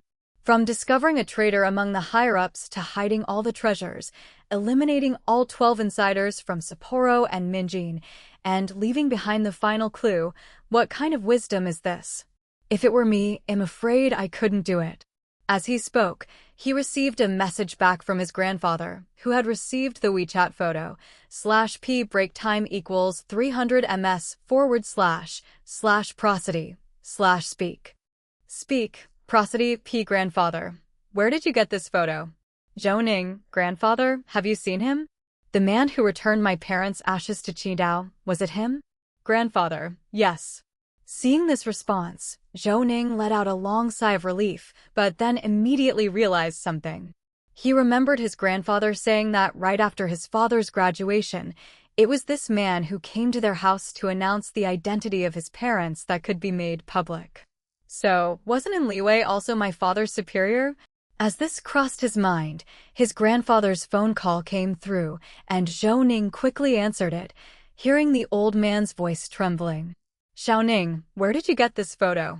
Zhou Ning turned to look at Su Dayuan, who nodded. He then reassured, Grandfather, we're investigating a case related to what father was looking into before. We found this person and learned that he seemed to have protected me back then and even brought me back to Qidong. I just wanted to confirm with you, is this the person who sent back father's ashes? It's him. I recognized him at a glance. However, his accent had a bit of a Qidong twang, but he spoke Mandarin in general. He always told me to take good care of myself. After all, I had to look after you too, and that gave me a sense of reliance. Although you were unconscious at the time, the doctor said you were well taken care of, and the treatment was timely. He didn't say much else. About the case, I won't ask. /p break time equals 300 ms / prosody / speak. Speak, prosody, p greater than I know you have your rules, and the case you are investigating must be no small matter. Otherwise, Momo couldn't have been away, and Shansuin wouldn't have gone to assist you. But have you seen this man? I haven't seen him. I heard he passed away over a decade ago. Once him done here, I'll pay respects at his grave. After all, without his protection, I wouldn't be alive. The old man sighed. Grandfather, don't worry. I'm fine and things are coming to an end here. But starting now, please don't go out. Just walking around your complex is fine. Don't worry, I'll do as you say. I won't trouble the police for protection. The grandfather obviously understood the situation, and Zhou Ning didn't quite know what to say for a moment, so he laughed casually. Rest assured, grandfather, I'll be back soon. Once everything is settled, I'll explain everything to you in detail, but now I must get back to work. Okay, Zhou Ning, our Zhou family doesn't need any more martyrs. You have to take care of yourself for Momo and come back safely. I'm waiting for you. Saying this, the grandfather took the initiative to hang up the phone.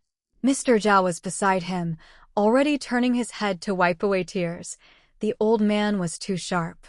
He quickly nudged Su Dayuan. Boss, if they've been monitoring Zhou Xiao's house for so many years, we really need to assign competent people to protect it, so there's no mishap with the grandfather. Su Dayuan nodded. Don't worry about that. After I arrived in Qidong, Mr. /p break time equals 300 ms / prosody / speak. Speak, prosody, p, who had already arranged protection for Zhou Xiao's home. Of course, it's not just Zhou Xiao, but also the families of all of us. We can't be distracted by worries about our homes. /p break time equals 300 ms / prosody / speak.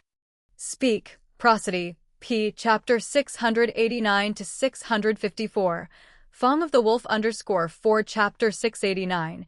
Chapter 654. Fong of the Wolf _4 Alright, let's go. There's still a tough battle ahead. With these pieces of evidence, we can sufficiently demonstrate that Zhou Xiangrong, through investigating several cases, uncovered the treasure of Sapporo and Minjin. When it came time to report up the chain, he found there were issues with the higher-ups. Given his position at the time, he wasn't able to pass the information along and had to hide it instead.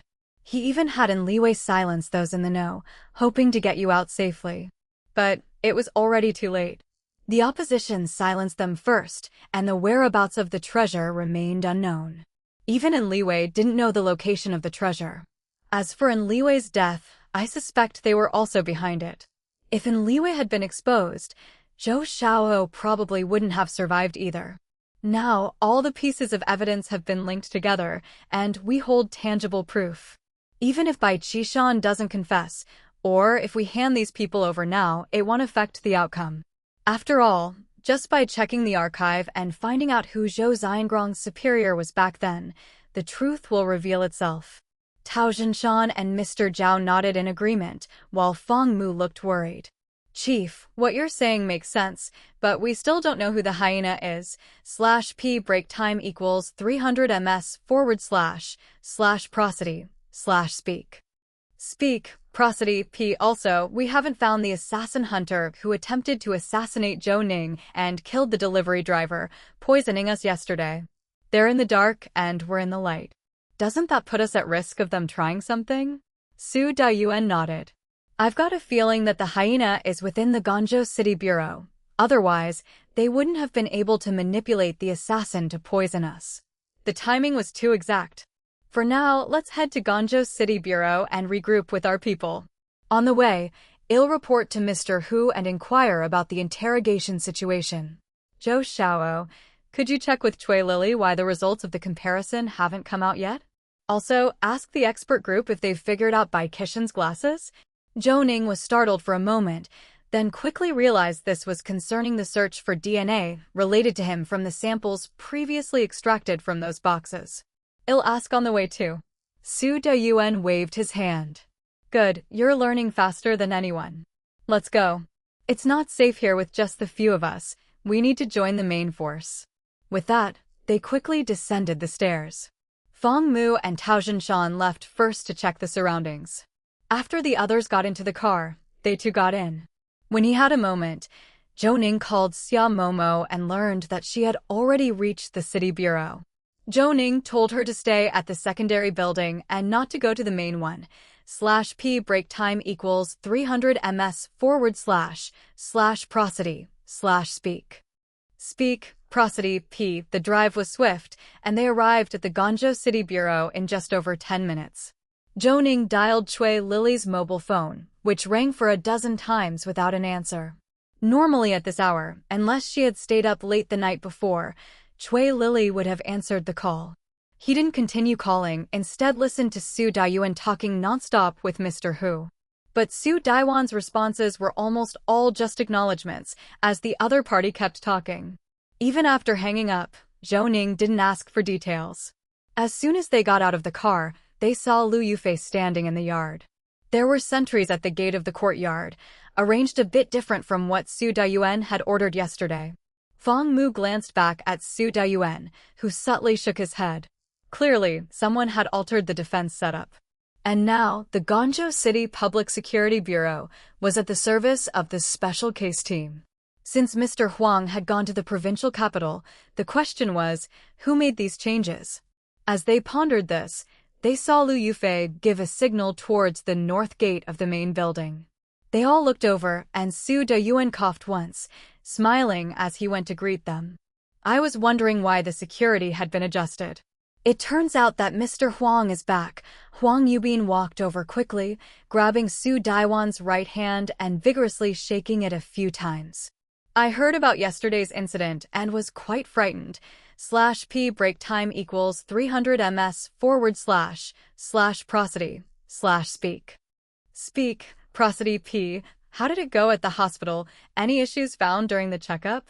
Su Dayuan shook his head, glancing at the National Security Department team leader who had arrived last night. Director Xing, you're up early. With age, comes sleep troubles on a different bed. Plus, I was worried about the interrogation of Bai Qishan, his identity being particularly sensitive. Without any substantial findings, it would be hard to explain things here, so I wanted to come over early. I just saw the girl from your special case team arriving first. You didn't come together? Su Dayuan laughed, his head bowed as his smile grew wider. At that moment, he could fully empathize with Zhou Xiangrong's despair back in the day, individuals masking as respectable figures, professing noble truths while performing base deeds, having lost all their principles. /p break time equals 300 ms / prosody / speak. Speak, prosody, p. Chapter 690 to 655. Guessing the identity _1 Chapter 690. Chapter 655. Guessing the identity _1 Zhou Ning took a deep breath. He knew Su Dayuan wouldn't turn against him.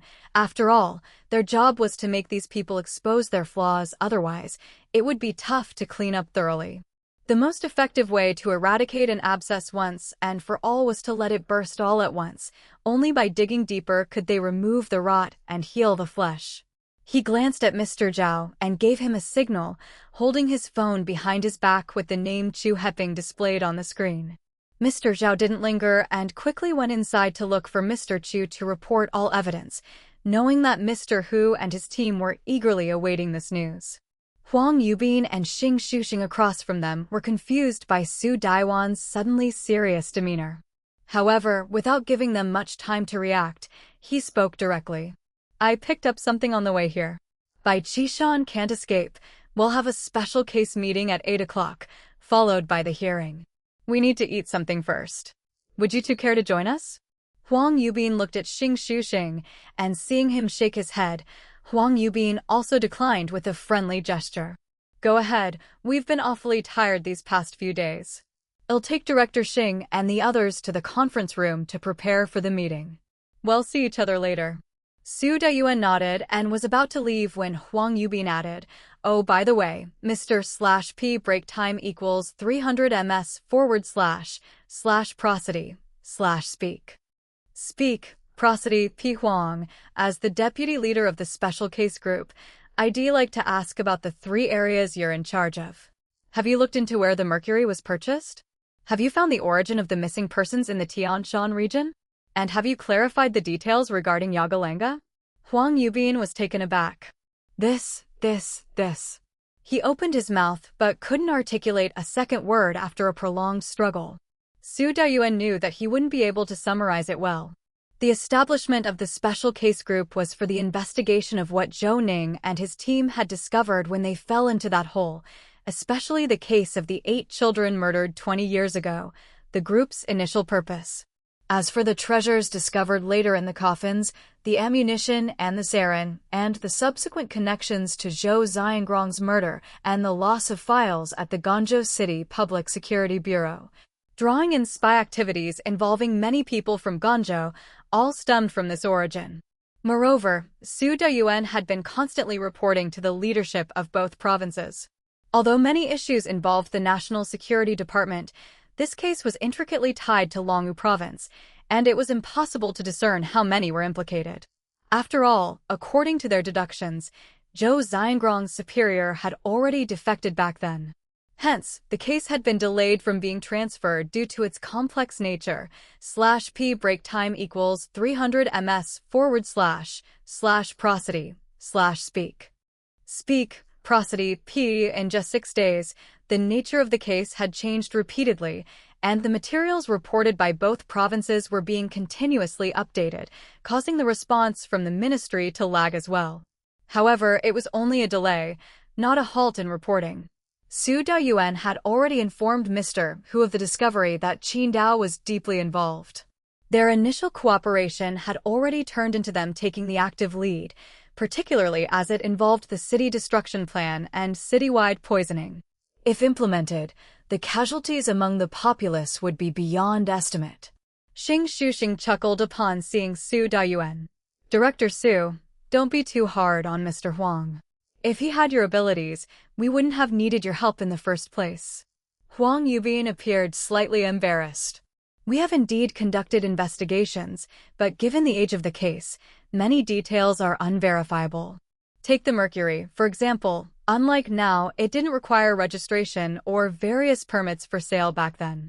Many clandestine workshops existed, especially around Mingjia Mountain of Hui County.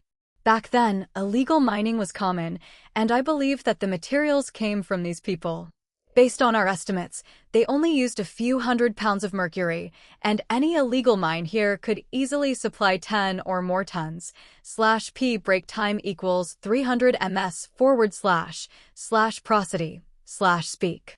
Speak, prosody P. As for the missing persons, we have come across some old files, including cases of missing persons that Guangzhou helped investigate, and they generally pointed to several private psychiatric hospitals and orphanages in the Tianshan area. However, we are still investigating these leads. Our investigation into Yagalanga hasn't yielded much. We only found related records from tourism bureaus. It seems to be a fairly ethnic festival. Of course, we can't rule out that someone is using the form of the festival to push other agendas. Since the investigation here is getting intense, I rushed back to help. Su Dayuan smiled again, seeing Mr. Zhao outside the dining hall signaling with 2 fingers. He nodded and said, "Indeed, we're swamped here. If you hadn't come back today, I would have had to call to rush you. Many of our findings have already gone beyond our control. We need the assistance of multiple departments for this investigation. Why don't you head to the conference room first, and we will join you in about 15 minutes after we finish eating." The 2 were taken aback by Su Daiwan's sudden change, but promptly nodded their heads in agreement and headed to the conference room upstairs. Upon reaching the cafeteria, the group found a corner and quickly finished their breakfast. Everyone tacitly refrained from discussing too much, as Mr. Chu had already formed a group and shared a detailed update, along with screenshots. Then Mr.P break time equals 300 ms / prosody / speak prosody P, who was forcibly added to the group, and upon joining, he sent several question marks. Su Dayuan couldn't help but laugh and gave Mr. Chu a thumbs up. "You're ruthless, kid." As he spoke, he typed a message. "Mr. Hu, after we returned from Zhou Xiao's home with the evidence this morning, we noticed that the police on guard at the Guangzhou City Bureau had changed. They're not the ones we arranged yesterday." Xing Shuxing and Huang Yubin were both present, and Huang Yubin's reaction is completely different from when we first came to Guangzhou. I don't know if it's related to our investigation. Also, regarding the special task force members from the department you mentioned, when will they arrive? If they come, we will no longer intervene, as after all, the interrogation of Bai Qishan hasn't yielded any results, and the nature of the case has completely changed now. It requires the National Security Department to conduct an internal investigation. We here are unable to find out who was Zhou Xiangrong's superior back then, as well as the real identity of Enli Wei and the whereabouts of that Enli Shui. As for Bai Qishan's boss, Hyena, and that assassin, I suspect they are in Guangzhou, or even within the Guangzhou City Bureau. They also need to be captured by the Special Task Force. Mr. Hu, I've already reported it since I received your call. The information I have is that a special investigation team has been formed by 2 commissions, and they have already set out /P break time equals 300 ms / prosody / speak prosody P. They are expected to arrive in about 2 hours. We also have coordinated actions here, but I can't disclose the specific plans. Stay alert and watch out for desperate moves. After reading the message, everyone put away their phones. Su Dayuan and his colleagues headed out first, while Zhou Ning cleaned up the trash on the table. Mr. Chu, being closer, quickly handed over the trash bin, and they tidied up together as Zhou Ning bowed his head. Mr. Chu, set up one of those signal jamming devices here. I remember you created one before. Having a one-touch jamming ability on demand would be useful, especially now since there are too many people here and all the important physical and human evidence is present. Just in case. Director Zhou, I understand, don't worry. I've placed several control terminals in the main building and the smaller building, and even the cafeteria and those dilapidated small storage rooms have them. If anything arises, I can cut it off in 1 second. Zhou Ning nodded, feeling slightly less anxious. The results of the interrogation in Qidong, Mr. Hu only mentioned them while in the car to Su Dayuan. If those 2 hadn't confessed anything, they wouldn't have talked for so long, with Su Dayuan constantly affirming. Surely, he wanted to prevent the conversation from leaking, but what exactly did they find out? /P break time equals 300 ms / prosody / speak prosody P. Zhou Ning was very curious, especially thinking of the man with the triangular eyes, hooked nose, thin lips, and a face full of pockmarks. Between 182 to 184 centimeters tall and weighing around 110 pounds. This sense of familiarity was puzzling to Zhou Ning. While thinking, Zhou Ning followed Su Dayuan into the north gate of the main building, where 2 young men were coming towards them, grabbing each other's arms. They hurriedly greeted Zhou Ning and his group. "Boss, have you had lunch? Do we have any tasks coming up?" Zhou Ning gestured dismissively. The work that needed to be done here is finished. Now we wait for the report from Mrs. Cui. Also, the samples collected yesterday, were they sent to the province and Qidong? Zhou Jialong and Peng Tianhang nodded their heads, with Peng Tianhang speaking first. The courier company I contacted, this morning I checked the delivery info. Both have been dispatched. One will arrive this morning, and the other should reach Qidong by afternoon. Zhou Ning grunted. You both come upstairs with us then. We'll listen in on the special case meeting. The two hurried upstairs, while Zhou Ning slowed down his pace. From the rear, Zhou Jialong and Peng Tianhang, both slender and tall young men, seemed even more similar when seen from the back or side. He quickly took out his tablet, which had the surveillance screenshots taken by Mr. Chu yesterday, and the apprehension photos sent to Su Dayuan the night before. Seeing Zhou Ning's actions, Mr.P break time equals 300 ms / prosody / speak. Speak, prosody, P. Zhao came from behind and raised his hand to block Zhou Ning's phone screen. Don't look at it here, let's go over there. After speaking, he dragged Zhou Ning around the corner on the second floor and directly into the observation room. Fang Mu saw this from behind and hurriedly caught up, pulling on Su Dayuan's arm and whispering something to him. Su Dayuan instructed Fang Mu to lead their team inside to join Liu Yufei, and the meeting would wait until his arrival. Su Dayuan quickly joined Zhou Ning in the room where Zhou Ning was comparing data. When Su Dayuan entered, Zhou Ning lifted the tablet to show him. This is the apprehended Zhu Xingmin from yesterday, and the images of last night's meal delivery driver. These two are strikingly similar, 182 to 184 centimeters tall, thin, with triangular eyes, high cheekbones, hooked noses, thin lips, and a face full of pockmarks. The only difference between them might be a limp. Based on our analysis, the assassin who targeted me has a leg issue and is left-handed, matching the characteristics of the delivery driver in the footage. In my memory, both these images are very close to the appearance of Huang Mao. The only difference is that Huang Mao is even thinner, and I didn't see whether he had a limp because he rushed into the room behind Wang Guanli.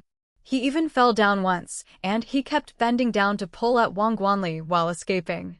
Mr. Zhao's eyes widened in shock as Zhou Ning spoke hurriedly and chaotically, but he understood. /P break time equals 300 ms / prosody / speak. Speak, prosody, P. You're saying. This assassin is likely related to the now apprehended Zhu Xingmin, possibly even his brother, and the Huang Mao who broke into your house back then could be this assassin. /P break time equals 300 ms / prosody / speak. Speak, prosody, P. Chapter 691 to 655. Guessing the identity _1 Chapter 691. Chapter 655. Guessing the identity _1 Zhou Ning also took a deep breath. He knew Su Dayuan wouldn't turn against him, since their job at the moment was to make these people slip up. Otherwise, it would be hard to eliminate the problem thoroughly. After all, the most effective way to eradicate an abscess is to force it to surface all at once. Digging deep is the only way to remove the rot and promote healthy tissue growth. He glanced at Mr. Zhao and gave him a look, holding his phone behind his back with the name Chu Heping written on it. Mr. Zhao didn't linger and hurried inside to find Mr. Chu and report all the evidence. After all, Mr. Hu and his team were waiting for just that piece of news. Huang Yubin and Xing Shuxing opposite them couldn't understand why Su Dayuan had stopped smiling, but before they could react, Su Dayuan spoke directly. I picked up something on the way. By Qishan can't get away. The special case team meeting starts at 8, followed by the hearing. We need to eat something first. Would you two like to join us? Huang Yubin turned to Xing Shuxing, and seeing that Xing Shuxing shook his head, Huang Yubin also smiled as he gestured with his hands. You go ahead. I'm truly exhausted these days. I'll take Director Xing and the others to the conference room to prepare for the meeting. We'll see you in a while. Su Dayuan nodded, about to turn away, when he addressed Huang Yubin. By the way, Mr./P break time equals 300 ms / prosody / speak. Speak, prosody, P. Huang. Considering that you are the deputy team leader of the special case group, I wanted to ask about the 3 areas you're in charge of. How are things going? Have you found the purchase route for Mercury? Have you discovered the origin of the missing people in the Tianshan area? Have the details of the Yagalanga been clarified? Huang Yubin was taken aback. This. He opened his mouth, but struggled to say a second word. Su Dayuan knew he wouldn't be able to summarize. The reason the special case team was formed was to investigate what Zhou Ning and his team found in that hole, especially the 8 children who were murdered 20 years ago. That was the initial purpose for establishing the special case group.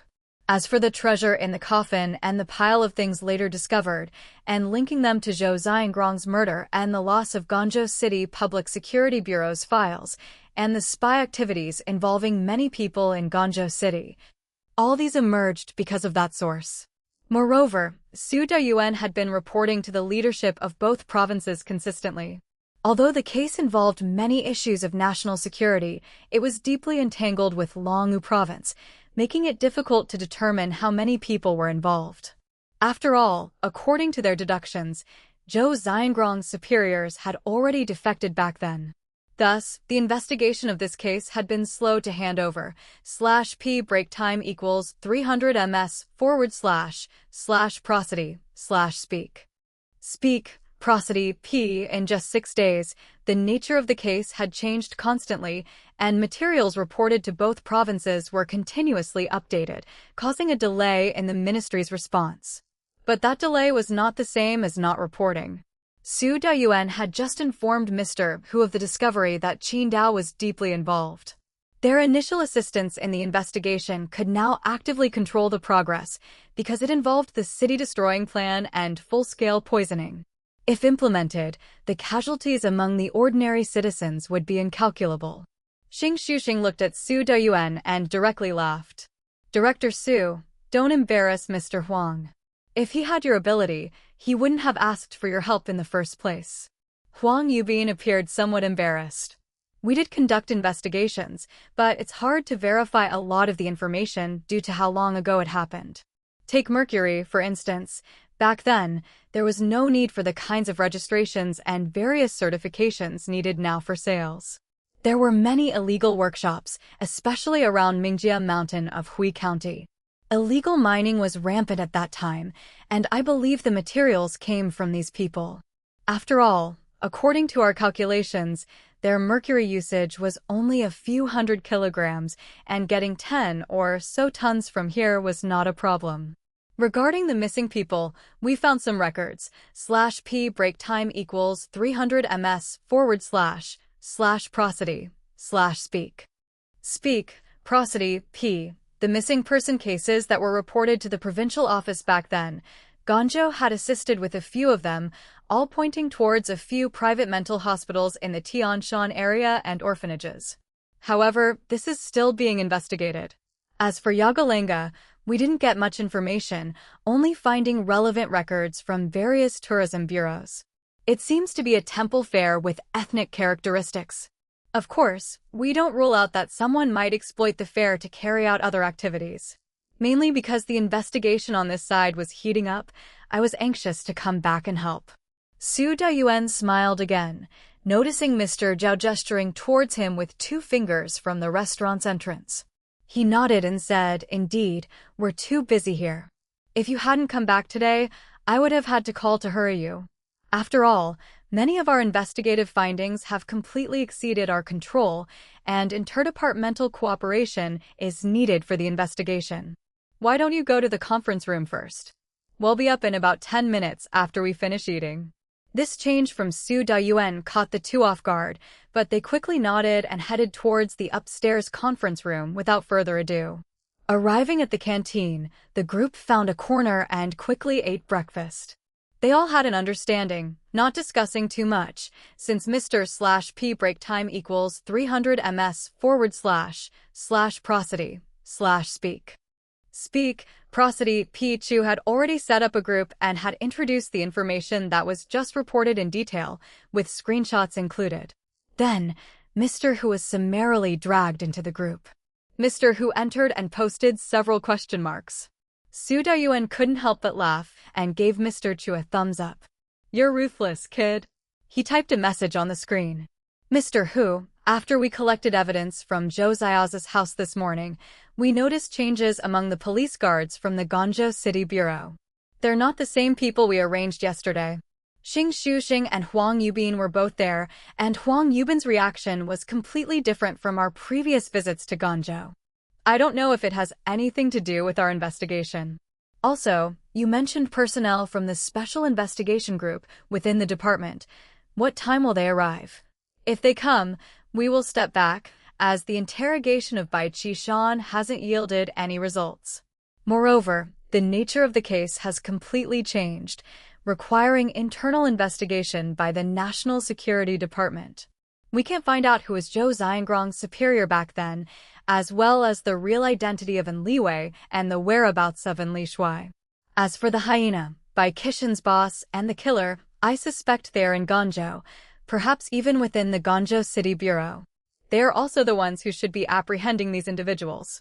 Mr. Hu, after I received your call, I've already reported it. /p break time equals 300 ms / prosody / speak.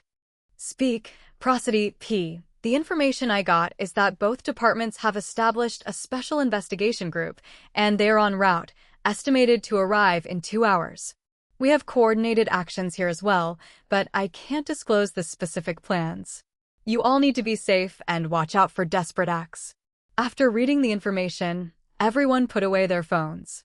Su Deyuan and the others headed outside first. Zhou Ning tidied up the trash on the table. Mr. Chu, who was closer, quickly handed him the trash bin. As they were cleaning up, Zhou Ning bowed his head. Mr. Chu, let's set up one of those signal jamming devices here. I remember you made one before. We should be able to activate it with a single button if needed, especially now that there are too many people here and all the key witnesses and evidence are present, just in case.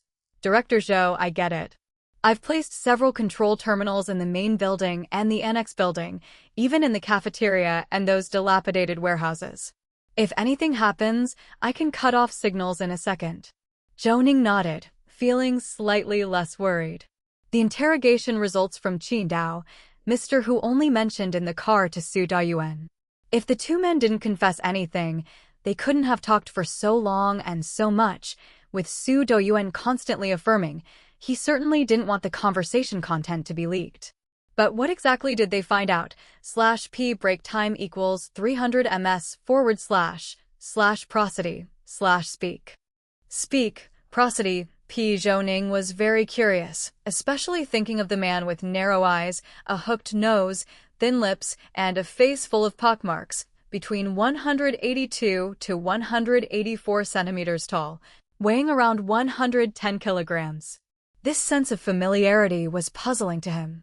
As these thoughts occupied his mind, he was already following Su Deyuan into the main building's north entrance. Ahead, two young men were pulling each other along, quickly greeting Zhou Ning and his group as they passed by. Boss, have you had lunch? What tasks do we have next? Zhou Ning waved his hand. All the work that needed to be done here is finished. We're waiting for Mrs. Cui's report. Also, were the samples collected yesterday sent off to the provincial capital and Qidong? Zhou Jialong and Peng Tianhang nodded. Peng Tianhang spoke first. I checked the courier company I contacted. This morning, I saw the courier information. Both packages have been dispatched. One will arrive this morning, and the other will probably reach Qidong in the afternoon. Zhou Ning hummed in response. Follow me upstairs. Well, all listen to the special case meeting. The two men quickened their pace up the stairs, but Zhou Ning's steps slowed. From the back, both Zhou Jialing and Peng Tianhang were tall and slim. They were of similar age and often together, making their silhouettes from behind and side views appear more alike. He quickly pulled out his tablet, which had the surveillance footage screenshots taken by Mr. /p break time equals 300 ms / prosody / speak. Speak, prosody, P. Chu yesterday, as well as the arrest photos Su Deyuan received last night. Seeing Zhou Ning's actions, Mr. Zhao came from behind and covered the screen of Zhou Ning's phone with his hand. Don't look at it here, let's go over there. After speaking, he pulled Zhou Ning around the corner on the second floor and directly into the observation room. Fang Mu saw this from behind and quickly caught up with Su Dayuan, whispering something to him. Su Dayuan instructed Fang Mu to lead their men in to meet with Lu Yufei and said they would start the meeting once he arrived. Su Dayuan quickly entered the room where Zhou Ning was. Zhou Ning was in the midst of comparing when Su Dayuan arrived. Zhou Ning lifted the tablet to show him. This is Zhu Xingmin we caught yesterday, and this is the food delivery driver from last night. These two look extremely similar, both around 182 to 184 centimeters tall, with slim builds, narrow eyes, high cheekbones, hooked noses, thin lips, and pockmarked faces. The only difference might be their limps. According to our analysis, the person who tried to assassinate me had a leg problem and was left-handed, matching the food delivery driver in the footage. In my memory, these two images are very close to the appearance of Huang Mao. The only difference is that Huang Mao was skinnier and I didn't see if his leg had a limp because when he barged into the room, he was behind Wang Guanli. He fell once during the intrusion and kept stooping to pull at Wang Guanli while escaping. Mr./P break time equals 300 ms / prosody / speak. Speak, prosody. P. Zhao's eyes widened with understanding, despite Zhou Ning speaking hurriedly and chaotically. Are you saying that this killer is related to the now captured Zhu Xingmin, likely brothers, and that Huang Mao, who broke into your house years ago, might be this killer? /P break time equals 300 ms / prosody / speak.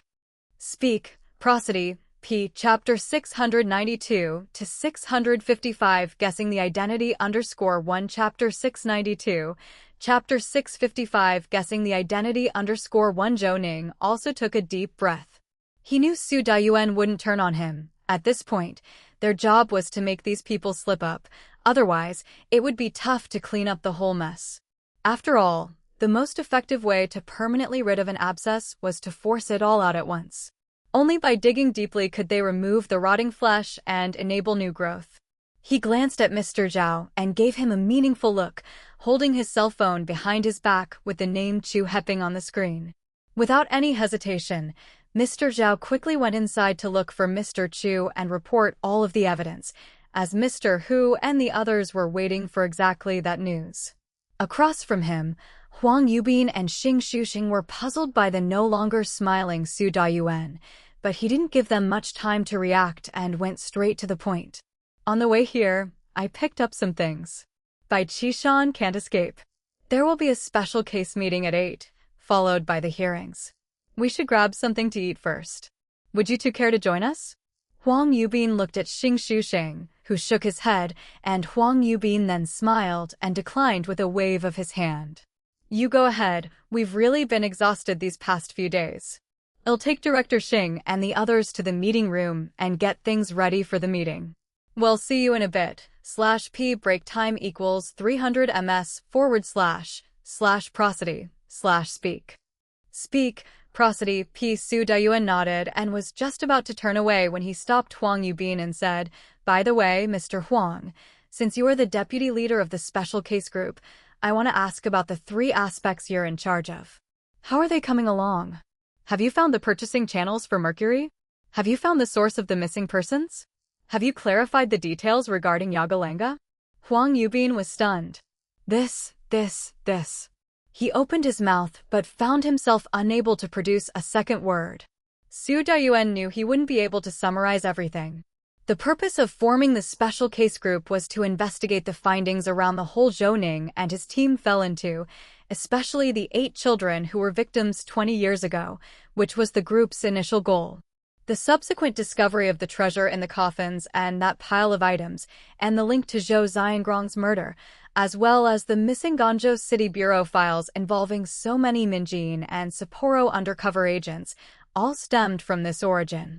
Moreover, Su Dayuan had been continuously reporting to leadership on both sides.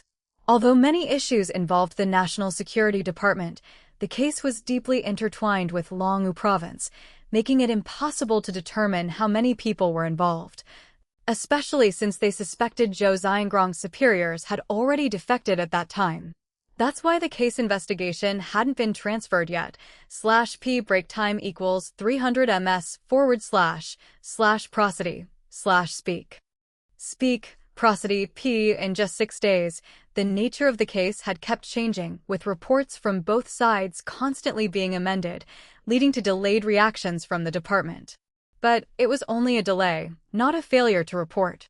Su Dayuan had just informed Mr. Hu that Qidong was deeply involved in the findings, and their initial assistance with the inquiry could now become proactive control over the progress. After all, involving a plan to destroy the city and poison the entire population, once implemented, would result in unimaginable casualties among the citizens. Xing Shuxing looked at Su Dayuan and directly laughed. Director Su, don't be hard on old Huang. If he had your ability, we wouldn't have asked for your help in the first place. Huang Yubin felt a bit awkward. We did investigate, but much of the information is hard to verify due to the age of the cases. For example, the mercury back then, it wasn't like now where you need to register and have various certificates to sell. There were many wild workshops back in the day, especially around Mingjia Mountain of Hui County. At that time, there was rampant illegal mining, and I believe that the goods were obtained from these people. After all, according to our estimates, their consumption wasn't more than a few £100, and getting 10 or so tons from here is not a problem. As for the missing persons, we found some files regarding the pursuit of missing persons reported to the Provincial Hall, with Ganzhou assisting in a few cases. /p break time equals 300 ms / prosody / speak. Speak, prosody, p. All leads point towards a few private mental hospitals and orphanages in the Tianshan area, but this is still being investigated. Our investigation into Yagalanga didn't yield much information, just some records of notifications with various tourist bureaus, suggesting it's a temple fair with distinctive ethnic features. Of course, we don't rule out the possibility that the temple fair's format is being used for other purposes. Especially since the investigation here is heating up, I rushed back to help. Su Dayuan smiled again, noticing Mr. Zhao outside the restaurant door gesturing 2 fingers towards him. He nodded and said, "Indeed, things are busy here. If you didn't come back today, I would have had to call you to hurry things up. Many of our findings have gone beyond what we can control, and we need the help of multiple departments. Why don't you go to the meeting room first, and we'll be up in about 10 or 15 minutes after we finish eating." Su Daiwan's sudden shift caught both men off guard, but having received an invitation from him so smoothly, they didn't waste time and quickly nodded, heading to the meeting room upstairs. Upon reaching the cafeteria, they found a corner to quickly have breakfast. Everyone was in tune with one another, not discussing too much, as Mr. Chu had already set up a group, providing a detailed introduction of the recently reported information, including screenshots. Then Mr. /p break time equals 300 ms / prosody / speak. Speak, prosody, p. Who was forcibly added to the group, and upon his entry, he sent out a few question marks, causing even Su Dayuan to laugh as he gave Mr. Chu a thumbs up. "You're ruthless, kid." While speaking, he entered a string of text above. Mr. Hu, when we returned from collecting evidence at Zhou Xiao's home this morning, we noticed a change in the guard personnel at the Ganzhou City Bureau. They weren't the officers we arranged yesterday. Both Xing Shuxing and Huang Yubin were present, and Huang Yubin's reaction was completely different from when we first arrived in Ganzhou. I'm not sure if it's related to our investigation. In addition, you mentioned the special task force from the department. When will they arrive? If they come, well, step back. After all, we got nothing conclusive from Bai Qishan's interrogation, and now the nature of the case has completely changed, requiring the National Security Department to conduct an internal investigation. We couldn't find out who Zhou Xiangrong's superior was back then, as well as the true identity of An Liwei and the whereabouts of An Lishuai. As for the superior of Bai Qishan, the hyena, and that assassin, I guess they are in Ganzhou, possibly even within the Ganzhou City Bureau itself. We need the special task force for the arrest. Mr. Hu, after receiving your call, I reported it immediately. The information I have is that a special investigation team has been established by both departments, and they've already set out /p break time equals 300 ms / prosody / speak prosody p. They should arrive in about 2 hours. We have a coordinated operation planned here, which I can't disclose. Be careful and watch out for desperate actions. After reading the message, everyone put away their phones and Su Dayuan and his team started to walk out first, while Zhou Ning tidied up the trash on the table. Mr. Chu, being closer, quickly passed him the trash bin. Together, they finished cleaning up, Zhou Ning with his head down. Mr. Chu, let's set up one of those signal jamming devices here. I remember you rigged one before. We might need a one-button jam at any moment, especially now with so many people around and all the important evidence and witnesses here, just in case. Director Zhou, I understand. I've placed several control terminals in the main building and the annex, and even in the cafeteria and those decrepit warehouses. The moment there's any hint of trouble, I'll shut it down in a second. Zhou Ning nodded, feeling slightly less worried. The results of the interrogation in Qidong, Mr. Hu only mentioned to Su Dayuan in the car. If those two didn't confess anything, there is no way they would have talked for so long and said so much. Su Dayuan kept responding affirmatively. He definitely didn't want the content of the conversation to leak, but what exactly did they manage to find out? /p break time equals 300 ms / prosody / speak prosody p. Zhou Ning was highly curious, especially thinking about that man with slanted eyes, a hooked nose, thin lips, and a face full of pockmarks, between 182 to 184 centimeters tall, weighing around 110 pounds. This familiar feeling made Zhou Ning scratch his head. Thinking all this, he followed Su Dayuan into the main building through the north gate. Ahead, 2 young lads were walking towards them, tugging at each other as they quickly greeted Zhou Ning and his team. Boss, have you had lunch yet? Do we have any tasks coming up? Zhou Ning waved his hand. We've finished all the work we needed to do here, just waiting for Mrs. Cui's report. Also, did the samples collected here yesterday get sent out to the provincial capital and Qidong via courier? Zhou Jialong and Pang Tianhang nodded, with Pang Tianhang speaking first. I checked with the courier company, and I saw the information this morning. Both parcels have been dispatched. One will arrive this morning, and the other should reach Qidong by afternoon. Zhou Ning hummed in acknowledgement. Follow me upstairs. Let's all listen to the special case meeting. The 2 young men hurried upstairs while Zhou Ning slowed down his pace. From behind, Zhou Jialong and Pang Tianhang appeared to be quite tall and thin.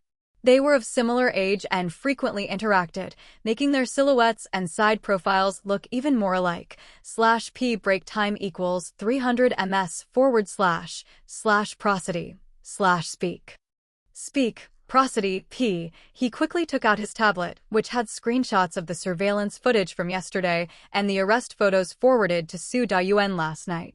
Seeing Zhou Ning's actions, Mr. Zhao came from behind, raising his hand to block the screen of Zhou Ning's phone. Don't look at it here, go over there. After speaking, he dragged Zhou Ning around the corner on the 2nd floor straight into the observation room. Fang Mu noticed this from behind and quickly walked faster to whisper something to Su Dayuan, who then instructed Fang Mu to lead their team in and meet up with Liu Yufei. They would discuss the meeting once he had arrived. Su Dayuan moved swiftly to join Zhou Ning in the room, where Zhou Ning was comparing images. Upon seeing Su Dayuan enter, Zhou Ning lifted the tablet to show him. This is Zhu Xingmin, caught yesterday and last night's delivery driver's footage. These two are extremely similar, 182 to 184 centimeters tall, skinny, with slanted eyes, high cheekbones, hooked noses, thin lips, and faces full of pockmarks. Their only difference might be a limp.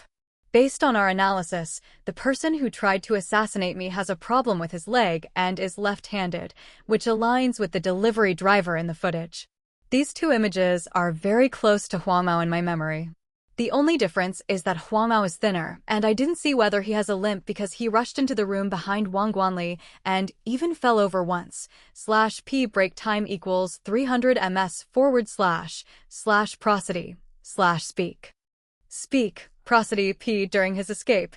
He kept bending over to pull Wang Guanli. Mr. Zhao's eyes widened as Zhou Ning spoke hurriedly and somewhat chaotically, but he understood. You're saying this assassin is related to the currently captured Zhu Xingmin, possibly his brother, and the Huang Mao who broke into your house back then might be this assassin. /p break time equals 300 ms / prosody / speak.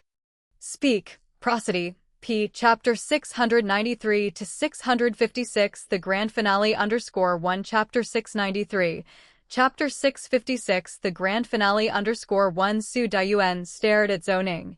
His lips pursed for a long time before he said, I didn't tell you just now because after the interrogation yesterday, Zhu Xingmin confessed some information that we've been unable to verify as true or false. He said he has a twin brother, an undercover operative like himself, but more successful and better trained. He's always either going to Las Vegas or vacationing on islands, only reaching out to his brother when he needs his identity, tossing him some cash symbolically as one would treat a bar girl, claiming that this person is a core member of the northern region.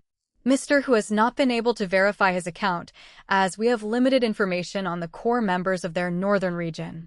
According to your analysis, Zhu Xingmin wasn't lying, and this killer could very well be his twin brother. What Zhu Xingmin is primarily responsible for is that training base Chaowen you mentioned before, built underground on the outskirts of Pingjin City in Lusi Province, which of course could have been left over from before the founding of our nation. But 8 years ago, he was given an additional identity as a physical education teacher, which he initially resisted a lot. After all, there was no shortage of women in Lucy.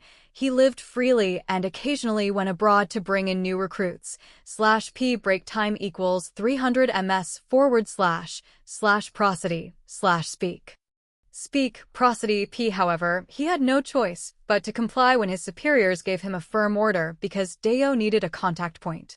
He didn't expect that he wouldn't have to regularly sit in an office, and by the end of the school term, there was even less for him to do. His days at work were few and far between, and he didn't resist. As for the contact point, it only meant driving 1 or 2 people occasionally at midnight.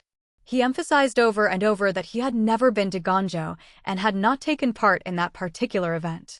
As for Zhang Huiping, after seeing Zhu Xingmin's photo, he said it wasn't him who had gone to that policeman's house, and as for your father's identity, he didn't know.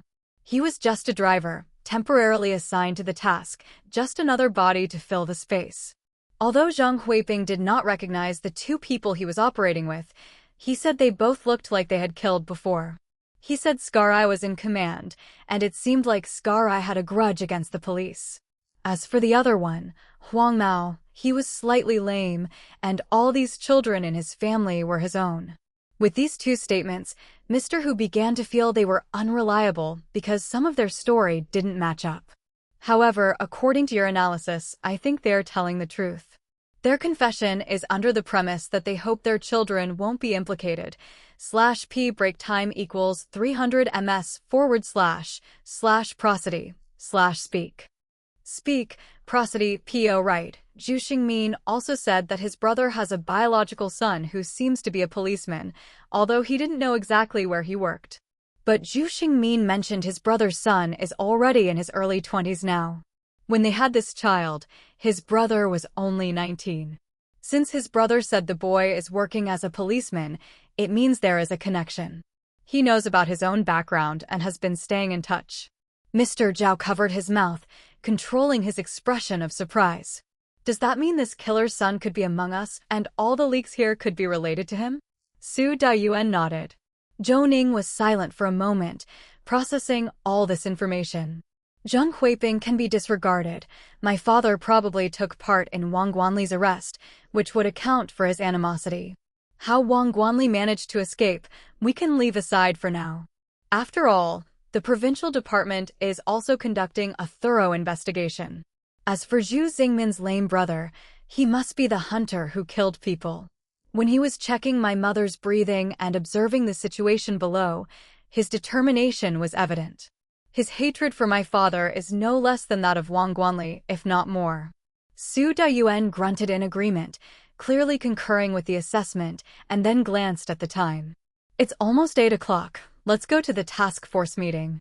We'll delay it for an hour, and then we'll interrogate Bai Qishan. Mr./P break time equals 300 ms//prosody/speak.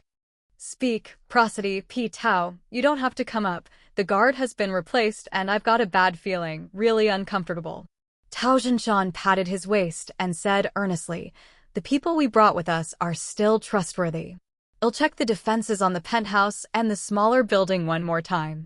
I think they know that if they don't act today and Bai Qishan reveals something, their decades of work will be wasted. After Tao Zhinshan left, Zhou Ning's phone rang. He received many files in WeChat, and before he could open them, Cui Lily called. The comparison is finally done. We received a lot of samples by express, and the DNA I extracted is very complex.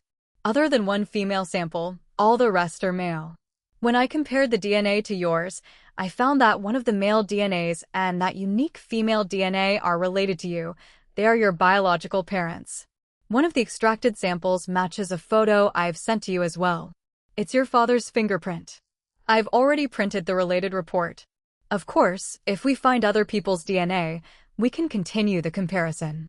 Zhou Ning lifted his left hand to his face, not crying, but his body was shaking uncontrollably. His parents' death had left no trace, and the only remaining photo of them was cut out from a group photo of his mother with others. Suddenly finding their DNA was like finding a trace of their existence in this world, overwhelming Zhou Ning with emotion. Thank you, Mrs. Cui, and please send these to Mr. Hu as well. He needs them. /P break time equals 300 ms/prosody/speak. Speak, prosody, P. I've already sent them to him. Don't thank me. Stay safe and call me anytime if there's a problem. /P break time equals 300 ms/prosody/speak. Speak, prosody, P. Chapter 694 to 656. Grand finale _2 Chapter 694. Chapter 656. Grand finale _2 Mr. Zhao's hand patted Zhou Ning on the back as he spoke. You should be happy. This indirectly proves the authenticity of the text your father left behind. It's the most persuasive evidence. Su Dayuan also nodded in agreement. Let's go meet these people. Zhou Ning nodded his head. Okay, but Director Su, you mentioned this hyena. If he is indeed inside the Guangzhou City Public Security Bureau, what can we do to stop all this? Su Dayuan stroked his chin. I haven't slept all night thinking about this. Not summoning Bai Qishan for interrogation shouldn't be a problem, but once we do, the hyena will definitely stop at nothing, and that hunter outside, hungry like a wolf, will act as well. It's just that we don't know if there are still accomplices in Guangzhou that we haven't caught. As for what to do, it's indeed hard to predict. They might choose a sniper for long-range intervention. After all, the temporary detention place here is downstairs. To get Bai Qishan for interrogation, one would need to come out from below, pass through the courtyard, and enter the interrogation room in the main building. That's something the hunter should be best at since he once lay in ambush for Zhou Ning for a long time. Or perhaps they will resort to the most brutal method, attacking the Guangzhou City Public Security Bureau at all costs to silence Bai Qishan, especially since he represented Minjin in negotiations with Sapporo. /P break time equals 300 ms/prosody/speak. Speak, prosody, P. If this comes to light, both parties will be pushed to the forefront of controversy. Mr. Zhao thought for a moment, then waved his hand dismissively. A sniper assassination is not very realistic. Although the hunter's shooting skills are decent, the nearest high buildings are 700 or 800 meters away. Hitting a target from such a distance in one shot is very difficult, and he'll only have one chance to fire. If he's that far, there's no backup plan. Zhou Ning paused. What Mr. Zhao said made a lot of sense. Although in movies, sniper shots seem to be the most secretive means of assassination, This only applies to high points that are conducive to concealment and offer a chance for a one-shot kill. At this time, the enemy would surely want to kill everyone, not just by Qishan but also the other captives. Even though these individuals might not know much, like pieces of a jigsaw puzzle, the more fragmented information they have, the more likely it is that the police and National Security Department could piece together the whole picture. What would you do if it were you? Mr. Zhou gave a look. I'm not a criminal. Have you been watching too many movies like Solitary Hero and The Adventurer? What era do you think this is? All the large ammunition has been hidden by your father in a cave. Why would they go through so much effort to find it? /p break time equals 300 ms / prosody / speak prosody p. Do you think this is the Golan Heights, where you can just buy various models of RPG rocket launchers with money and go bam bam bam at the Gonjo City Public Security Bureau? What a joke. Guns have been banned for how many years? It can't be so radical. They also have to consider the implications. Su Dayuan waved his hand. Enough of this. The enemy is in the dark, and we are in the light. It's useless to keep speculating. The only thing we can do now is to prepare our defense, respond to moves as they come. Bai Qishan might be the second in command, but with his capable aides caught, the hyena's teeth have been pulled. I don't believe he would dare to upset the table and risk everything. Let's go to the conference room.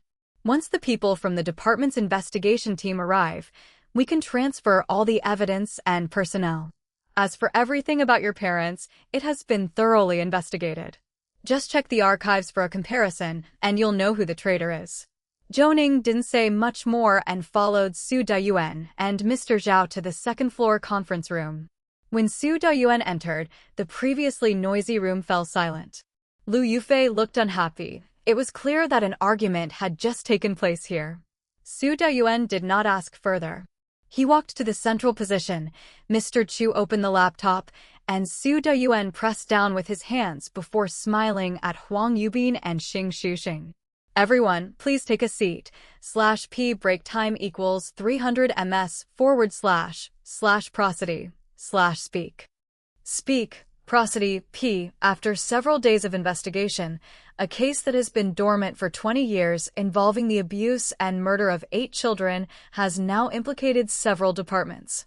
3 days ago, due to some major discoveries in the cave, I requested support from the leaders of Longwu Province and Ludong Province. This is something I believe you all understand, and I won't hide it here. Let's brief everyone on the case and discuss the issues. When investigating the abuse and murder of 8 children, we discovered a branch of the Aum Shinrikyo faith, Yagalenga, deep inside the cave. Deputy leader of the Special Task Unit, Mr. Huang, is responsible for the investigation, as well as tracing the source of the mercury.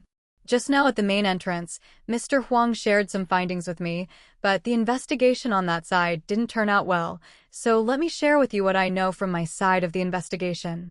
Upon investigation, Yagalenga turns out to be of the same origin as Aum Shinrikyo, which disappeared in Sapporo in the early 1990s, having the same beliefs, modes of dissemination, development ideas, and even control over followers. Here are the relevant research materials. The documents from Sapporo were provided by the local police, other literature by researchers of the United Nations, and finally, a video segment. This is an explanation from Professor Li Chunbin, the teacher of Director Zhou Ning. I wonder if Director Xing and Huang would accept these findings. /p break time equals 300 ms / prosody / speak prosody p. Su Daiwan's opening speech had enough impact. Such research, if only Sapporo police evidence was presented, you could argue its insufficiency. But could you refute the United Nations related investigation? Of course, there was also Li Chunbin, an authority in his field. Anyone wishing to refute would have to weigh their own importance. With these results out, Huang Yubin appeared even more embarrassed. After all, the slap was quite loud, and he wasn't even given a chance to retort. After all, in any respect, he was not comparable. Even presenting tourism statistics made him feel uncomfortable. /p break time equals 300 ms / prosody / speak prosody p. Chapter 695 to 656, Grand Finale _3 Chapter 695, Chapter 656, Grand Finale _3 Su Dayuan looked around and then said with a smile, "We're here to update the case, not for some accountability conference." I'll continue. In addition to the findings in Yagalenga, our personnel have thoroughly explored the caves formed by the underground river. An exit was discovered on the south side, which is related to archaeology, but I won't go into detail here. However, at one location along the Dark River, we found some things. These are the relevant photos. Upon verification, they contain a large amount of ammunition and sarin bombs, as well as many important military plans and data on personnel in hiding from various sides. Aside from being related to Aerospace City in Longwu Province, there are also numerous plans involving the destruction of the Qidong area. I've already reported these cleaned-up archives to the leaders of both provinces, and Qidong province officials have reported to several ministries to establish a special investigation team. Therefore, these contents cannot be disclosed for now. As for Bai Qishan, we discovered the problem when investigating missing archives. Guangzhou City Bureau Archive Room Manager Chao Wenyu was maintaining an improper relationship with him. The various archives destroyed by Chao Wenyu all relate to one person, Zhou Xiangrong from Qidong. Upon our investigation, his identity should be a special operative of the National Security Department. /p break time equals 300 ms / prosody / speak prosody p. His entire family was murdered on January 1, 1995. All the missing archives relate either to cases investigated by Zhou Xiangrong or to his murder case. One of the cases involves Aerospace City. We have also issued a request for assistance, but no information has been found. I think Director Xing also knows about this, given you helped verify it. But what was the result? I don't need to explain, right? The investigation results you provided concluded there was no such case. When we discovered these issues, we immediately arrested Chao Wenyu and her nanny, who confessed fully and produced some evidence, proving Bai Qishan to be a double agent. This led to the arrest operation. I think, given the urgency of the incident and the broad scope of the case's content, the relevant leaders in Longwu Province have fully entrusted the leaders in Qidong Province, allowing our special case team to investigate. In my opinion, it is also one method of stabilizing the other party. As for when you, Director Xing, received the support order, I don't know, but my request was sent 3 days ago. I think you're aware of that as well? Su Dayuan looked at Xing Shusheng, whose face showed displeasure, but he said nothing. Su Dayuan continued, "As for the details of the evidence, I can't disclose them in this meeting because a few hours before your arrival last night, our special task force was poisoned. /p break time equals 300 ms / prosody / speak prosody p greater than I am certain that inside the Guangzhou City Bureau, there are accomplices of Bai Qishan, possibly even his superior, codenamed Hyena. Hyena controlled our meal ordering information, responded swiftly, found a suspect with a similar build to the delivery person, killed the driver, and initiated a body switch. After video comparison, we have clarified that this person, codenamed Hunter, is an assassin. Previously in Qidong, he had attempted to assassinate Director Zhou Ning. Bai Qishan's evidence also mentions this fact. We have his DNA, and now we're waiting for further comparison results, as the examination speed in Longwu is slow. Regarding the investigation of the Zhou family massacre on January 1, 1995, we've also made a breakthrough discovery. There were 3 perpetrators involved, one of whom was Wang Guanli. He was supposed to be executed by shooting on November 20, 1994, but managed to escape after his identity was swapped. It was in February 2012, involved in a case of a Qidong group's cross-border asset transfer, that he surfaced. When he committed suicide, he was the military attaché of the Sapporo Country Embassy, Gao Xiaoxing. Before his death, he admitted to the process of murdering Zhou Xiangrong and also confessed to being rescued by people from Sapporo. But I know the truth is definitely not like that. Don't rush, I know what you want to ask. Why do we know about Zhou Xiangrong as early as 2012, right? Zhou Ning looked around. /p break time equals 300 ms / prosody / speak. Speak, prosody, p. Everyone's eyes were fixed on Su Dayuan, although there were a few glances at Zhou Ning. Although he didn't turn his head to look, Zhou Ning could sense it. Before he could think further, his phone buzzed. The incoming call displayed Elder Hu's number.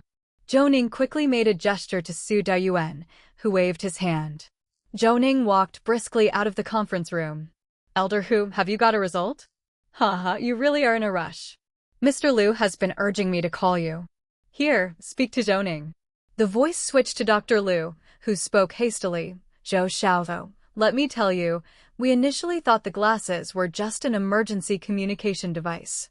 After blocking the signal and the locator inside, we dismantled the thing. There's a camera on the side of the frame, capable of transmitting real-time images, just like a video call.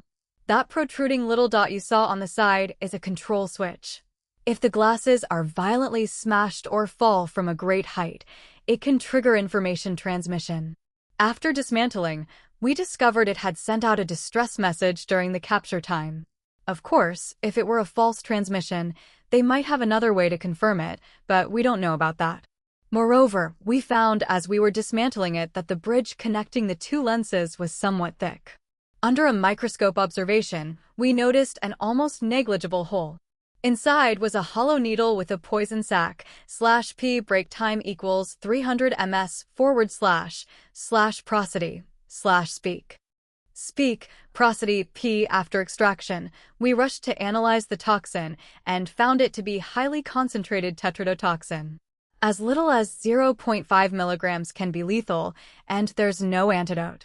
I think when Lu De was capturing the person, his attempt to pick up the glasses might not have been to send a message. Perhaps it was an attempt at suicide. /p break time equals 300 ms / prosody / speak. Speak, prosody, p. Chapter 696 to 656, Grand Finale _4 Chapter 696. Chapter 656, Grand Finale _4 Zhou Ning was somewhat surprised by the result. He had indeed considered the possibility of message transmission, otherwise the other party couldn't have responded so swiftly. Thank you, Mr. Liu. I saw many files coming into WeChat. They must be the test reports you sent. Take a rest, we're about to finish up here, Zhou Ning said. Dr. Liu hung up the phone. Zhou Ning glanced at the report and found it was quite detailed. However, he didn't agree with Dr. Liu's analysis. These people had undergone long periods of training. If they wanted to commit suicide, there were plenty of ways to do so, even under surveillance, and it would be a piece of cake for them. Yet, he hadn't chosen death up to this point. This meant that, to him, the functionality of the glasses was merely ornamental, similar to Bai Qishan and Xiao Wenyu in this regard. He absolutely detested hyenas, viewing them as no more than sewer vermin, whereas he lived openly and nobly in the spotlight, reveling in the prestige his identity afforded him. Now that he was in trouble, his people were thrown into disarray. Although all of his men had been captured, the one who was truly troubled and suffering the most was the hyena, which Bai Qishan enjoyed seeing. This thought kept expanding in Zhou Ning's mind. /p break time equals 300 ms / prosody / speak. Speak, prosody, p. Zhou Ning grasped the doorknob and pushed hard to open it, not knowing whether he had used too much force when closing it or if there was something wrong with the door, but it met with great resistance. Just as he struggled to open the door, a loud bang erupted, shaking the ground violently. The glass in the windows shattered, scattering fragments everywhere. Everyone stood up and instinctively began to retreat toward the main door. Startled, Zhou Ning steadied himself against the wall and sprinted toward the windows. Below, dust billowed as a large section of the cafeteria and garage entrance collapsed. Some cars outside were hit by debris, while others were affected by shattered glass. All the car alarms were flashing and blaring. The guards at the entrance were strewn about on the ground. Tao Zhinshan was clutching his arm and painfully instructing everyone to prepare, while on the other side near the two-story building, a figure, covered in dust and blood, was scrambling out of the wrecked cafeteria. All the glass on the first floor of the two-story building was shattered. The second floor fared better, but Zhou Ning didn't see anyone from the window and wondered if Xia Momo and the others were in the two-story building. At that moment, Su Dayuan also rushed to the window.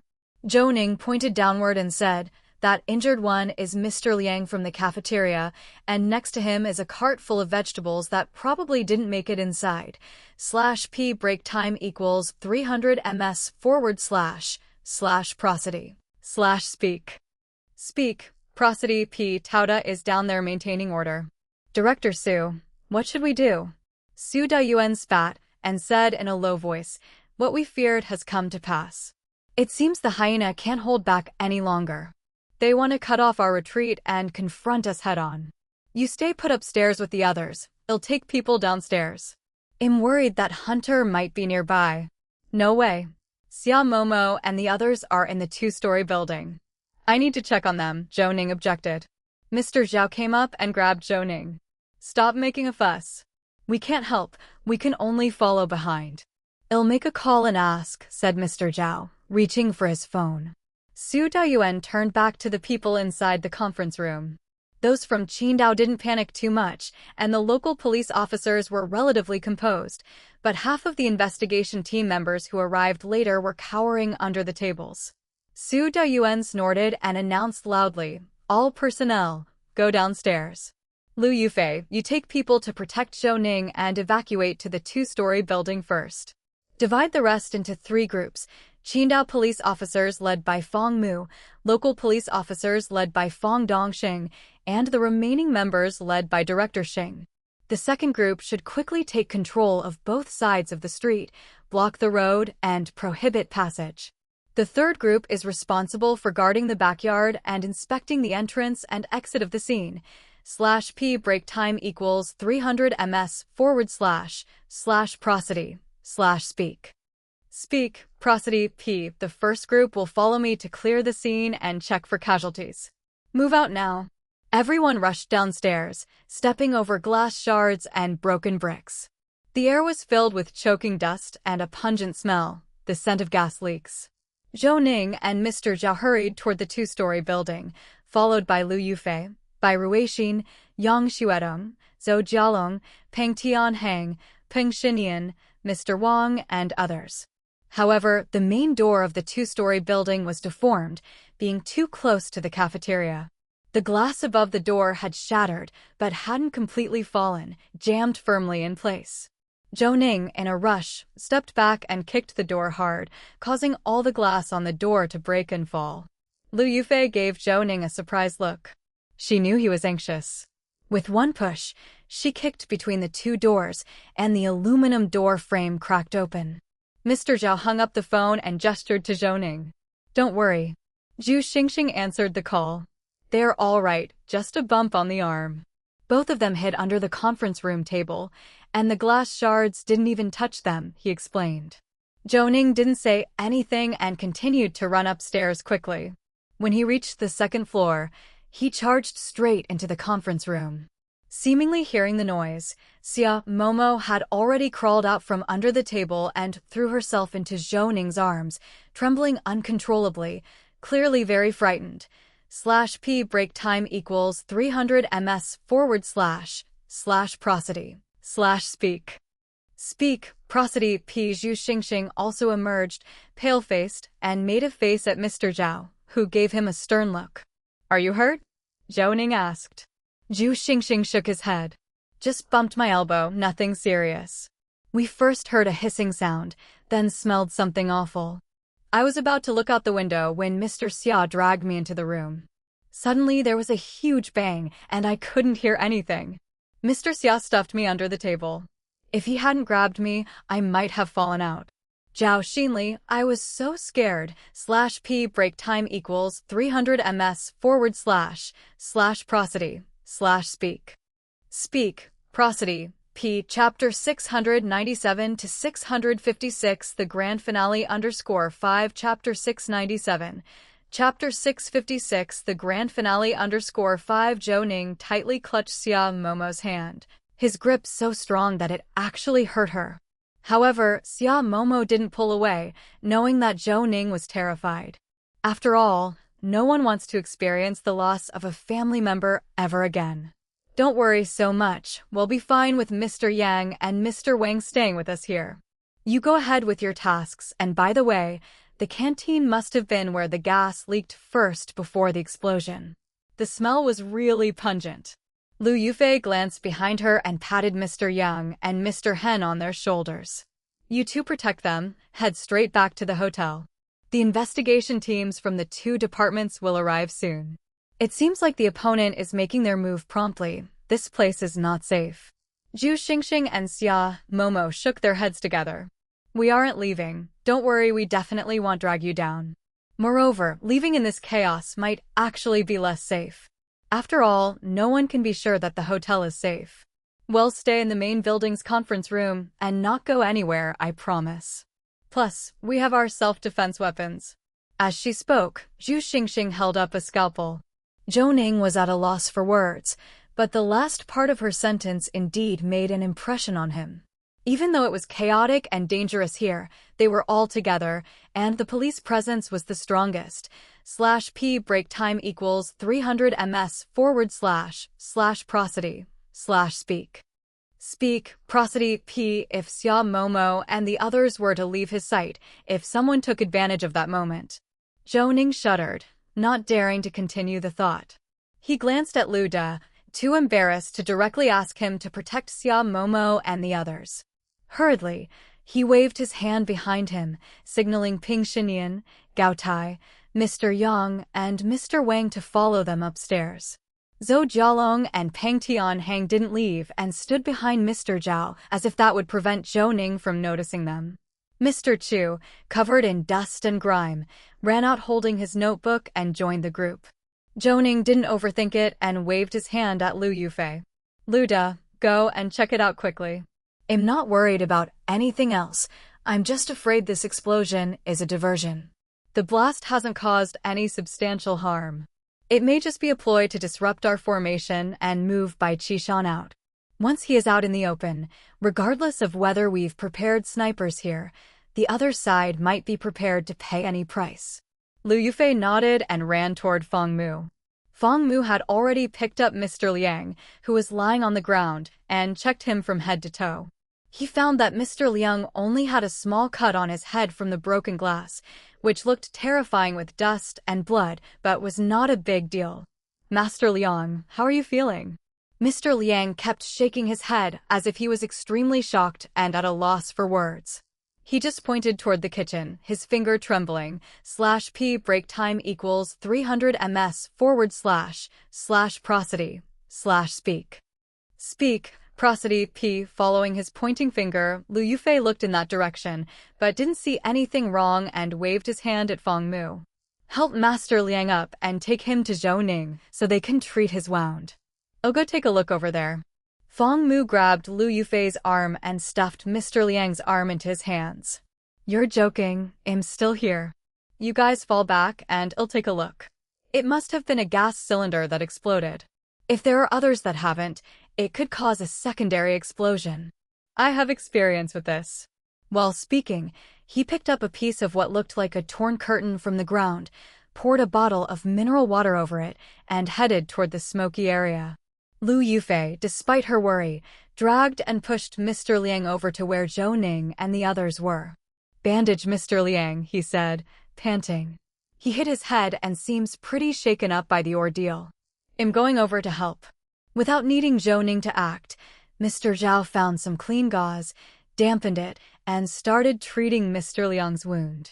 Mr. Liang incessantly murmured, questioning if he was going to die, mentioning his sick child at home who needed care, rattling on with his concerns about having both elderly and young dependents. Mr. Zhao got impatient and poked Mr. Liang. Shut up already. It's just a 3 to 4 centimeter scar, far from your heart. As he treated the wound, Zhou Ning stood up and looked in the direction of Su Daiyuan and his group. /P break time equals 300 ms / prosody / speak. Speak, prosody, P. The situation at the entrance was no longer as chaotic as when they had first come down. The defenses had been rearranged, and even the armed police on the roof could be seen peering out, targeting the surroundings. Fong Mu and Liu Yufei, along with others, had rushed into the still-smoking ruins of the canteen. With the thick smoke and dust, it was hard to make out anything inside. In fact, Zhou Ning had no idea where Bai Qishan was being temporarily detained, only that Su Deyuan had briefly mentioned during the meeting that he was in the detention room downstairs. But Zhou Ning truly hadn't paid attention to the exits or anything. However, since the canteen could be blown up, the enemy clearly knew the location of the underground room. After all, Guangzhou had a unique geographical position, unlike coastal cities where detainees are usually sent to detention centers. Here, in this sparsely populated area, detention rooms are generally quite large. A moment later, Fong Mu and Liu Yufei had dragged out 2 large hissing gas cylinders, the kind that are quite large, while putting out the lingering flames and closing the valves as they dragged them along. After this ordeal, Fong Mu was out of strength. He dropped the cloth, knelt on one knee, and kept gasping for air. By now, the situation in the courtyard seemed to be under control. Tao Zhinshan, with his arm bandaged, continued to command the personnel on guard. /P break time equals 300 ms / prosody / speak. Speak, prosody, P. Nevertheless, Zhou Ning was feeling very anxious at the moment, as if someone were choking him. He looked up towards the second floor. Though the windows were gone, it still seemed safe inside the main building. Just as he was thinking this, Zhou Ning's phone rang. Having set it to vibrate for the meeting, it now buzzed frantically in his pocket. Zhou Ning pulled out his phone. It displayed a strange number from Guangzhou. A bad feeling washed over him, sending a chill down his spine. That feeling of being watched had returned. /P break time equals 300 ms / prosody / speak. Speak, prosody, P. Chapter 698 to 656 Grand Finale _6 Chapter 698. Chapter 656 Grand Finale _6 His gaze instinctively swept over Mr. Chu, who, seemingly feeling the scrutiny, noticed the number and quietly opened up his laptop. The call was persistent, reaching the last ring before Zhou Ning picked up, and a voice that was both strange and familiar came through the earpiece. Hello, are you Zhou Xiangrong's son? Zhou Ning's hair stood on end. He knew who this person was. After all, that voice had often echoed in his ears in the nightmare that had tormented him for years. It was Hua Mao, it was the hunter, it was Zhu Xingmin's twin brother. Having gotten hold of Zhou Ning's number, the hyena was undoubtedly inside the Guangzhou City Bureau right now. Taking a deep breath, Zhou Ning switched on the speakerphone and looked towards Su Deyuan. I am Zhou Xiangrong's son, Zhou Ning. Are you the hunter? I guess your brother Zhu Xingmin's name is also fake, and you're just someone with a code name. Do you still remember what they call you? Haha, interesting. You actually found that idiot. It seems, just as Wang Guanli said back then, you saw it all those years ago and even retained the memory, right? Yes. There was a moment of silence on the other end, and Zhou Ning thought his simple answer might have persuaded the caller to end the conversation. He glanced at Mr. Chu, who had a call tracking system on his computer. The call needed to last a minute, and since Mr./P break time equals 300 ms / prosody / speak. Speak, prosody, P. Chu wasn't ready when Zhou Ning had first picked up. More time was needed. The wait wasn't long before the hunter continued speaking. You actually remember, huh? The image of your parents dying, isn't it beautiful? Do you often dream of that scene? TSK, they took the secret to their graves, which is truly admirable. But don't you hate them? Zhou Ning clenched his teeth. The other party was trying to provoke him, Zhou Ning knew, but this call had no purpose other than to infuriate him. What was the other party trying to do? Were they trying to distract them, to make a move? Zhou Ning couldn't figure it out, but his rationality told him to keep his emotions in check and not to be led by the other party. Hate, of course I hate. I only hate that I was too young back then to protect them. It's different now. Although you're calling me, you dare not show your face, and neither does your superior, the hyena. He may have been in power for the longest time, but he's always lived like a rat in the sewers, hiding his identity, living a lingering and pathetic life. People like Bai Qishan can manipulate you so easily. Tell me, what's the point of your existence? Is it to pursue the dreams in your hearts? What dreams? To be mere pawns in the politicians' battles for fame and fortune? Or to kill more people? Cause more media outrage? Subvert the world's impression of Hua country? Haha, cut it out. Do you honestly believe in all that? Oh right, you and the hyena are different. /p break time equals 300 ms / prosody / speak. Speak, prosody, p, according to what your twin brother said. You have a son, right? And that son is here with us. You might think, as your blood, he would be completely obedient to you? Scare me? You think too highly of yourself. It's true, my son is among you. He's not in a position of great power, but if I die, he will live among you like I have with the hyena, continuing what I set out to do. How's that, feeling uncomfortable with a bone stuck in your throat? Zhou Ning glanced at the call time on the screen, which had already passed 1 minute. Mr. Chu was furiously operating something, probably sending the location. Zhou Ning didn't look further and continued calmly. You're wrong. He won't. He has his own judgment, his own values. Maybe today he's influenced by you, but that would only be due to your coercion. Well, enough small talk. Tell me, what's the purpose of your call? To draw our attention, so we go all out to capture you, while the hyena takes the time to silence Bai Qishan, ensuring the details of his cooperation with Sapporo aren't exposed, and preventing your Minjin from becoming a public scandal, reviled by the world. No, that's the hyena's plan, not yours. You've been by his side for the last 20 years, following his every command, even though his sphere has been completely corrupted by Bai Qishan, with no trustworthy people left. Still, you remain undyingly loyal. /p break time equals 300 ms / prosody / speak. Speak, prosody, p. Just one word from him, and you would travel thousands of miles to Qidong to kill me, even forcing your own son to follow your orders. It seems the relationship between you two is more than just hierarchical, isn't it? The person on the phone paused for a moment and then gave a mocking laugh. However, even with just that brief pause, Zhou Ning could clearly sense that he had guessed correctly. All right, I know you're stalling for time, trying to let your experts track my location. Don't bother. I'll tell you, I'm right inside this building of the Ganja City Bureau, so even if you find the location, you won't find me. Zhou Ning instinctively looked towards Mr. Chu, saw him nodding with a worried expression, and knew that the hunter wasn't lying. Su Dayuan approached and extended his hand to Zhou Ning, asking for the phone. I'm Su Dayuan, the head of the Special Task Force. Since you're here too, do you want to negotiate, or go out in a blaze of glory?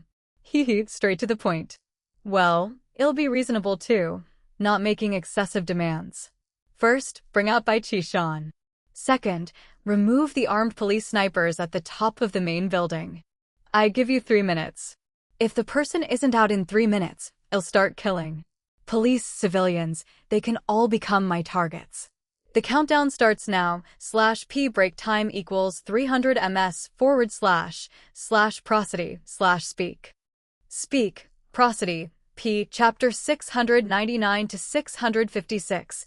Grand finale _7 Chapter 699, Chapter 656, Grand finale _7 Such an abrupt decision made Su Dayuan pause briefly, as he glanced at Liu Yufei, Fong Mu, and Fong Dongsheng, who were standing at the edge of the main building. The three of them slowly retreated and instantly entered the main building. Zhou Ning looked at Mr. Zhao with a pleading look in her eyes. Hearing that the hunter was in the main building threw Zhou Ning into turmoil. Xia Momo and Zhu Xingxing were in the meeting room, and they had just sent WeChat messages reporting their location. If the hunter were to randomly take someone hostage, the two of them were the most likely targets. Let's talk. I can withdraw the armed police snipers, but I can't let Bai Qishan go. How about you take someone else? The hunter laughed. No funny business, I'm watching you from upstairs. How long do you think you can delay? Are you hoping for the investigation team's backup? Don't worry, they won't be here for a while, and I know all your plans. Of course, there has to be a countermeasure, right? Now there's only 2:30 left. How can it be, Director Su, that you're not the least bit worried about the safety of Ganzhou's people? Su Dayuan stared at the main building, scanning window by window, but didn't see any peeking figures. It was impossible for Liu Yufei and the others to search downward from the top floor in 2.5 minutes. Looking away, Su Dayuan quickly responded, "Don't get agitated. /p break time equals 300 ms / prosody / speak. Speak, prosody, p. If you want me to pull back the snipers, that's fine, but it also takes time for these people to come downstairs, and 2 minutes without an elevator isn't practical for running down. It's okay. If it can't be done, it'll kill someone. When someone is killed, it's done. As soon as the 3 minutes are up, it'll kill one person every minute." As he spoke, a scream came through the phone, a woman's shriek. Zhou Ning looked back at the laptop in front of Mr. Chu. It displayed the surveillance footage, but there were no findings and they did not know where the hunter was. Mr. Zhao leaned next to Zhou Ning, lifting his phone. It showed the conversation between him and Zhu Xingxing. They had already left the meeting room and were now beside the guard room on the first floor. At this news, Zhou Ning breathed a sigh of relief. Su Dayuan was still negotiating with the hunter when, with a puff, a local police officer responsible for security beside Tao Jinshan at the courtyard gate slowly collapsed, blood spurting from both sides of his neck. People nearby threw themselves on him, pressing hands against his throat, but the blood could not be stopped. Within moments, the police officer struggled no more. Tao Jinshan pulled him behind a sentry box and looked towards the 4th floor. He quickly took out his phone, sent a message to Liu Yufei and whispered instructions to the people behind him. "Keep an eye on the easternmost window of the 4th floor, /p break time equals 300 ms / prosody / speak. Speak, prosody, p." Su Daiwan's eyes reddened, and veins bulged on his neck. "You killed a policeman. Do you think you can leave here alive today?" "Ha ha, I never intended to leave alive. Release the person." Su Dayuan knew that if he didn't do anything, he would surely kill another person in a minute. He shouted toward Tao Zenshin's position, "Everyone, stay concealed. Hunter, listen carefully. You want Bai Qishan out. I'll go and bring him to you personally. But you can't kill anyone. 3 minutes, I'm only giving you 3 minutes." Zhou Ning looked at Su Dayuan. It was a vicious cycle. The hunter was demanding the police to hand over Bai Qishan, or else he would kill people. But if they complied with the hunter's marksmanship, it would be a sure shot to death. If Bai Qishan were to die, no matter how perfectly they solved the case and how substantial the evidence was, it would not stir much controversy in public opinion, because with the most convincing person dead, it would give various parties a chance to shirk responsibility. It is the reason why the hunter and that hidden hyena were desperate to silence their target at all costs. Right, the hyena too. The hunter had now shown his face.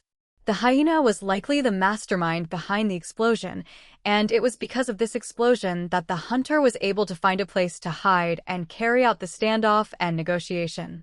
The only hope now was to find the hunter and capture him within the 3 minutes given to Liu Yufei and his team. /p break time equals 300 ms / prosody / speak.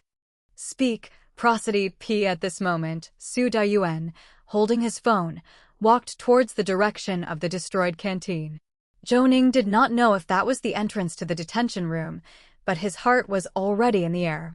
After all, the enemy was in the dark. It would be too easy to shoot Su Dayuan, and his current move was just to buy time by stabilizing the hunter. Zhou Ning involuntarily took 2 steps forward, but Mr. Liang, shivering, grabbed Zhou Ning's sleeve. "It's dangerous, Director Zhou, don't go." Mr. Zhao also rushed over, blocking Zhou Ning. "Why are you joining this bustle? This isn't something we can help with, you know. Trust Director Su." Zhou Ning did not speak, nor did he move again. The 3 of them just stood below the main building's entrance steps, while Su Dayuan was already standing behind the guard room on the east side of the ruins, next to an iron gate. Su Dayuan pulled the gate's handle. "I'm already here, so don't count down on me. I also have to go down and open doors, all of which takes time." If you dare to kill again, I'll throw caution to the wind. Go ahead and kill, since all these people are Gonjo's police force, not those I brought over. Their death or injury is no concern of mine. The hunter on the phone laughed, a desolate sound. You say you don't care, but the moment the first policeman fell, it was as if you'd eaten my heart. I know you have dreams, and there are things you need to protect. But all these cannot outweigh my decades of perseverance. /p break time equals 300 ms / prosody / speak. Speak, prosody, p, stop dragging things out. You have 2 more minutes to bring the person up, then I won't kill. If you don't bring the person, I'll embark on a killing spree. /p break time equals 300 ms / prosody / speak.